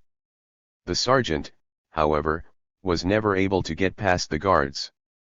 When in Muntinlupa, Dim, Ellen and Luna were invited by a group of friendly GLs to speak about conditions in central Luzon, they were later discovered and placed in solitary confinement for 7 days, on bread and water. At Iwahig we met another friendly American who could not understand why GY and I were 204 behind bars. He gave us special liberties and, when the officers went to Puerto Princesa, he opened the gates and let us have a brief taste of freedom. In central Luzon a number of progressive GIs contacted the hooks in the towns and in the barrios. Some of them were communists, some were trade unionists, others were simply strong supporters of Roosevelt and his policies. They were outraged at our treatment by MacArthur, and promised to tell the truth about the Philippines when they returned to the States. They brought us medicine, clothing, shoes, food, office supplies, and even guns and ammunition. Just before we were shipped to Iwahig, we received the news of the death of Roosevelt. It was the bitterest blow that our hopes for a democratic peace had received. I was depressed and very near to tears. We were certain that Roosevelt, proponent of the 4 freedoms, had not sanctioned the MacArthur brand of fascism in the Philippines. Later we could see a reflection of Roosevelt's line of thought in his Secretary of the Interior, Harold Ickes, who denounced the MacArthur policies and called for harsh treatment for collaborators and traitors. By that time, however, reaction was in power in our country. In Iwahig the shamed and the proud were brothers behind barbed wire. Our pride, and our confidence in the masses who supported us, soared above the mean insanities of that enclosure. We did not scorn our fellow prisoners, however, and although they were the men whom we had fought, we did not remain aloof, nor make an island of our pride. Within the prison we had an election. GY and I were both elected to the board of directors. It was not a gesture of forgiveness nor of alliance, but an expression of the common lot into which we had been thrown. It was the truce of tribulation, each of us knowing the struggles of the past would merge into the struggles of the future. To help pass the time I also returned to my tailoring. Sometimes I sewed the clothing of the men who had been but recently our enemies. In this way, I was able to earn a little money to buy some books and newspapers from outside the prison. GY, who had been a skilled poker player in the years before he joined the movement, played cards with the puppets and Liberation. 205. Won considerable sums to purchase books and periodicals. We observed them closely, these men who had served the enemy. Recto, Yolo, General Francisco, de las Alas, Paredes, Alunan, Pease, Lwides, Sebastian, Sabato, Luce, Bocabo, Madrigal, Abelo, de la Rama, Moncadu. They were all different types, on the surface. Recto was haughty and unapproachable. Yolo and Alunan were more amenable to discuss matters with us, or were better politicians. Sabato and de las Alas expressed their intentions of remaining out of politics in the future. Moncadu was in charge of the latrine. Now I, too, am a minister, he would say. The minister of the latrine. It was much better, and easier, to talk to the rank and file gonops. Many had been motivated to work with the Japanese out of misdirected nationalism. With these men we held endless discussions and lectures, and were able to win many over to our concepts of the struggle for independence and national liberation. If we had understood these things before, some said, we would have been with you. Some also said, we will be with you the next time. Prison was not a new experience to me. There is no working class leadership, anywhere, that has not been steeled by the metal of prison bars. It is a part of the education the ruling class gives us. It is designed to break spirits and to decapitate people's movements. However, more often the people, and those who go to prison for the people, are strengthened and made unbreakable. That has happened to our people, who have known the insides of Spanish, Japanese, and American prisons, as well as the dungeons of our own ruling class. Why were we in prison now? Behind the answer to that question lay the whole meaning of the war we had fought, and of the peace that was to come. Behind it were forces far greater than those which operated between a tenant and his landlord. The forces were worldwide, and they were later to shoot guerrillas in Greek mountains, massacre peasants in Indonesia, Malaya, and Indo-Chinese villages, precipitate bloody civil war in China, and everywhere trample upon the hopes of all people for a democratic peace. We were in prison because of a gigantic imperialist con. 206. Conspiracy to strangle the people's movements that had been born in the struggle against fascism. We were in prison because imperialists considered us too dangerous to be at large, dangerous not to our own people but to the interests of a handful of monopoly capitalists on the other side of the ocean. The Americans had come back not to liberate us but to reclaim us. We had been a colonial people, but the Hukbalahap, founded on national liberation, was destroying the colonial mentality. Because we believed in a free Philippines, with its people educated not only in words about democracy but in democratic actions, we were called anti-American. The American officers in the CIC called us subversive. If the American way of life was imperialism, then we meant to be subversive of it. The way in which the anti-American charge came to be leveled at us had a significance all its own. Throughout the war we had had nothing but praise for the Americans, and had done everything possible to bring about a pro-American feeling instead of one that was pro-Japanese.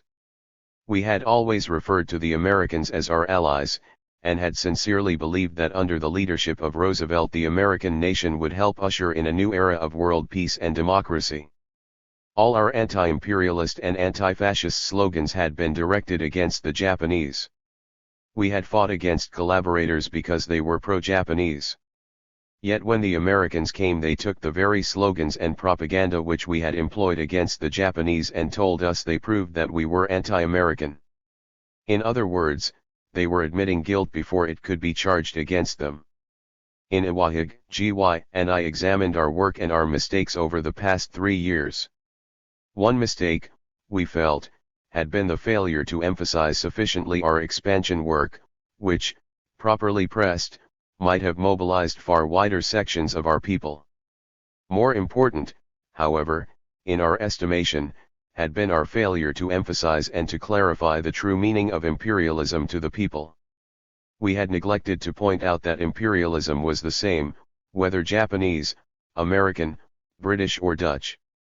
In so doing we had narrowed down and weakened the basic issue of World War II, which, in its positive aspect, liberation, 207, was a war for national liberation, a struggle which unharnessed not only the anti-fascist forces but also the anti-imperialist forces. We had left our people unprepared for what to expect from the return of the Americans. That is why our soldiers, gladly greeting the GIS and fighting beside them, were stunned when the same GIS turned around and disarmed them, arrested them, and permitted them to be massacred. That is why men like Bainal gave in to the Americans and abandoned the people's movement. He thought the struggle had ended and that the post-war world of democratic peace and independence had arrived. Most tragic of all were the people who supported our struggle against the Japanese but who welcomed the Americans and the regime which they later dictated. It would take bitter years before they would see the vulture disguised as an eagle. For the benefit of the CIC, which arrested and investigated us, our crime was not that we were anti-imperialist, but that we were not anti-imperialist enough. Our analysis and our fears had been completely confirmed in April, the same month in which we were imprisoned, with the rescue of Manuel Roxas. It became obvious to us immediately that this arch-collaborator, who had called for the surrender of guerrillas, who had signed the puppet declaration of war against the Americans, and who had supervised the Biba, that plunderer of our harvests, was the chosen leader for a new regime, an American imperialist puppet government. MacArthur and the other American imperialists were not the only group that considered the Hukbala Hop dangerous. This opinion was shared by the comprador feudal landlord group that had always been the backbone of American rule in the Philippines, that had, in the main, automatically switched to the Japanese masters when they arrived, and now were ready to accept American rule once again. Always they followed their narrow class interests, and were ready to sell out people and country for their property and profits. Every colonial country has running dogs and lackeys of imperialism. If we had so many it is because we have been oppressed by foreign powers for so long that the compradors have become well entrenched. At the 208 end of the war, however, they were in a weakened and discredited position. The anti-Japanese and anti-collaborator feeling was so high that it threatened to sweep away the whole framework of imperialist control. The threat was felt to be greater because of the existence of the militant and well-organized Hukbala Hop.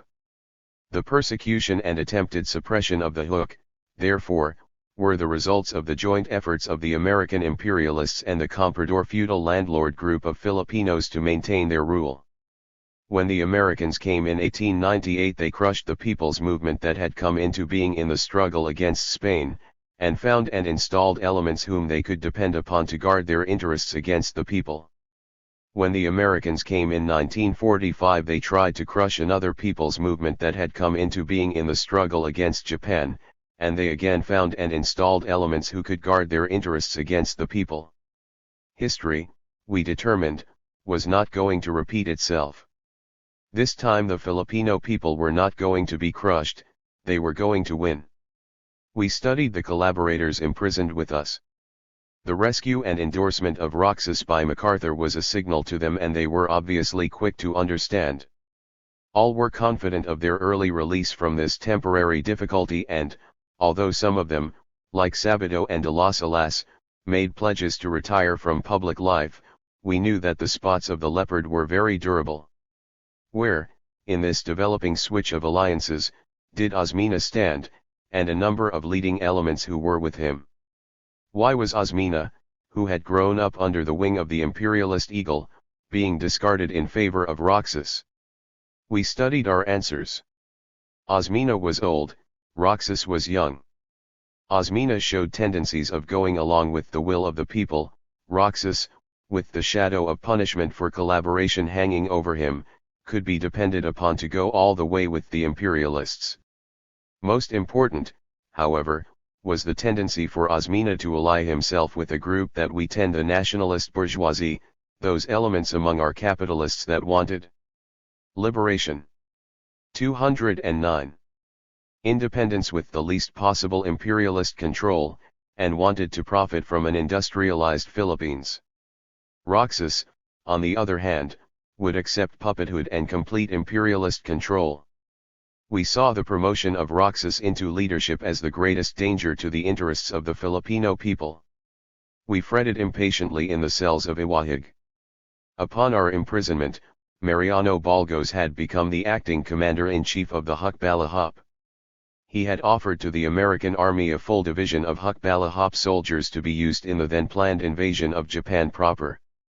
He had urged the induction of Hooks into the regular Philippine Army to help complete the liberation of the country as swiftly as possible. Both offers were ignored.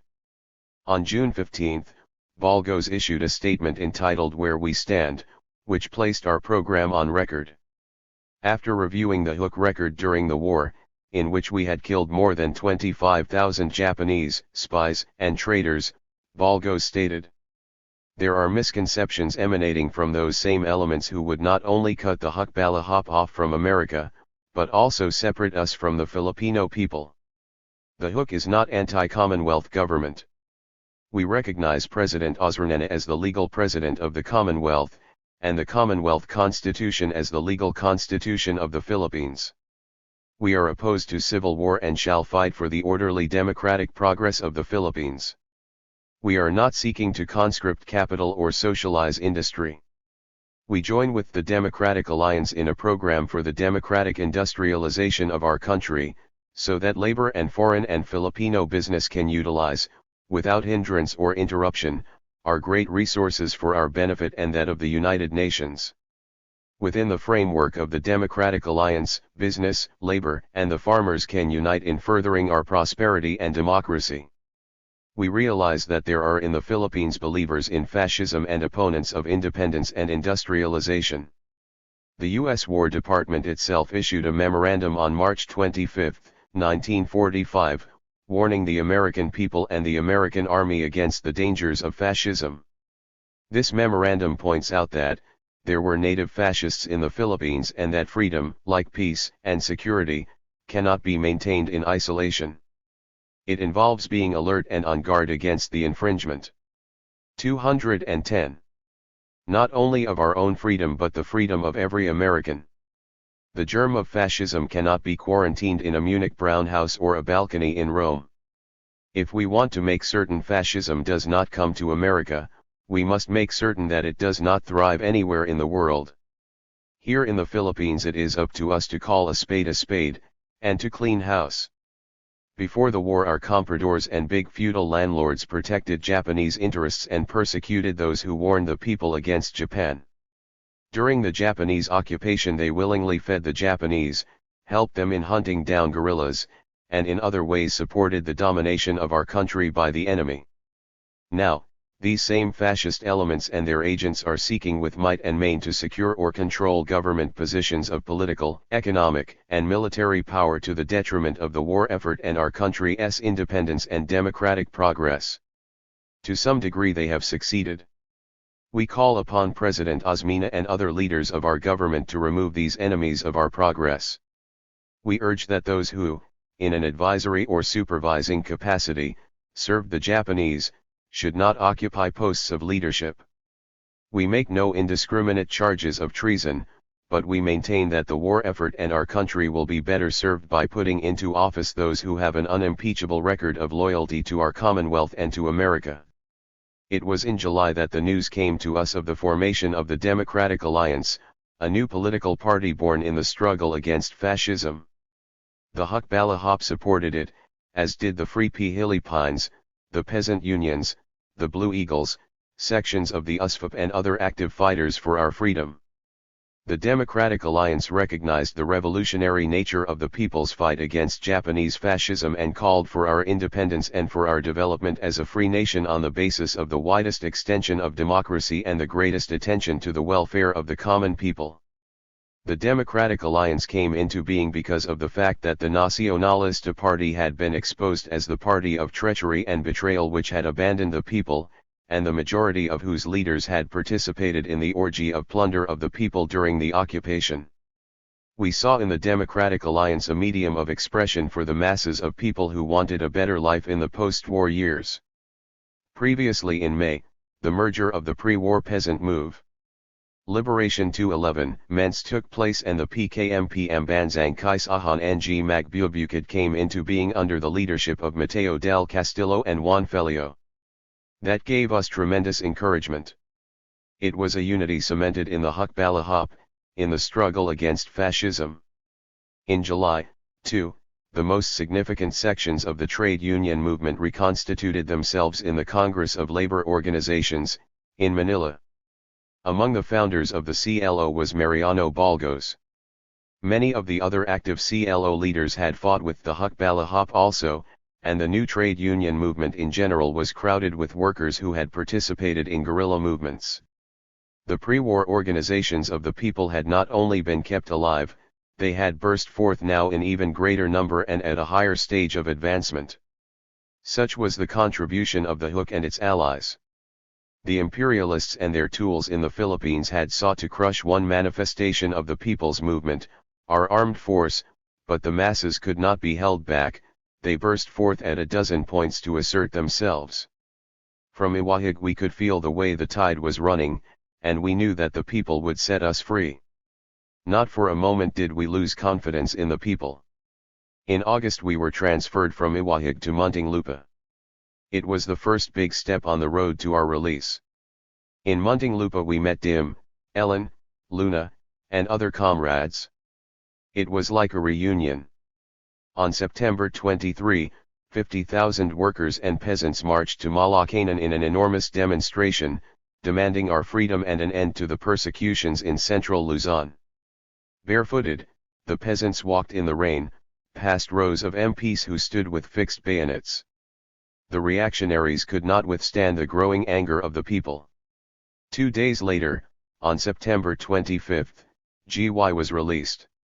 On September 30, I, too, walked out of the imperialist prison and took my place in the new struggles for the emancipation and the advancement of the Filipino people. 3. The struggle for national liberation. 22. The war against Japan was a people's war without a people's victory. A people's war differs from most wars because from it the people as a whole have something to gain. That makes it a just war. The other wars, which are fought against the people's interests or in which the people are used for the gain of a few, are unjust wars. We fought a just war against Japan, we had an unjust peace forced upon us. The tyranny that attempted to force an unjust peace on the Filipino people at the end of the war against Japan sought to rob the people of their victory. The people did not submit. The struggle did not end with the surrender of the Japanese. The armed struggle merely became for a time an economic and political one. When I came out of Muntinlupa on September 30, 1945, reaction was already well on its way down the road to power. The entire collaborator group, the wealthiest capitalists and landlords, and the top brass hats of the American Army and the American State Department were allied behind Manuel Roxas, who was working frantically to win over a decisive section of the Nacionalista Party. The Osmeña administration, from which we 212, 213, had hoped so much, was helpless in the face of treachery and opposition from both at home and abroad, and gave way everywhere to reaction and corruption. Nothing could be approved in the Osmina Congress without the consent of men who had served the Japanese. While the masses of our people suffered and starved in a destroyed country, collaborators voted themselves 3 years back pay, and some non-collaborators plunged both hands into the profits of black marketing. Even more tragic than the drama of betrayal that took place in the Philippine Congress was what was happening behind the scenes to the freedom of the people. Permits were denied to hold meetings in Manila to protest the actions of Congress, and, when they were granted, Colonel Holland, the American MP dictator, surrounded the meetings with bayonets and guns. In the provinces, American and Filipino MPs, with tanks and tank destroyers, broke up peaceful meetings, raided homes, and intimidated the peasants. Private civilian guard armies of landlords began to rule in towns.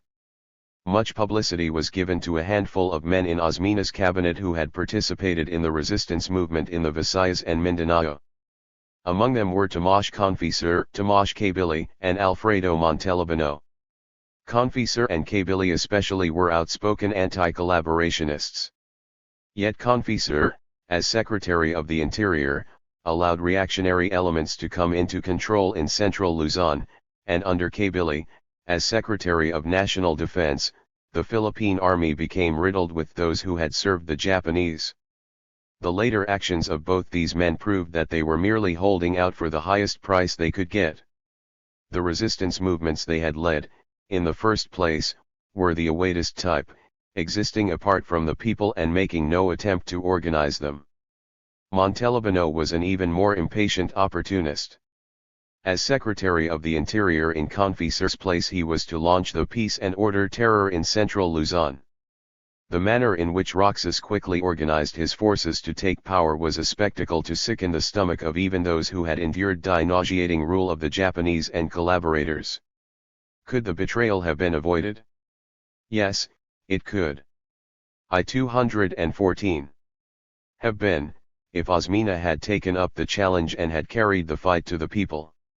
Instead, he allowed the rights and the strength of the people to be curtailed at every turn.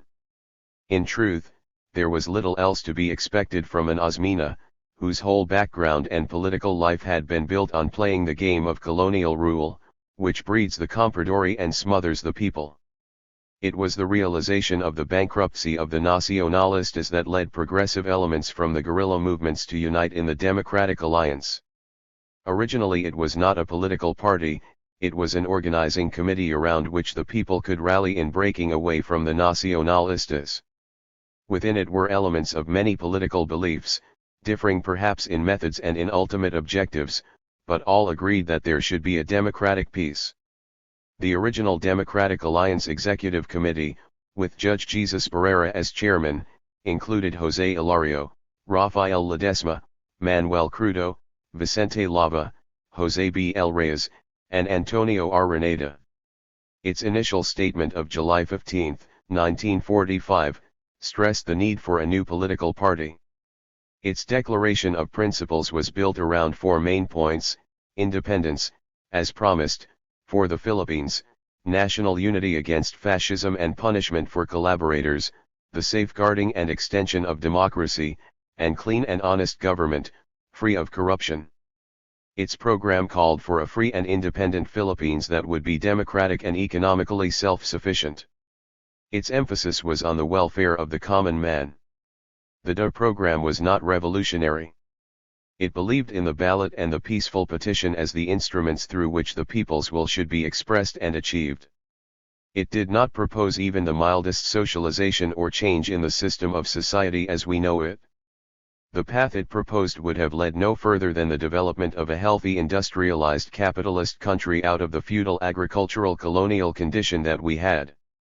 Nevertheless, it was a tremendous change, which the people wanted. The Roxas Group was also sensitive to the general desire throughout the Philippines for a change. It, too, was aware of 215. The stigma attached to the very name Nacionalista. When, in January, the Roxas Group split away from the old party to form their own political organization, It adopted the name Liberal Party and conducted a campaign during which they promised everything to everybody. Reaction, without a mask, could never have succeeded in the post-war Philippines. Where it did not resort to fraud, it won with sheer demagogy. The Hook supported the Democratic Alliance with every gram of its energy. Socialist-communist candidates had swept many towns in 1940 in central Luzon. In 1946, with Hook support, they could have swept whole provinces. However, as we did during the war, we visualized the fight against reaction as requiring the widest possible united front. With its broader and more far-reaching appeal, the Democratic Alliance was the best channel through which the people could flow away from the parties that were dominated by landlords and compradors. After the war, a new qualitative change had entered the people's struggle. During the war it had been a struggle for national liberation, with the military phase uppermost. Now it had become a struggle for independence and democracy, with the political phase uppermost. During the war, so to speak, our methods had been underground and illegal, now they were open and legal. In the post-war Philippines, however, we had to face one fact: whoever used legal methods to resist the ruthless drive to power by the Roxas faction was operating strictly at a disadvantage. To recite the facts of Manuel Roxas' life is to draw the portrait of a puppet of a man who serves and shields the masters against the masses. As such, he was not alone, nor was he even the most outstanding example. History is full of men like Manuel Roxas. The capitalists use them to fill their governments, and call it democracy. The imperialists place them in power in their colonies, and call it independence. They are the apologists, the spokesmen, and the tools. Before the war, Manuel Roxas was one of the lawyers who handled the interests of André Soriano, the monopolist and fascist. By marriage he was related to the De Leon interests, big feudal landlords and sugar magnates in central Luzon. Dir. 216. In the Japanese occupation he urged the surrender of guerrillas. He was a member of the Preparatory Commission on Philippine Independence, which organized the Puppet Republic. He was chairman of the BIBA, which robbed the people of rice to feed the enemy. He was minister without portfolio in the Puppet Cabinet. He supported the declaration of war against the United States. Following the war he was whitewashed and protected by MacArthur and U.S. High Commissioner Paul V. McNutt. He was financed by Soriano and the Elizaldes and the feudal landlords. He gave our economy to the American imperialists with the Bell Act and parity. He gave our sovereignty to the American Army with the Military Bases Treaty *. He sought to drown the people's movement in blood. During our sojourn in Muntinlupa, G.Y. and I were contacted by Roxas. His masters had failed to break us by force. He would try other methods. He offered to pay our way out of prison if we would support him. He appealed to our youth, pointing to himself as a young man and to the need for young leaders in our country. He indicated that we could have high positions. He must have been disappointed and perhaps surprised when we refused. He himself had been won by such offers. Later, after our release, we met him again. We were in Jimmy's restaurant in Manila, as the guest of Edgar Snow. Roxas entered, in the company of others. Out of courtesy I went to his table to pay my respects. He embraced me and once again urged my support, promising all manner of reforms. I am the most radical in the Philippines, even more than you, he boasted. Sitting at his table was Julius Adelstein, the public relations man of Paul V. McNutt, the chief representative of American big business in the Philippines at that time. After my release I had returned to San Fernando, the central point of people's organization in Pampanga. There my wife Degree the U.S. Philippines Defense Agreement, signed in March 1947, turned over to the United States for 99 years a series of bases in the Philippines, including Fort Stotsenburg for ground forces, the air base at Clark Field, and Leyte Gulf for the Navy. For details on the Bell Trade Act CP 250 ed. 217. Summed the operation of her beauty parlor, which had been interrupted so violently in 1941. The war was over, but the Philippines was still like a huge armed camp. The American Army, in many places, outnumbered the Filipino civilians. San Fernando was teeming with American vehicles and GIS. They were a constant reminder that the liberation was like a new occupation. The CIC kept us under continual surveillance. A period of comparative peace set in until the following year. The Hukbalahap disbanded immediately following the end of the war and the soldiers returned to their homes. A Hukbalahap Veterans League, with GY as its chairman, was formed, in the same fashion as all other guerrilla organizations kept their identity. In many barrios, guard units were created out of veterans, for local protection. Landlords were busy recruiting bands of civilian guards, and we realized that reaction, far from subsiding, was really gathering itself for large-scale onslaughts on the people. Huk veterans kept their arms. We insisted on it as a right of all citizens. All guerrilla organizations were submitting their rosters for back pay. Throughout the war we had fought against the back pay psychology. The question of back pay had been left out of Huk life entirely. We had emphasized the political and moral values of patriotism, not its peso value. Now, however, with many Huk families destitute and with a need for funds to build the people's organizations as part of our peaceful legal struggle, we decided to apply for back pay. I accompanied an investigation team of the American Army from barrio to barrio, and we compiled a roster of Huk fighters. Some Huks were recognized despite the official anti-Huk attitude of the American Army. They were members of units such as the Dimas Ulung Force and some of the squadrons of Hasim in the south, which had done brilliant work in direct coordination with the American Army and whose services were so great that they could not be ignored. In the main, however, recognition was never extended as a policy to the Hukbalahap. Actually, we proved drastically short-sighted in so trustingly submitting a roster of Huk names. Later it was used as a blacklist to persecute and to murder our comrades. 218. The powerful people's movement that had flowered in the struggle against the Japanese now turned its energies to peacetime organization. San Fernando was the headquarters of the Pampanga PKM, CLO, and DA. The PKM alone had 70,000 members in Pampanga, and thousands of workers had joined the CLO, with Ellen as its provincial president and Linda as vice president. My brother Reg became the executive secretary of the DA in the province, which had a wide following among the middle-class elements. The upsurge of mass militancy was prevalent everywhere. In the month of February 1946, peasant demonstrations for 60-40 crop sharing and other agrarian reforms took place in Bulacan, Batan, Nueva Ecija, Pampanga, Tarlac, and Laguna, by tens of thousands in each place. Economic demands were linked with political, as was evident on the placards carried by paraders. Give Roxas back to the Japs. Down with collaborators, down with remnants of fascism. For complete independence and real democracy. The contrast between the pre-war and the post-war forms of mass organization was a good indication of how the mettle of our movement had been tempered in the heat of war. The haphazard and rather uncoordinated methods of the AMT were replaced by smooth-running committees which had division of labor and which sought to involve their memberships. It was extremely easy to organize among the people, due to the work of the Hukbalahap.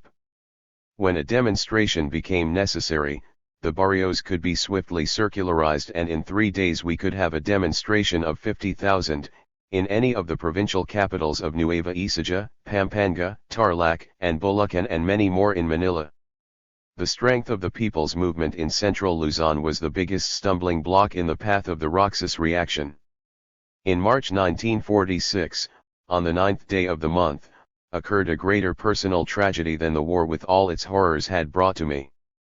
My wife died. My marriage to Ina Kura was doubly precious to me because it meant a sacrifice on her part. She defied and left a wealthy family to be with me, realizing the danger and uncertainty of life. 219. With the revolutionary. She went with me into the field during the Japanese occupation. That led to her final sacrifice. She died of septicemia, the result of drinking polluted water over long periods from the swamps and rivers in Huk hideouts. Her funeral procession in San Fernando was bright with flags and banners of PKM chapters. In my grief I hunted back over all the years, to touch her in my memory, back to the days when I was a thin eager youth in Tarlac. Somehow it seemed that all my life had been entwined with hers, and that now a part of me was gone forever. It made me feel that the greatest fact of all in any man's life was the fact of death. But I felt that way only momentarily. Around me, in the presence of my comrades, and even surging in the procession of my wife's funeral, was the great life-giving fact of the movement to which one had dedicated myself. Over her coffin, by the sacred memory of thousands of gallant fighters who had died for the cause, I renewed my pledge, to always give my best and the rest of my life to the movement, to be loyal and brave, simple and honest, selflessly devoted. The new alignment of forces in the Philippines had taken definite shape by the end of 1945. The imperialist forces had to move very fast. Under the Tydings-McDuffie Act our country would receive its independence on July 4, 1946. At first the Roxas Group, prodded by its imperialist backers, had tried to advance the idea of re-examination, or postponement of independence. This had always been a favorite idea of High Commissioner McNutt, who was the troubleshooter selected by American imperialism to keep the Philippines in the vest pocket of Wall Street. The Filipino people, however, wanted nothing but independence, on time. Re-examination was smothered by popular opposition. In Pampanga the people had a word for the MacArthur-MC Nut combination, Mac-Mac, meaning, in the dialect, worthless and nonsense. Unable to postpone independence, the imperialists set out to do what they considered the next best thing, to make it an independence in name only, with themselves still actually in control. Because no election had been held officially in the Philippines. 220. Since 194. A pre-independence election was set for April 1946. It was in this election that the imperialists and their tools hoped to guarantee a tight grip on the Philippines. They needed strong men who would carry out ruthless policies. Former collaborators, under the shadow of punishment for treason, made the best and the most willing tools. They were allowed by MacArthur and McNutt to seize control of Congress and the army, and to attempt to take over completely the Nacionalista Party. On December 29, Roxas demanded full government and party power from Osmeña, and the withdrawal of Osmeña himself as a candidate in the coming elections. When the president refused, Roxas and his group split away from the Nacionalista Party and formed their own liberal party. It held a convention on January 19 and Roxas v/as nominated, with Elpidio Quirino running for vice president. Quirino, a semi-collaborator who had been briefly imprisoned during the occupation for engaging in black market deals that cut into Japanese profits, was used to screen the grosser crimes of his run-in mates. Within the Democratic Alliance there was a difference of opinion. Some members wanted to support Osmeña, in a united front effort to defeat Roxas, while others wanted to run a separate third-party candidate. The decision was finally made to support Osmeña, on the basis that Roxas was the main enemy and the chosen tool of American imperialism, and that his defeat would give a powerful impetus to the democratic movement. The Roxas line had been made apparent in the newspapers of his millionaire backers.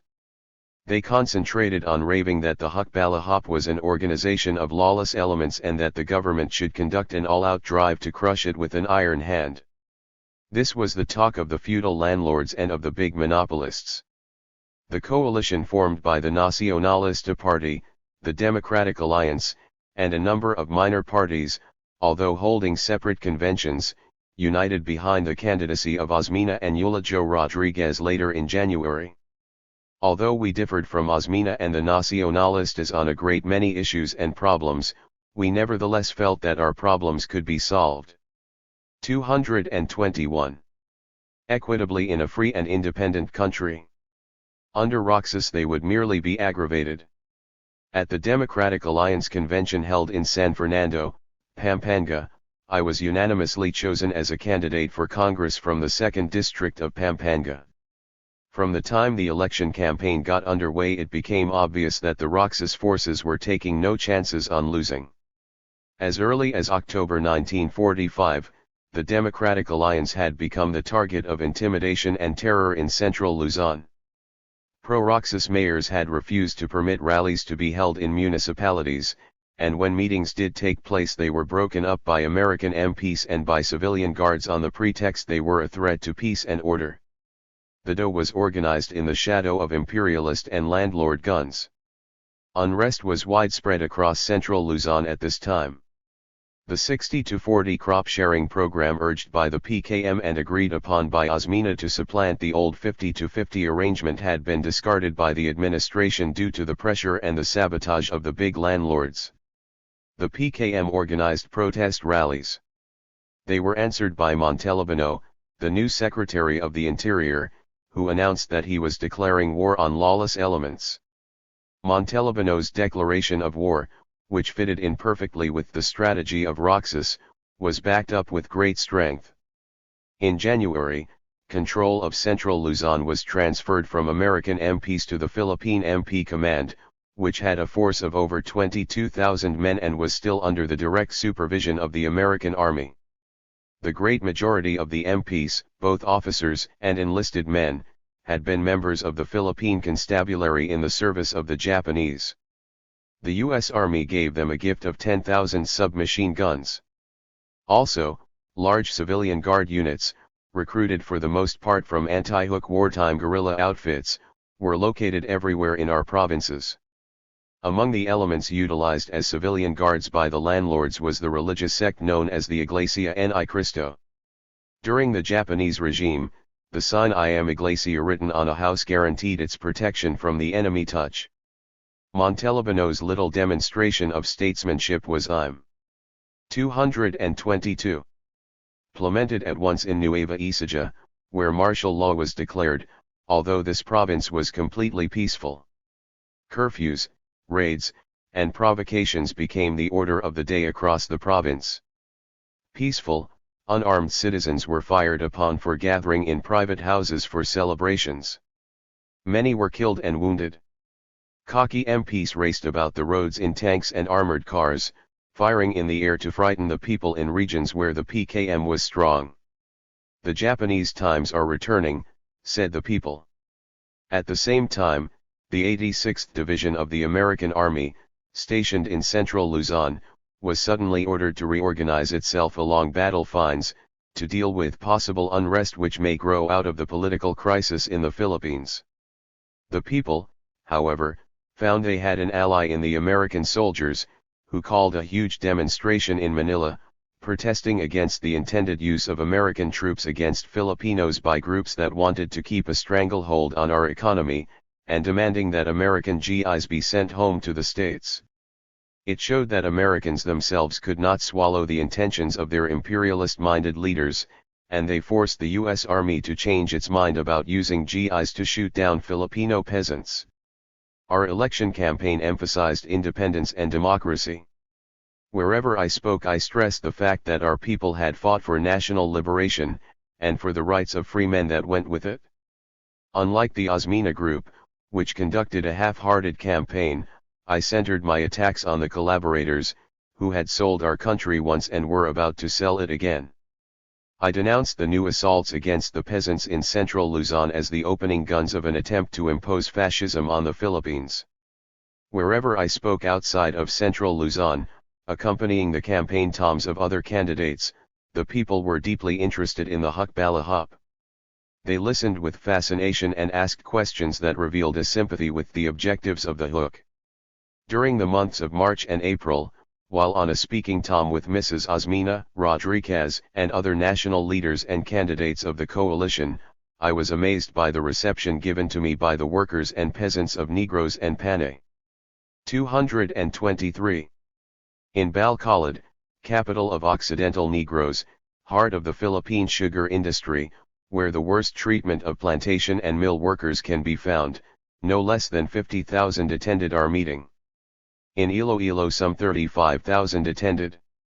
In Talisay, another mill town, about 30,000, in Pulapandan, both a seaport and a sugar hacienda, some 40,000, and in Cabancalan, an out-of-the-way barrio, the farm laborers, including old, deformed peasants, came. In all instances I got the same impression, they came to hear and to rally to the call for unity of their brother peasants in central Luzon, represented by my person. I cannot forget the parting words of one of their spokesmen: "Comrades in central Luzon, don't fail us. We look upon you for guidance and example. We will act here with you in unison." I was going to school once again. This time it was the school of politics. In our country it has been a specialized business. People train for it from the time they are young men. In the universities they make their contacts and become skilled in the game of classroom politics.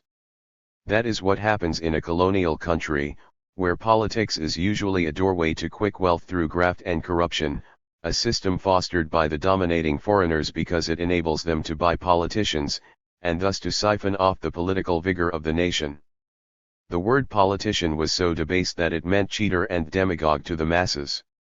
At times I felt embarrassed and out of place among the professional politicians.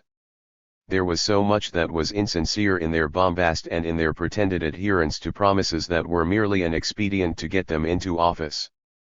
For the sake of the United Front, the DA had put forward some candidates who later proved to have been purely opportunistic in motive. DIM, for instance, had withdrawn in favor of Jose Candu in Nueva Ecija. Candu later switched to the Liberal Party, into the worst camp of reaction. This also was to be true of many vehement nacionalistas whom I met during the campaign. It is an uneasy experience, half shameful, to have principles and to participate in the colonial pattern of Philippine politics. I realized then, more than ever before, the need for a new, people's politics, devoted to the welfare of the common man. 224. During a tour of the Visayas with the Osmeña party, I was criticized by Atang de la Rama and Mrs. Kalakatigbak for being too humble, too modest. They were very well-meaning. They undoubtedly thought that I was very naive and needed to be educated in the harsh realities of the political scene, where men thrust themselves forward or are trampled down. They spoke to me honestly of the rotten nature of the society of the privileged classes. In the weeks immediately before the election, the Roxas forces used everything from terror to trickery in central Luzon. Peaceful meetings were dispersed and fired upon, homes were illegally entered and searched, and countless citizens were unlawfully detained by MP and special police forces. The MPs made it openly known that they were for Roxas, and threatened that everyone who voted for Osmeña would be regarded as a hook and a communist and would suffer for it. Armored cars rumbled daily in central Luzon. We made every effort to guarantee a peaceful election, going out of our way to avoid clashes with the aggressive armed men of the opposition. Later an attempt was made by the Roxas administration to prove that the people's organizations intimidated voters. The only violence that occurred during the campaign, however, was committed by Roxas thugs and by landlord terrorist gangs. On the eve of the election, Edilberto Joven, chairman of the Pampanga, and his son, a senior medical student at the University of the Philippines, were kidnapped in Bacolor and their bullet-riddled bodies were flung upon their own doorstep, as a warning to voters. Delegations demanding an investigation were ignored by the MP command, which covered up for the murderers, hired by Pablo Angeles David, Joven's own uncle-in-law. On March 22 the civilian guards of Libao precipitated an encounter in Barrio San Miguel with Hook veterans. It was used as an excuse to order the arrest of Linda, who became wanted. Linda, to protect himself, went outside and was hidden by the barrio people. Old Bio Aquino also was forced to go into hiding before the election. Intimidations were intensified especially just prior to election. 225. Day. Roxas began to shout hysterically about the Red Menace and dangers of a Hook uprising. On election eve he actually went into hiding, claiming that Hooks were out to kidnap him. In Pampanga the Liberal Party went to the extent of circulating leaflets in the 2nd District purportedly supporting my candidacy, and calling for the election of a Roxas taruc ticket.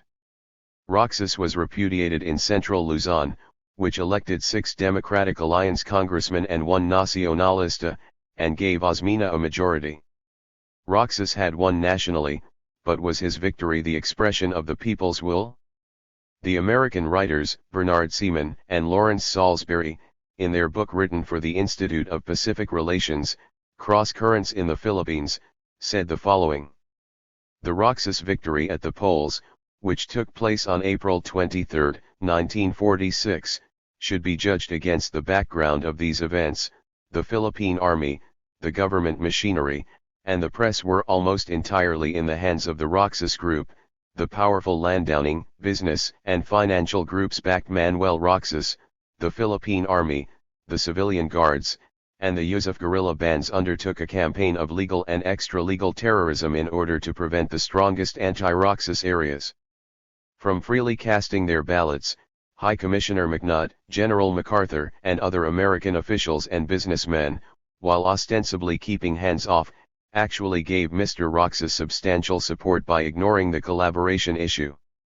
Manuel Roxas capitalized on this support to promise the destitute Filipinos that the United States would give him the rehabilitation aid that President Osmeña had been unable to obtain. By remaining in the Philippines during the occupation, Mr. Roxas was able to take over control of a very substantial portion of the political machinery of the Nacionalista Party. Finally, the nature of the Philippine elections must be taken into account. Out of an estimated 18 million population, there were some 3 million qualified, registered voters. Of these, only about 2,500,000 voted in the April elections. And, in large Philippine areas, peasants still voted as directed by their cacique, landlord, or plantation foreman. 0. A little over 6 months after I was released from the imperialist prisons, I was elected to the Congress of the Philippines by the people of Pampanga. For the son of a peasant to become a congressman is not a small honor in our country. 23. The coming to power of the Liberal Party in April 1946 marked the beginning of a new and more difficult phase in the people's struggle for emancipation. Up to that time it was still possible for the people to defend and to extend their rights by normal constitutional processes. A victory for Osmeña might have placed the nation at least on the road to real independence and real democracy. The victory of Roxas doomed the nation to a new puppethood and placed it in the shadow of fascism. It is impossible to understand the steps taken by the Roxas administration without relating them to the post-war schemes of American imperialism. Having betrayed the Filipino people by robbing them of the fruits of their victory over the Japanese and over their own traders, U.S. imperialism now set out to consolidate its newly regained position. It wanted to dominate our economy, to keep us as a market for its goods and as an open field for its investments, and it sought the appearance of legality, by having legislation passed in the Liberal Party Congress to accept the Bell Trade Act and its parity provision. It wanted to base armies and navies on our soil, existing outside our sovereignty, to be used as a means of attacking any nation in the Far East that it wished and to protect its Philippine investments, against Filipinos among others. An anti-Soviet madness gripped the American military planners, and they viewed the Philippines as a jumping-off point for an invasion of the Soviet Union. To carry out these plans, however, one thing had to be done. Opposition to the Liberal Party and to the schemes of American imperialism had to be crushed. In central Luzon the democratic movement had demonstrated great strength. The PKM and CLO were spreading in all directions. The election of 6 Democratic 227 Alliance congressmen from Pampanga, Nueva Ecija, Tarlac, and Bulacan had prevented Roxas from having a 2/3 majority in the lower house, and gave promise of even greater accomplishments for the democratic movement in future elections. The opposition, therefore, became the immediate target of Roxas. The first open move by Roxas was the refusal by the Liberal Party to seat the 6 Democratic Alliance and 1 Nacionalista congressman and 3 Nacionalista senators. As an excuse they claimed coercion had been used by us to influence voters and that the results did not reflect the popular will. In the 2nd district of Pampanga 39,000 people had voted for me, and 1,000 had voted for my opponent, Mellet and Solomon. No investigation of the charge or review of the case, as required by Philippine law, was conducted by the Electoral Tribunal before we were denied our seats.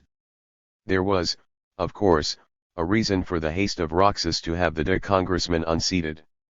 Approval of the Bell Trade Act and its parity provision necessitated an amendment of our Constitution, requiring a 2/3 vote of the Philippine Congress. After we had been unseated, the resolution to amend the Constitution was approved by only a 1-vote margin in the lower house. In that naked way was the will of the people frustrated. The organized democratic masses in central Luzon were called the peace and order problem. During the election campaign, Roxas had announced that if elected he would settle the peace and order problem within 60 days. In his first press interview after the election he said that he would move with finesse to eliminate flawless elements. In central Luzon his words were followed by a wave of terrorism. In a memorandum submitted by the PKM to Roxas on June 10, less than 2 months after the election, it was asserted that in the period over 500 peasants and peasant leaders had been killed by the MPs and civilian guards, and that about 3 times that number had been jailed, tortured, maimed, or were missing. The feudal landlords of central Luzon regarded the Roxas 228 victory as the signal to smash the peasant movement.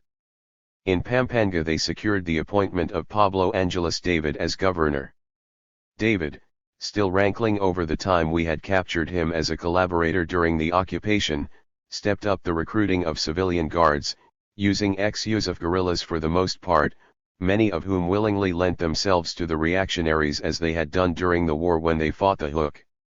David also organized his own little fascist outfit, which he called the Republican Social Movement, patterned after the Spanish Phalange.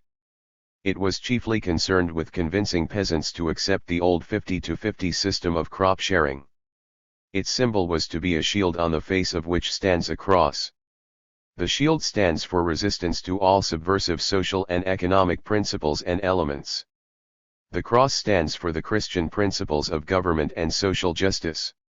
Its declaration of principles said, "We recognize progressive capitalism animated with the sentiments of social justice and Christian charity. We condemn the suicidal class warfare preached by Marxist communism as subversive of national unity and industrial production." When the brutalities began, there occurred a spontaneous reassembling of Hook squadrons. As an organization, the Hook had been disbanded with the ending of the war, and its former members were mostly absorbed by the mass peacetime organizations of the people, such as the PKM. Most Hook veterans had kept their arms, feeling that it was their right, especially since they had wrested their arms from the Japanese enemy. Now, with their lives no longer safe from the attacks of landlord armies and of government troops, they reassembled their wartime squadrons in self-defense and fought back. No Hook command issued such a directive. It was a spontaneous action by the squadrons. In Pampanga and Nueva Ecija some clashes occurred. At the end of May, in the barrio of Candating Area, the former Hook command gathered to discuss the serious trend of events since the election of Roxas. Even before the inauguration of Roxas, reaction was in the saddle and, as we had predicted, 229 was taking the offensive. How were we going to defend ourselves, and to resist? In this respect we were faced by the spontaneous reassembling of the Hook squadrons. We decided that if assaults on the people continued, we would reassemble squadrons on a purely defensive basis, avoid encounters and fight only when cornered and attacked, or when the people were being persecuted to the point where they would ask protection from the squadrons. To guarantee the carrying out of this policy and to prevent leftism from springing out of desperation, we reconstituted THIRD-GHQ of the Hukbalahup. While the people's organizations took steps to defend themselves against fascist-like repression, they continued to exhaustive means of solving the problem without bloodshed. On June 10, in answer to Roxas' reiterated statement that he intended to settle the peace and order question in 60 days, the PKM presented a memorial to THIR president embodying the program of the peasant movement, a program that might have taken longer than 60 days to work out, but which would have provided a sound solution. Essentially, except for its reference to the maintaining of democracy in the present period, it did not differ radically from the program of the peasant movement for the past 25 years, urging agrarian reforms and real independence. The PKM called for the government purchase of all landed estates and their sale to tenants, for the replacement of tenancy everywhere with lease holdings, for farmers' loan agencies, for irrigation and mechanization of agriculture, the organization of cooperatives and home industries, the encouragement of native capitalists, the nationalization of public utilities. It demanded real independence, a republican system of government, opposition to the Bell Trade Act, seating of the minority congressmen, dissolution of civilian guards, full recognition of the right to bear arms, and cessation of hostilities in central Luzon. It elaborated social, educational, health, and welfare demands. This was a program of reform, not of revolutionary change. Yet so untenable was the position of the feudal landlords and compradors that with the slightest alteration of the system they had built, they felt that it would crumble beneath their feet. Most. 230. Important of all, behind even the tiniest demand in the program they saw the solid organized masses, and the sight made them tremble. Within our own ranks, in the peasant movement, there were differing estimations of the new Roxas administration. Some believed that it was possible for the people to win concessions from the Roxas government, that the promises of Roxas would at least be made partially good, and that negotiations could be undertaken in good faith with representatives of the government. They were even inclined to favor the partial surrender of arms. Others, including myself, expressed the opinion that the people's organizations could not trust the motivations of the Roxas regime, that the promises of Roxas were merely a screen behind which he would move to crush the democratic movement in blood, and that the people could win nothing without the sharpest vigilance and struggle. The position we eventually took of reforming the squadrons for the people's defense and of meeting the government on every hand on their own terms, was a reconciliation of the two positions. Upon his election Roxas had appointed an agrarian commission to examine the situation, merely a gesture on his part. The commission rendered its report at the end of June. Although going out of its way to attack the peasant movement, it recommended the revision of the Tenancy Act to establish a 70-30 crop sharing formula. The PKM accepted wholeheartedly the 70-30 arrangement, urging its adoption. It was universally attacked by the landlords. The mockery of proclaiming Philippine independence was performed in the rain on the Luneta in Manila on July 4, 1946, formally launching the puppetry of Roxas. Reaction now had a free hand. It was the beginning, too, of the infamous 60 days, within which Roxas had pledged to settle the peace and order problem with finesse. Secretary of the Interior Jose Zulueta was entrusted with the pacification campaign in central Luzon. The months of July and August marked a crucial period for our people. A state of half-truce existed between the government forces and the peasant movement. The truce, as such, was in 231. Effect only at the top level, between the government representatives and the peasant leaders. On the level of the fields there was open conflict. A 10-point agreement had been drawn up to guide negotiations. Despite the fact that the government had refused to seat me, I agreed, at a meeting on June 10 between Roxas and Felio, Castillo, Judge Barrera and other PKM and DA leaders, to go into the field in central Luzon to contact reassembled Hook squadrons and to discuss the terms of negotiations. Central Luzon, under the pacification plan, was divided into 4 areas. Juan Felio toured Nueva Ecija, Mateo del Castillo was assigned to Bulacan, Alejandro Simpas to Tarlac, while I visited the barrios and the Hook bivouacs in Pampanga. The pacification campaign was used by Roxas to condemn the peasant movement on one hand through propaganda, and to attack it on the other with armed force. The reactionary press and government officials raised a hymn of hate against us, while the appointed officials of reaction in central Luzon sabotaged every effort toward a peaceful settlement. While negotiations proceeded, the MP command and the civilian guards intensified their raids, arrests, and shootings. As early as June the DA office in San Fernando had been raided, and all its furniture and equipment smashed. My brother Reg was forced to go into the barrios for safety. During July and August, the pacification months, the PKM was compelled to change over from a legal to a semi-underground basis, to avoid the torture and murder of scores of peasant leaders. At this time, in southern Luzon, Pedro Villegas and other Hook and PKM leaders in Laguna and Tayaba, went back into the forest for self-protection, following the murder of several former Hooks in Laguna. Arrested Hooks, for lack of a valid reason for prosecution, were charged with murder and kidnapping during the Japanese regime. That was their reward for resisting traitors during the war. The collaborationist landlords were having their revenge. Muntinlupa and the provincial jails were crowded with Hook martyrs. Central Luzon echoed with gunfire. Wherever the MPs went, they fired their guns to intimidate the people. Skirmishes occurred. 232. In Bulacan and Pampanga, between the MPs and Hook squadrons in barrios where the maltreatment of the people had become intolerable. The Roxas government's objective in its negotiations with the people's leaders was to achieve the surrender of arms. Ours was to prove that we were the true champions of peace and to exhaust all peaceful means for its achievement. We recognized that the right of the people to bear arms was the key issue in the situation. Without the means of defending themselves, the people would be helpless in the face of armed attack. Roxas issued Republic Act 4 on July 20, calling for the surrender of arms and setting the deadline at August 31. We countered with demands that the government should make the first move by putting into immediate effect real remedies for the problems of the people. In a memorandum presented by Del Castillo and myself to Roxas on August 17, we listed our minimum program for an immediate end to hostilities.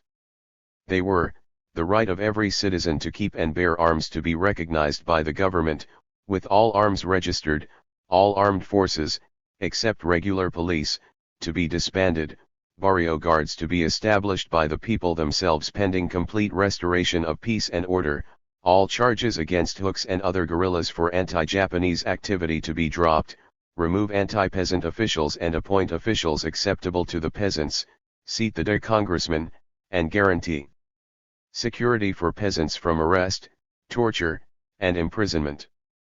The PKM, in addition, urged the strict enforcement of the 60-40 crop sharing law. In the propaganda of THIRD reactionaries, these demands involving elementary democratic rights were termed seditious. Throughout July and August, I traveled about central Luzon, talking to the people. I urged that all trouble and provocation should be avoided, that hot tempers should be curbed, and that the people should maintain the utmost patience and discipline during THIRD period of negotiations. I explained in detail the promises of the government to enforce the laws and the Constitution, and I admonished the people to act on the good faith of the government.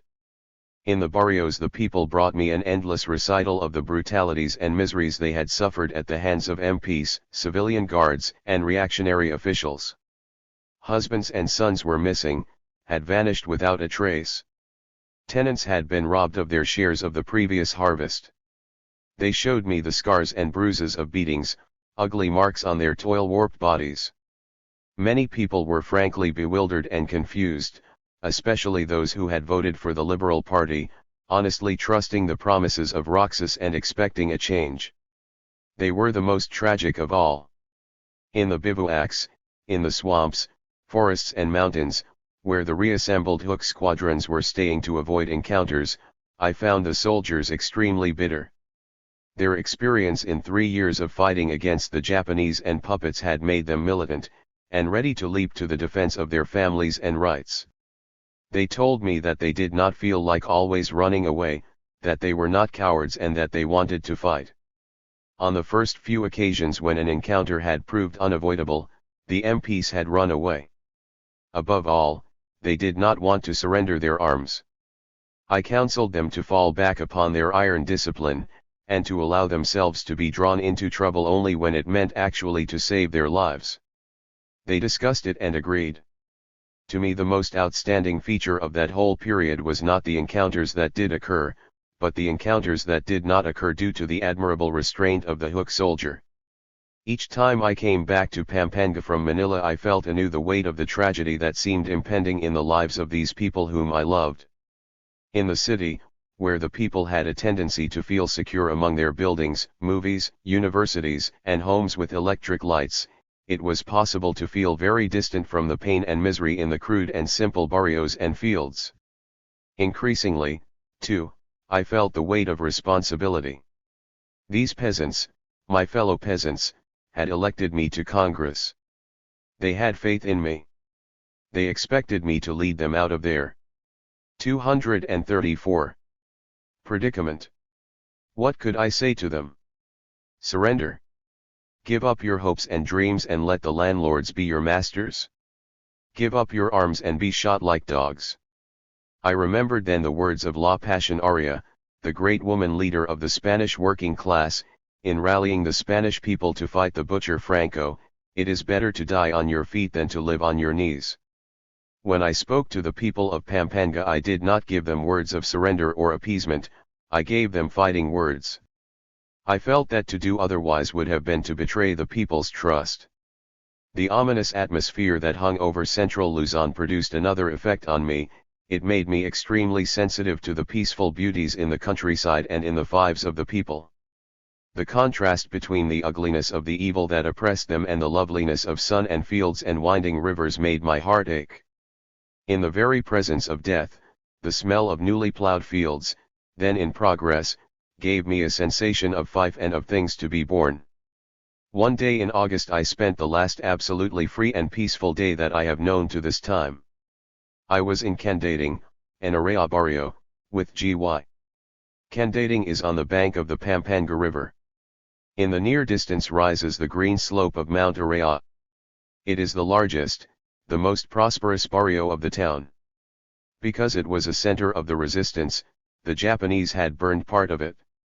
Now its people were the victims of another tyranny.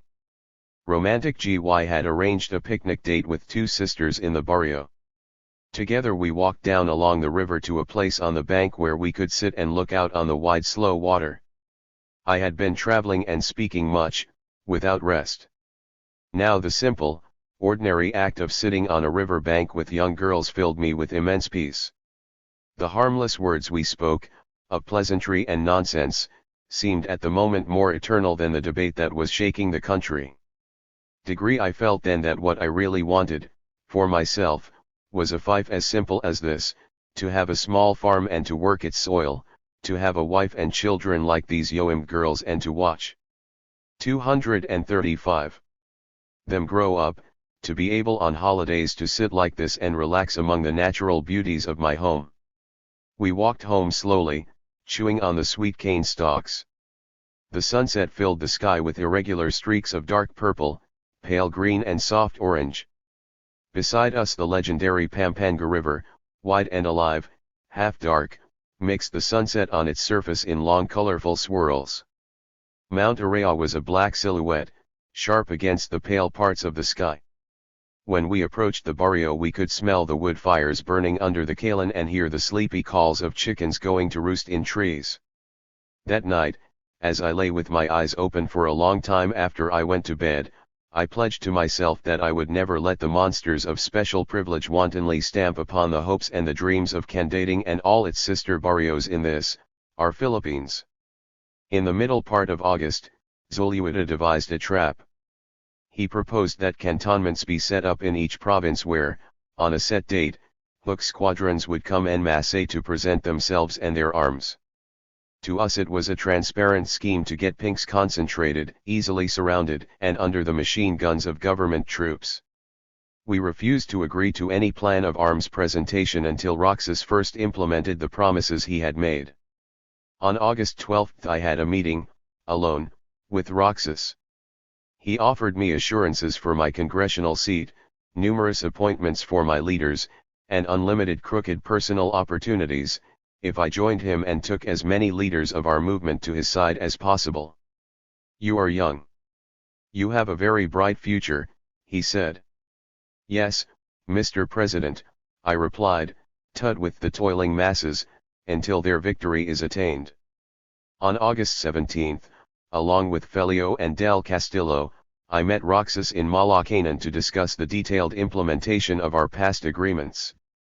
We proceeded to Zoluita's home in the afternoon. It was there that we discussed cantonment. I opposed it, and proposed instead free and voluntary assembly of all hooks and armed PKMs in their respective barrios or places of the noun choice, to be inspected and registered by a joint committee, composed of representatives of the hook and PKM and of the 236 government. We left Zulu ETA with no clear understanding except that we would bring the cantonment idea to the rank and file and report back on August 24 about the response of the men. Around the middle of August, suspicious developments had forewarned us to be on our guard. On the 15th, Del Castillo discovered that he was being followed by gunmen during his tour of Bulacan. He refused to continue unless adequate protection was guaranteed. In Calumpit, 2 former Hook commanders were kidnapped and murdered near Bacolor. Along all highways, MPs and civilian guards intensified their activity, establishing checkpoints and molesting all travelers. On August 24, Felio and I were scheduled to come to Manila to confer with Zoluita. Felio was in Nueva Ecija, in the company of an MP pacification team, in whose hands he had placed himself with complete confidence. I was in San Nicolas, San Simon, preparing to return to see Zoluita when a courier reached me from Manila, with a letter from Lima. It was a warning. A report had been obtained from unimpeachable sources of a meeting called by Zoluita in which he had ordered the liquidation of Felio, Del Castillo, and myself. The date was set and the treachery against me was to take place in one of 3 places: on the way to Manila, at the Center Escolar in the city, where I had a speaking engagement, or in the Malate section of Manila on the way to the conference with Zoluita. As I started out, I was warned again of unusual activity by civilian guards and MPs along the highway where it was known that I would pass. When I was about to board the banca to meet my MP escort waiting on the other bank, I received a report that the enemy would kidnap me at Calumpit. Immediately my companions and I switched our plans, and instead of crossing the river I returned to the swamps. From there I waited for developments and further reports. Del Castillo received the same warning and also went outside in Bulacan. Felio, however, failed to receive the message of Luna. On the same day, August 24, while in the company of an MP officer and several enlisted men, he was kidnapped in the barrio of Baluarte, Gapan, Nueva Ecija, by a group of armed 237 men dressed in MP fatigue suits, riding in a command car. From there he was taken to an unknown spot and murdered. His body was never found. By that act of treachery, the brutal murder of a man beloved of the common people for his selfless devotion to their welfare, the Roxas administration placed itself outside the bounds of civilized government and joined the company of the blood-stained tyrannies of Hitler, Mussolini, Franco, and Hirohito. That it had already murdered hundreds of the best sons of the working class was a grim truth to many, but the brazen double-cross murder of Felio and the earmarking of Del Castillo, myself and many others for the same fate exposed to the nation the naked face of fascism. Deep in complicity in the assassination, Roxas then used a tactic straight from the handbook of Hitlerism. He sought to place the guilt on the hooks, on Felio's own comrades. Despite the possibility of identifying the guilty parties, with many witnesses, no effort was made to apprehend the criminals. The government armed forces were too busy carrying out another task, the slaughter of peasants. The martyrdom of Felio was the prelude to the launching of a bloodbath in central Luzon. Already on August 22, MPs in battle dress began to shell barrios and to conduct wholesale raids on people's organizations. The first BMOs to be shelled were in Cabio. Felio had gone personally to Cabio on the 23rd to get the facts and brought back with him the barrio lieutenants of the destroyed barrios. They were murdered with him.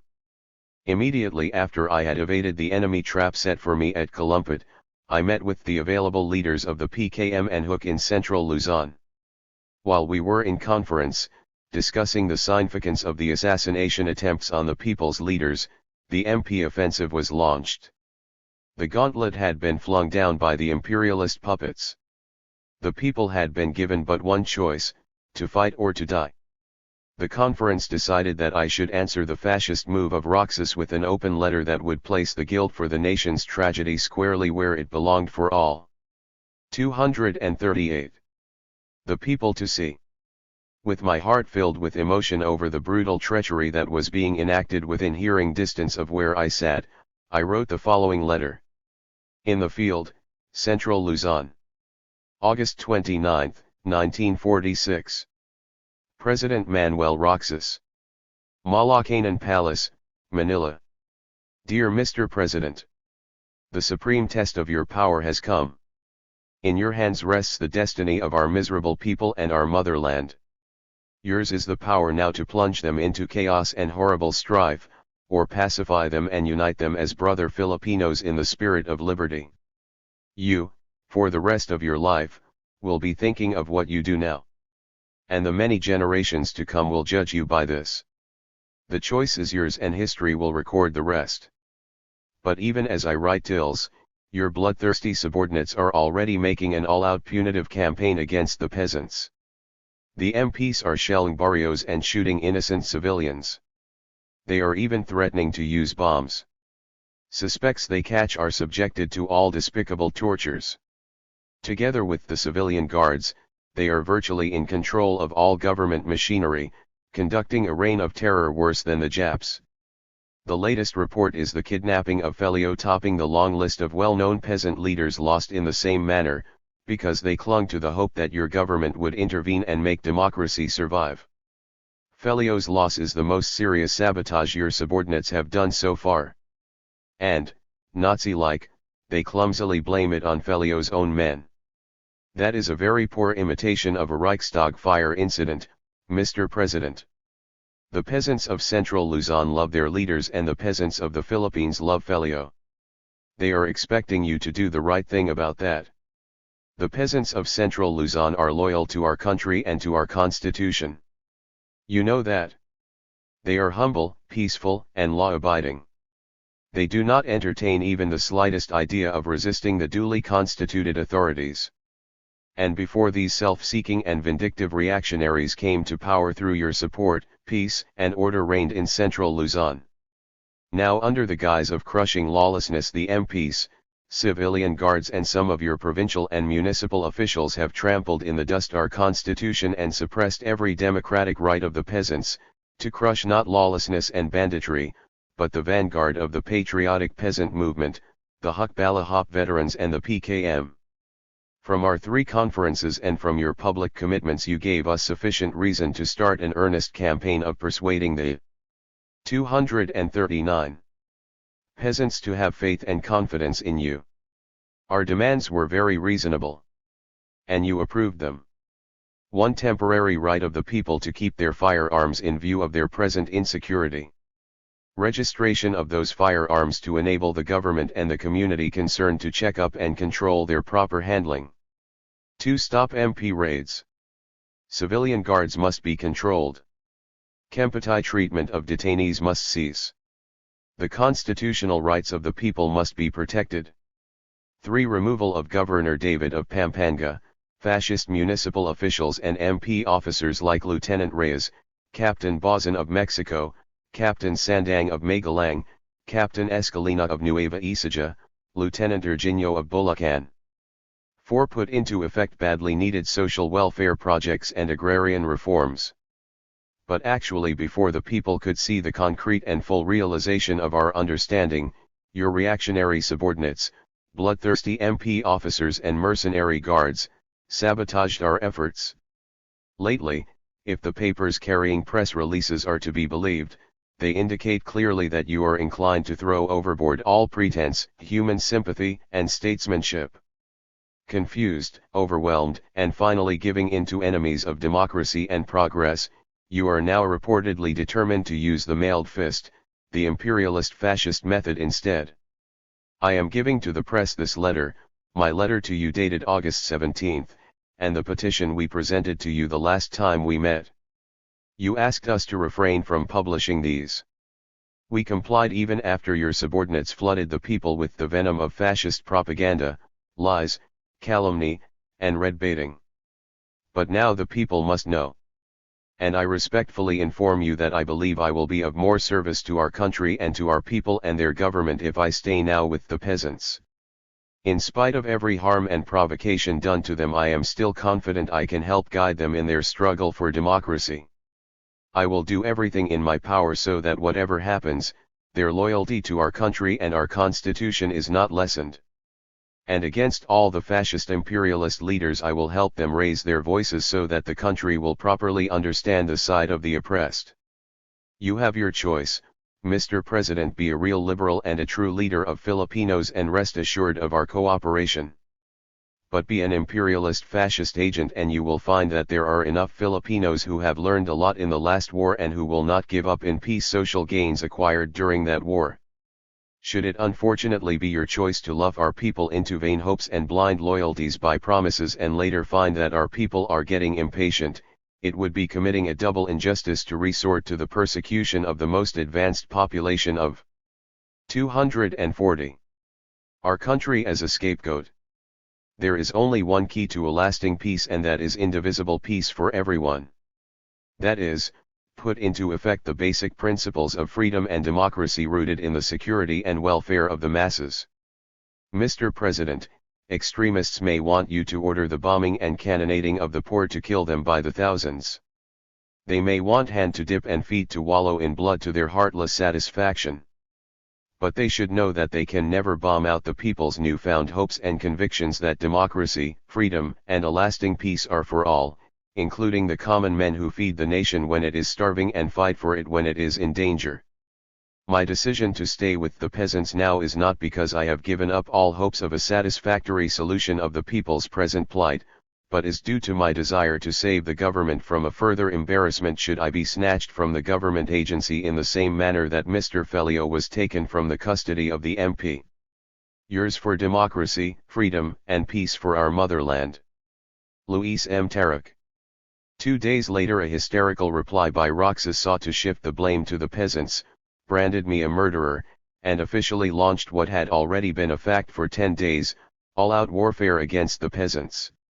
Under the revived command of the GHQ of the Hukbalahap, the peasants formally assembled and took up arms again to defend their liberties. 24. The fight for survival. In all our history as a people there is nothing to equal the campaign of suppression and persecution launched against the peasant movement by Manuel Roxas in August 1946, and later continued by President Elpidio Quirino. The Spanish execution squads, the butcheries carried out by the American Army when it crushed the First Philippine Republic, even the terrors of the Japanese, were all exceeded by the orgy of killing, torture, burning. The fight for survival 241. And looting that was let loose upon Central Luzon. It will remain forever an ugly stain upon our nation. In every town the jails overflowed with arrested peasants. Zoning was carried out in many barrios, and everyone suspected of being an active hook or PKM was dragged off to the MP prisons, beaten and tortured. In Manila, too, scores of men who had been active guerrillas with us during the war, but who were now pursuing civilian life, were arrested in their homes and in the street, indicating that no one was safe from the surveillance of government agents.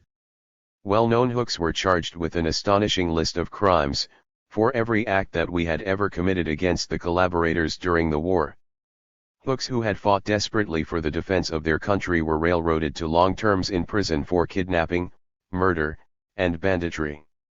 The traitorous landlords took their revenge. In the zoned barrios all male inhabitants were rounded up by the MPs and grouped in an open space.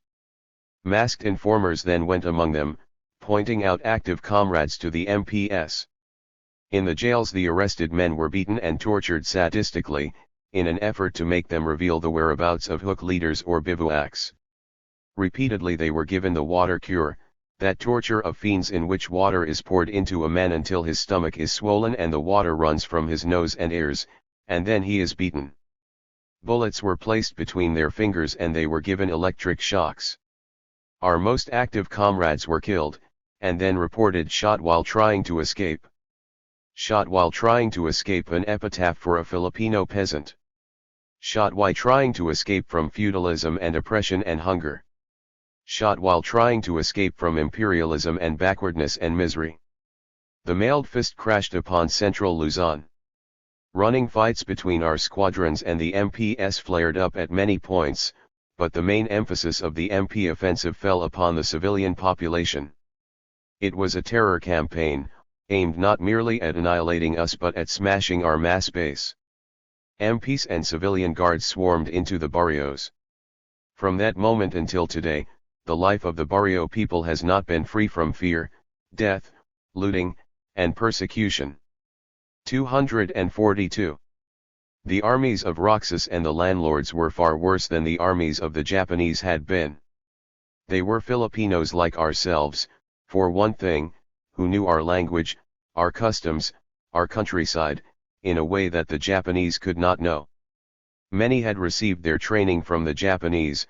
The majority of the MPs, with their officers, at that time came from the ranks of the puppet constabulary, and in the civilian guards were large numbers of Yusuf troops who had fought the Hooks even during the occupation.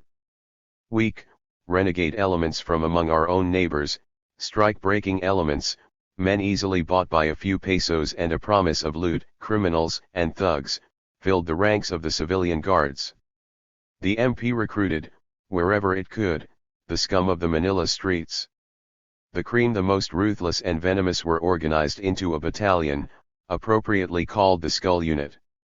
They were sent against the people with the freedom to perpetrate whatever crime they wished. These measures far exceeded the cordwoning and zoning by the Japanese. At a moment's notice, barrios were evacuated into the towns, where the people lived huddled in churches, in the overcrowded homes of friends, or in makeshift huts. In the barrios their homes were systematically looted, the pigs, chickens, goats, and carabaos stolen, and the homes finally put to the torch. The smoke of burning barrios dotted the plain of central Luzon. Women were raped in the barrios, men were shot down in the fields on the mere suspicion of being hooks. MPs, afraid of hook fighting ability, shelled many barrios before entering them, killing helpless people. Tanks and armored cars ran through cultivated fields, destroying crops. It was total warfare against the people. In the annals of our history, when its pages are written, let the crucifixion of central Luzon in these years of the imperialist independence not be forgotten. Remember the barrios, and the ashes of the poor homes of poor people. Remember the dead people, machine-gunned, beaten to death, thrown into the rivers by the hundreds. Remember all the crimes against the people. They will one day be the heritage of our freedom. Remember the barrios of Candaba, Magumbale completely. The fight for survival. 243. Burned and destroyed, Mandili and Vizal, half burned, Mapanila, completely burned, Santa Rosario, burned completely, Mandasig and Barranca, 3/4 in ashes, Salapungan, 2/3 of its homes gone, Bulong Ilog and Palagi, 3/4 burned and destroyed. Those were the homes of simple people, honest workers in the fields. Remember San Luis, San Juan, completely destroyed, completely, Pambulog, the most prosperous, completely destroyed with $30,000 worth of fish nets, Bancas, tools of working people, San Isidro, completely destroyed, 100 houses in San Roque. In San Juan 15 women were raped, 10 were my nieces, each raped by an entire platoon of MPs because they were the nieces of Luis Taruc. Remember Duyong in San Simon, completely destroyed, 150 houses burned to the ground. Remember a family killed by a mortar shell, a pregnant mother and her small children. Remember the complete destruction of Consuelo and San Steven in Mazantal, of Sapang Malalam and Da in Macabebe, and the barrios of Minilan, where the rice crop was destroyed and the domestic animals were driven off and slaughtered. Remember the killing of the wives of hooks in Lubeo. Never forget the suffering of Cabio, where the destruction began and was worst of all, Cabio, Nueva Ecija, where the people boasted that even the pigs were hooks. Remember there the barrios of Sinipit, completely destroyed, San Julian, completely destroyed, Bagong Sikat, completely, Acal, completely, Dumanas, completely, Santa Ines, completely, Saklang Tagalog, completely, San Vicente, half destroyed. Palapala, and Lineo of San Isidro, Nueva Ecija, completely. Caput and the houses in San Carlos and Camaligan that were half burned. Do you think that the people of Cabio and San Isidro will ever forget, or their children, or the children of their children? And these were but a few in Nueva Ecija.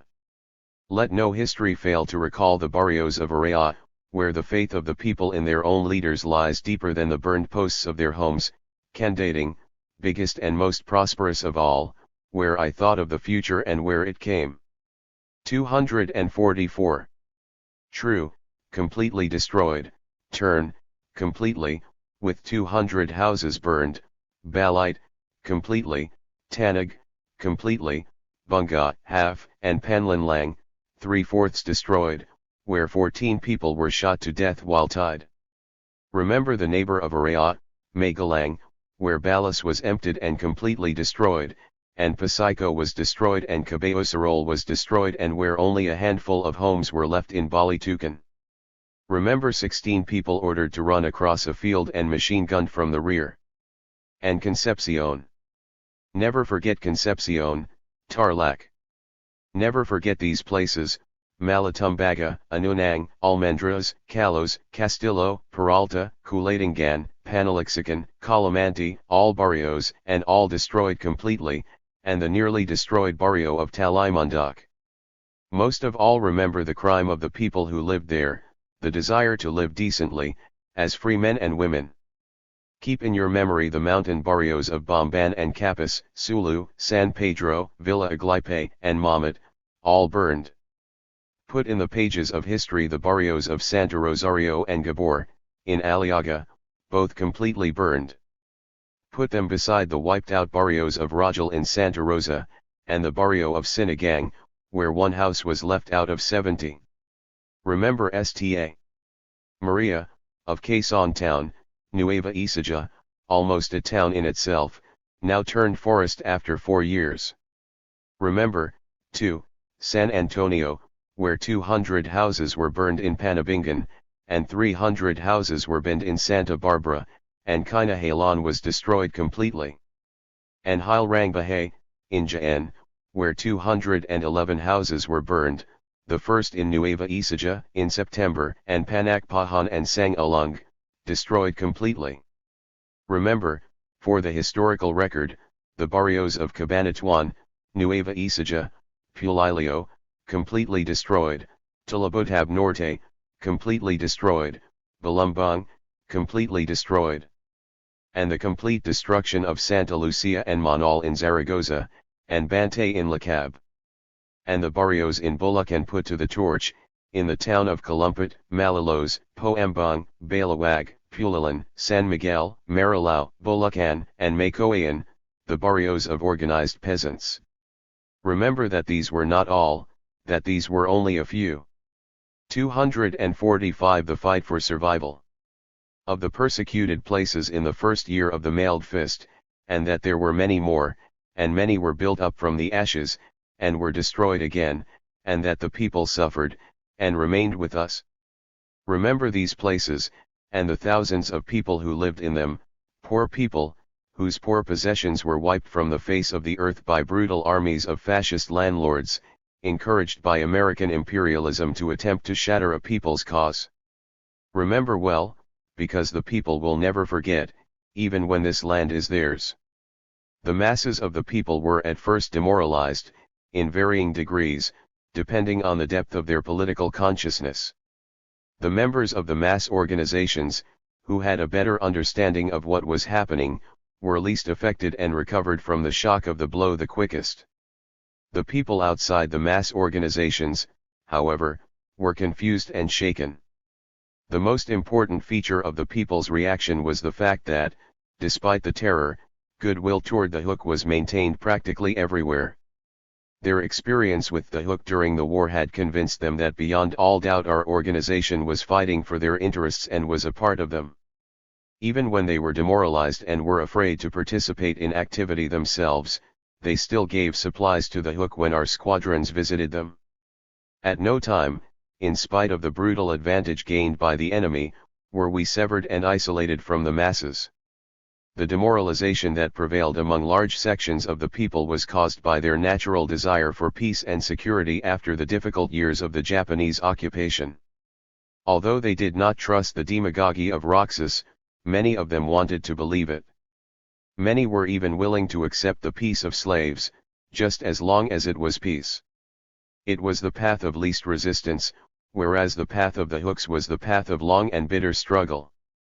The test of the revolutionary spirit, of an individual as well as of a group, is the willingness and readiness to endure severe hardships over an indefinite period to achieve a goal.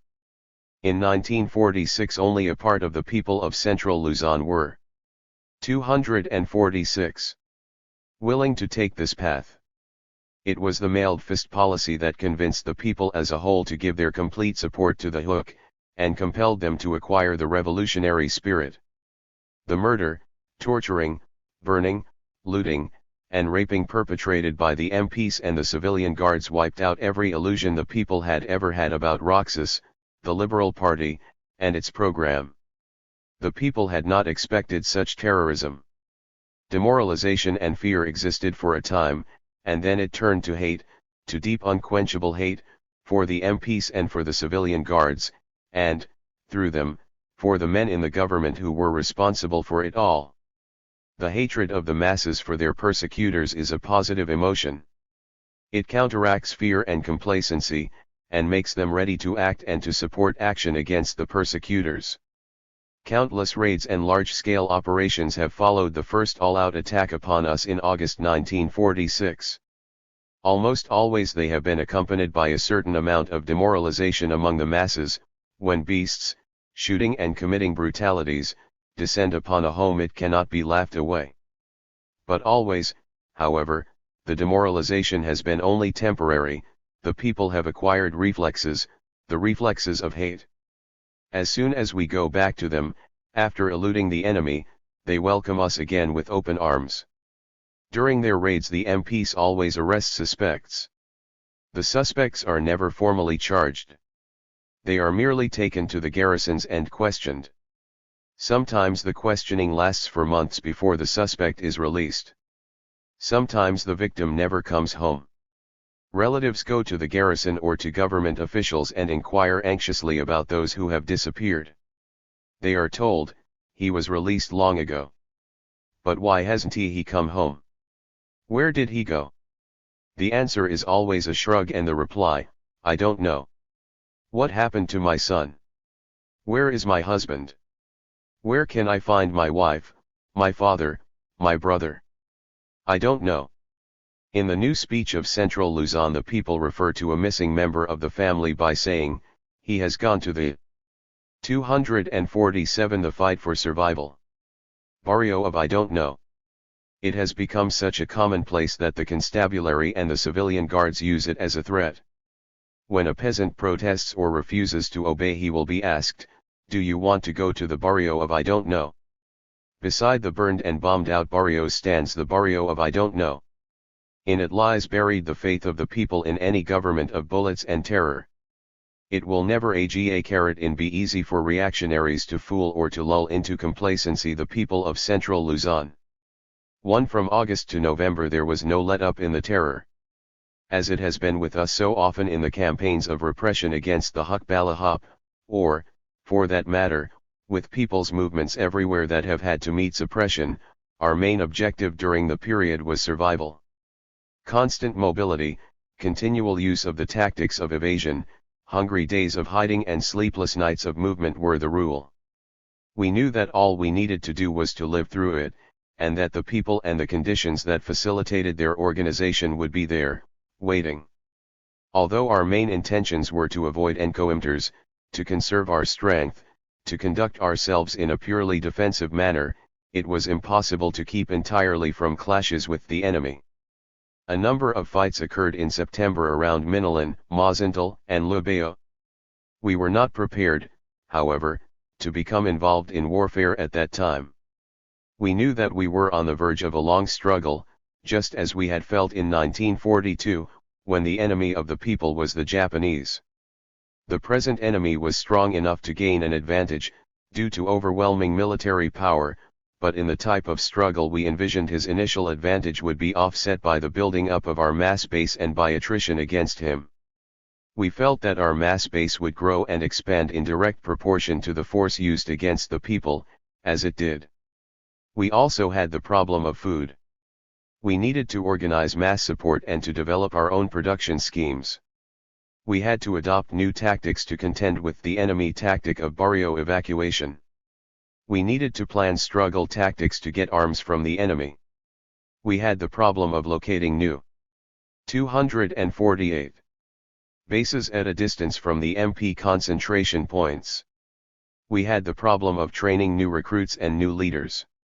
We had no time, and it was not right, to make decisive battles yet. We had to reorganize, expand, and organize. Our potential armed forces were considerable, but we did not assemble them fully. It was a hot, mobile period, no time for assembly and concentration. In addition, as soon as the repressions began, there were numerous volunteers to join the hook. We accepted only those who were on the wanted lists of the authorities or who were well known as active hooks in the past. The armed force itself was split into small units to aid mobility and to assist evasion. Those who were not mobilized were assigned to the strengthening of mass organizations, and to supply and production. The intensive repressions were beneficial in at least one respect: they compelled us to carry out a plan which we had drawn up long before, during the Japanese time, the plan of expansion. It was a fact we had to face that the majority of our soldiers and organizers were reluctant, even in the face of extreme hardship, to leave the vicinity of their homes in central Luzon. It was a factor that had retarded our development during the war. Now, however, the enemy helped us drive home the necessity to our comrades. Central Luzon was hot, sizzling hot. There remained practically no more organizational work to do there, and expansion became more attractive and an urgent task. In September, Linda was assigned to expansion work in Bataan and Zambales. He did a very good job. In less than a year he had spread an organization throughout the two provinces, and had organized 14 towns. In the middle of November we sent Sol with an expeditionary force to the south. He traversed the mountain route, behind Manila, and joined the force of Pedro Villegas, which had reassembled in Laguna and Tayaba, and proceeded to Batangas. That, too, was very successful, to such an extent that we now had what amounted to two fronts. In October and November we also sent vanguards of organizers to Pangasinan, to Nueva Vizcaya. 249 The fight for survival. To Isabela, and to the Visayas. Batangas, Cavite, and the Bicol regions were made future objectives. Expansion, particularly in territory that was new to us and did not have a previous history of mass organization, was long, slow work, but we recognized that it was all important. We could count on powerful assistance from at least one quarter, the government itself, which by its very policies and corruption made people turn to the hook. Although we made plans for a long and bitter struggle, we did not discard seeking a settlement with the Roxas administration. We continued to press for a program of agrarian reform and of democracy, which we viewed as the substance of a democratic peace. We understood fully the nature of the Roxas regime, and its puppetry to American imperialism, but we did not make demands that Roxas sever our country's relations with the United States. The full scope of the Roxas treachery had not yet been made clear to the people, although we did propagandize on the menace of imperialist control. We conceived of our fight, actually, as two-sided, with the Hukbalahap defending, maintaining, and expanding the people's organizations on one hand, and on the other the progressive forces in Manila and throughout the country conducting legal, constitutional, and parliamentary struggle in elections, in Congress, in public demonstrations and in the courts. Essentially we were still thinking to a great extent along the lines of a parliamentary victory for the people. The steps taken by the Roxas administration in the latter part of 1946 proved that the mailed fist policy was intended to crush the most effective section of the opposition preliminary to carrying out the dictates of American imperialism. First of all, Roxas paid his debt to his big landlord backers. On September 30 he proclaimed the 70-30 Amendment to the Tenancy Act. This had been recommended by Roxas Agrarian Commission in its report of June 29, 1946, and had been given full support by the PKM. But as promulgated by Roxas, the 70-30 Act was a mockery which was utilized by the administration to cloak itself with the appearance of agrarian reform. While Roxas boasted of it publicly as a demonstration of social justice, the big landlords were privately 250 given assurance that the act would never be enforced, and it was not. In the terror-ridden provinces, whoever demanded his rights under the 70-30 Act ran the risk of being murdered. In addition, the amendment contained a clause stating that any agreement made outside the provisions of the Act was valid and created a situation wherein the Act was not applicable. With their civilian guard armies, the landlords compelled tenants to sign 50-50 agreements, which left the burden of the crop expenses on the backs of the tenants and deprived them of the Act's provisions. We added enforcement of the 70-30 Act to our demands for a democratic peace. The first installment of Roxas' debt to his American imperialist backers was paid off in the form of the Bell Trade Act, which perpetuated a colonial economy for the Filipino people, binding us to the will of the American industrialist and banker. The free trade provision of the Bell Act allowed American goods in any quantity and of any nature to flood our markets, while only a few Filipino raw materials under quota could be sent to the United States. The currency provision made the value of our peso depend upon the value of the American dollar, fixing it at a rate of 2 pesos to $1, thus preventing us from adjusting our economy to avoid adverse consequences arising from the fluctuations of the American economy. Most outrageous of all, however, was a demand that we allow American capitalists the right to enter the Philippines without restriction, to participate in any business including public utilities on an equal basis with Filipinos, and to exploit fully our natural resources. This was the infamous parity provision. To force us to accept these provisions, which were more like those demanded of a defeated enemy in a war than of an ally, the United States refused to pay any of the huge war damage their army had caused until we agreed. The acceptance of parity required an amendment to our Constitution. An amendment must be passed by a 3/4 vote of Congress and approved by a majority of the voters. It was to obtain the 3/4 majority that Roxas 250 won the fight for survival. Had deprived the 6 congressmen and 3 Nacionalista senators of their seats, although it still passed by a single vote in the House of Representatives. If Jesus Lava and I alone had been there, parity would have been defeated. Roxas had thwarted the will of the people in order to sell the nation to foreign interests. The people had one more chance to defeat parity in the national plebiscite that had been scheduled for March 11, 1947. For that, too, Roxas had prepared. Terror ruled in the provinces with hook influence, where parity was most likely to be defeated. The most outspoken voices against it were smothered. In addition, the voting machinery was in the hands of an administration that used fraud at every opportunity to cheat the popular will.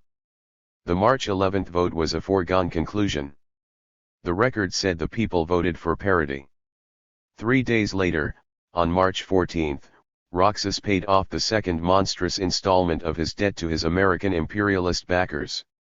He signed on that date the Military Bases Agreement, which gave the American Army, Navy, and Air Force the right to maintain bases throughout our country for a period of 99 years.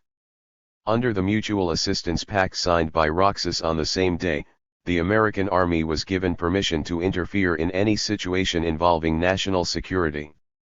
With the Bell Act and the military agreements, Roxas signed away our future and our sovereignty. He was given an American military advisory group to train his armed forces, to train them for war against the peasants, and he was backed up with the promise of greater aid if the people's movement got too strong for him. As a result of these acts of Roxas, it became necessary to extend our struggle to include not only agrarian reform and the establishment of democracy, but also, freedom from imperialist domination. By November the terror had died down a bit. We had played hide and seek with the enemy until they had exhausted themselves somewhat and had used up their immediate supplies of ammunition. On our part, we had decided upon an intensified widespread offensive-defensive form of struggle, confined to small 252 hit-and-run ambushes. These steps were taken in order to maintain the morale of our own soldiers as well as to raise the morale of the masses. These tactics were also devised to undermine the morale of the enemy troops. In our type of guerrilla warfare we were really the masters of the tactical situation. We had long ago perfected the technique of the ambush and of the surprise raid, against the Japanese. Now, as it had been then, the ratio of our losses to those of the enemy was 1 to 10, or less. Under such circumstances the most highly trained soldiers become demoralized. There were other factors, also, to hasten the demoralization of the constabular liman. He was paid a very low wage. He was fed miserably, a condition that promoted the looting of food from barrios. Pi was treated brutally by his officers. We began to appeal to the constabularyman, urging him not to fight against his brothers, against his own people, but to fight instead against those who oppressed him too. After many months our orientation had effect. MP companies had to be shifted continually because of battle fatigue. In encounters MPs frequently broke and ran. On raids many would fire entire air long before reaching their destination, to warn us of their approach, and they would secretly drop ammunition for us to pick up after they left. To handle the more insidious enemies of the people, the spies, the agents, and the informers who betrayed our comrades into death and torture at the hands of the MPs, we undertook the organization of our own people's security police. This PSP organization, which played the same role as the wartime DI, was directed by Lima. We had emerged from the first assault by the enemy without serious effects upon us, but we had no illusions about the future. We knew that we had not yet borne the full brunt of the government's military strength.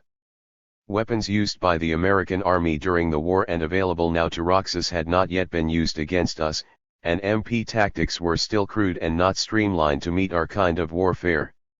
The question of survival we recognized as still a primary consideration. 253 The fight for survival. Nevertheless, it was obvious by the end of 1946 that the Roxas mailed fist policy was already a complete failure. Government information bureaus, in an attempt to conceal this, flooded the press with reports that its police forces had crushed the Hook. Hook leaders died a dozen times in the headlines. Roxas, in his address to Congress in January 1947, flatly announced that the Hook question was ended and that he had settled the peace and order problem. The time was ripe for a move to counteract the pompous propaganda of the administration and to let the people know the truth, that we were still alive, intact, and growing stronger. On February 2 we contacted a representative of the Associated Press, James Halsema, who was guided to Central Luzon for an interview with me. There was an amusing incident connected with Halsema's trip. At the time of his visit we had re-established our network of organizations so thoroughly despite raids that it was possible for me to meet him in the very first barrio where he made contact with our forces. In fact, I was there when he arrived. However, he was informed by our people that he would have to undertake an all-night march in order to reach the rendezvous where I was waiting. This was not malice on our part. It was a vital part of our tested policy for military security, and we wanted to acquaint him with the type of life our squadrons were experiencing. It would make his report more authentic. All night long, therefore, a squadron marched him across rice fields, riverbeds, and hills. We were in single file. I was in the line of march, 3 or 4 soldiers behind Halsema throughout the march. The soldiers were very amused and in high spirits. It was difficult to make them act like a guerrilla squadron avoiding the enemy by stealth. Just before we reached our destination, I slipped away and took a shortcut. I was waiting for Halsema when he arrived. he never knew of our night's sport with him, but I am sure he would forgive it. There was not much in our lives that could be amusing. The interview appeared in the Manila Press on February 7. 254. 1947, thoroughly demolishing all Roxas' claims of success. It also made it clear that the issue was not banditry, but was economic, social, and political. The reaction to the interview made it apparent that the population in general sympathized with our cause. 5 terms were listed by us as the minimum for a democratic peace. They were: 1. Immediate enforcement of the Bill of Rights, especially the right to assemble, freedom from arbitrary arrest, ending of cruel and unjust punishment, trial by unprejudiced judges. 2. Dismissal of all charges against hooks, MPs and civilian guards alike growing out of events of the previous 5 months. 3. Replacement of fascist-minded officials in municipal and provincial governments and military commands in provinces affected by agrarian unrest. 4. Restoration of all Democratic Alliance congressmen to their seats. 5. The implementation of Roxas' own land reform program, beginning with a foolproof crop distribution law and leading towards eventual abolition of tenancy. To express our determination not to yield unless this program was realized, we raised the slogan, "A democratic peace or martyrdom." This interview reawakened a tremendous interest among the Filipino people in the peace and order problem. The administration was widely condemned for its policy. The reaction of the Roxas administration to this dramatic proof of the existence and activity of the Hukbalahap was not long in developing. The MP command was given the order to carry out a big, widely publicized campaign that by its very size and noise would counteract the effect of our activity, a campaign that would wipe us out in the headlines. The result was Operation Araya. March 29 was Hukbalahap Day, the 5th anniversary of the founding of our People's Army. We had planned a celebration to take place on the slopes of Mount Araya, which overlooked Cabio Forest, the scene of our inauguration. Scattered about the mountain, on the east, west, and north sides, were approximately 2 squadrons of soldiers, about 200 men, most of them sick and recuperating, practically none prepared for calm. The fight for survival 255. Bad. There were also a number of civilians working in cane gins, part of our production force. The enemy plan was thorough. For weeks, in advance of military operations, they sent large numbers of agents to infiltrate everywhere, in the towns, barrios, into the underground mass organizations. Civilian guards and MPs started fraternizing with the masses and even with some of our soldiers. Their object was to lull us into a false sense of security and then to catch us off guard. Finally they launched a huge, sweeping, 3-pronged military offensive in the middle of March, coming down through Tarlac and Nueva Ecija, across Bulacan into Pampanga, up along the Candaba swamp from Calumpit, and through Libao to Angeles from Bataan. The prongs converged on Mount Araya. In these operations many of our cadres were killed due to relaxed vigilance, particularly mass organizers. On March 25 our intelligence units reported the culminating developments of the enemy plan. Truckloads of MPs were being brought into the surrounding towns. From where I stood on the Magalang side of the mountain, I could see the MPs raiding the barrio of Belt and building tents below me. There was the sound of shooting at many points down on the plain. At that time I was touring the mountain, checking up on our hospital sites. We held a consultation. It was thought that this was one of the localized 2-day raids that were then a common occurrence. On the 26th I was at James' office on the Magalang side. MPs had climbed to no more than 200 meters below us. We did not move during the entire day, waiting for them to go down again, since such excursions on their part were not infrequent. We sat in our tiny huts, packed and ready to move quickly, if necessary. Reports arrived from other parts of the mountain. The enemy had surrounded the mountain completely, with units stationed at every 2 or 3 kilometers around it. Heavy 105 artillery had been hauled into the rice fields, and converged on the mountain from several points. Thousands of MPs were involved, and they were under the personal direction of General Mariano Castaneda, at that time head of the MP Command. The bombardment began on the morning of the 27th. The 256 mountain was shelled from all sides. When the shells burst, they shook the ground beneath our feet. At intervals the shelling ceased, and then we could hear the MPs shooting and shouting around the base of the mountain. There was shooting everywhere. The infantry advanced after the artillery barrage. We retreated higher, up the slope. At elevation 3,000 feet we had a brief conference, GY, old Bio, his son Paul, and myself. The mountain was reverberating and trembling around us. It exceeded anything that the Japanese had launched against us. We tried to estimate the enemy plans. This was the second day of the raid. We decided that if it lasted into the third day we would stick it out on the mountain, because we did not believe the enemy would prolong it beyond that. It proved to be a near fatal decision. That night the mountain was alive with tracer bullets and explosions, a wild and savage display. We slept on the ground, near the peak. The MPs were firing completely at random. They climbed the mountain very slowly, shelling everything in advance before they moved. They were very nervous and shot wildly to reassure themselves. About 15 MPs and civilian guards were killed in this way, by their own men. We were without food or water. Our last meal, 2 spoonfuls of porridge each, was eaten on the morning of the 27th. On the 28th, with the intense attack continuing, we gave orders for everyone on the mountain to go down and get out, and to organize diversionary attacks in the lowlands. James, on the east side with Li Weiwei, the well-known woman commander, had encountered the first and most intense firing on the 26th and had organized penetration at once, having sized up the situation as precarious. Li Weiwei was sick, at times delirious. James carried her down the mountain, choosing the most precipitous slopes, which would be least guarded. James contacted the squadrons and ambushed a large MP unit, killing and wounding nearly 40. Once down, they managed easily to reach the swamps. I was with GY and Paul.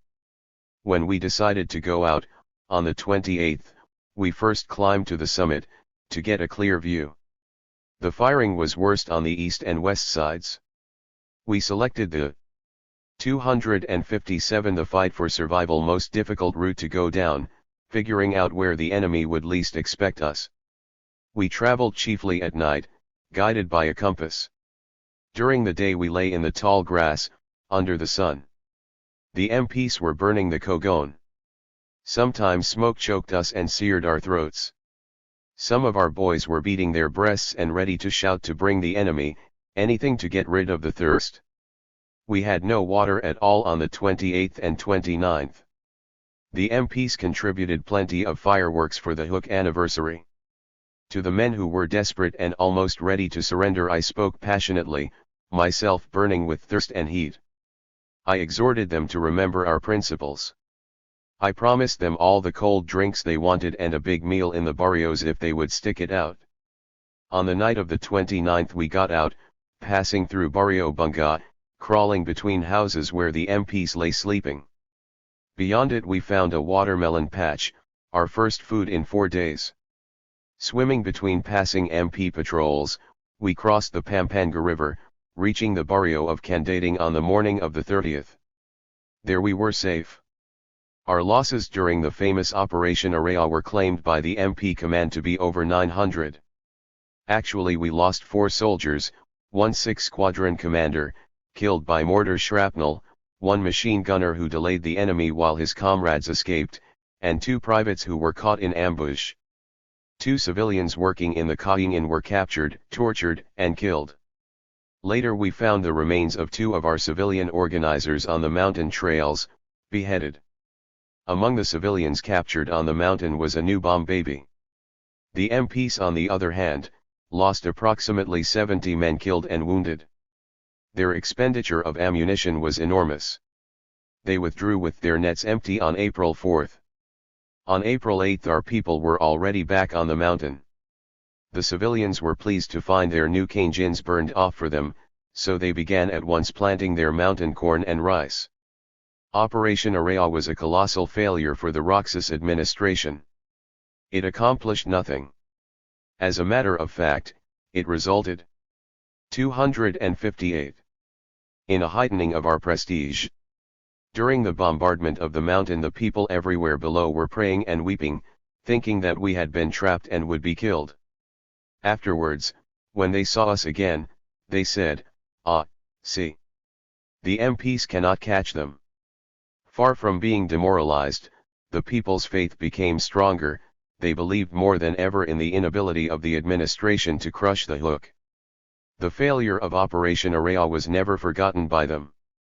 They came to think of every huge military campaign against us as just another Operation Araya. It was synonymous with defeat for the government. We could expect a long period of struggle filled with situations worse than Operation Araya, but we faced the future with confidence. The morale of the people was back to normal.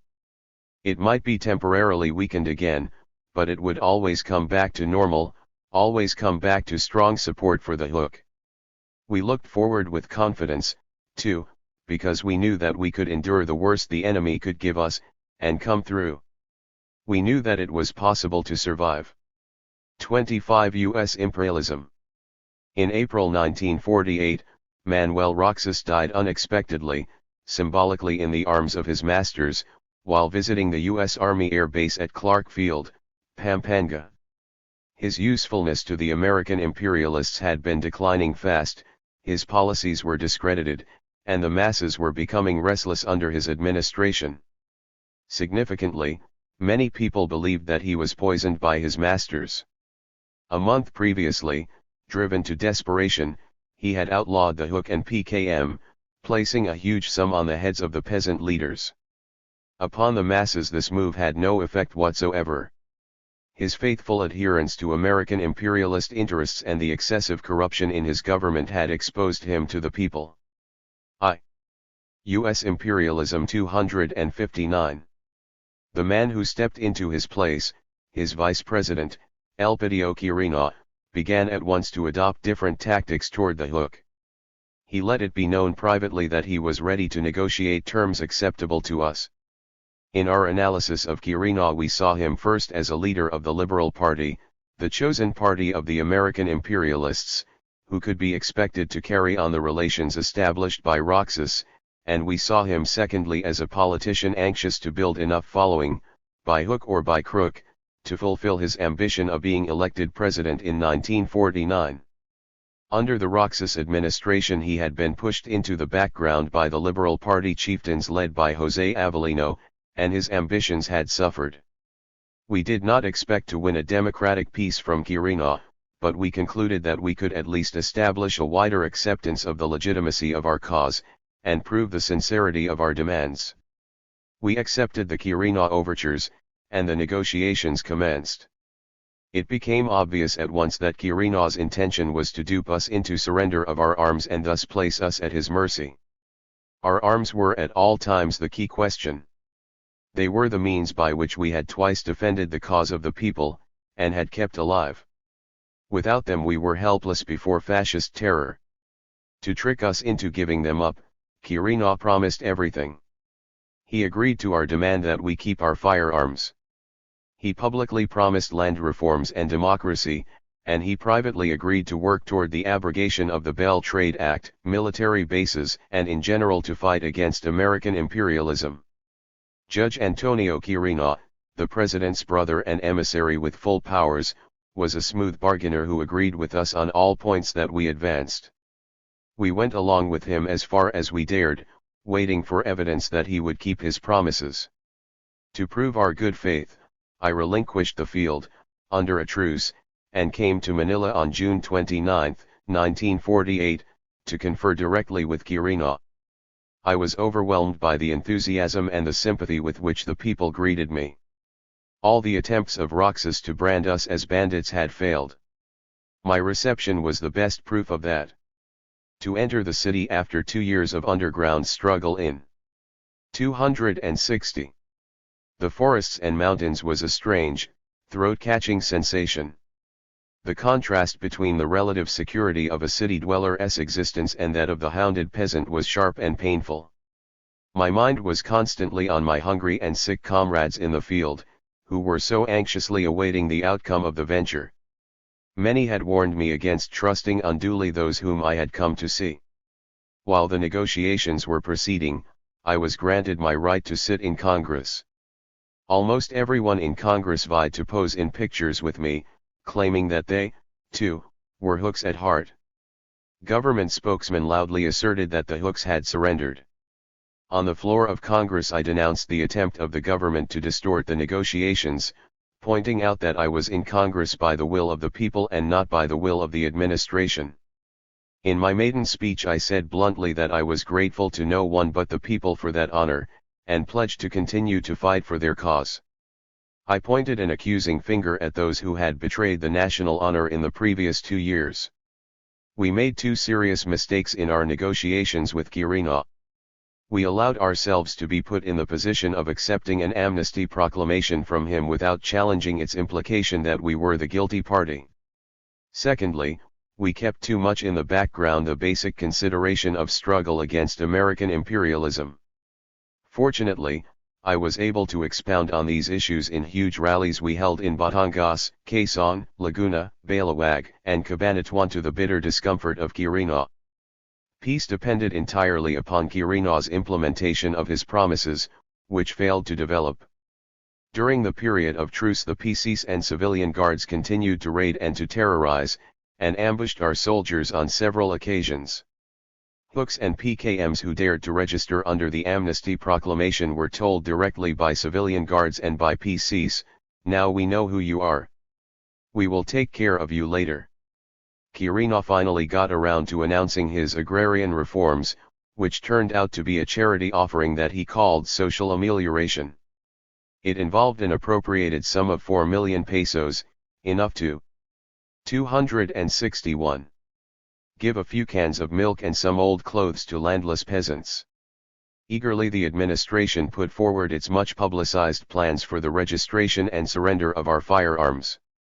The promises of Quirino grew emptier as the days passed, and the ominous outlines of a double-cross took shape. On August 14, a day before the deadline, I went to see President Quirino to give him my final appraisal of the situation, and to remind him of our agreements, both written and verbal. My visit failed. The same day I gave to the press my first statement accusing Quirino of bad faith and treachery. That same evening our intelligence unearthed a scheme to kidnap me. My brother-in-law was mauled by thugs gunning for me. The ghost of Felio hovered over the fruitless negotiations. I left the city and went back to the field early the next dawn. The following day the PCs and civilian guards made simultaneous raids throughout central Luzon. On August 29 a mass rally for a democratic peace took place in the city of Manila. I had been scheduled to speak. Instead I sent the following letter. To the Filipino people. Through the Chairman. Committee on Democratic Peace Rally. Compatriots. I deeply regret that I cannot come to address you personally on this most significant occasion, significant because it is the first gathering of all elements of the population who, regardless of their political and religious affiliations, sincerely want to achieve democratic peace. I cannot come, not because of reasons of personal security. Despite the preparations of our enemies to have me disposed of, as Juan Felio and Manuel Joven have been disposed of before, we can devise ways and means to thwart their evil designs. I choose not to come in order that I may protest, and break the silence over what is happening in central and southern Luzon, which up to now is not yet adequately presented by the press to the public.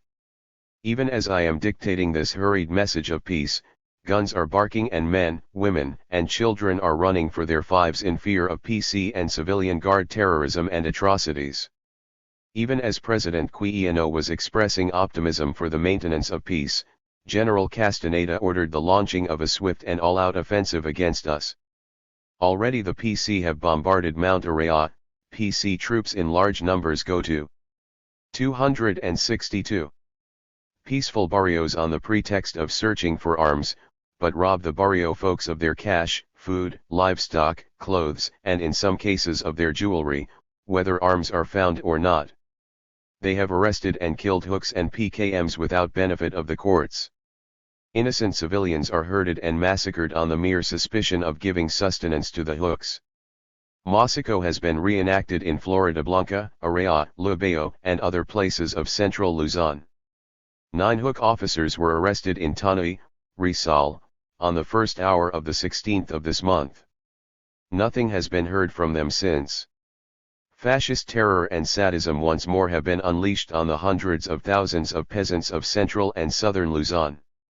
Now, as in the past, these peasants look up to us for guidance and protection. Why have the peace efforts failed? Do we, the peasants, want to be shot at, bombarded and killed instead of leading peaceful and decent lives? Are we any different from you who earnestly desire peace? NOL, the peace efforts have failed, not because of us, but because President Quirino and his administration have failed to live up to their commitments. They have failed to abide by the conditions necessary for democratic peace. President Quirino has failed to define his stand on the Wallace Plank Zero, advocating the abrogation of the Bell Trade Act and the removal of U.S. troops and bases from foreign soil. He has decided to continue trade with Japan as imposed by SCAP, despite the overwhelming opposition of the great majority of the people. He has dilly-dallied in going after the top administration officials who are publicly known to be enmeshed in graft and corruption. The fact that these same officials enjoy strong imperialist support and patronage demonstrates clearly his refusal to break with imperialism and to make our country really free. Failing to achieve the conditions necessary for democratic peace, the administration has chosen to becloud the issues and to place the burden of imperialist exploitation on the shoulders of the peasants. The administration has allowed to remain uncorrected newspaper reports that the hooks and PKMs have not shown any attempt to prove their sincerity in keeping with their part of the agreement.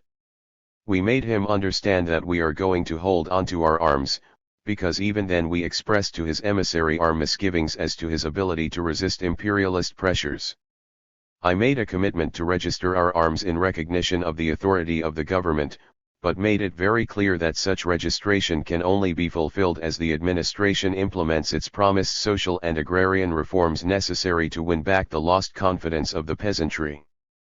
President Quirino has agreed to break up the big landed estates for distribution to the landless peasants, but he has merely set up a relief and charity agency under the glorified name of a degree. This plank was contained in the platform of the Progressive Party during the elections of 1948, when Henry Wallace was its presidential candidate. Ed. 263 U.S. Imperialism. Social Amelioration Committee.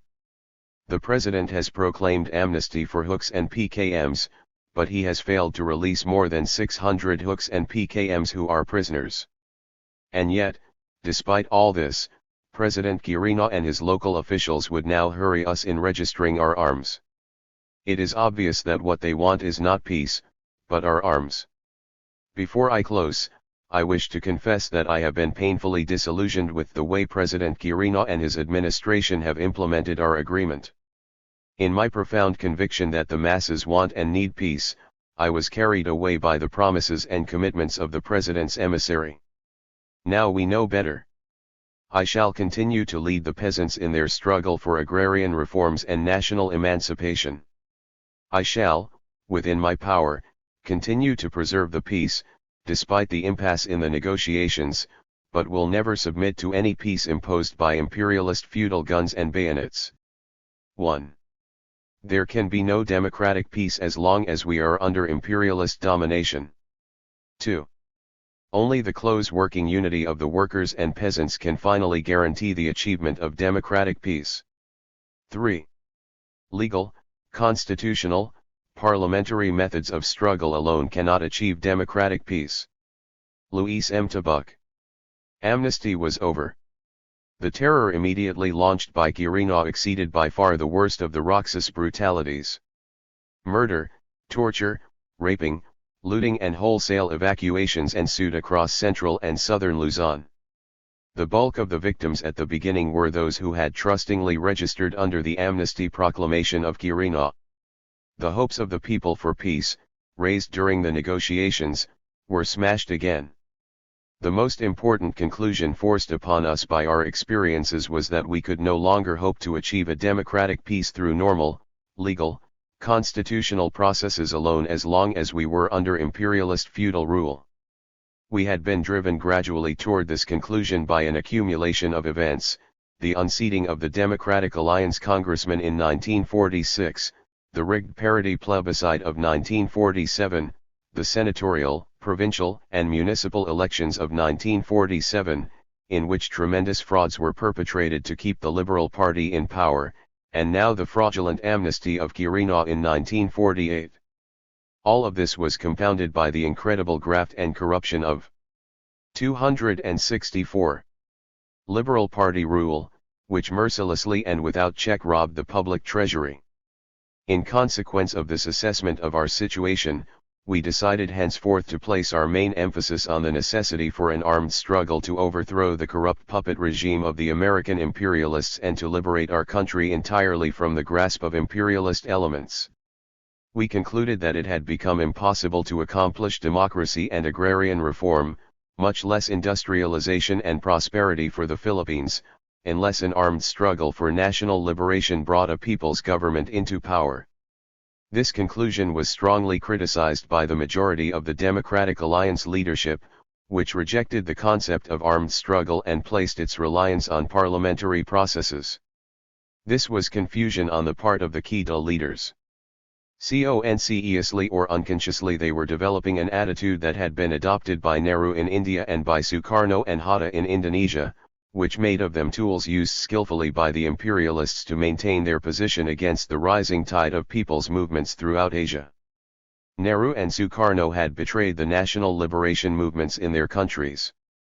Were there Filipinos who would unwittingly follow in their tragic path?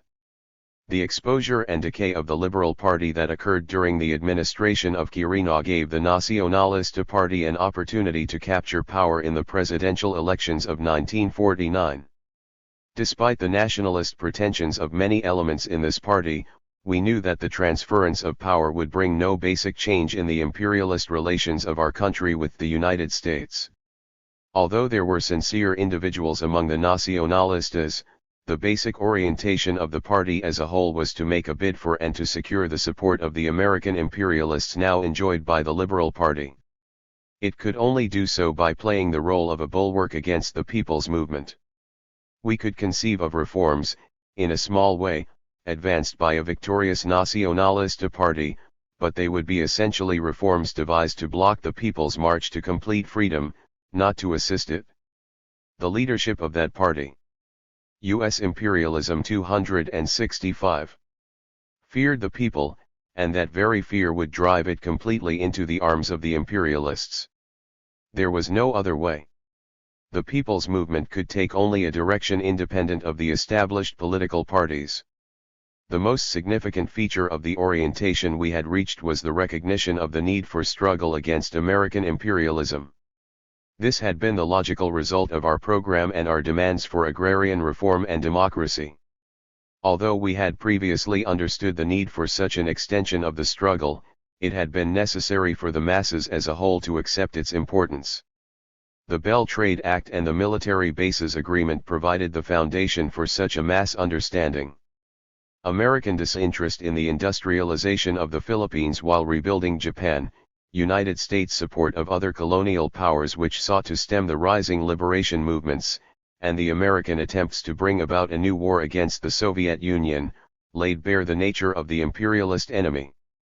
We found that once the people understood the character of imperialist control over our country, they were ready to fight it. Quick to resist any form of open oppression, they required a longer time to accumulate wrath against the subtler forms of control utilized by the American imperialists. The British and the Dutch have been openly the masters, the Americans have been more clever. How, then, does American imperialism affect our people? For over half a century the Philippines has become largely the private landed estate of a handful of big businessmen who live 10,000 miles away in the United States.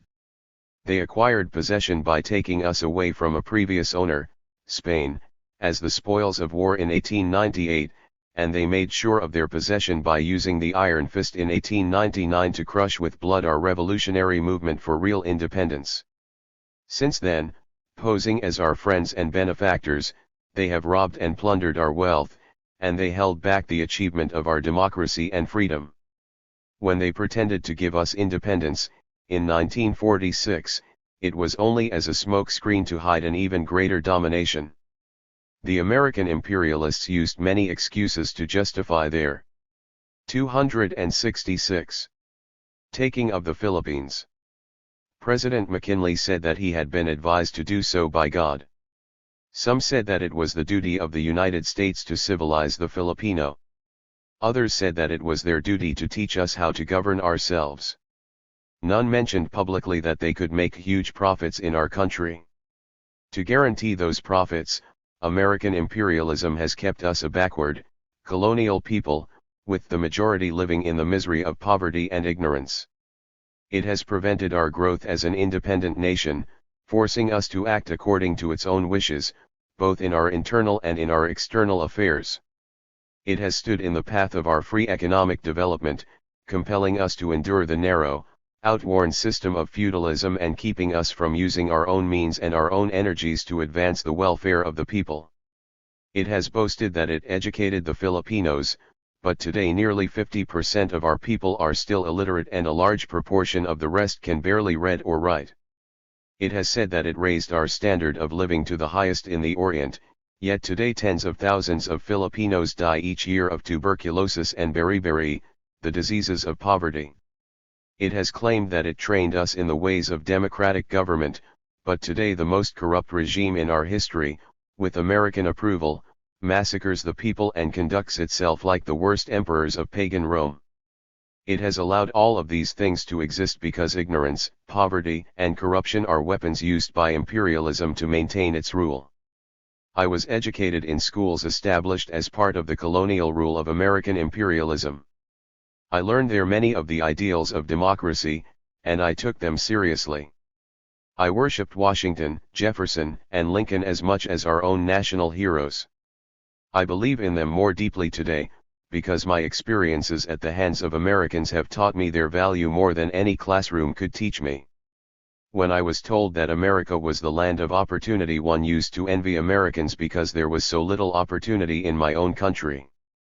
I did not know then that it was American rule which limited my opportunities. U.S. Imperialism 267. The Philippines is a backward agricultural country, and has been for centuries. There was a general impression, fostered by both Spaniards and Americans, that Filipinos were incapable of achieving anything better, at least not until they were taught to do so over a long period of time. In the meantime, the Americans would protect us and guide us along the right path. I believed that. I even believed that America was noble because it was doing so much for us. What they neglected to teach us, and what we had to find out for ourselves, bitterly, was that American imperialism had deliberately perpetuated the backward, feudal agrarian system which had been used by Spain. The American rulers had not broken up the big landed estates because they wanted us to remain an agricultural country, and the feudal tenant system was the best way to maintain the status quo, since it kept the largest mass of the people impoverished and disciplined and easy to control. The American imperialists did not want our country to become industrialized because they wanted our people to buy only the products made in American factories. Our country was to be a market for their goods. It was also supposed to remain a source of raw materials needed by the American factories, unrefined sugar, copra, abaca, metallic ore, lumber, tobacco. Under our backward system of economy, such raw materials could be obtained cheaply because our workers were paid very low wages. The raw materials were converted into finished products by the American factories and then sold back to us, by American import companies. All the Filipino ever received from this process, which involved the exploitation of the resources of his country, were very low wages. The Filipino moves about in an American-made world.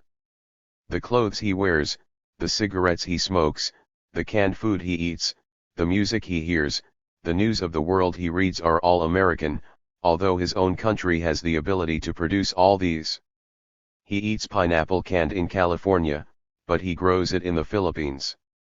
His country grows millions of coconuts, but he has to buy toilet soap made in New Jersey out of coconut oil. He buys sugar. 268. Refined in American mills, but grown on his own island of Negros. If he wants to buy Filipino-made sugar, he must be content with Muscovado or Panatza. He rides on American-made buses or an American-made train. On the radio, made in New York, he listens to recorded American programs. American movies dominate his theaters. His schools use American textbooks that explain science, economics, history, and politics from an American standpoint. The value of his peso depends entirely on the value of the American dollar. The very home he lives in is virtually American-made, the corrugated iron roof, the nails in the walls, the electric light bulbs, the electric wiring and switches, the kitchen utensils, the plates and spoons, his toothbrush, the bedclothes, the ring with which he weds his wife. And finally, of American make, are the guns, the tanks, the planes, the artillery, the vehicles, and even the uniforms of the troops that have been used to shoot down the Filipino people who would like to see a Filipino-made future for their children. Some small American industries have been established in the Philippines: cosmetics, soft drinks, electric fixtures. They are subsidiaries of large corporations in the United States which have set up Philippine branches because they can hire cheaper labor and thus sell their products for a greater profit. The American worker who does the same work is paid a wage 3 times as great. There is another reason why the imperialists do not want to industrialize the Philippines. They would create an industrial working class that would undoubtedly organize and form powerful unions to fight for higher wages and living standards, as the large industrial trade unions do in the imperialist countries. The imperialists are afraid of creating a large, militant industrial working class. It would threaten their super profits and eventually their control. Before the war, when I worked as a laborer for the Metropolitan Water District in Manila, I received a wage of 1 peso, 70 centavos per day. I was told by the good American friend I met in those days, that an American laborer received more for a single hour's work. Yet we were told that Filipinos, 269, were being taught the American way of life. As I came to realize, all the ideals of American democracy preached to us were so much dust thrown in our eyes to conceal the colonial inequalities we experienced. The only phase of the American way of life that had been put into operation was exploitation, which, for us, was much worse than the exploitation of the American worker. The clever American imperialist. He came into our country with his talk about democracy and about the superiority of the American way of life, painting a picture in colors about his big cities and his luxuries and his opportunities, dazzling the humble Filipino who lived on rice and fish, telling him that he too could be fortunate if he would just trust in the American way. He would pat Juan de la Cruz on the back and say, "You should feel proud. You are the only Christian nation in the Orient. Look at all the sugar and copper you produce and all the gold you dig and all the abaca you grow. One of these days, too, you'll be independent and then you too can be like your Uncle Sam." The Filipino peasant, who slept on the floor and whose chair was an empty box, plastered the walls of his nipa hut with American magazine illustrations of mansions in the country and hotels and advertisements of luxurious beds and furniture. In the city, the laborer who lived in a barong that became flooded when it rained, went to the American movies and saw the well-dressed glamorous characters moving around in the handsome drawing rooms and the modem kitchens that had refrigerators and washing machines and electric toasters. How long did the purveyor of this kind of civilization think that he could convince the Filipino that poverty was ennobling in a Christian and that subservience was admirable in one whose skin was brown? After the war, the imperialists said, "Here is your independence. You see? Just as we promised." The Filipino could look around and see the American army, stronger than ever, still on his soil, and see the Bell Trade Act operating so that he still produced nothing but sugar, and copra, and abaca, and metallic ores. He could still cut pictures out of the magazines and still go to the movies. The worker was now paid 3 pesos instead of a peso. 270 and a half, but now he paid 1 peso and 30 centavos for a ganta of rice instead of the pre-war 25 centavos. The Americans soon realized they could not rule forever with an iron hand, it was too expensive. They solved their problem by getting Filipinos to rule for them. A group of Filipinos stood ready and willing to play such a role, the landlord ilustrado class, the landed gentry. A large number of this group had not even joined the struggle against Spain. Their own fortunes were derived from the exploitation of the masses, and they were content to have a strong external power upon which to rely, to help them maintain their exploiter's position. They were afraid the revolution would go too far and would get rid of them as well as of the Spaniards. The Americans were stronger than the Spaniards, they were even more reliable. The American civil government, operating through the Philippine Commission, at first based itself upon this class of Filipinos. They formed the first political party in the Philippines, the Partido Federalista. It existed during the period when no Filipino political party advocating independence was allowed to exist.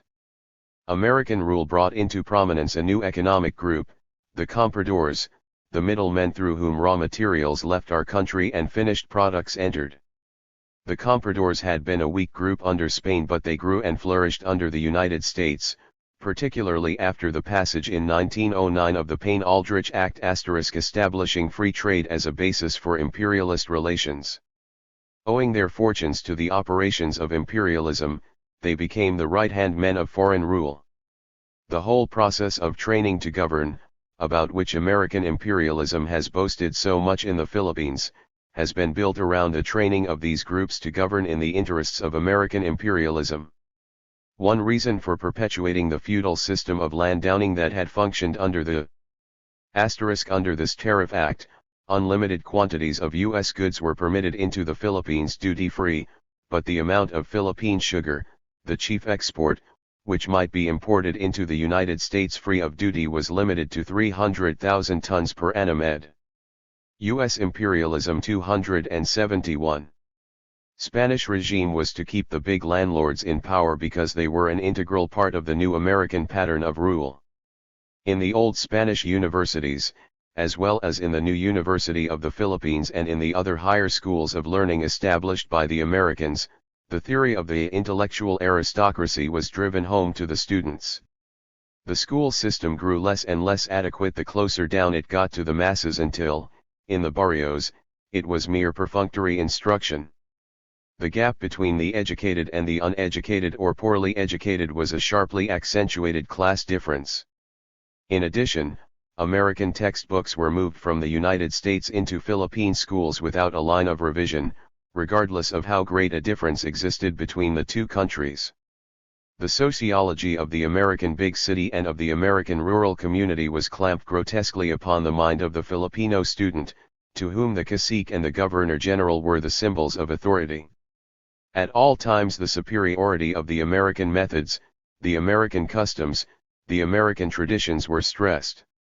English and American literature crowded aside the growth of a native Filipino literature, which was referred to self-consciously if it was ever mentioned at all. Anything American-made took precedence at once over anything Filipino-made. "I am ashamed before you," said the Filipino to the American, apologizing for his unworthiness. Always the American, from billionaire to beachcomber, must be greeted with the deferential "sir." The colonial mentality grew unchecked and was subtly encouraged by the imperialist rulers who called their colonial government in the Philippines an experiment in democracy.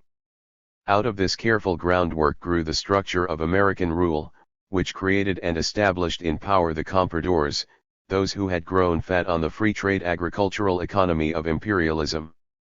The Nacionalista Party of Quezon and Osmeña, which began as a party calling for immediate, absolute, and complete independence in 1907, was soon taken over by the compradores until at last it was fully under the firm thumb of the Governor-General and the economic powers that stood behind him. It could be pointed out that the Nacionalista Party 272 called for independence, but anyone in Philippine political life who did not call for independence was sure to be discredited in the eyes of the people, and the imperialists were much too careful to let that happen. In the restricted economic life of the Philippines, the government service and a political career assumed a special attraction. Government employees were most easily imbued with loyalty for the existing regime, and whoever would go into politics was inevitably one whose allegiance was definitely established. The Philippine political structure was so deeply permeated with the compradore spirit that when the Japanese came, most of the politicians had no difficulty in adjusting themselves to the new rulers. Politics is a special sort of occupation under imperialism. It is made attractive by the opportunities for politicians to enrich themselves through corruption. After the war, when American imperialism needed ruthless and unscrupulous men to carry out its policies in the face of a strong people's movement, this corruption was magnified 100 times.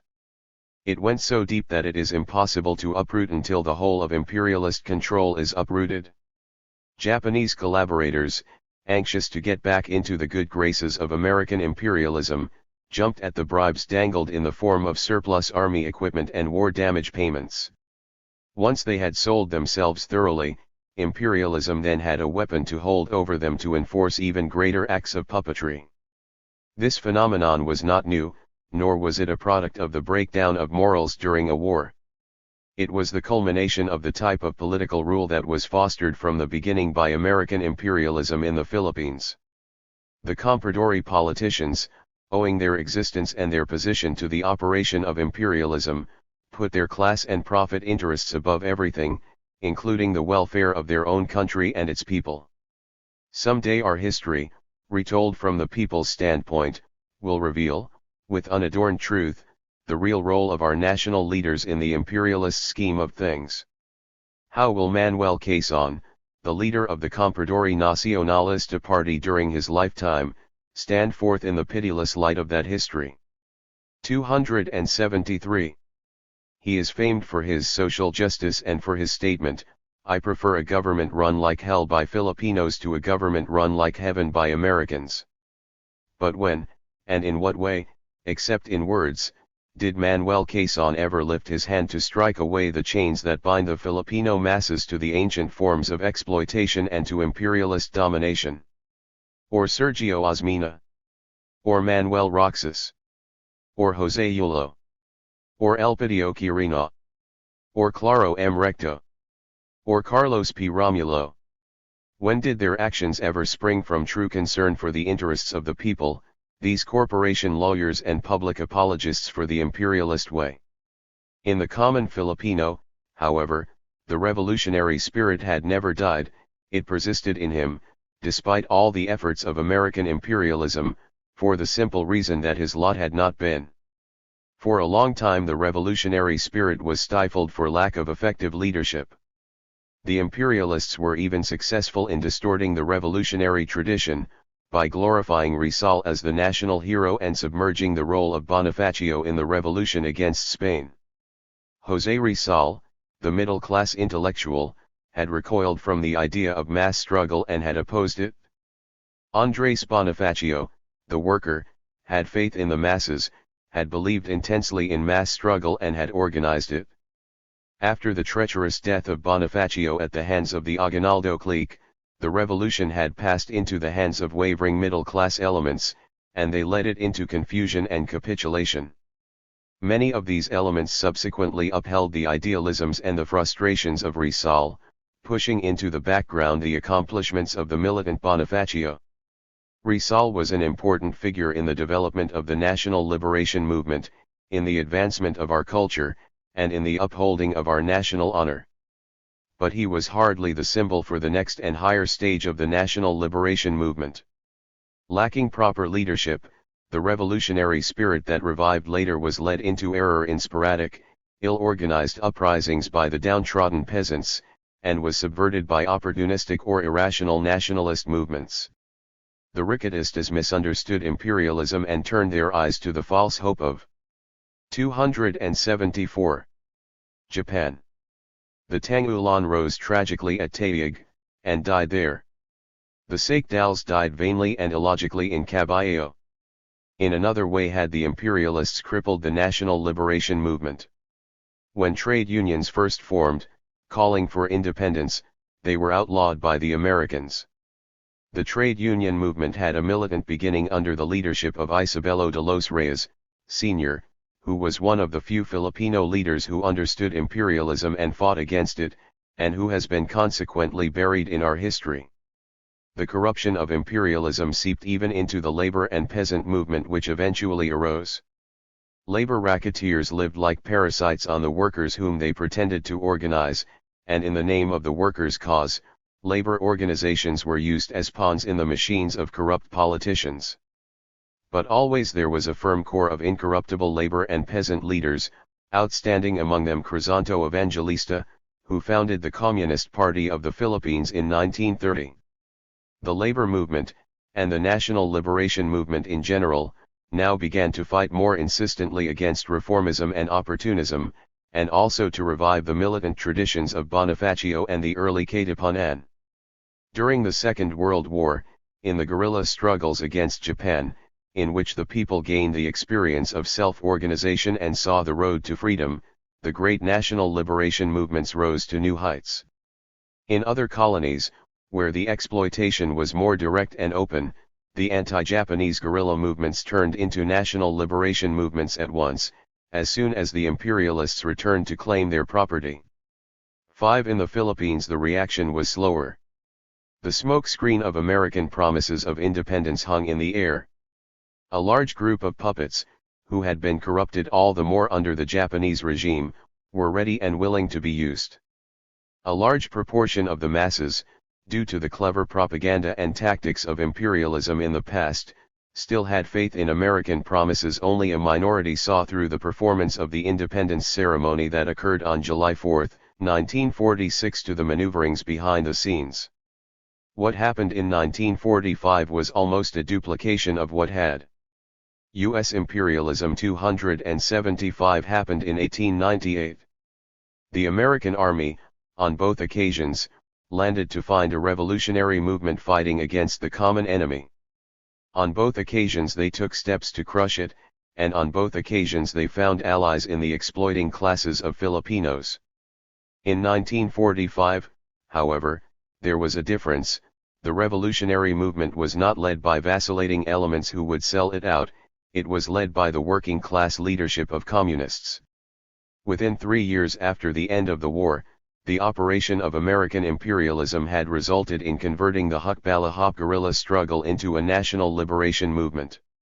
At the beginning of our struggle in central Luzon, many observers referred to it as a movement for agrarian reform, just as they had referred in similar terms to the revolutionary movement of the Chinese people.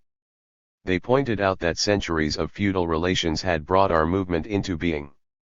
What they said was correct, but they did not carry their observations far enough. They failed to see that our struggle, as well as that of the Chinese people, took place within the setting of imperialist relations. Our feudal agrarian economy was one of the mainstays of imperialist control in our country, and any movement to change it was inevitably bound to conflict with imperialist interests that were determined to perpetuate the age-old system. Our movement, therefore, could not be merely a movement for agrarian reform, it had to develop into a struggle against imperialism. We realized this from the beginning. Our immediate demands for agrarian reform and democracy were always finked up with condemnation of American imperialism. In the latter part of 1945 and in early 1946 we sought to achieve our demands by defeating the imperialists and their allies through legal, parliamentary methods. The mass movement set in motion by the war won an election victory in central Luzon. The imperialists and their allies promptly took the path of all imperialisms. Afraid of the people, they set out to crush the mass movement. The sentiment for change was not limited to central and southern Luzon, where the Hukbalahap was strong. The post-war period witnessed the spread of mass discontent throughout. 276. The Philippines. In part, this was due to the enormous graft and corruption, and to the wholesale election frauds by the puppet administrations of Roxas and Quirino. It was also due to the deterioration of our economy and of the living standards of the people arising from the operation of the Bell Trade Act. Industrialization and prosperity were promised, but mass unemployment resulted. In addition, the people were inspired by the national liberation movements in neighboring countries. We pointed out that the armed conflict in central Luzon and elsewhere in the Philippines was created in the first place by the imperialist puppet regime and that it could never be settled until the regime of the imperialists and their puppets was brought to an end. We pointed out that graft and corruption were an essential part of the imperialist system of rule and that they could never be eliminated until the rule of the imperialists and their corrupt puppets was eliminated. We pointed out that industrialization and prosperity could never be achieved until the imperialist system, which forced us to be a colonial, agrarian people, was removed from our midst. We also pointed out that our national experience for 50 years, and particularly that of the Hukbalahap for the past 3 years, had proved that legal, constitutional, parliamentary methods alone could not achieve democracy, peace, or freedom, but that it was necessary for the Filipino people to adopt the armed struggle to end finally and irrevocably the rule of imperialism and puppetry. Our revolution of 1896 had been an unfinished revolution, interrupted in its course by the tyranny of American imperialism and by the betrayal of Filipino moneyed, propertied elements. For 50 years that interruption had persisted, and now the struggle was being renewed. Our national liberation movement of today is a continuation of the freedom revolution which had been crushed at the turn of the century. There is a central difference, however. Moneyed and propertied elements today are not in the decisive leadership of the movement. The leadership is composed of working class elements. We have invited and urged the participation of all anti-imperialist groups to fight side 277. By side with us and to share in the victory of a free Philippines, but we know that only the working class can carry the struggle to complete victory. The Hukbalahap, the People's Army, had thus become the rallying center of all Filipinos in the struggle for national liberation. 26. The final pages of this book are being written in a very small nipa hut, somewhere on the slope of a mountain above the central plain of the island of Luzon. It is a temporary shelter, newly built, and it may have to be abandoned quickly, perhaps today, perhaps this afternoon. Perhaps even as I sit here writing, an alarm will come. The enemy is not far away. There is no furniture in the hut. I balance my notebook on my knee. The roof is so low that I must bend my head where I sit. Bits of sun come through the branches overhead and through the nipa roof and fall on this page. It is very quiet in the forest. Down the slope, below the hut, I can hear the water on the rocks in the little stream from which we drink. The tuco calls from the tall trees in the sun. Crickets are chirping incessantly, and frogs sing, deep-voiced. These are the sounds of peace. They are deceptive. At any time may come the sound of guns. This hut is big enough to hold 5 sleeping men, lying close. Its sides are open, so we can roll out fast, if need be. It sits under dense trees, to escape aerial observation. Washed clothes drying in the sun are pulled from sight when a plane is heard. Cooking, when there is something to cook, is done in the early morning and after dark, so the smoke of the fire will not be seen. To the enemy, from above and below, there must be only the trees. The mountain is a friendly mother sheltering us. 278. Under other trees, 10 meters away but barely seen, are other huts. In them are sleeping a squadron of the Hukbalahap soldiers.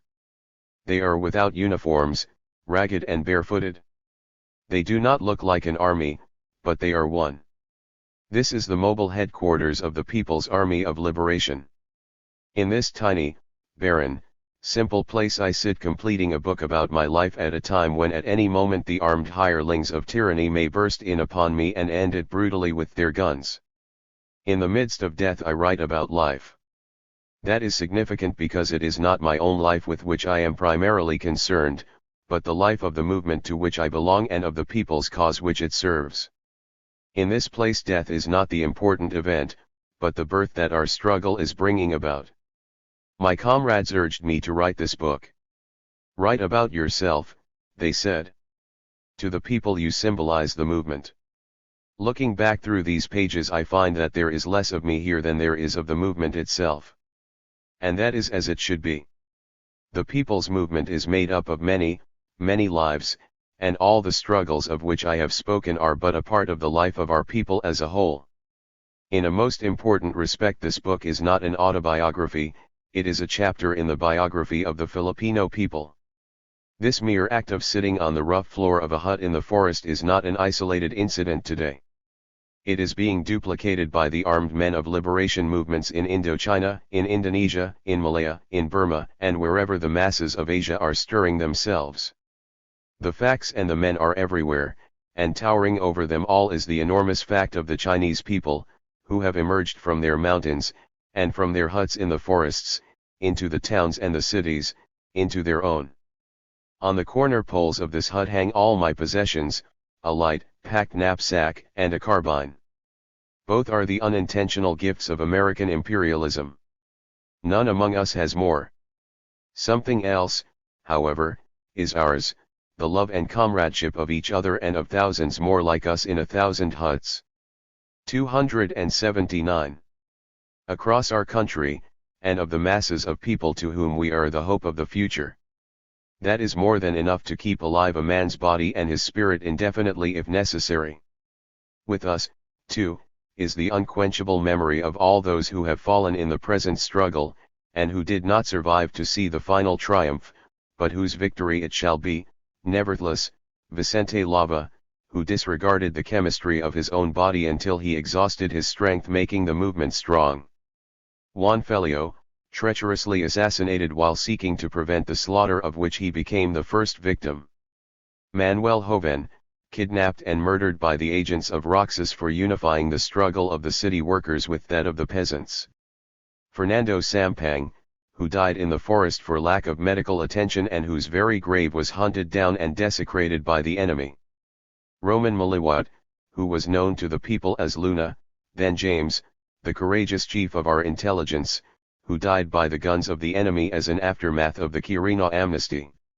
All of the hundreds of peasants, soldiers, and civilians, who have died in the fields and barrios. None will be forgotten, all will be remembered, all honored. Our friends in Manila refer to us as being outside. That is incorrect terminology. For 7 of the past 8 years I have lived as I am living now, in the forests, in the swamps, wanted and hunted, but never have I felt truly outside. Rather, we are on the inside, close to the heart of the people. We are on the inside of the struggle. Whoever joins in the struggle today, whoever joins the people's movement, has an inside place in the most decisive events of our time. That is a proud and enviable role. We do not live normally, of course. The life of a guerrilla has many strange features.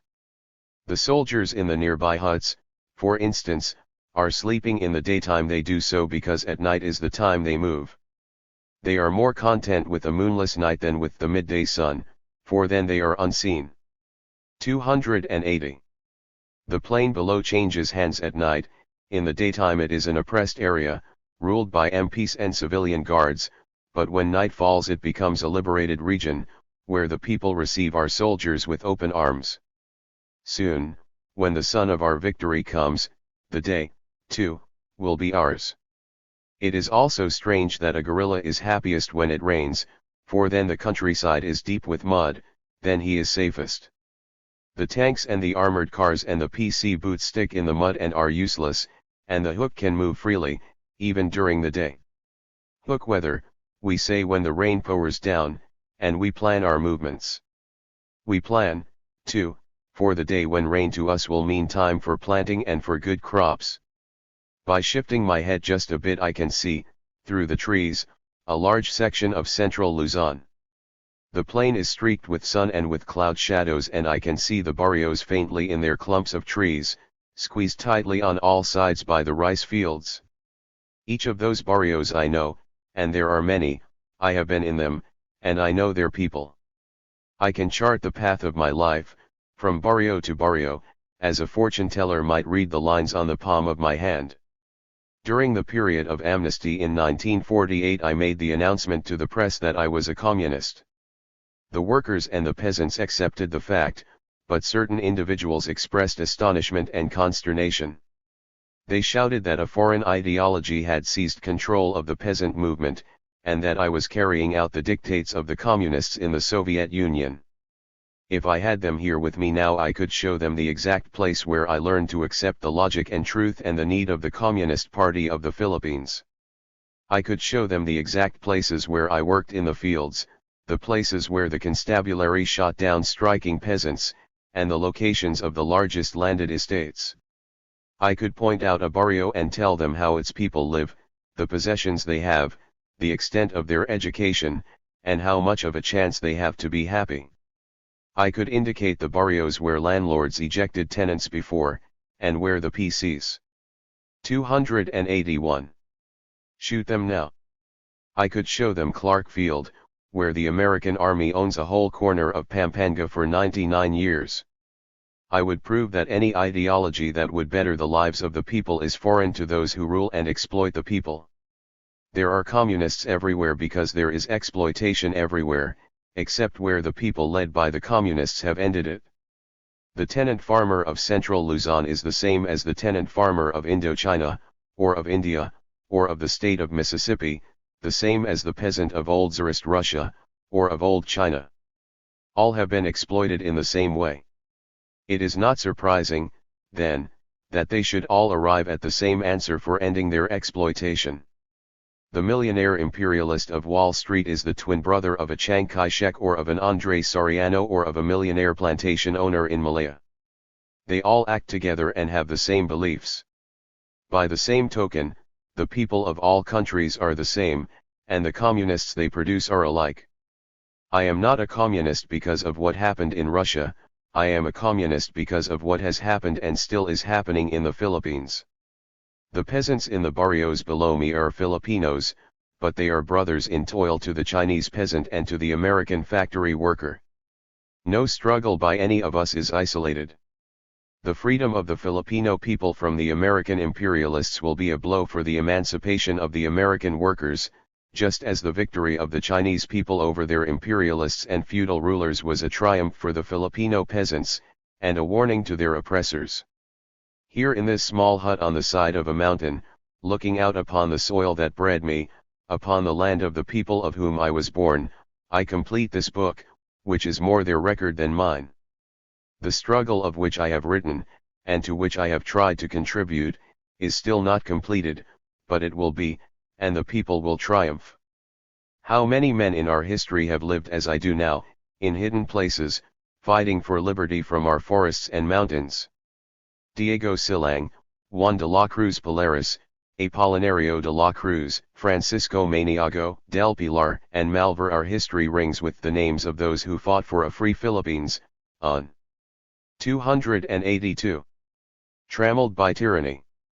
Their unfinished struggles will be completed in ours. The sun is going down. The squadron awakes. I must go. In the barrios the people are waiting for us. It is necessary now to get on with the work that needs to be done.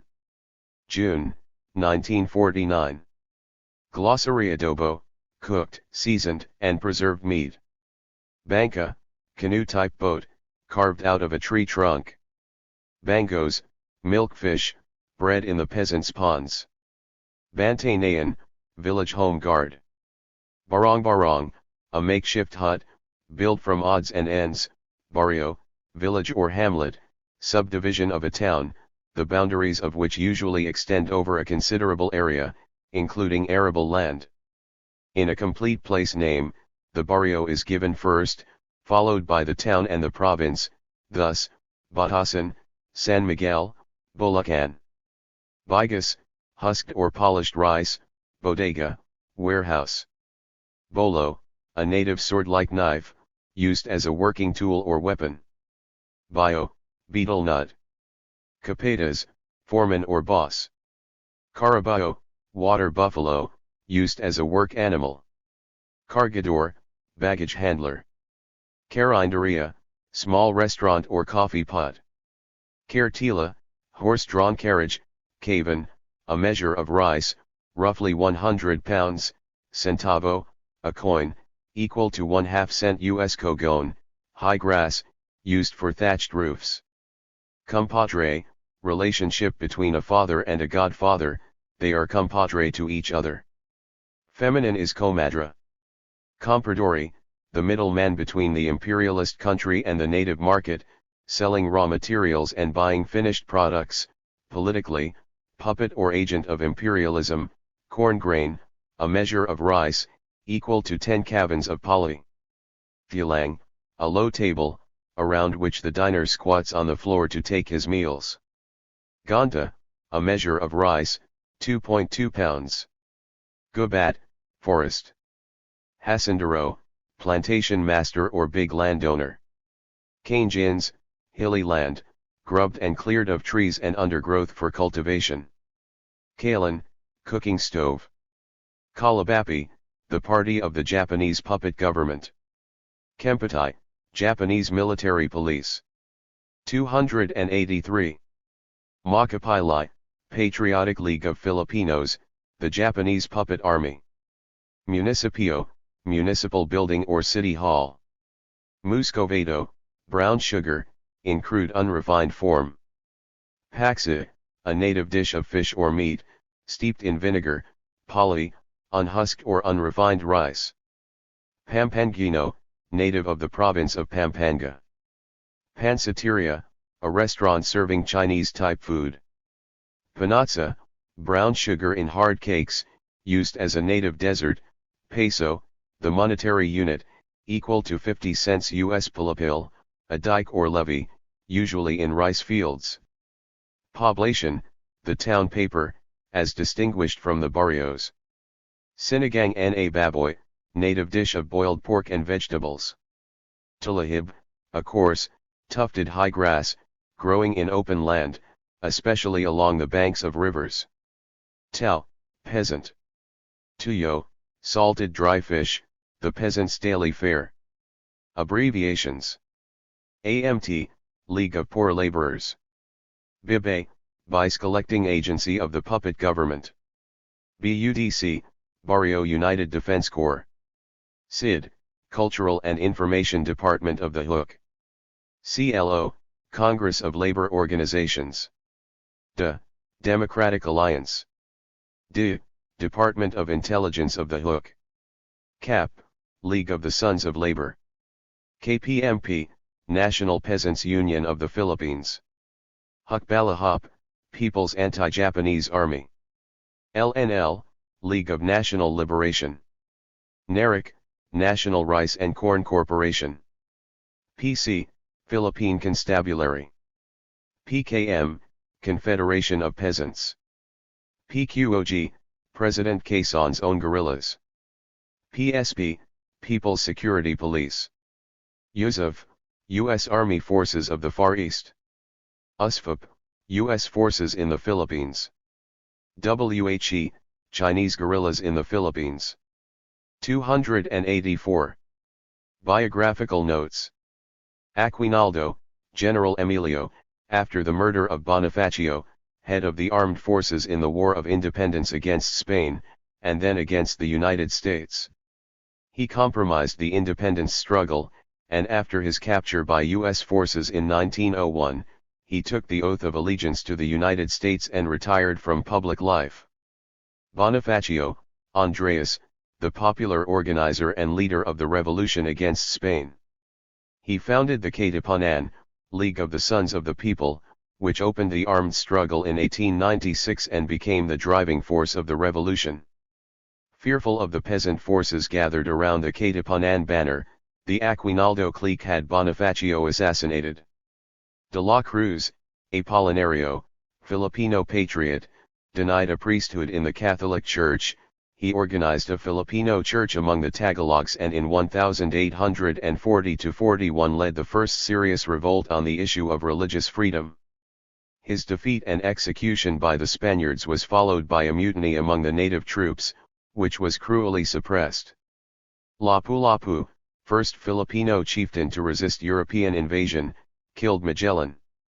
Mabini, Apolinario, the sublime paralytic, one of the close co-workers of Rizal, and an outstanding leader of the revolution against Spain. Refusing to cooperate with the American occupation authority, he was exiled to Guam in 1900. Malvar, General Miguel, commander of the Filipino Independence Forces, after the capture of Aguinaldo, among the last generals to hold out against the United States. Maniago, Francisco, leader of revolt against the Spaniards in Pampanga in 1660, directed against requisitioning of rice and of lumber to build galleons. Falaris, Juan D. F. La Cruz, leader of a revolt in 1762-64, which drove the Spaniards and friars out of the towns in Pangasinan. 285. Del Pilar, Gregorio, the young general who stopped the Spaniards at Tilad Pass, during the Revolution of 1896. Del Pilar, Marcelo, Rizal's colleague, a prolific writer and propagandist of the revolution against Spain.